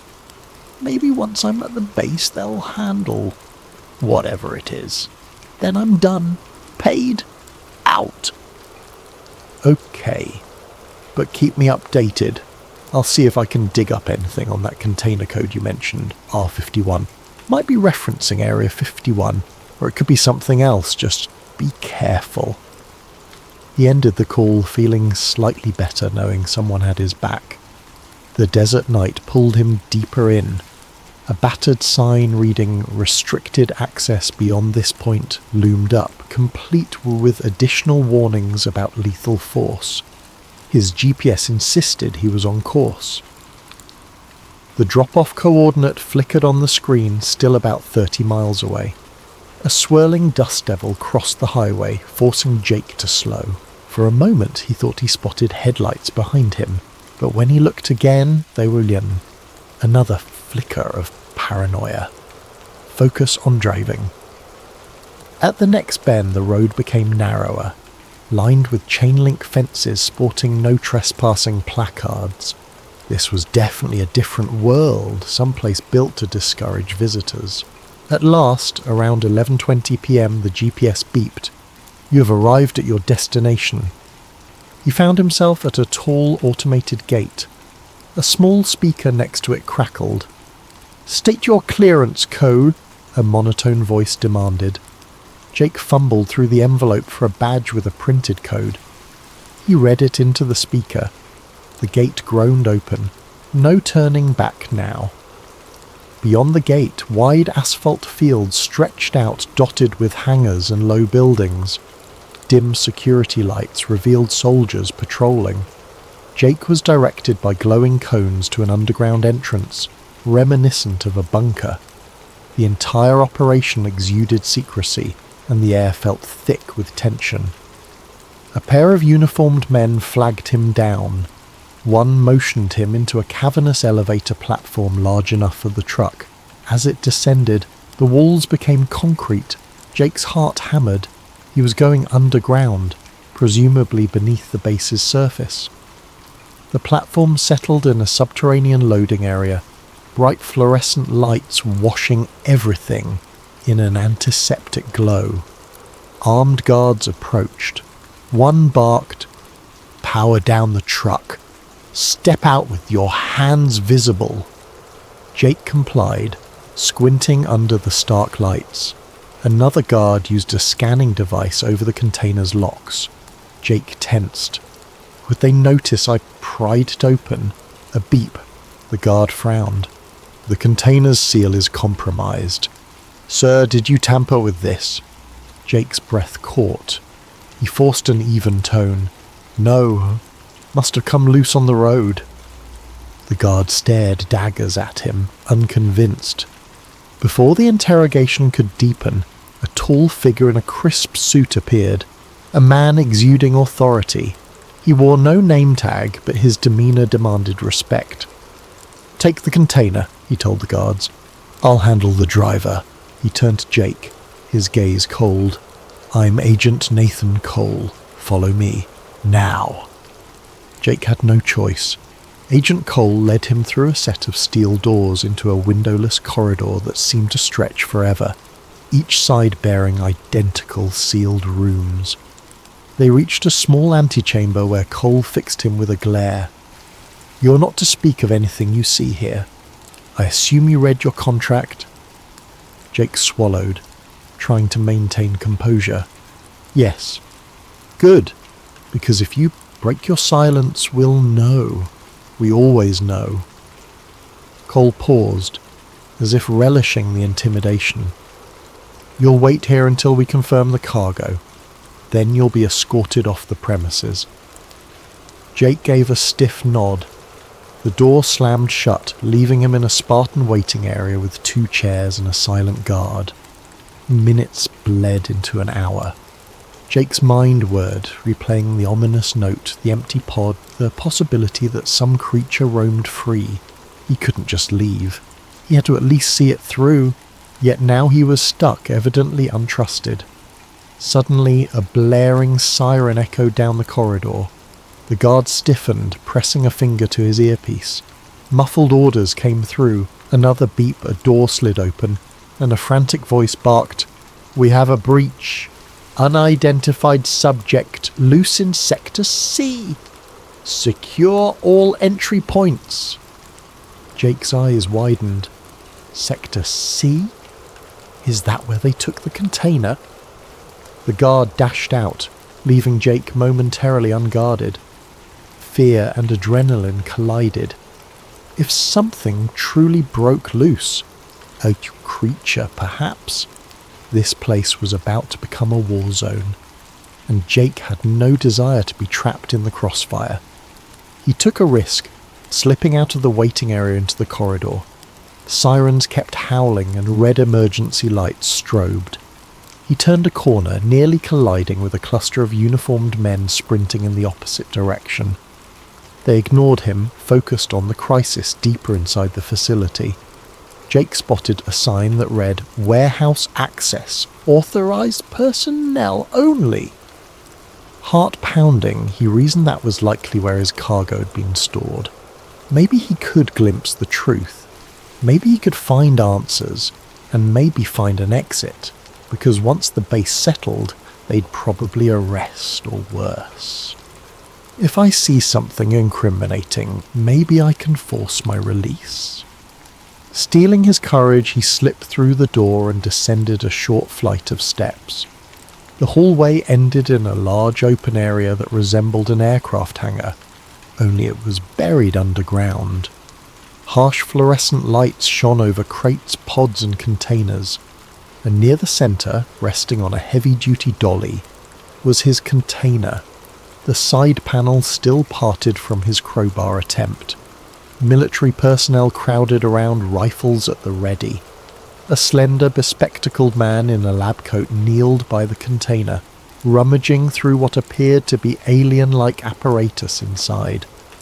Jake recognised him from a news article he'd read about government scientists, Dr. Eli Voss, but the man looked older, haunted, his face drawn in panic. Jake crept closer, ducking behind some crates. He glimpsed inside the container, strange devices with glowing lines, a cylindrical capsule that must have once held the occupant of the steel pod.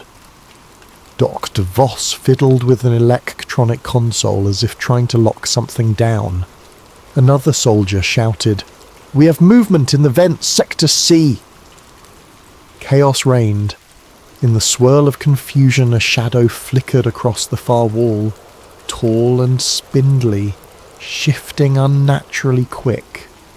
Jake's blood chilled. Was that the creature? A guard fired a shot. Shouts erupted. "Hold your fire! We need it alive!" Another soldier scrambled to raise a tranquilizer rifle. Then, to Jake's horror, the shadow vanished from the wall and reappeared on the ceiling, impossibly defying gravity. Staccato gunfire erupted, the muzzle flashes lighting up the space in blinding arcs. Something hissed, a weird, unearthly keening. Then silence, broken by a guard's scream. Jake's instinct screamed at him to run, but his body froze. A part of him was transfixed by the bizarre reality unfolding. Something not of this world scuttled across the ceiling, too fast to track. Soldiers cursed and swung rifles upward. In the chaos, Dr. Voss turned, scanning the room. His eyes locked onto Jake, half hidden behind a crate. In that moment, recognition flickered in the scientist's gaze. Maybe he pegged Jake as a civilian who shouldn't be there. But instead of raising an alarm, Voss mouthed something akin to "Get out!" Jake's heart hammered. Did he dare trust this man? The swirling lights, the shouts, the lurking predator overhead. There was no time to weigh options. Dr. Voss beckoned, then pointed toward a door marked "Exit, Vehicle Hangar." Jake nodded mutely, realizing this might be his only chance to escape. Then, just as he started to move, another ear-shattering alarm blared.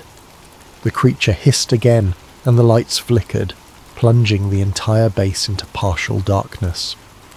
Jake felt the temperature in the hangar drop, or perhaps it was just cold sweat dripping down his back.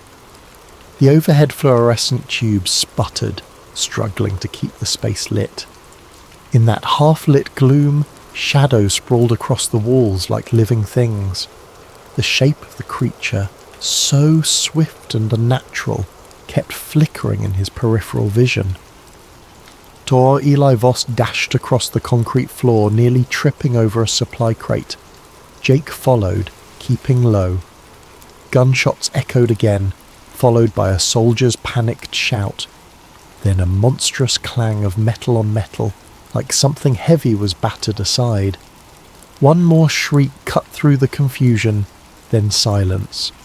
The hush was deafening, charged with primal fear.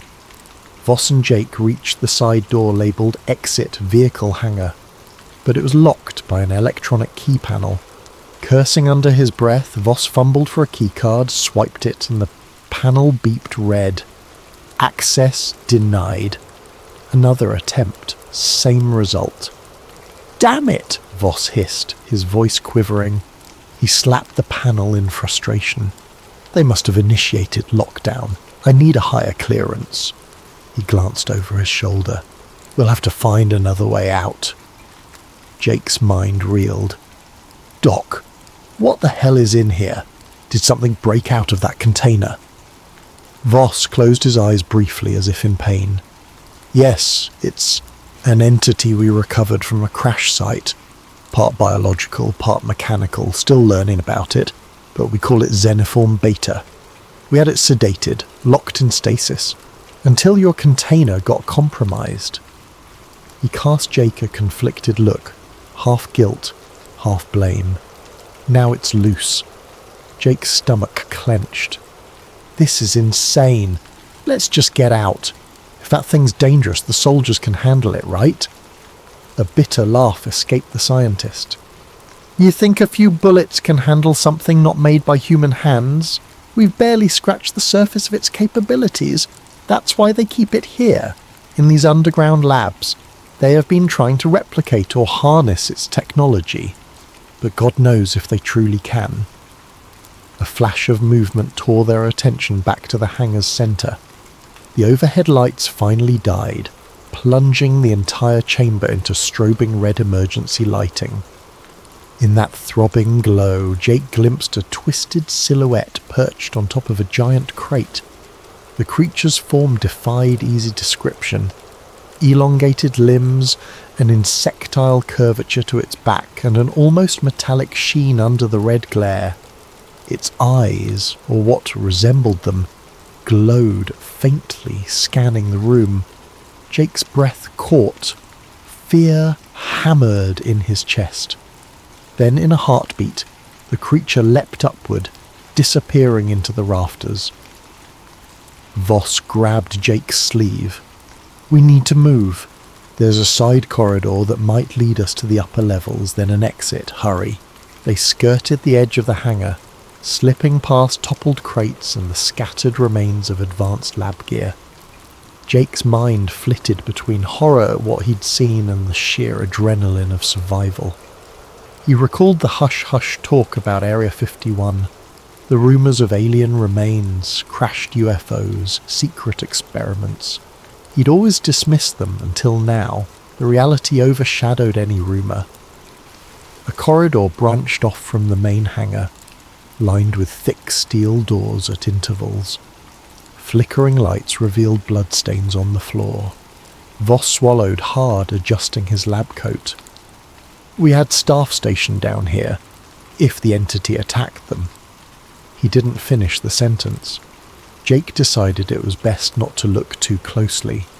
Just then, overhead speakers crackled and a voice boomed, "Facility-wide alert!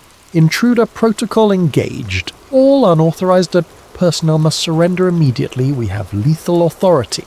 Jake recognized the voice of Agent Nathan Cole, that cold official who'd greeted him earlier. Secure or eliminate the asset at all costs. Repeat. Eliminate if necessary. Jake locked eyes with Voss. Intruder protocol. That's me. They'll kill us both if they catch us. Voss nodded grimly. Yes. The powers that be want no witnesses. They'll blame any casualties on the creature, then bury the truth. You'll vanish, I'll vanish, everyone will vanish. Jake felt a wave of anger surge. He was just a truck driver drawn into this cosmic nightmare, but the injustice of it struck him. We can't let them bury this. People have a right to know. The words surprised even him. A day ago, he'd have laughed at the concept of alien secrets. Now every fibre of him believed the public deserved the truth. The scientist studied him, something shifting in his eyes. You're serious? You'd risk your life to expose them? Jake hesitated, but the memory of that empty pod, that monstrous silhouette overhead, the hush-hush contract, it all churned inside him. I can't just walk away after seeing this. They'll kill me anyway.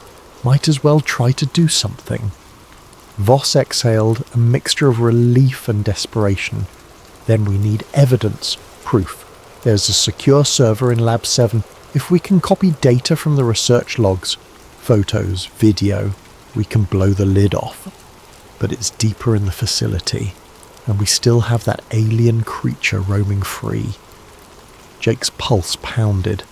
Let's do it, then find a way out. They continued down the corridor, passing locked doors. Voss used his keycard on door after door, some opening to reveal labs in disarray, others refusing entry. They found a small storage room with an overhead vent. A battered soldier lay unconscious near the door, apparently knocked out by the creature. Voss knelt, checked the man's pulse, then grabbed his keycard. He's alive. Let's hope he stays that way. They stepped over him, pushing on. One corridor door led to a sign reading Lab 6, Biological Analysis. Another pointed to Lab 7, Xenoform Studies. Voss gestured to Lab 7. That's our target. They eased forward. The door slid open with a pneumatic hiss. Inside, monitors flickered, showing cryptic readouts of gene sequences, strange symbols and footage of a containment room. One screen displayed images of the alien craft's wreckage. Another showed the crashed remains with the label Project Lazarus. Jake's chest tightened. He was stepping deeper into a world no civilian was ever meant to see. Voss rushed to a console. Keep watch. I'll retrieve the files. Jake scanned the hallway behind them, senses on high alert. The overhead sirens still wailed, and occasionally they heard the distant staccato of gunfire. The base was locked in a terrifying cat-and-mouse standoff. Who was the cat, the creature, or the men with guns? At the console, Voss inserted a portable drive. Data lines scrolled across the screen. I've got logs, video of the entity in stasis, autopsy reports from earlier specimens. This is enough to rock the entire world if we get it out. Jake turned, fixating on the largest monitor. It showed security footage from inside the container corridor. Black and white graininess, a timestamp flickering in the corner. He recognized his own truck parked there, the container being moved. Then the feed jumped to a chaotic moment. Engineers scattering as the alien burst from the pod. Jesus, Jake muttered. No one's going to believe we got all this proof, but it's real. Voss tapped frantically. The progress bar crawled to 90%, then 100%. Done! He yanked the drive. Now we... A harsh clang behind them. The door to Lab 7 slammed shut and a figure stepped inside. Not the alien, but a uniformed man with a stoic face, Agent Nathan Cole. His sidearm was raised. That's enough, Doctor, and you, he hissed at Jake, have caused quite a mess.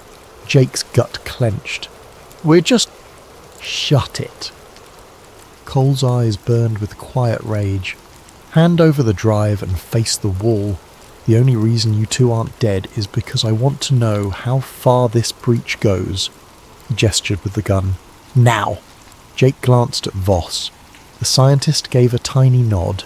Reluctantly, he extended the flash drive toward Cole, but as Cole reached for it, a thunderous crash reverberated overhead.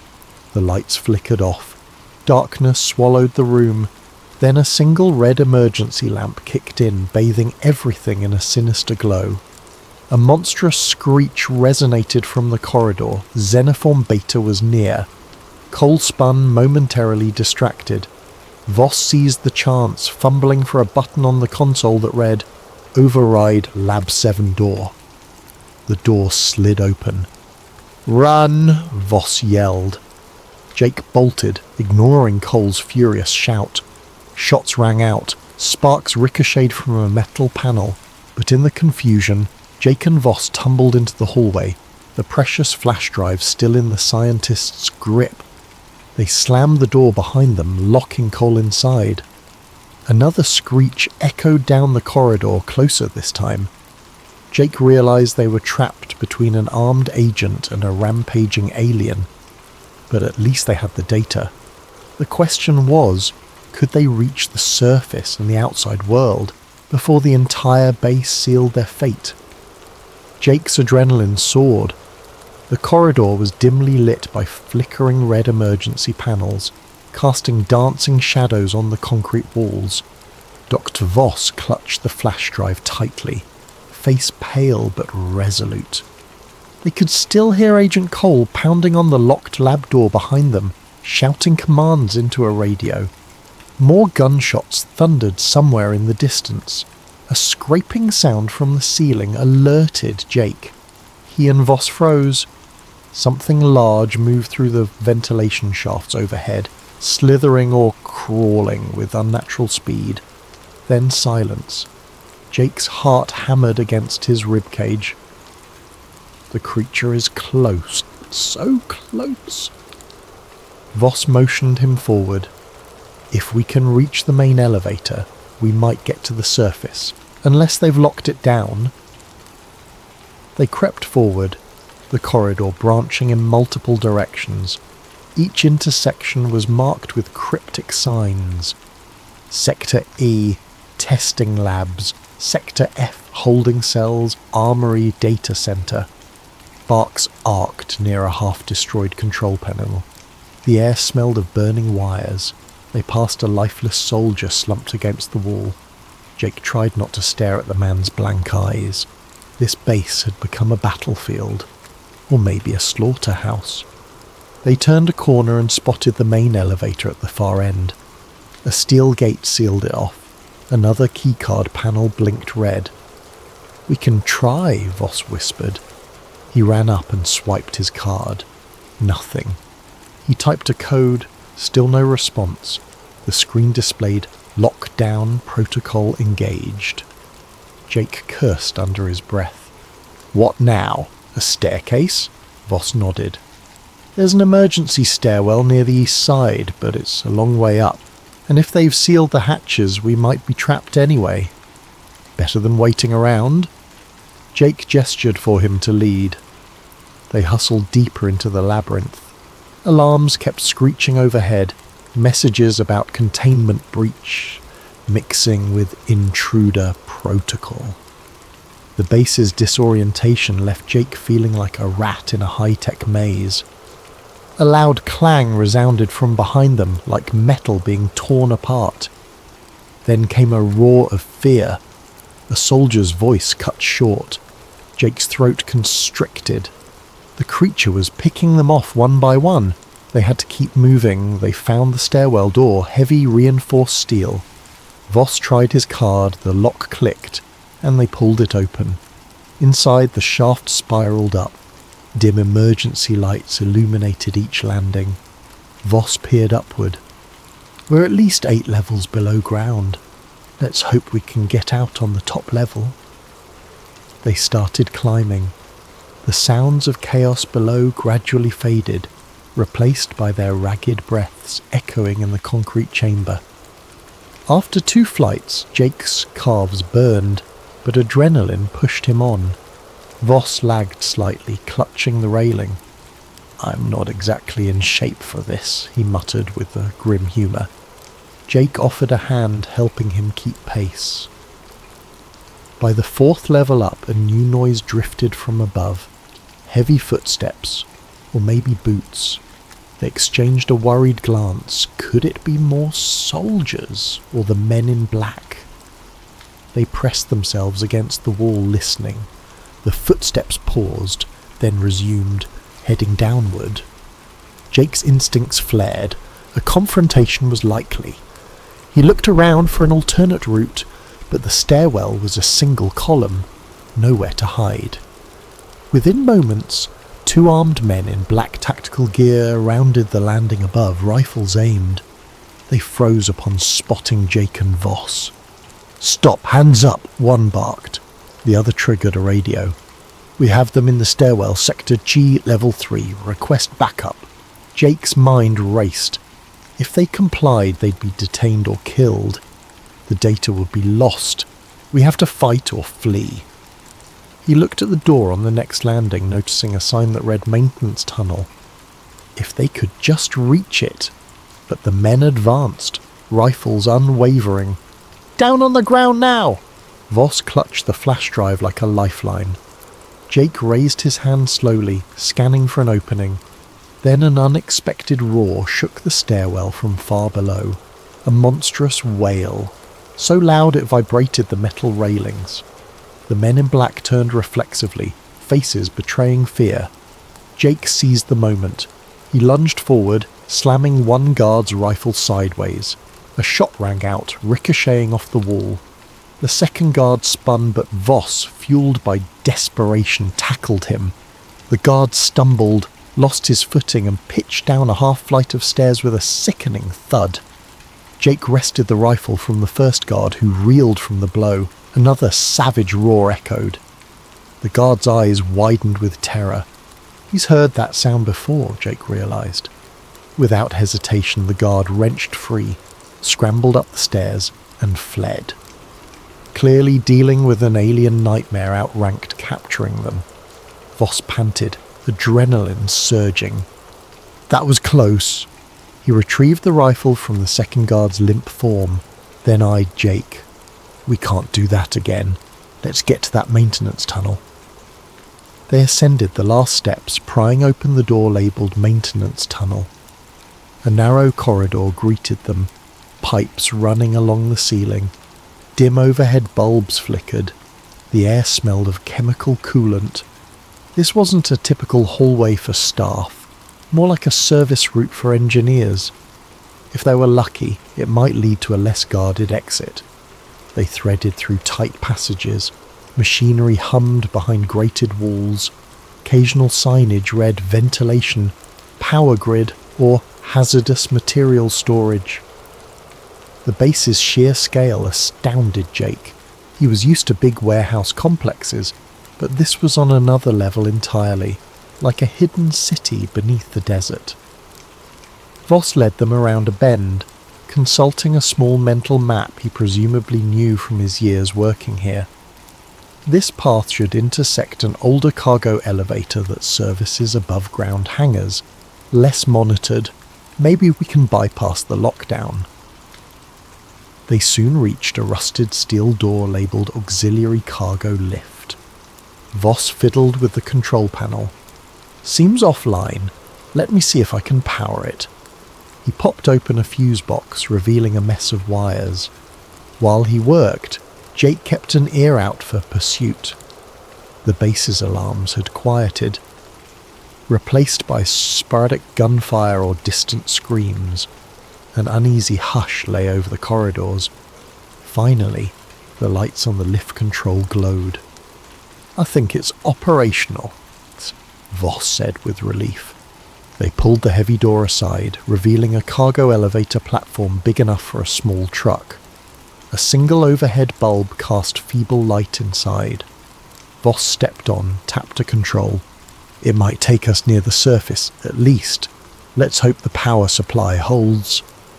The lift groaned to life, lurching upward at a crawl. Each second felt interminable. Jake exhaled, letting tension slip momentarily. They had come so far, risked so much. If they could just break free. Halfway up, the entire platform shuddered. The overhead bulb flickered wildly. Voss paled. Powers dropping? Another violent jolt. The lift screeched to a halt, suspended in darkness, then a mechanical whine, and it resumed, but painfully slow. "Stay calm," Voss urged. Jake stared at the grated walls sliding by. "Doc, if we get out, how do we expose all this? The government will come after us." Voss swallowed. We'll need to broadcast the data widely, upload it to multiple news outlets, leak it online, something unstoppable. Even Black Ops can't erase everything once it's out, but we must move fast. The lift ground to a stop at what looked like a storeroom. A faint overhead sign read, "Surface access, authorized only." The door's lock glowed red. Voss tried his card, no luck, he exhaled, frustration seeping in. "Security clearance. We need a high-level code, possibly from someone like Agent Cole," Jake cursed. They were stuck again. They peered through the grated door at the corridor beyond. It was dim, no immediate sign of guards. Jake gave the door a shove, solid. He read the sign, "Biocontainment, please decontaminate." Another reminder they were dealing with top-secret alien research. Just then, a banging noise echoed from below the elevator shaft. Jake froze. Could the creature be climbing? They saw nothing, but the clang repeated, rising. Voss's eyes widened. "It might sense us. We have to go now." Desperation blossomed. Jake scanned the storeroom. Near the door, a small control panel with a numeric keypad flickered. If only they had a code. Then Voss had a frantic idea. "Check that dead guard's keycard. It might have higher clearance than mine." But they'd left the guard behind. They had no card. A metallic screech from the elevator shaft triggered panic. Voss rummaged in his pockets. "I have partial override code. Might not be enough, but let's try." He typed a sequence. The panel beeped, then displayed invalid. Another attempt. Invalid. The banging grew louder, closer. Jake braced himself, rifle in hand, finally on Voss's third try. The panel beeped green. The door hissed. They burst into the corridor, slamming it behind them. A heavy mechanical lock engaged. For now, they had a barrier between them and the horrors below. They found themselves in a wide hallway leading to a large blast door. Painted above it was surface hangar access. Jake's heart soared. They might just make it. But the corridor wasn't empty. At the far end stood several men, the men in black, tall, expressionless, each clad in black suits incongruous in a facility like this. They stared at Jake and Voss with cold detachment. No weapons drawn, yet the threat they exuded was tangible. One man stepped forward, face devoid of emotion. "You do not belong here. Hand over the... now!" Another man reached inside his jacket, presumably for a sidearm. Jake aimed the rifle, the sieves jangled. "Stay back. We just want out."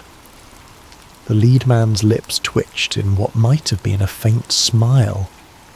"You've seen too much. People like you vanish all the time. Step away from the exit." Voss inhaled sharply. "No, not this time." He nudged Jake. "Look, there's a side door to the hangar. If we can slip past them." But the men in black advanced in a synchronized motion. Jake realized any negotiation was futile. They intended to bury them here. Another standoff. The corridor lights hummed, tension, crackling. Then footsteps thundered behind the men in black, uniformed soldiers sprinting toward them with rifles. Over a loudspeaker, Agent Cole's voice boomed, "Seize them! Secure that data!" Jake's grip tightened. They were pinned between the men in black and Cole's forces. No path out. So much for the surface hangar access. Then a thunderous crash shook the entire corridor. The lights flickered. The creature's eerie screech erupted somewhere close, reverberating in the vents. The men in black turned, momentarily distracted. Jake seized the chance, but to go where? In the flickering corridor, tension hung like a storm cloud ready to erupt. Jake and Dr. Voss stood near the blast door to the surface, confronted by the emotionless men in black on one side and heavily armed soldiers rushing in from the other. Overhead, the alien's shriek vibrated the air, chilling blood and bone alike. A soldier's voice barked, "Open fire!" Shots rang out, but not at Jake, rather at the men in black. Agent Cole appeared behind the line of soldiers, face twisted in rage. "Stop them all!" he ordered. "None leave this facility." The men in black responded with unnatural speed, dodging bullets with fluid motions. Two of them drew sidearms, returning precise, methodical fire. Jake dove behind a large crate, pulling Voss down with him. Splinters rained as bullets shredded the crate's edges, a swirl of confusion, soldiers versus men in black, each brandishing lethal force. In that chaos, neither side was particularly aiming at Jake or Voss, but it was only a matter of time before crossfire caught them. The corridor's overhead lights sparked, some failing entirely, plunging stretches into darkness. Jake's eyes darted around for an escape route. The blast door to the surface was sealed, another key panel glowed ominously. But the fighting might give them an opening, if they could slip past the crossfire. Then came a thunderous crash from above. The ceiling vent tore open and the creature dropped into the fray. Its elongated limbs slammed onto the floor, bristling with otherworldly menace. Men on both sides gasped or shouted curses. In an instant, the alien lunged at a soldier, knocking him aside with terrifying strength. Another soldier fired a burst, but the creature leapt onto the wall, scurrying horizontally before vaulting toward a second victim. Jake's heart pounded, every sense screaming to run. The strobe of muzzle flashes illuminated the creature's shiny carapace, revealing eerie segments of biotech. It let out a piercing shriek that rattled the corridor. The men in black pivoted calmly, firing specialized tranquilizer rounds. Jake recognized the dull hiss of compressed gas, but the alien jerked away with inhuman agility, rendering their aim useless. Dr. Voss tugged Jake's sleeve, pointing to the blast door panel. "We can try an override!" Bullets and shrieks overshadowed all else. Jake nodded, quickly crawling on hands and knees to the door's side. Voss typed rapidly on the keypad, face taut with concentration. "I prepared a universal code for emergencies, but it might take a minute." A glance back, the fight raged. Soldiers hollered, "Fall back!" The men in black advanced systematically. The alien pinned one soldier to the floor, tail lashing, then sprang away. In the confusion, Agent Cole spotted Jake. Their eyes locked. Cole's expression contorted with hatred. He raised his sidearm, intending to shoot, but the alien abruptly crashed between them, scattering debris. Cole stumbled back, disappearing behind swirling dust. The keypad beeped. Voss whispered in triumph. The heavy door hissed, gears turning. Light spilled in, pale moonlight. They could see the desert sky beyond. Finally, an exit. "Go, Jake," Voss urged. They scrambled through the opening and found themselves in an open-air hangar. The night was clear, star-laden. The entire base lay behind them, a subterranean fortress.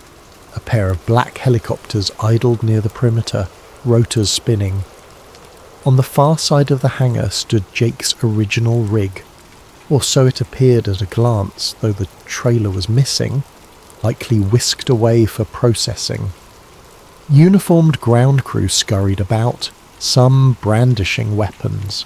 Alarms blared outside as well, lights roving across the tarmac. If they tried to simply walk out, they'd be shot.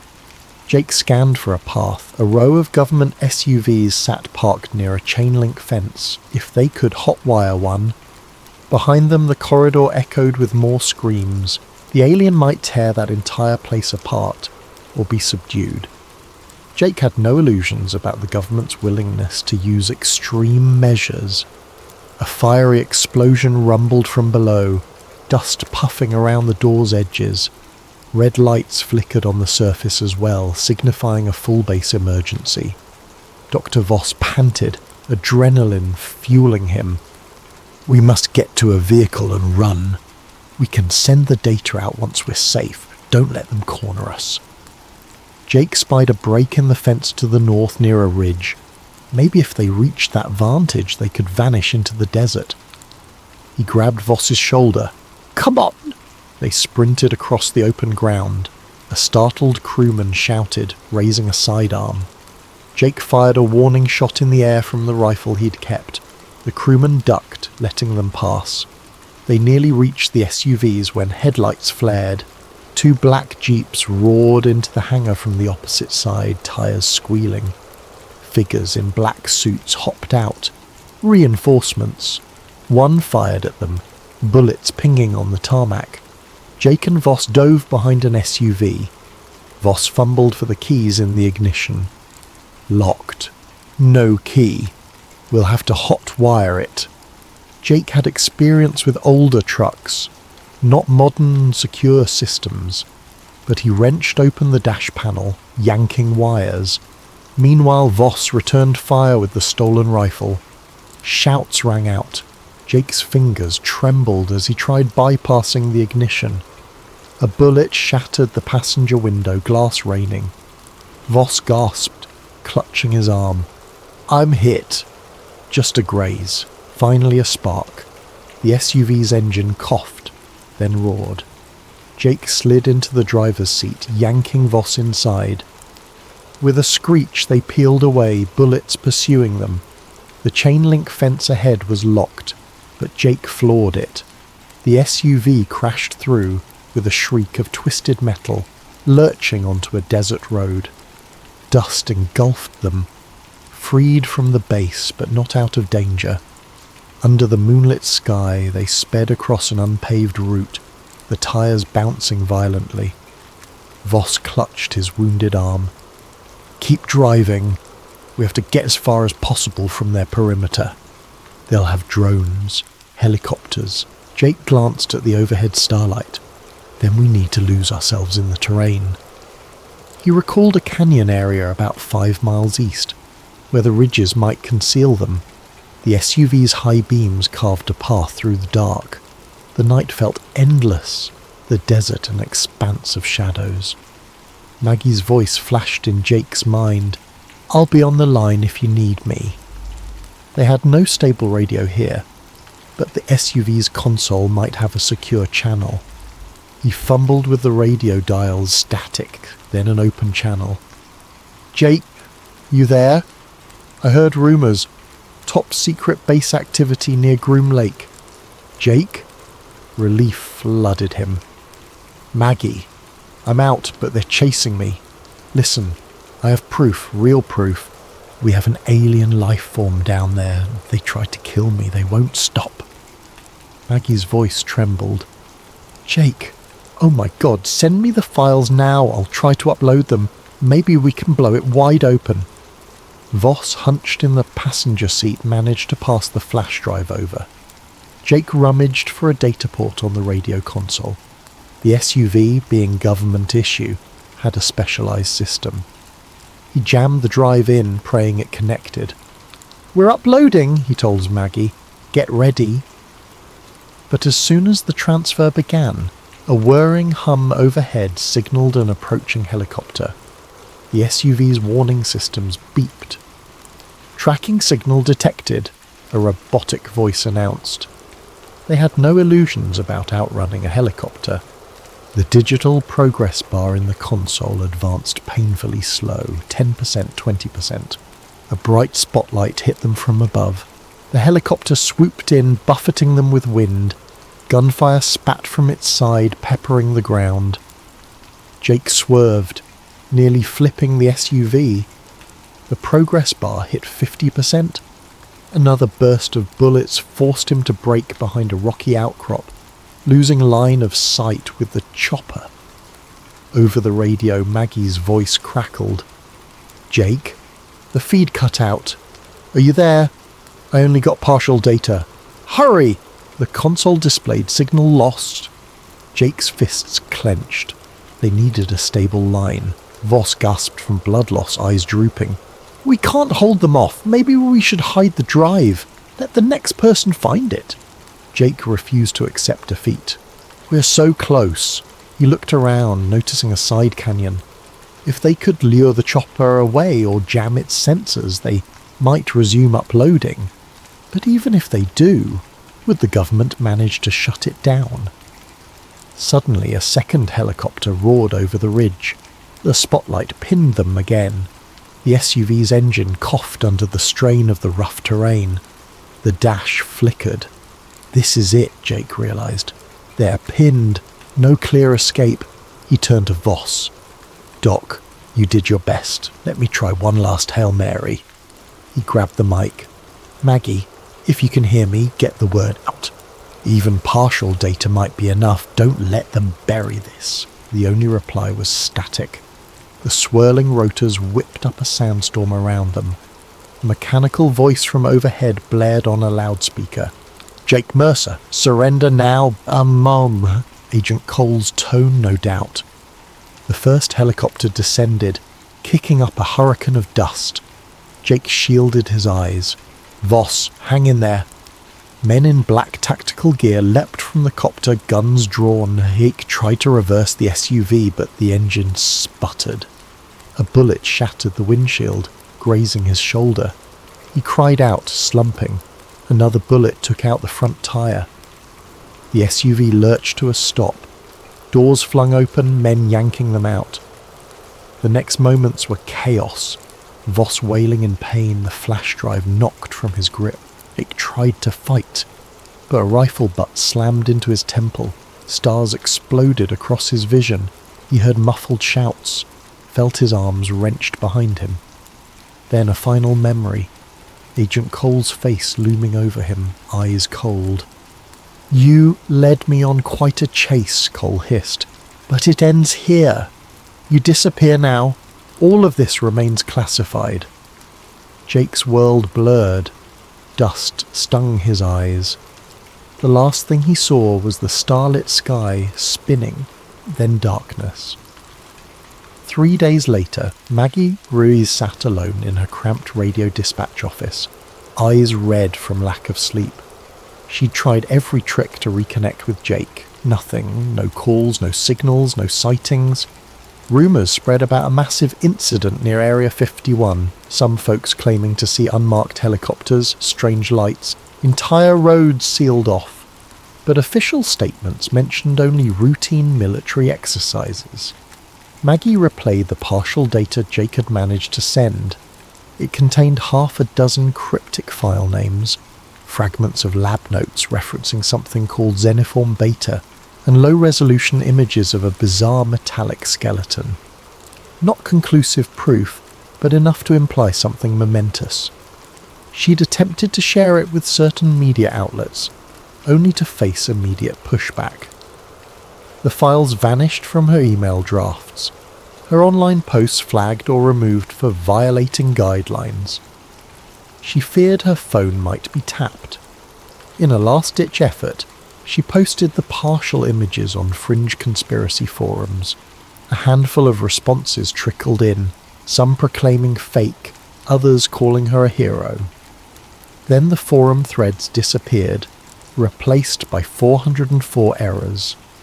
The sense of an invisible hand erasing the truth weighed heavily on her. She found a single note in her mailbox one morning typed on plain paper, "Cease and desist for your own safety." No signature, of course. Her blood ran cold. Days turned to weeks, and official channels gave no news of Jake Mercer. His trucking company listed him as having resigned abruptly. No missing persons report seemed to gain traction with authorities. As for Dr. Eli Voss, the stories varied. Some said he died in an accidental lab fire. Others claimed he never existed. The desert swiftly swallowed their footprints. Meanwhile, inside that hidden base, Agent Nathan Cole compiled a final report. With the alien recaptured, barely, the facility resumed its hush-hush research. The Jake Mercer incident was chalked up to infiltration by a rogue civilian. Every mention of him within government databases was systematically purged. It was as if Jake had never been born. The same fate befell Dr. Voss, consigned to an unmarked file in an undisclosed archive, but scraps of data lingered. On a battered laptop in Maggie's apartment, partial logs remained. She spent her nights analysing the code, searching for a key to decrypt more sections. She discovered references to a Project Lazarus, possibly indicating repeated attempts to resurrect alien biology. She found mention of trans-species synergy. The deeper she dug, the more horrifying the inferences. Something beyond her comprehension was happening under those desert sands. One quiet evening, her CB radio crackled with unexpected static. She grabbed the mic. "Jake, is that you?" The only response was white noise, then a faint beep-beep like a heartbeat. It could have been an electrical glitch, or something more. She tried to respond, but the static swallowed her words. Eventually the signal faded. She was left alone in the dark, tears welling. She refused to let go of hope that maybe, somehow, Jake was alive out there. Across the internet, rumours flared and died. A grainy image circulated briefly, showing an open steel container with the label Arcadia classified. Some claimed it was a hoax, others found it consistent with older leaked photos from Area 51. Conspiracy boards buzzed, only to be cleaned within hours. In hushed corners of coffee shops, truck stops and underground chat rooms, the story of the truck driver who vanished persisted. People swapped theories. He was abducted by aliens, he's in a government black site, he faked his death, no official answers came. Meanwhile, out in the desert, the nighttime wind scoured the highways, whistling through barbed wire fences. Far from the public roads, a discreet runway glowed softly, where black helicopters landed silently. Deep below the Earth, experiments continued on Xenoform Beta. Powerful people ensured no slip-ups occurred again. Another near catastrophe might expose too much. If you drive that lonely Nevada highway late at night, you might glimpse a phantom taillight flicker in the distance. Some folks say it's the ghost of Jake Mercer, forever hauling secrets across dark roads. Others dismiss it as a trick of the desert wind. But if you recall his story, you might wonder, could he still be out there, a prisoner of secrets too big to reveal? Or did they truly vanish him to a place no one returns from? In quiet moments, Maggie whispers a final promise to the empty radio waves. "I'll keep searching, Jake. I won't let them erase you." For she believes wholeheartedly that truth has a way of surfacing, even if it takes time. Perhaps one day, a new whistleblower will unearth the full evidence. Alien bodies, advanced craft, living entities that defy human understanding. And the name Jake Mercer will stand as a testament to the ordinary man who got too close to the heart of secrecy. Until then, the desert remains silent, and the perimeter of Area 51 stands vigilant. Bright spotlights scanning for intruders, watchtowers manned by stoic guards, and hidden cameras capturing every movement. The base stands as a fortress of unanswered questions, and the highways at night remain eerily empty, save for the occasional 18-wheeler rolling by, its driver never suspecting how close they come to the greatest secret on Earth. Thus ends the story of Jake Mercer, the truck driver who knew too much. He stumbled upon evidence that could change humanity's view of the cosmos, and for that he paid the ultimate price. Whether the truth will ever come to light rests in the hands of those who refuse to let shadowy corridors remain unchallenged. Because sometimes a single man's curiosity can ignite a spark that refuses to die.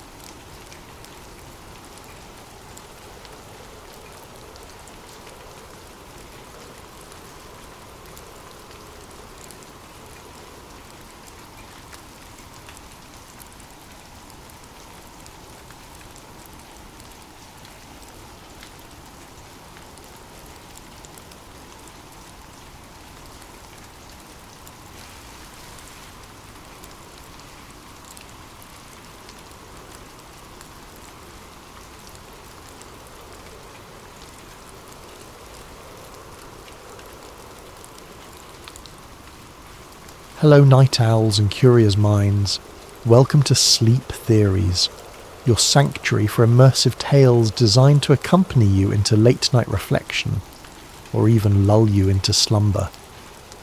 Before we journey into tonight's story, I invite you to share something in the comments. Where in the world are you watching or listening from? And what time is it in your corner of our ever-shifting reality? It's always fascinating to see how a single story can connect people across different zones of the globe. And while you're here, don't forget to subscribe to Sleep Theories. By doing so, you'll join a growing community of dreamers, truth seekers, and lovers of the uncanny. We delve into themes both cosmic and intimate, weaving narratives that brush against the unknown. Tonight's story is titled The Displacement, a sci-fi conspiracy thriller about shifting timelines, the so-called Mandela effect, and a quiet man named Miles Wren who notices reality warping around him. We'll follow him through 5 parts, each revealing deeper layers of confusion, paranoia, and revelations about a secret project that may have fractured reality itself. Let the hush of late evening, or the calm of pre-dawn, envelop you as we begin. Feel free to let the tension build, or to simply drift along with the unfolding events. Whether you remain awake, analysing every clue, or find yourself dozing, this story is yours to experience in the manner that suits you best.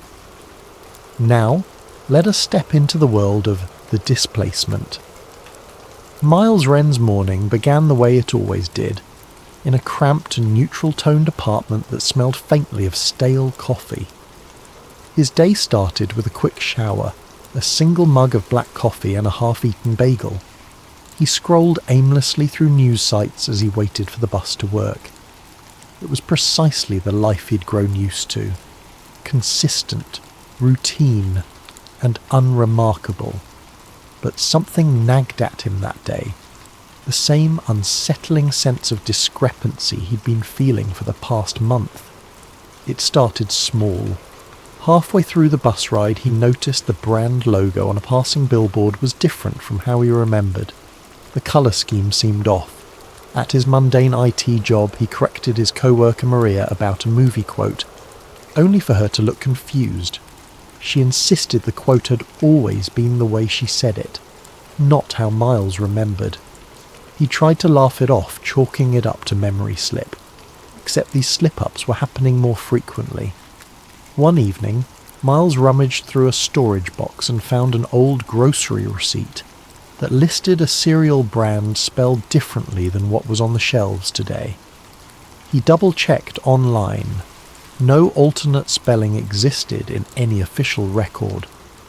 But there in his hand was a physical artifact bearing the old spelling. He stared at it for an hour, heart pounding. If not for that piece of paper, he'd have thought himself crazy. Things escalated when he visited his mother for dinner that weekend. She recounted a family event from his childhood, how they'd once taken a trip to Washington, D.C. to see a solar eclipse. Miles corrected her, recalling vividly that the family trip had been to Yellowstone, and the solar eclipse had happened years later. His mother grew agitated, insisting he was mistaken, brandishing old photos that seemed to show them in DC during an eclipse. Photos Miles had never seen. That's when a swirl of panic threatened to rise in his chest. The sense that reality was rewriting itself under his feet. Returning home with a mild headache, Miles fired up his laptop, typed Mandela Effect Difference Timeline Memory into a search engine, and stumbled onto a small corner of the internet. There, he discovered a forum dedicated to anchor memories. People posted about brand logos, historical events, and quotes that they recalled differently. A handful of them insisted reality had changed, that the universe had shifted somehow. Some members were quickly dismissed as trolls or conspiracy nuts, but a few shared meticulously documented proofs, photographs, scanned diaries, mirroring Miles's serial receipt. There were references to anomalous merges, quantum overlap, and Project Lattice. The name rung no bells, but curiosity gripped him. He lurked on the forum, reading post after post. One user in particular, Hart wrote, "If you're noticing these changes, you might be an anchor. The rest of the population, for reasons we can't fully explain, can be overwritten by the new timeline, but some of us keep our old memories intact." Another user cautioned, "We're seeing more changes than ever. People who question them vanish. Keep your head down, document everything." Miles began scribbling in a notebook, labelling it discrepancies. He listed the brand name changes, the misquoted lines from well-known movies, historical events that seemed off. He recounted how President Lincoln's birth date, which he was sure was different, no longer matched what the internet said. The more he wrote, the more tension coiled in his gut. Days passed, and Miles noticed certain forum members dropping offline without explanation. One poster wrote, "They found me. I can't stay." Then his account vanished. Another cryptically said, "Tight-lipped men in suits came to my work." Then silence. The forum started to feel less like a collective of misfits and more like an underground cell hiding from something menacing. A conspiracy at large? Miles found fleeting relief in a private chat with Hart, who seemed knowledgeable. They claimed to have insider knowledge of a top-secret government project that delved into quantum timelines. Think of it as timeline observation. They messed up, causing microshifts. The public writes them off as false memories, commonly called the Mandela effect. But it's real. The rips are expanding. Simultaneously, Miles's migraines grew worse. He'd wake up in the middle of the night with a start, recalling vivid dreams of places he'd never been to, with street layouts so detailed it felt as if he'd lived there. Sometimes, on his way to the office, he'd pass a building he could have sworn was painted blue the day before. Now it was red. Co-workers teased him about being scatterbrained, but the pit in his stomach deepened. He recognised that his discrepancies list was no longer a handful of minor changes. It was ballooning weekly. Then, the culminating moment. Rummaging through an old folder for tax documents, he found a pamphlet titled Project Lattice, Preliminary Observations. The letterhead bore the seal of a US government agency he'd never heard of. The pamphlet described observational windows into parallel states, discussing anchor points and collective memory. The text was incomplete, as if pages were missing. No mention of how it ended up in his personal files, but the presence of the name Project Lattice made his blood run cold. He posted a blurred snippet of the pamphlet on the forum, seeking guidance. Some members responded in awe, but within an hour the entire thread vanished. So did multiple sub-forums. Then Hart messaged him privately with a single line, "They're onto you. Watch your surroundings." A wave of paranoia enveloped him. Checking out his apartment window, he thought he saw a dark sedan parked across the street. Had it been there earlier? The occupant's silhouette seemed to glance his way. Or was that his imagination? Suddenly, he questioned everything. Was he just spiralling into mania? Nerves aflame, he decided the only rational move was to keep searching, keep documenting. Something was happening, and ignorance would not protect him. He told himself that if no one else would notice or care, he had to do it alone. The puzzle pieces were on the table. The near-constant timeline discrepancies, the ephemeral forum that kept losing members, the suspicious pamphlet referencing Project Lattice. He felt like a man stumbling onto a tapestry of illusions. For the first time in years, he was wide awake and terrified of what he might uncover. Little did he know, these small epiphanies were the first tremors of a larger quake. In just a few weeks, everything stable in his life would be undone, because reality, it seemed, was not as stable as people believed. And Miles Wren's mind, anchored to a truth the world was determined to forget, stood at the epicenter of a cosmic rift that threatened to unravel everything. Miles Wren sat in his living room, the curtains drawn. Outside, traffic hummed in the late afternoon gloom, but inside, the hush felt like a barrier between him and the shifting world. After nearly a week of scouring the internet for references to Project Lattice, he had come up with precious little. Government records didn't mention it. Conspiracy sites sometimes invoked the phrase, always in fragmentary, half-lucid posts. He suspected the project was so classified that no official mention existed.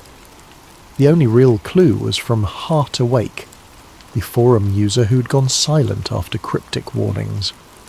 Then, out of nowhere, Miles received a private message with an encrypted link signed HA. He wasted no time decoding it, his heart thumping as he typed in an older forum password that HA had provided. The link revealed a single PDF file, Eliza Hart, lattice log 03.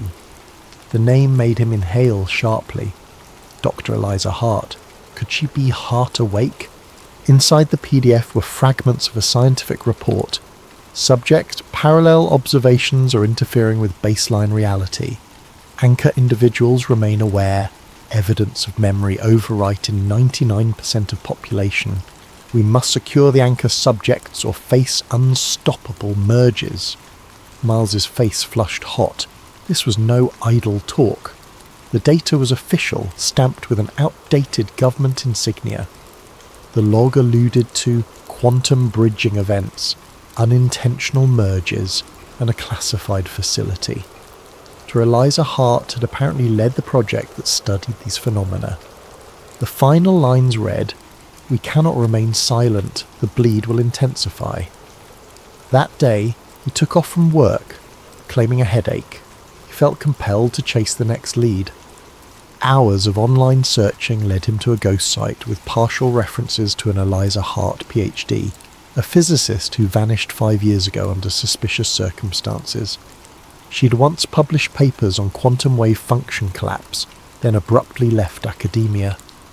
The next mention of her was a missing persons notice. No resolution, no public record since. Miles's mind reeled. Could Hart have tried to blow the whistle on a secret experiment that caused the Mandela effect? And if so, had she been forcibly silenced?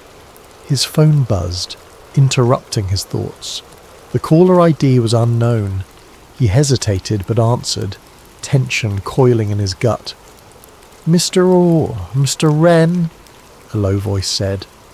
This is Agent Delar. We need to talk about your forum activities. Miles's throat tightened. How did you get this number? A pause then. Let's say we have resources. You're not in trouble yet, but we've taken note of your postings. We're aware you have certain documents relating to Project Lattice. Silence. Miles's hand shook. He forced composure. What do you want? I want to give you a chance to stop before you cross a line. You're chasing illusions that could unravel a delicate balance. Drop it, Mr. Ray. Return to your normal life. People who dig deeper don't remain healthy for long. Miles bristled. Is that a threat? It's a fact. The more you cling to memories from a previous timeline, the more your mind fractures. If you keep interfering, you'll end up like Hart. Or worse, you'll risk triggering further merges that might destabilize entire swathes of reality. The line clicked dead. Miles's heart hammered. The call left him rattled with unanswered questions. Who was Agent Delar? A genuine agent or some spook from a Black Ops team? The idea of destabilizing entire swathes of reality sounded insane. Yet the events he'd witnessed suggested something insane was indeed happening. The man on the phone had implied that those who remember the original timeline cause instability. Could that be why forum members disappeared? They threatened the official narrative. And this talk of the more you cling to memories from a previous timeline, the more your mind fractures. Was that a psychological effect or something more literal? The concept reminded him of quantum wave theories, how observation collapses probability. If too many contradictory memories existed, would that tear reality at the seams? Haunted, Miles hammered out an email to a friend from college, an old friend who was a data scientist. He attached the PDF asking if she could help verify its authenticity. The friend replied hours later. Encryption style is advanced.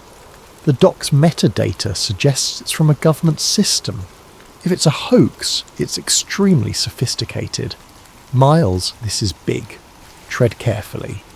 He had to meet others like him in person. The online realm was compromised, too ephemeral. So he posted a coded message in a local offshoot of the forum, requesting a meetup for Mandela anchors at a downtown cafe. A single user responded, "Down the rabbit hole we go. Tomorrow, 7 p.m, grey jacket, table by the corner." At 7 p.m. the next day, Miles arrived anxious. The cafe was a modest place known for late-night coffee. He scanned for anyone wearing a grey jacket. Eventually, a slim man with a shaved head waved him over. Introductions were terse. The man called himself Cal. Over coffee, they swapped experiences. Logos changed, historical events out of place, phone contacts vanishing. "I used to have an ex-girlfriend named Samantha," Cal whispered. "We dated for a year. Then one day she was gone. No evidence she ever existed. My friends insisted I was single the whole time. That's when I knew something was deeply wrong." Miles recounted his fiasco with the cereal brand, the family vacation recollection, the forum vanishings, Dr. Hart's log. Cal's eyes widened at the mention of Project Lattice. "I've heard rumours of a facility that monitored parallel timelines, like a radio scanning multiple frequencies. If we keep glitching between them, maybe that's the cause." They parted ways warily, agreeing to share info discreetly. Yet as Miles left, he glimpsed a black sedan parked across the street. The driver wore sunglasses even in the dim evening light. A chill crawled up Miles's spine. The next day he texted Cal, but the message bounced. The phone number no longer existed. Shaken, Miles realised how quickly these Mandela anchors could vanish. He was being watched, and so was Cal presumably. This was more than a casual conspiracy. Something official and dangerous was stamping out anomalies, ensuring no one pieced together the truth. Possibly the fear was that if enough anchor minds recognised the illusions, the entire tapestry might unravel. By that weekend, Miles's memory flickers intensified. He woke up in an apartment that looked the same but had a different colour sofa. Mid-morning, it was back to normal. He found a small scar on his forearm he'd never noticed before. Searching old photos, the scar was present in some, absent in others. Reality was rewriting itself, editing details with casual disregard for sanity. He also began to have vivid nightmares about Dr. Hart. In these dreams, she was in a sterile lab, scribbling frantic equations on glass walls, turning to him with despair in her eyes. "We messed up," she always said. "You have to fix it, or you'll be wiped away." Waking from these nightmares left him soaked in sweat, unsure if they were just imagination or glimpses into another timeline. Agent Delar's ominous phone call echoed in his thoughts.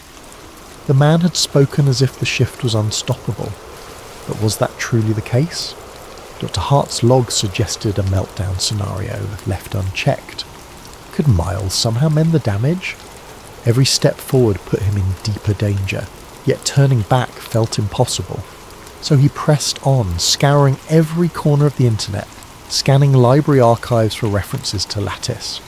He discovered scraps of conversations, a now defunct corporate R&D group that once specialised in quantum computing for the government.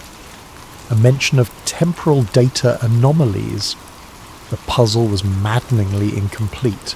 and so alone in his living room with laptop in hand, he braced for the next phase. The stage was set for a deeper confrontation. If the reality around him was a precarious tapestry, he had begun pulling at the threads, determined to see what lurked behind the fabric, even if it meant unravelling himself, and the world along with him.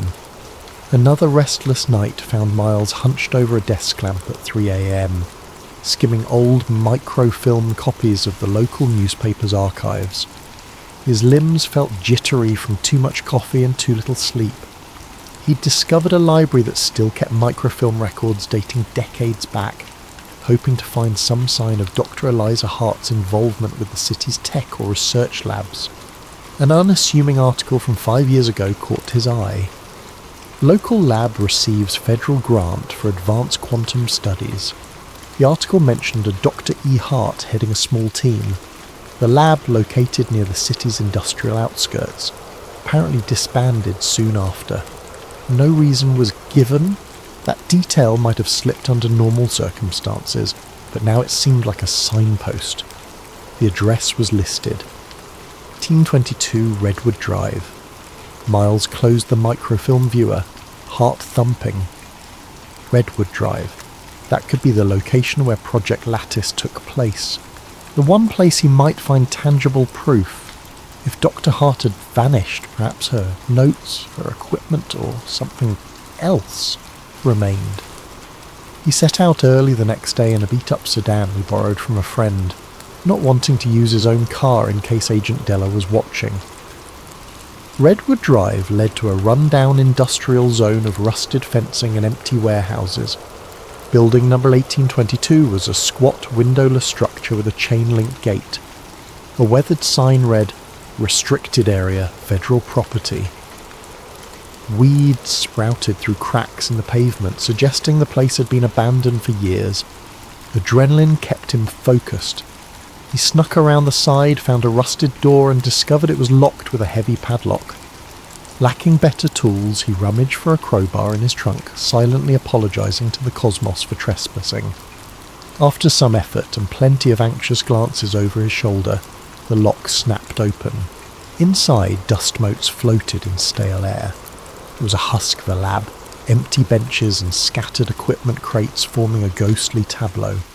Flicking on a flashlight, Miles wove through corridors. A few locked rooms were too secure to enter, but one door hung ajar. Carefully he stepped inside, a modest office with knocked-over filing cabinets. Tattered documents lay strewn about. Folders labelled lattice observational logs, timeline variation, and anchor tests. The jackpot. He gathered as many papers as he could.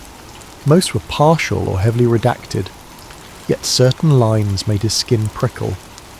Anchor volunteers exhibit resistance to timeline overwrites. This leads to confusion, potential psychological breakdown.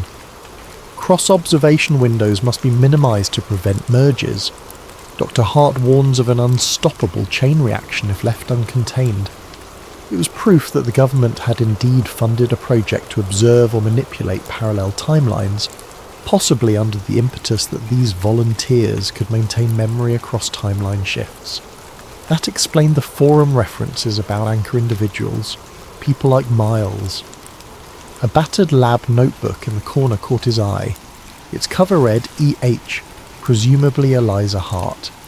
Inside, scribbled notes documented observed anomalies, referencing a rising frequency of shifts. One excerpt read, "They keep pressuring me to push for deeper observation windows. We're seeing brand changes, historical discrepancies, small details morphing daily. Is it us or the timeline?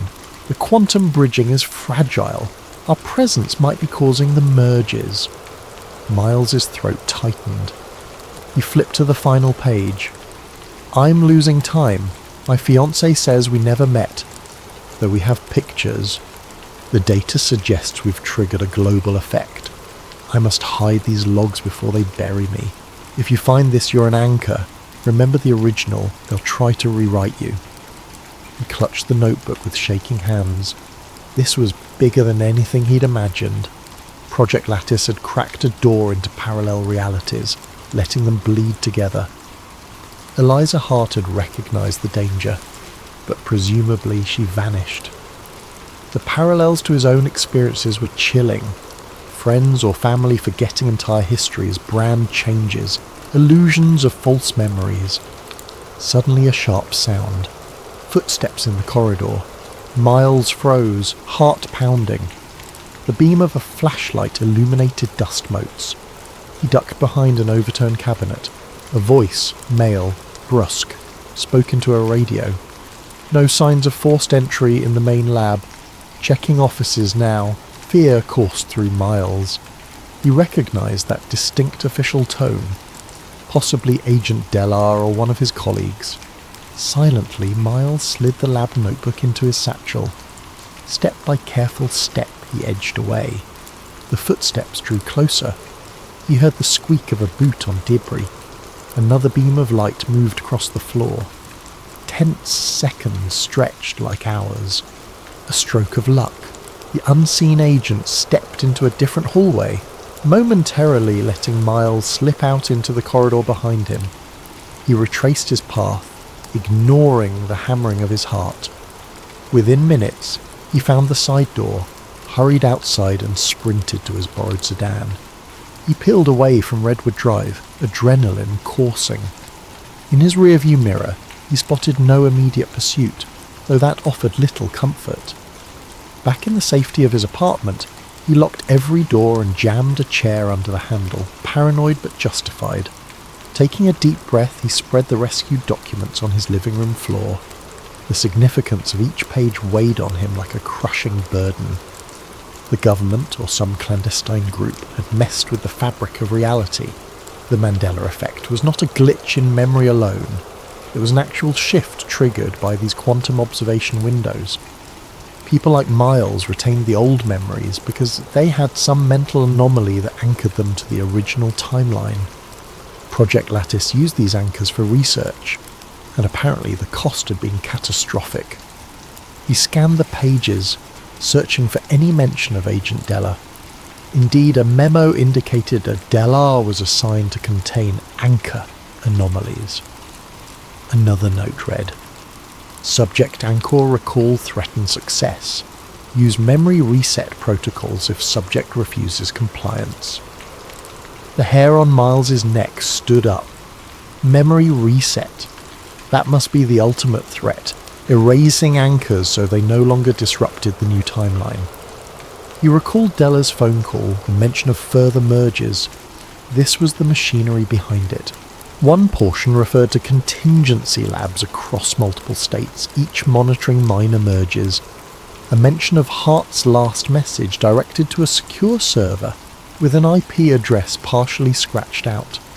Possibly, if he could decipher it, he might find more records, or even Hart herself. That is, if she was alive. But how to do so without being tracked? He realised with a jolt that Dr. Hart might still be out there, hiding. The text. If you find this, you're an anchor. Remember the original sin. Echoed in his mind.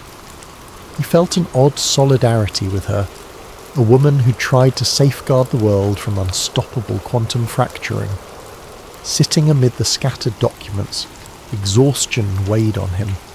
The timeline flickers were intensifying. He needed help. The question was, from whom? He trusted no one. The next steps would be riskier. Decoding Hart's final instructions, outrunning Delar's watchers, and maybe finding a way to reverse or at least contain this runaway phenomenon. But was it reversible?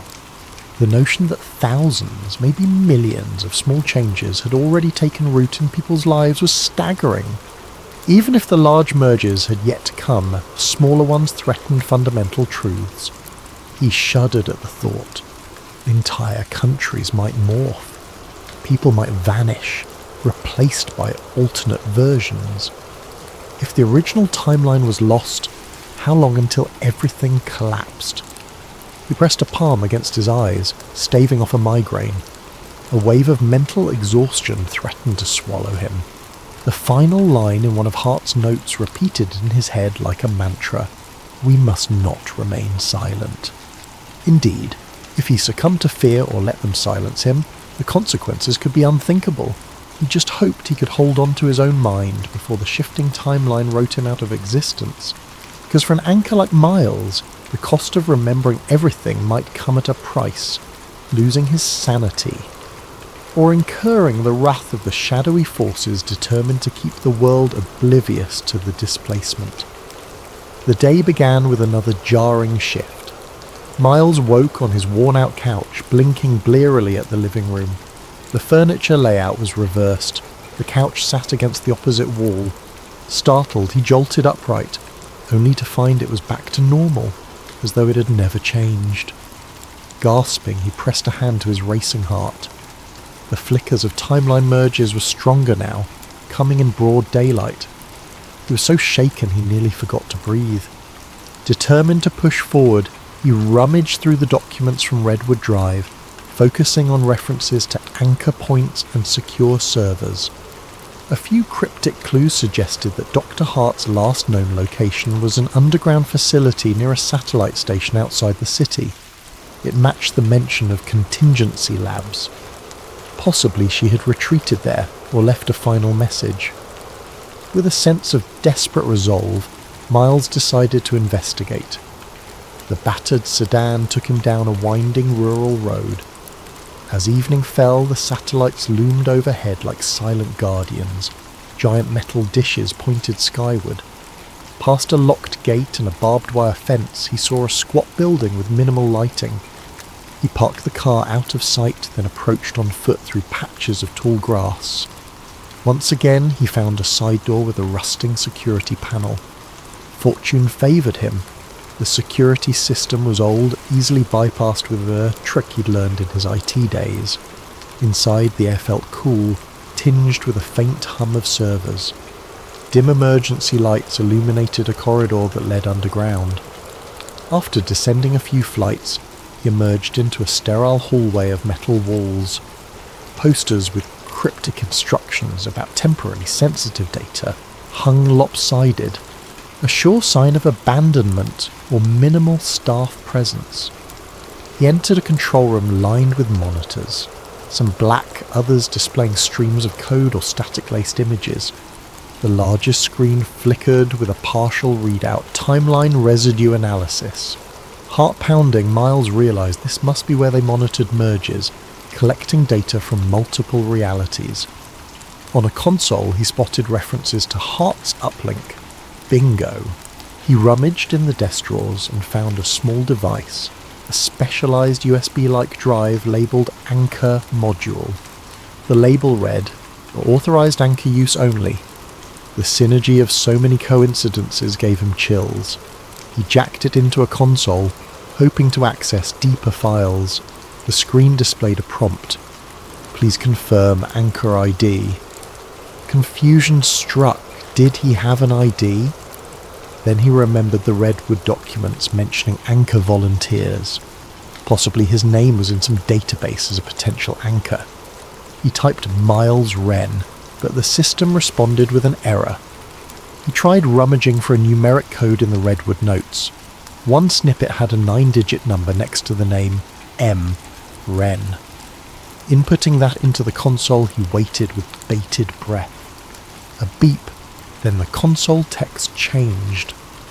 Anchor confirmed. Dr. E. Hart's logs unlocked. Suddenly, lines of text scrolled across the monitor. Miles, if you're reading this, you're an anchor who resisted the overwrite. Project Lattice was designed to observe alternate timelines, but we triggered collapses. Mergers accelerate each time we open a new observation window. I suspect the final meltdown is imminent. The only chance we have is to localize the anchor field and forcibly unify all drifting timelines, preventing further fracturing. I tried building a stabilizer, but I was cut off. I can't do this alone. If you're hearing me, please, help. Miles's eyes brimmed with emotion. She'd left this message specifically for an anchor. For him. The text continued. We discovered that only anchors can finalize a stable timeline. Non-anchors adapt to each shift, forgetting the past. If enough anchors unify an agreement on a single version of events, that version might collapse the wave function, but the government sees that as a threat. They'd rather let the mergers continue invisibly than face the truth, or they want to harness the mergers for power.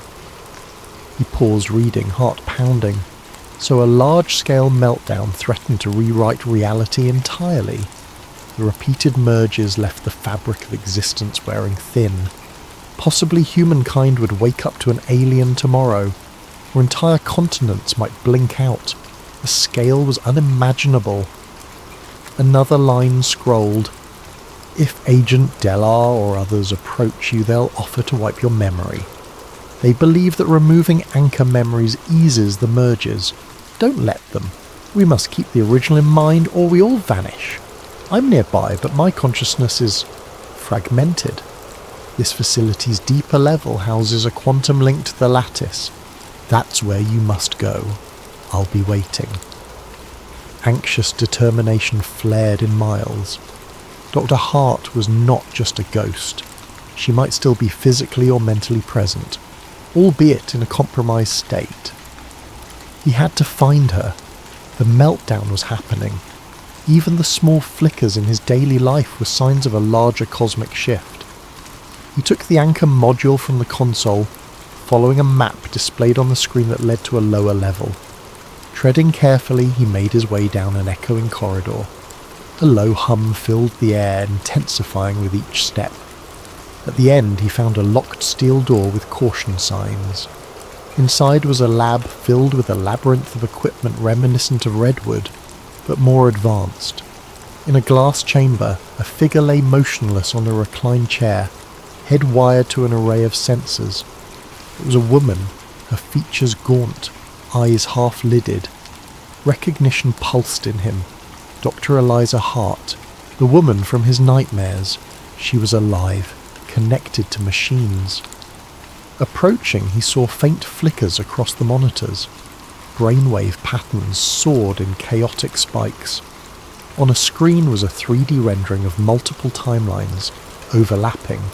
Strings of data spun in fractal patterns, each labelled Variance Ratio. She had apparently jacked her consciousness into the lattice, observing countless realities at once. Her physical body might be near catatonic, but her mind was hyperactive in the quantum realm. Without warning, a voice from behind, "Stop! Step away!" He whirled to see Agent Delar, gun drawn. The agent's face was etched with tension. Dr. Hart is the keystone of these merges. We keep her in stasis, monitoring her. If you wake her, the merges intensify. We're trying to manage this. Miles swallowed. Manage it by letting the world slip away. People vanish, timelines break. That's not management, that's destruction. Della's gaze flickered with complex emotion. You anchors complicate things. It's easier if no one notices. Now that you're this close, you must let us reset your memory. It's the only way to maintain stability. The agent advanced, gun unwavering. Miles's hand clenched around the anchor module. He realized the next steps would define everything. Either accept memory erasure or fight for the chance to unify reality. Dr. Hart's words about forcibly unifying timelines rang in his mind. If he could awaken her and combine anchor memories, maybe the meltdown could be halted or a stable timeline established. Della pulled the hammer back on the gun. Don't do anything rash. We can fix you, then you can go back to living a normal life, ignorant of all this. It's not so bad. Miles considered the cost. A false normalcy at the expense of the entire world's continuity, or the risk of a universal meltdown if he tried to save it. The decision loomed, fraught with cosmic consequences. His mind flashed with images of changed cereal brands, misquoted movies, entire people erased. That wasn't living. That was sedation. He exhaled. I can't let you bury the truth. Agent Delar's eyes narrowed. Then you're forcing my hand. The next moment a shot rang out, echoing in the metallic chamber. Fear coiled in Miles's gut. The final confrontation had begun, and reality itself hung in the balance. The gunshot reverberated, shocking the quiet air. But Della's aim wasn't for Miles's head or heart, it was a warning shot into the metal floor, sparks flying. The agent's voice wavered with tension. I won't kill you unless I must. Stand down. You can't comprehend the bigger picture. Miles's pulse pounded. Over Della's shoulder, Dr. Hart remained in her glass cocoon, oblivious or locked in some mental battlefield. Her monitors spiked with each passing second. The data suggested her mind was bridging multiple timelines simultaneously, like an engine revving past redline. If she crashed, the mergers might intensify beyond control, or if she was awakened incorrectly, the meltdown might become unstoppable. Yet if they did nothing, the slow unravelling would continue. He took a shaky breath. Look around, Della. The meltdown is happening. Timelines are colliding daily. I see them. People vanish, reality changes, and we call it the Mandela effect. This can't go on. The agent's expression flickered, with something akin to regret. Our superiors tried to contain it. We minimize public panic, fix minor timeline illusions, quietly reset anchors who might disrupt the mergers. We believed it safer than letting the masses know reality is broken. Safer, maybe, Miles retorted, but it's failing. Dr. Hart wrote that only anchors can unify a stable timeline. She's trying to do that from inside the lattice. That's why you keep her locked up, because if she succeeds, your hush-hush approach collapses. Della's jaw clenched. We fear what unification might do. Merging contradictory timelines can produce paradox. Millions could die, or existences might flicker out. At least our method keeps society afloat, no matter how frayed the tapestry gets. From behind the glass, a faint moan sounded. Dr. Hart stirred. The monitors beeped wildly. She mouthed something inaudible. Miles realised they had no time. Carefully, he sidled near the control panel, anchor module in hand. If he could interface with her, perhaps unify their anchor memories, it might give her the push to close the merges properly. Della noticed his movement. Don't press that really stupid button. You have no idea what you're risking. He raised the gun again, this time aiming more deliberately, but in that instant a violent timeline flicker seized the chamber. The entire facility seemed to warp, the walls around them morphing in a swirl of metal and shadow. For a heartbeat, Miles glimpsed an alternate version of the lab. Different equipment, a different layout, Agent Delar wearing a different uniform. Then it snapped back. Both men staggered. The console lights flickered. Dr. Hart's monitors beeped frantically. Miles used the confusion to slam the anchor module into the console's port. A surge of static electricity jarred him. The entire system glowed with a weird luminescence. Delar cursed, stumbling forward. Another flicker. For a moment, the glass chamber was gone, replaced by a large steel contraption with Dr. Hart nowhere in sight. Then it flickered back. The meltdown was accelerating. Reeling from the shock, Miles found himself face to face with the console's user interface, which displayed two massive buttons, Stabilize Protocol and Reset Anchor. The latter must be how they wipe memories. The former might unify the timeline. A high-pitched whine vibrated through the floor, as if the lab were about to tear itself apart. Agent Delar lunged, shouting, "No! You'll destroy everything!" But Miles pressed, Stabilize Protocol. The screen demanded, Anchor Confirmation. He typed in the code from Redwood, the one accepted earlier. The console beeped acceptance. Outside the glass, DeHart's eyes snapped open, wide with pain or alarm. Her lips moved, forming an urgent, inaudible plea. Then the lattice system roared to life. Tesla coils around the lab flared with arcs of energy. The overhead lights pulsed. Miles felt a strange tug in his mind, as though an invisible hand was rifling through his memories. In a swirl of colour, he glimpsed replays of old brand logos, corrected quotes, the family trip discrepancy, all swirling in a vortex of possibilities.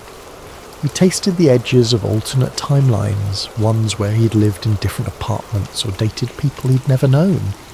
It hammered his psyche, threatening to fracture it entirely. In the swirl of sensory overload, he sensed a Hart's presence, a guiding presence, faint yet determined. Her consciousness or essence beckoned, weaving a mental tapestry. She needed his anchor recollections, the definitive original. If enough anchor minds formed a consensus, that version of reality would overshadow the merges. Amid the maelstrom, he heard Della's voice muffled, "Stop it, you fool!" The agent fired his gun at the console. Sparks erupted. Half the lights exploded. A wave of electromagnetic force knocked them both to the ground. The glass chamber cracked, releasing Dr. Soot's Hart's limp form onto the cold floor. She convulsed, still half in the lattice. Summoning the last of his will, Miles crawled to her, ignoring Della's frantic shouts. He pressed a trembling hand to her temple, feeling the psychic hum. Fragments of her memory poured into him, the day she discovered the first merges, the guilt of unleashing them, her attempt to stop the government from weaponizing timeline control, her fear that she was losing herself. He responded with his anchor, recollections, a stable thread of the original timeline. The synergy was excruciating, a mental collision of tens of thousands of data points. The overhead arc lamps in the lab sparked, releasing an aurora-like glow. With a final desperate push, Hart channeled the Unifier command. A radiance engulfed them, unstoppable. It pulsed outward from the lab, presumably spanning miles, maybe the entire planet, bridging every timeline. The meltdown reached its apex.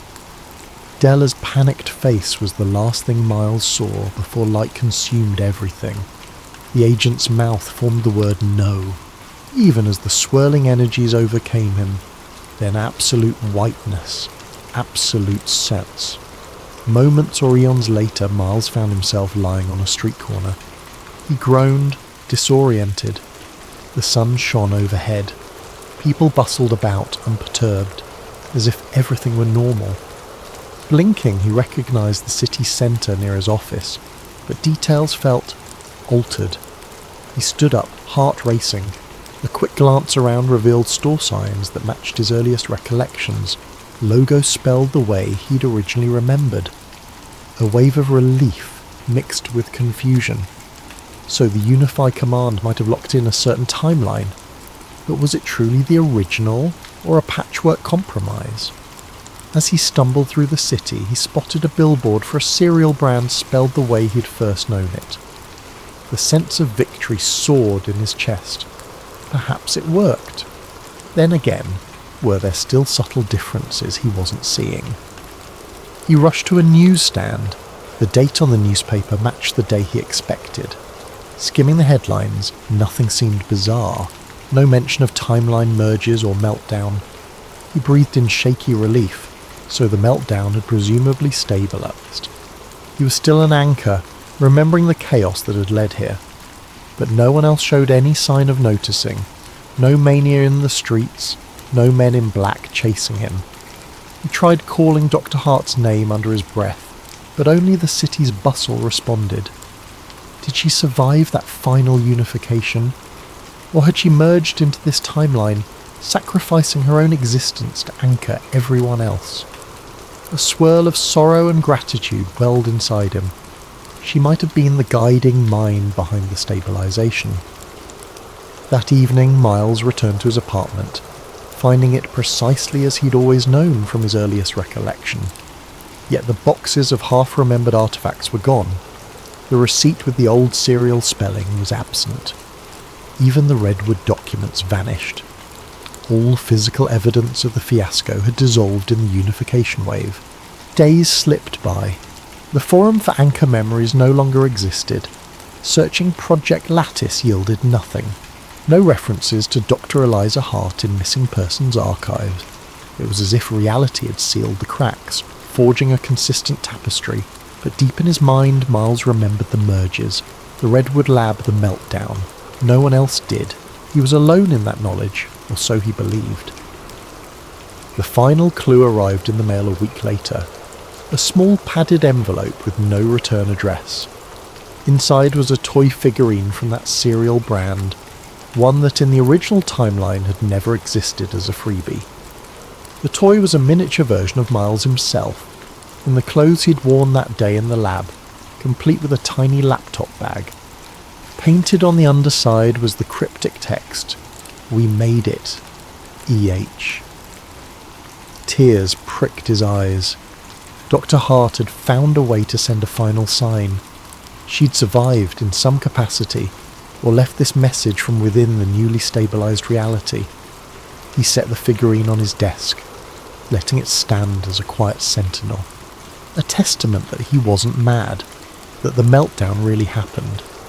Still, questions lingered.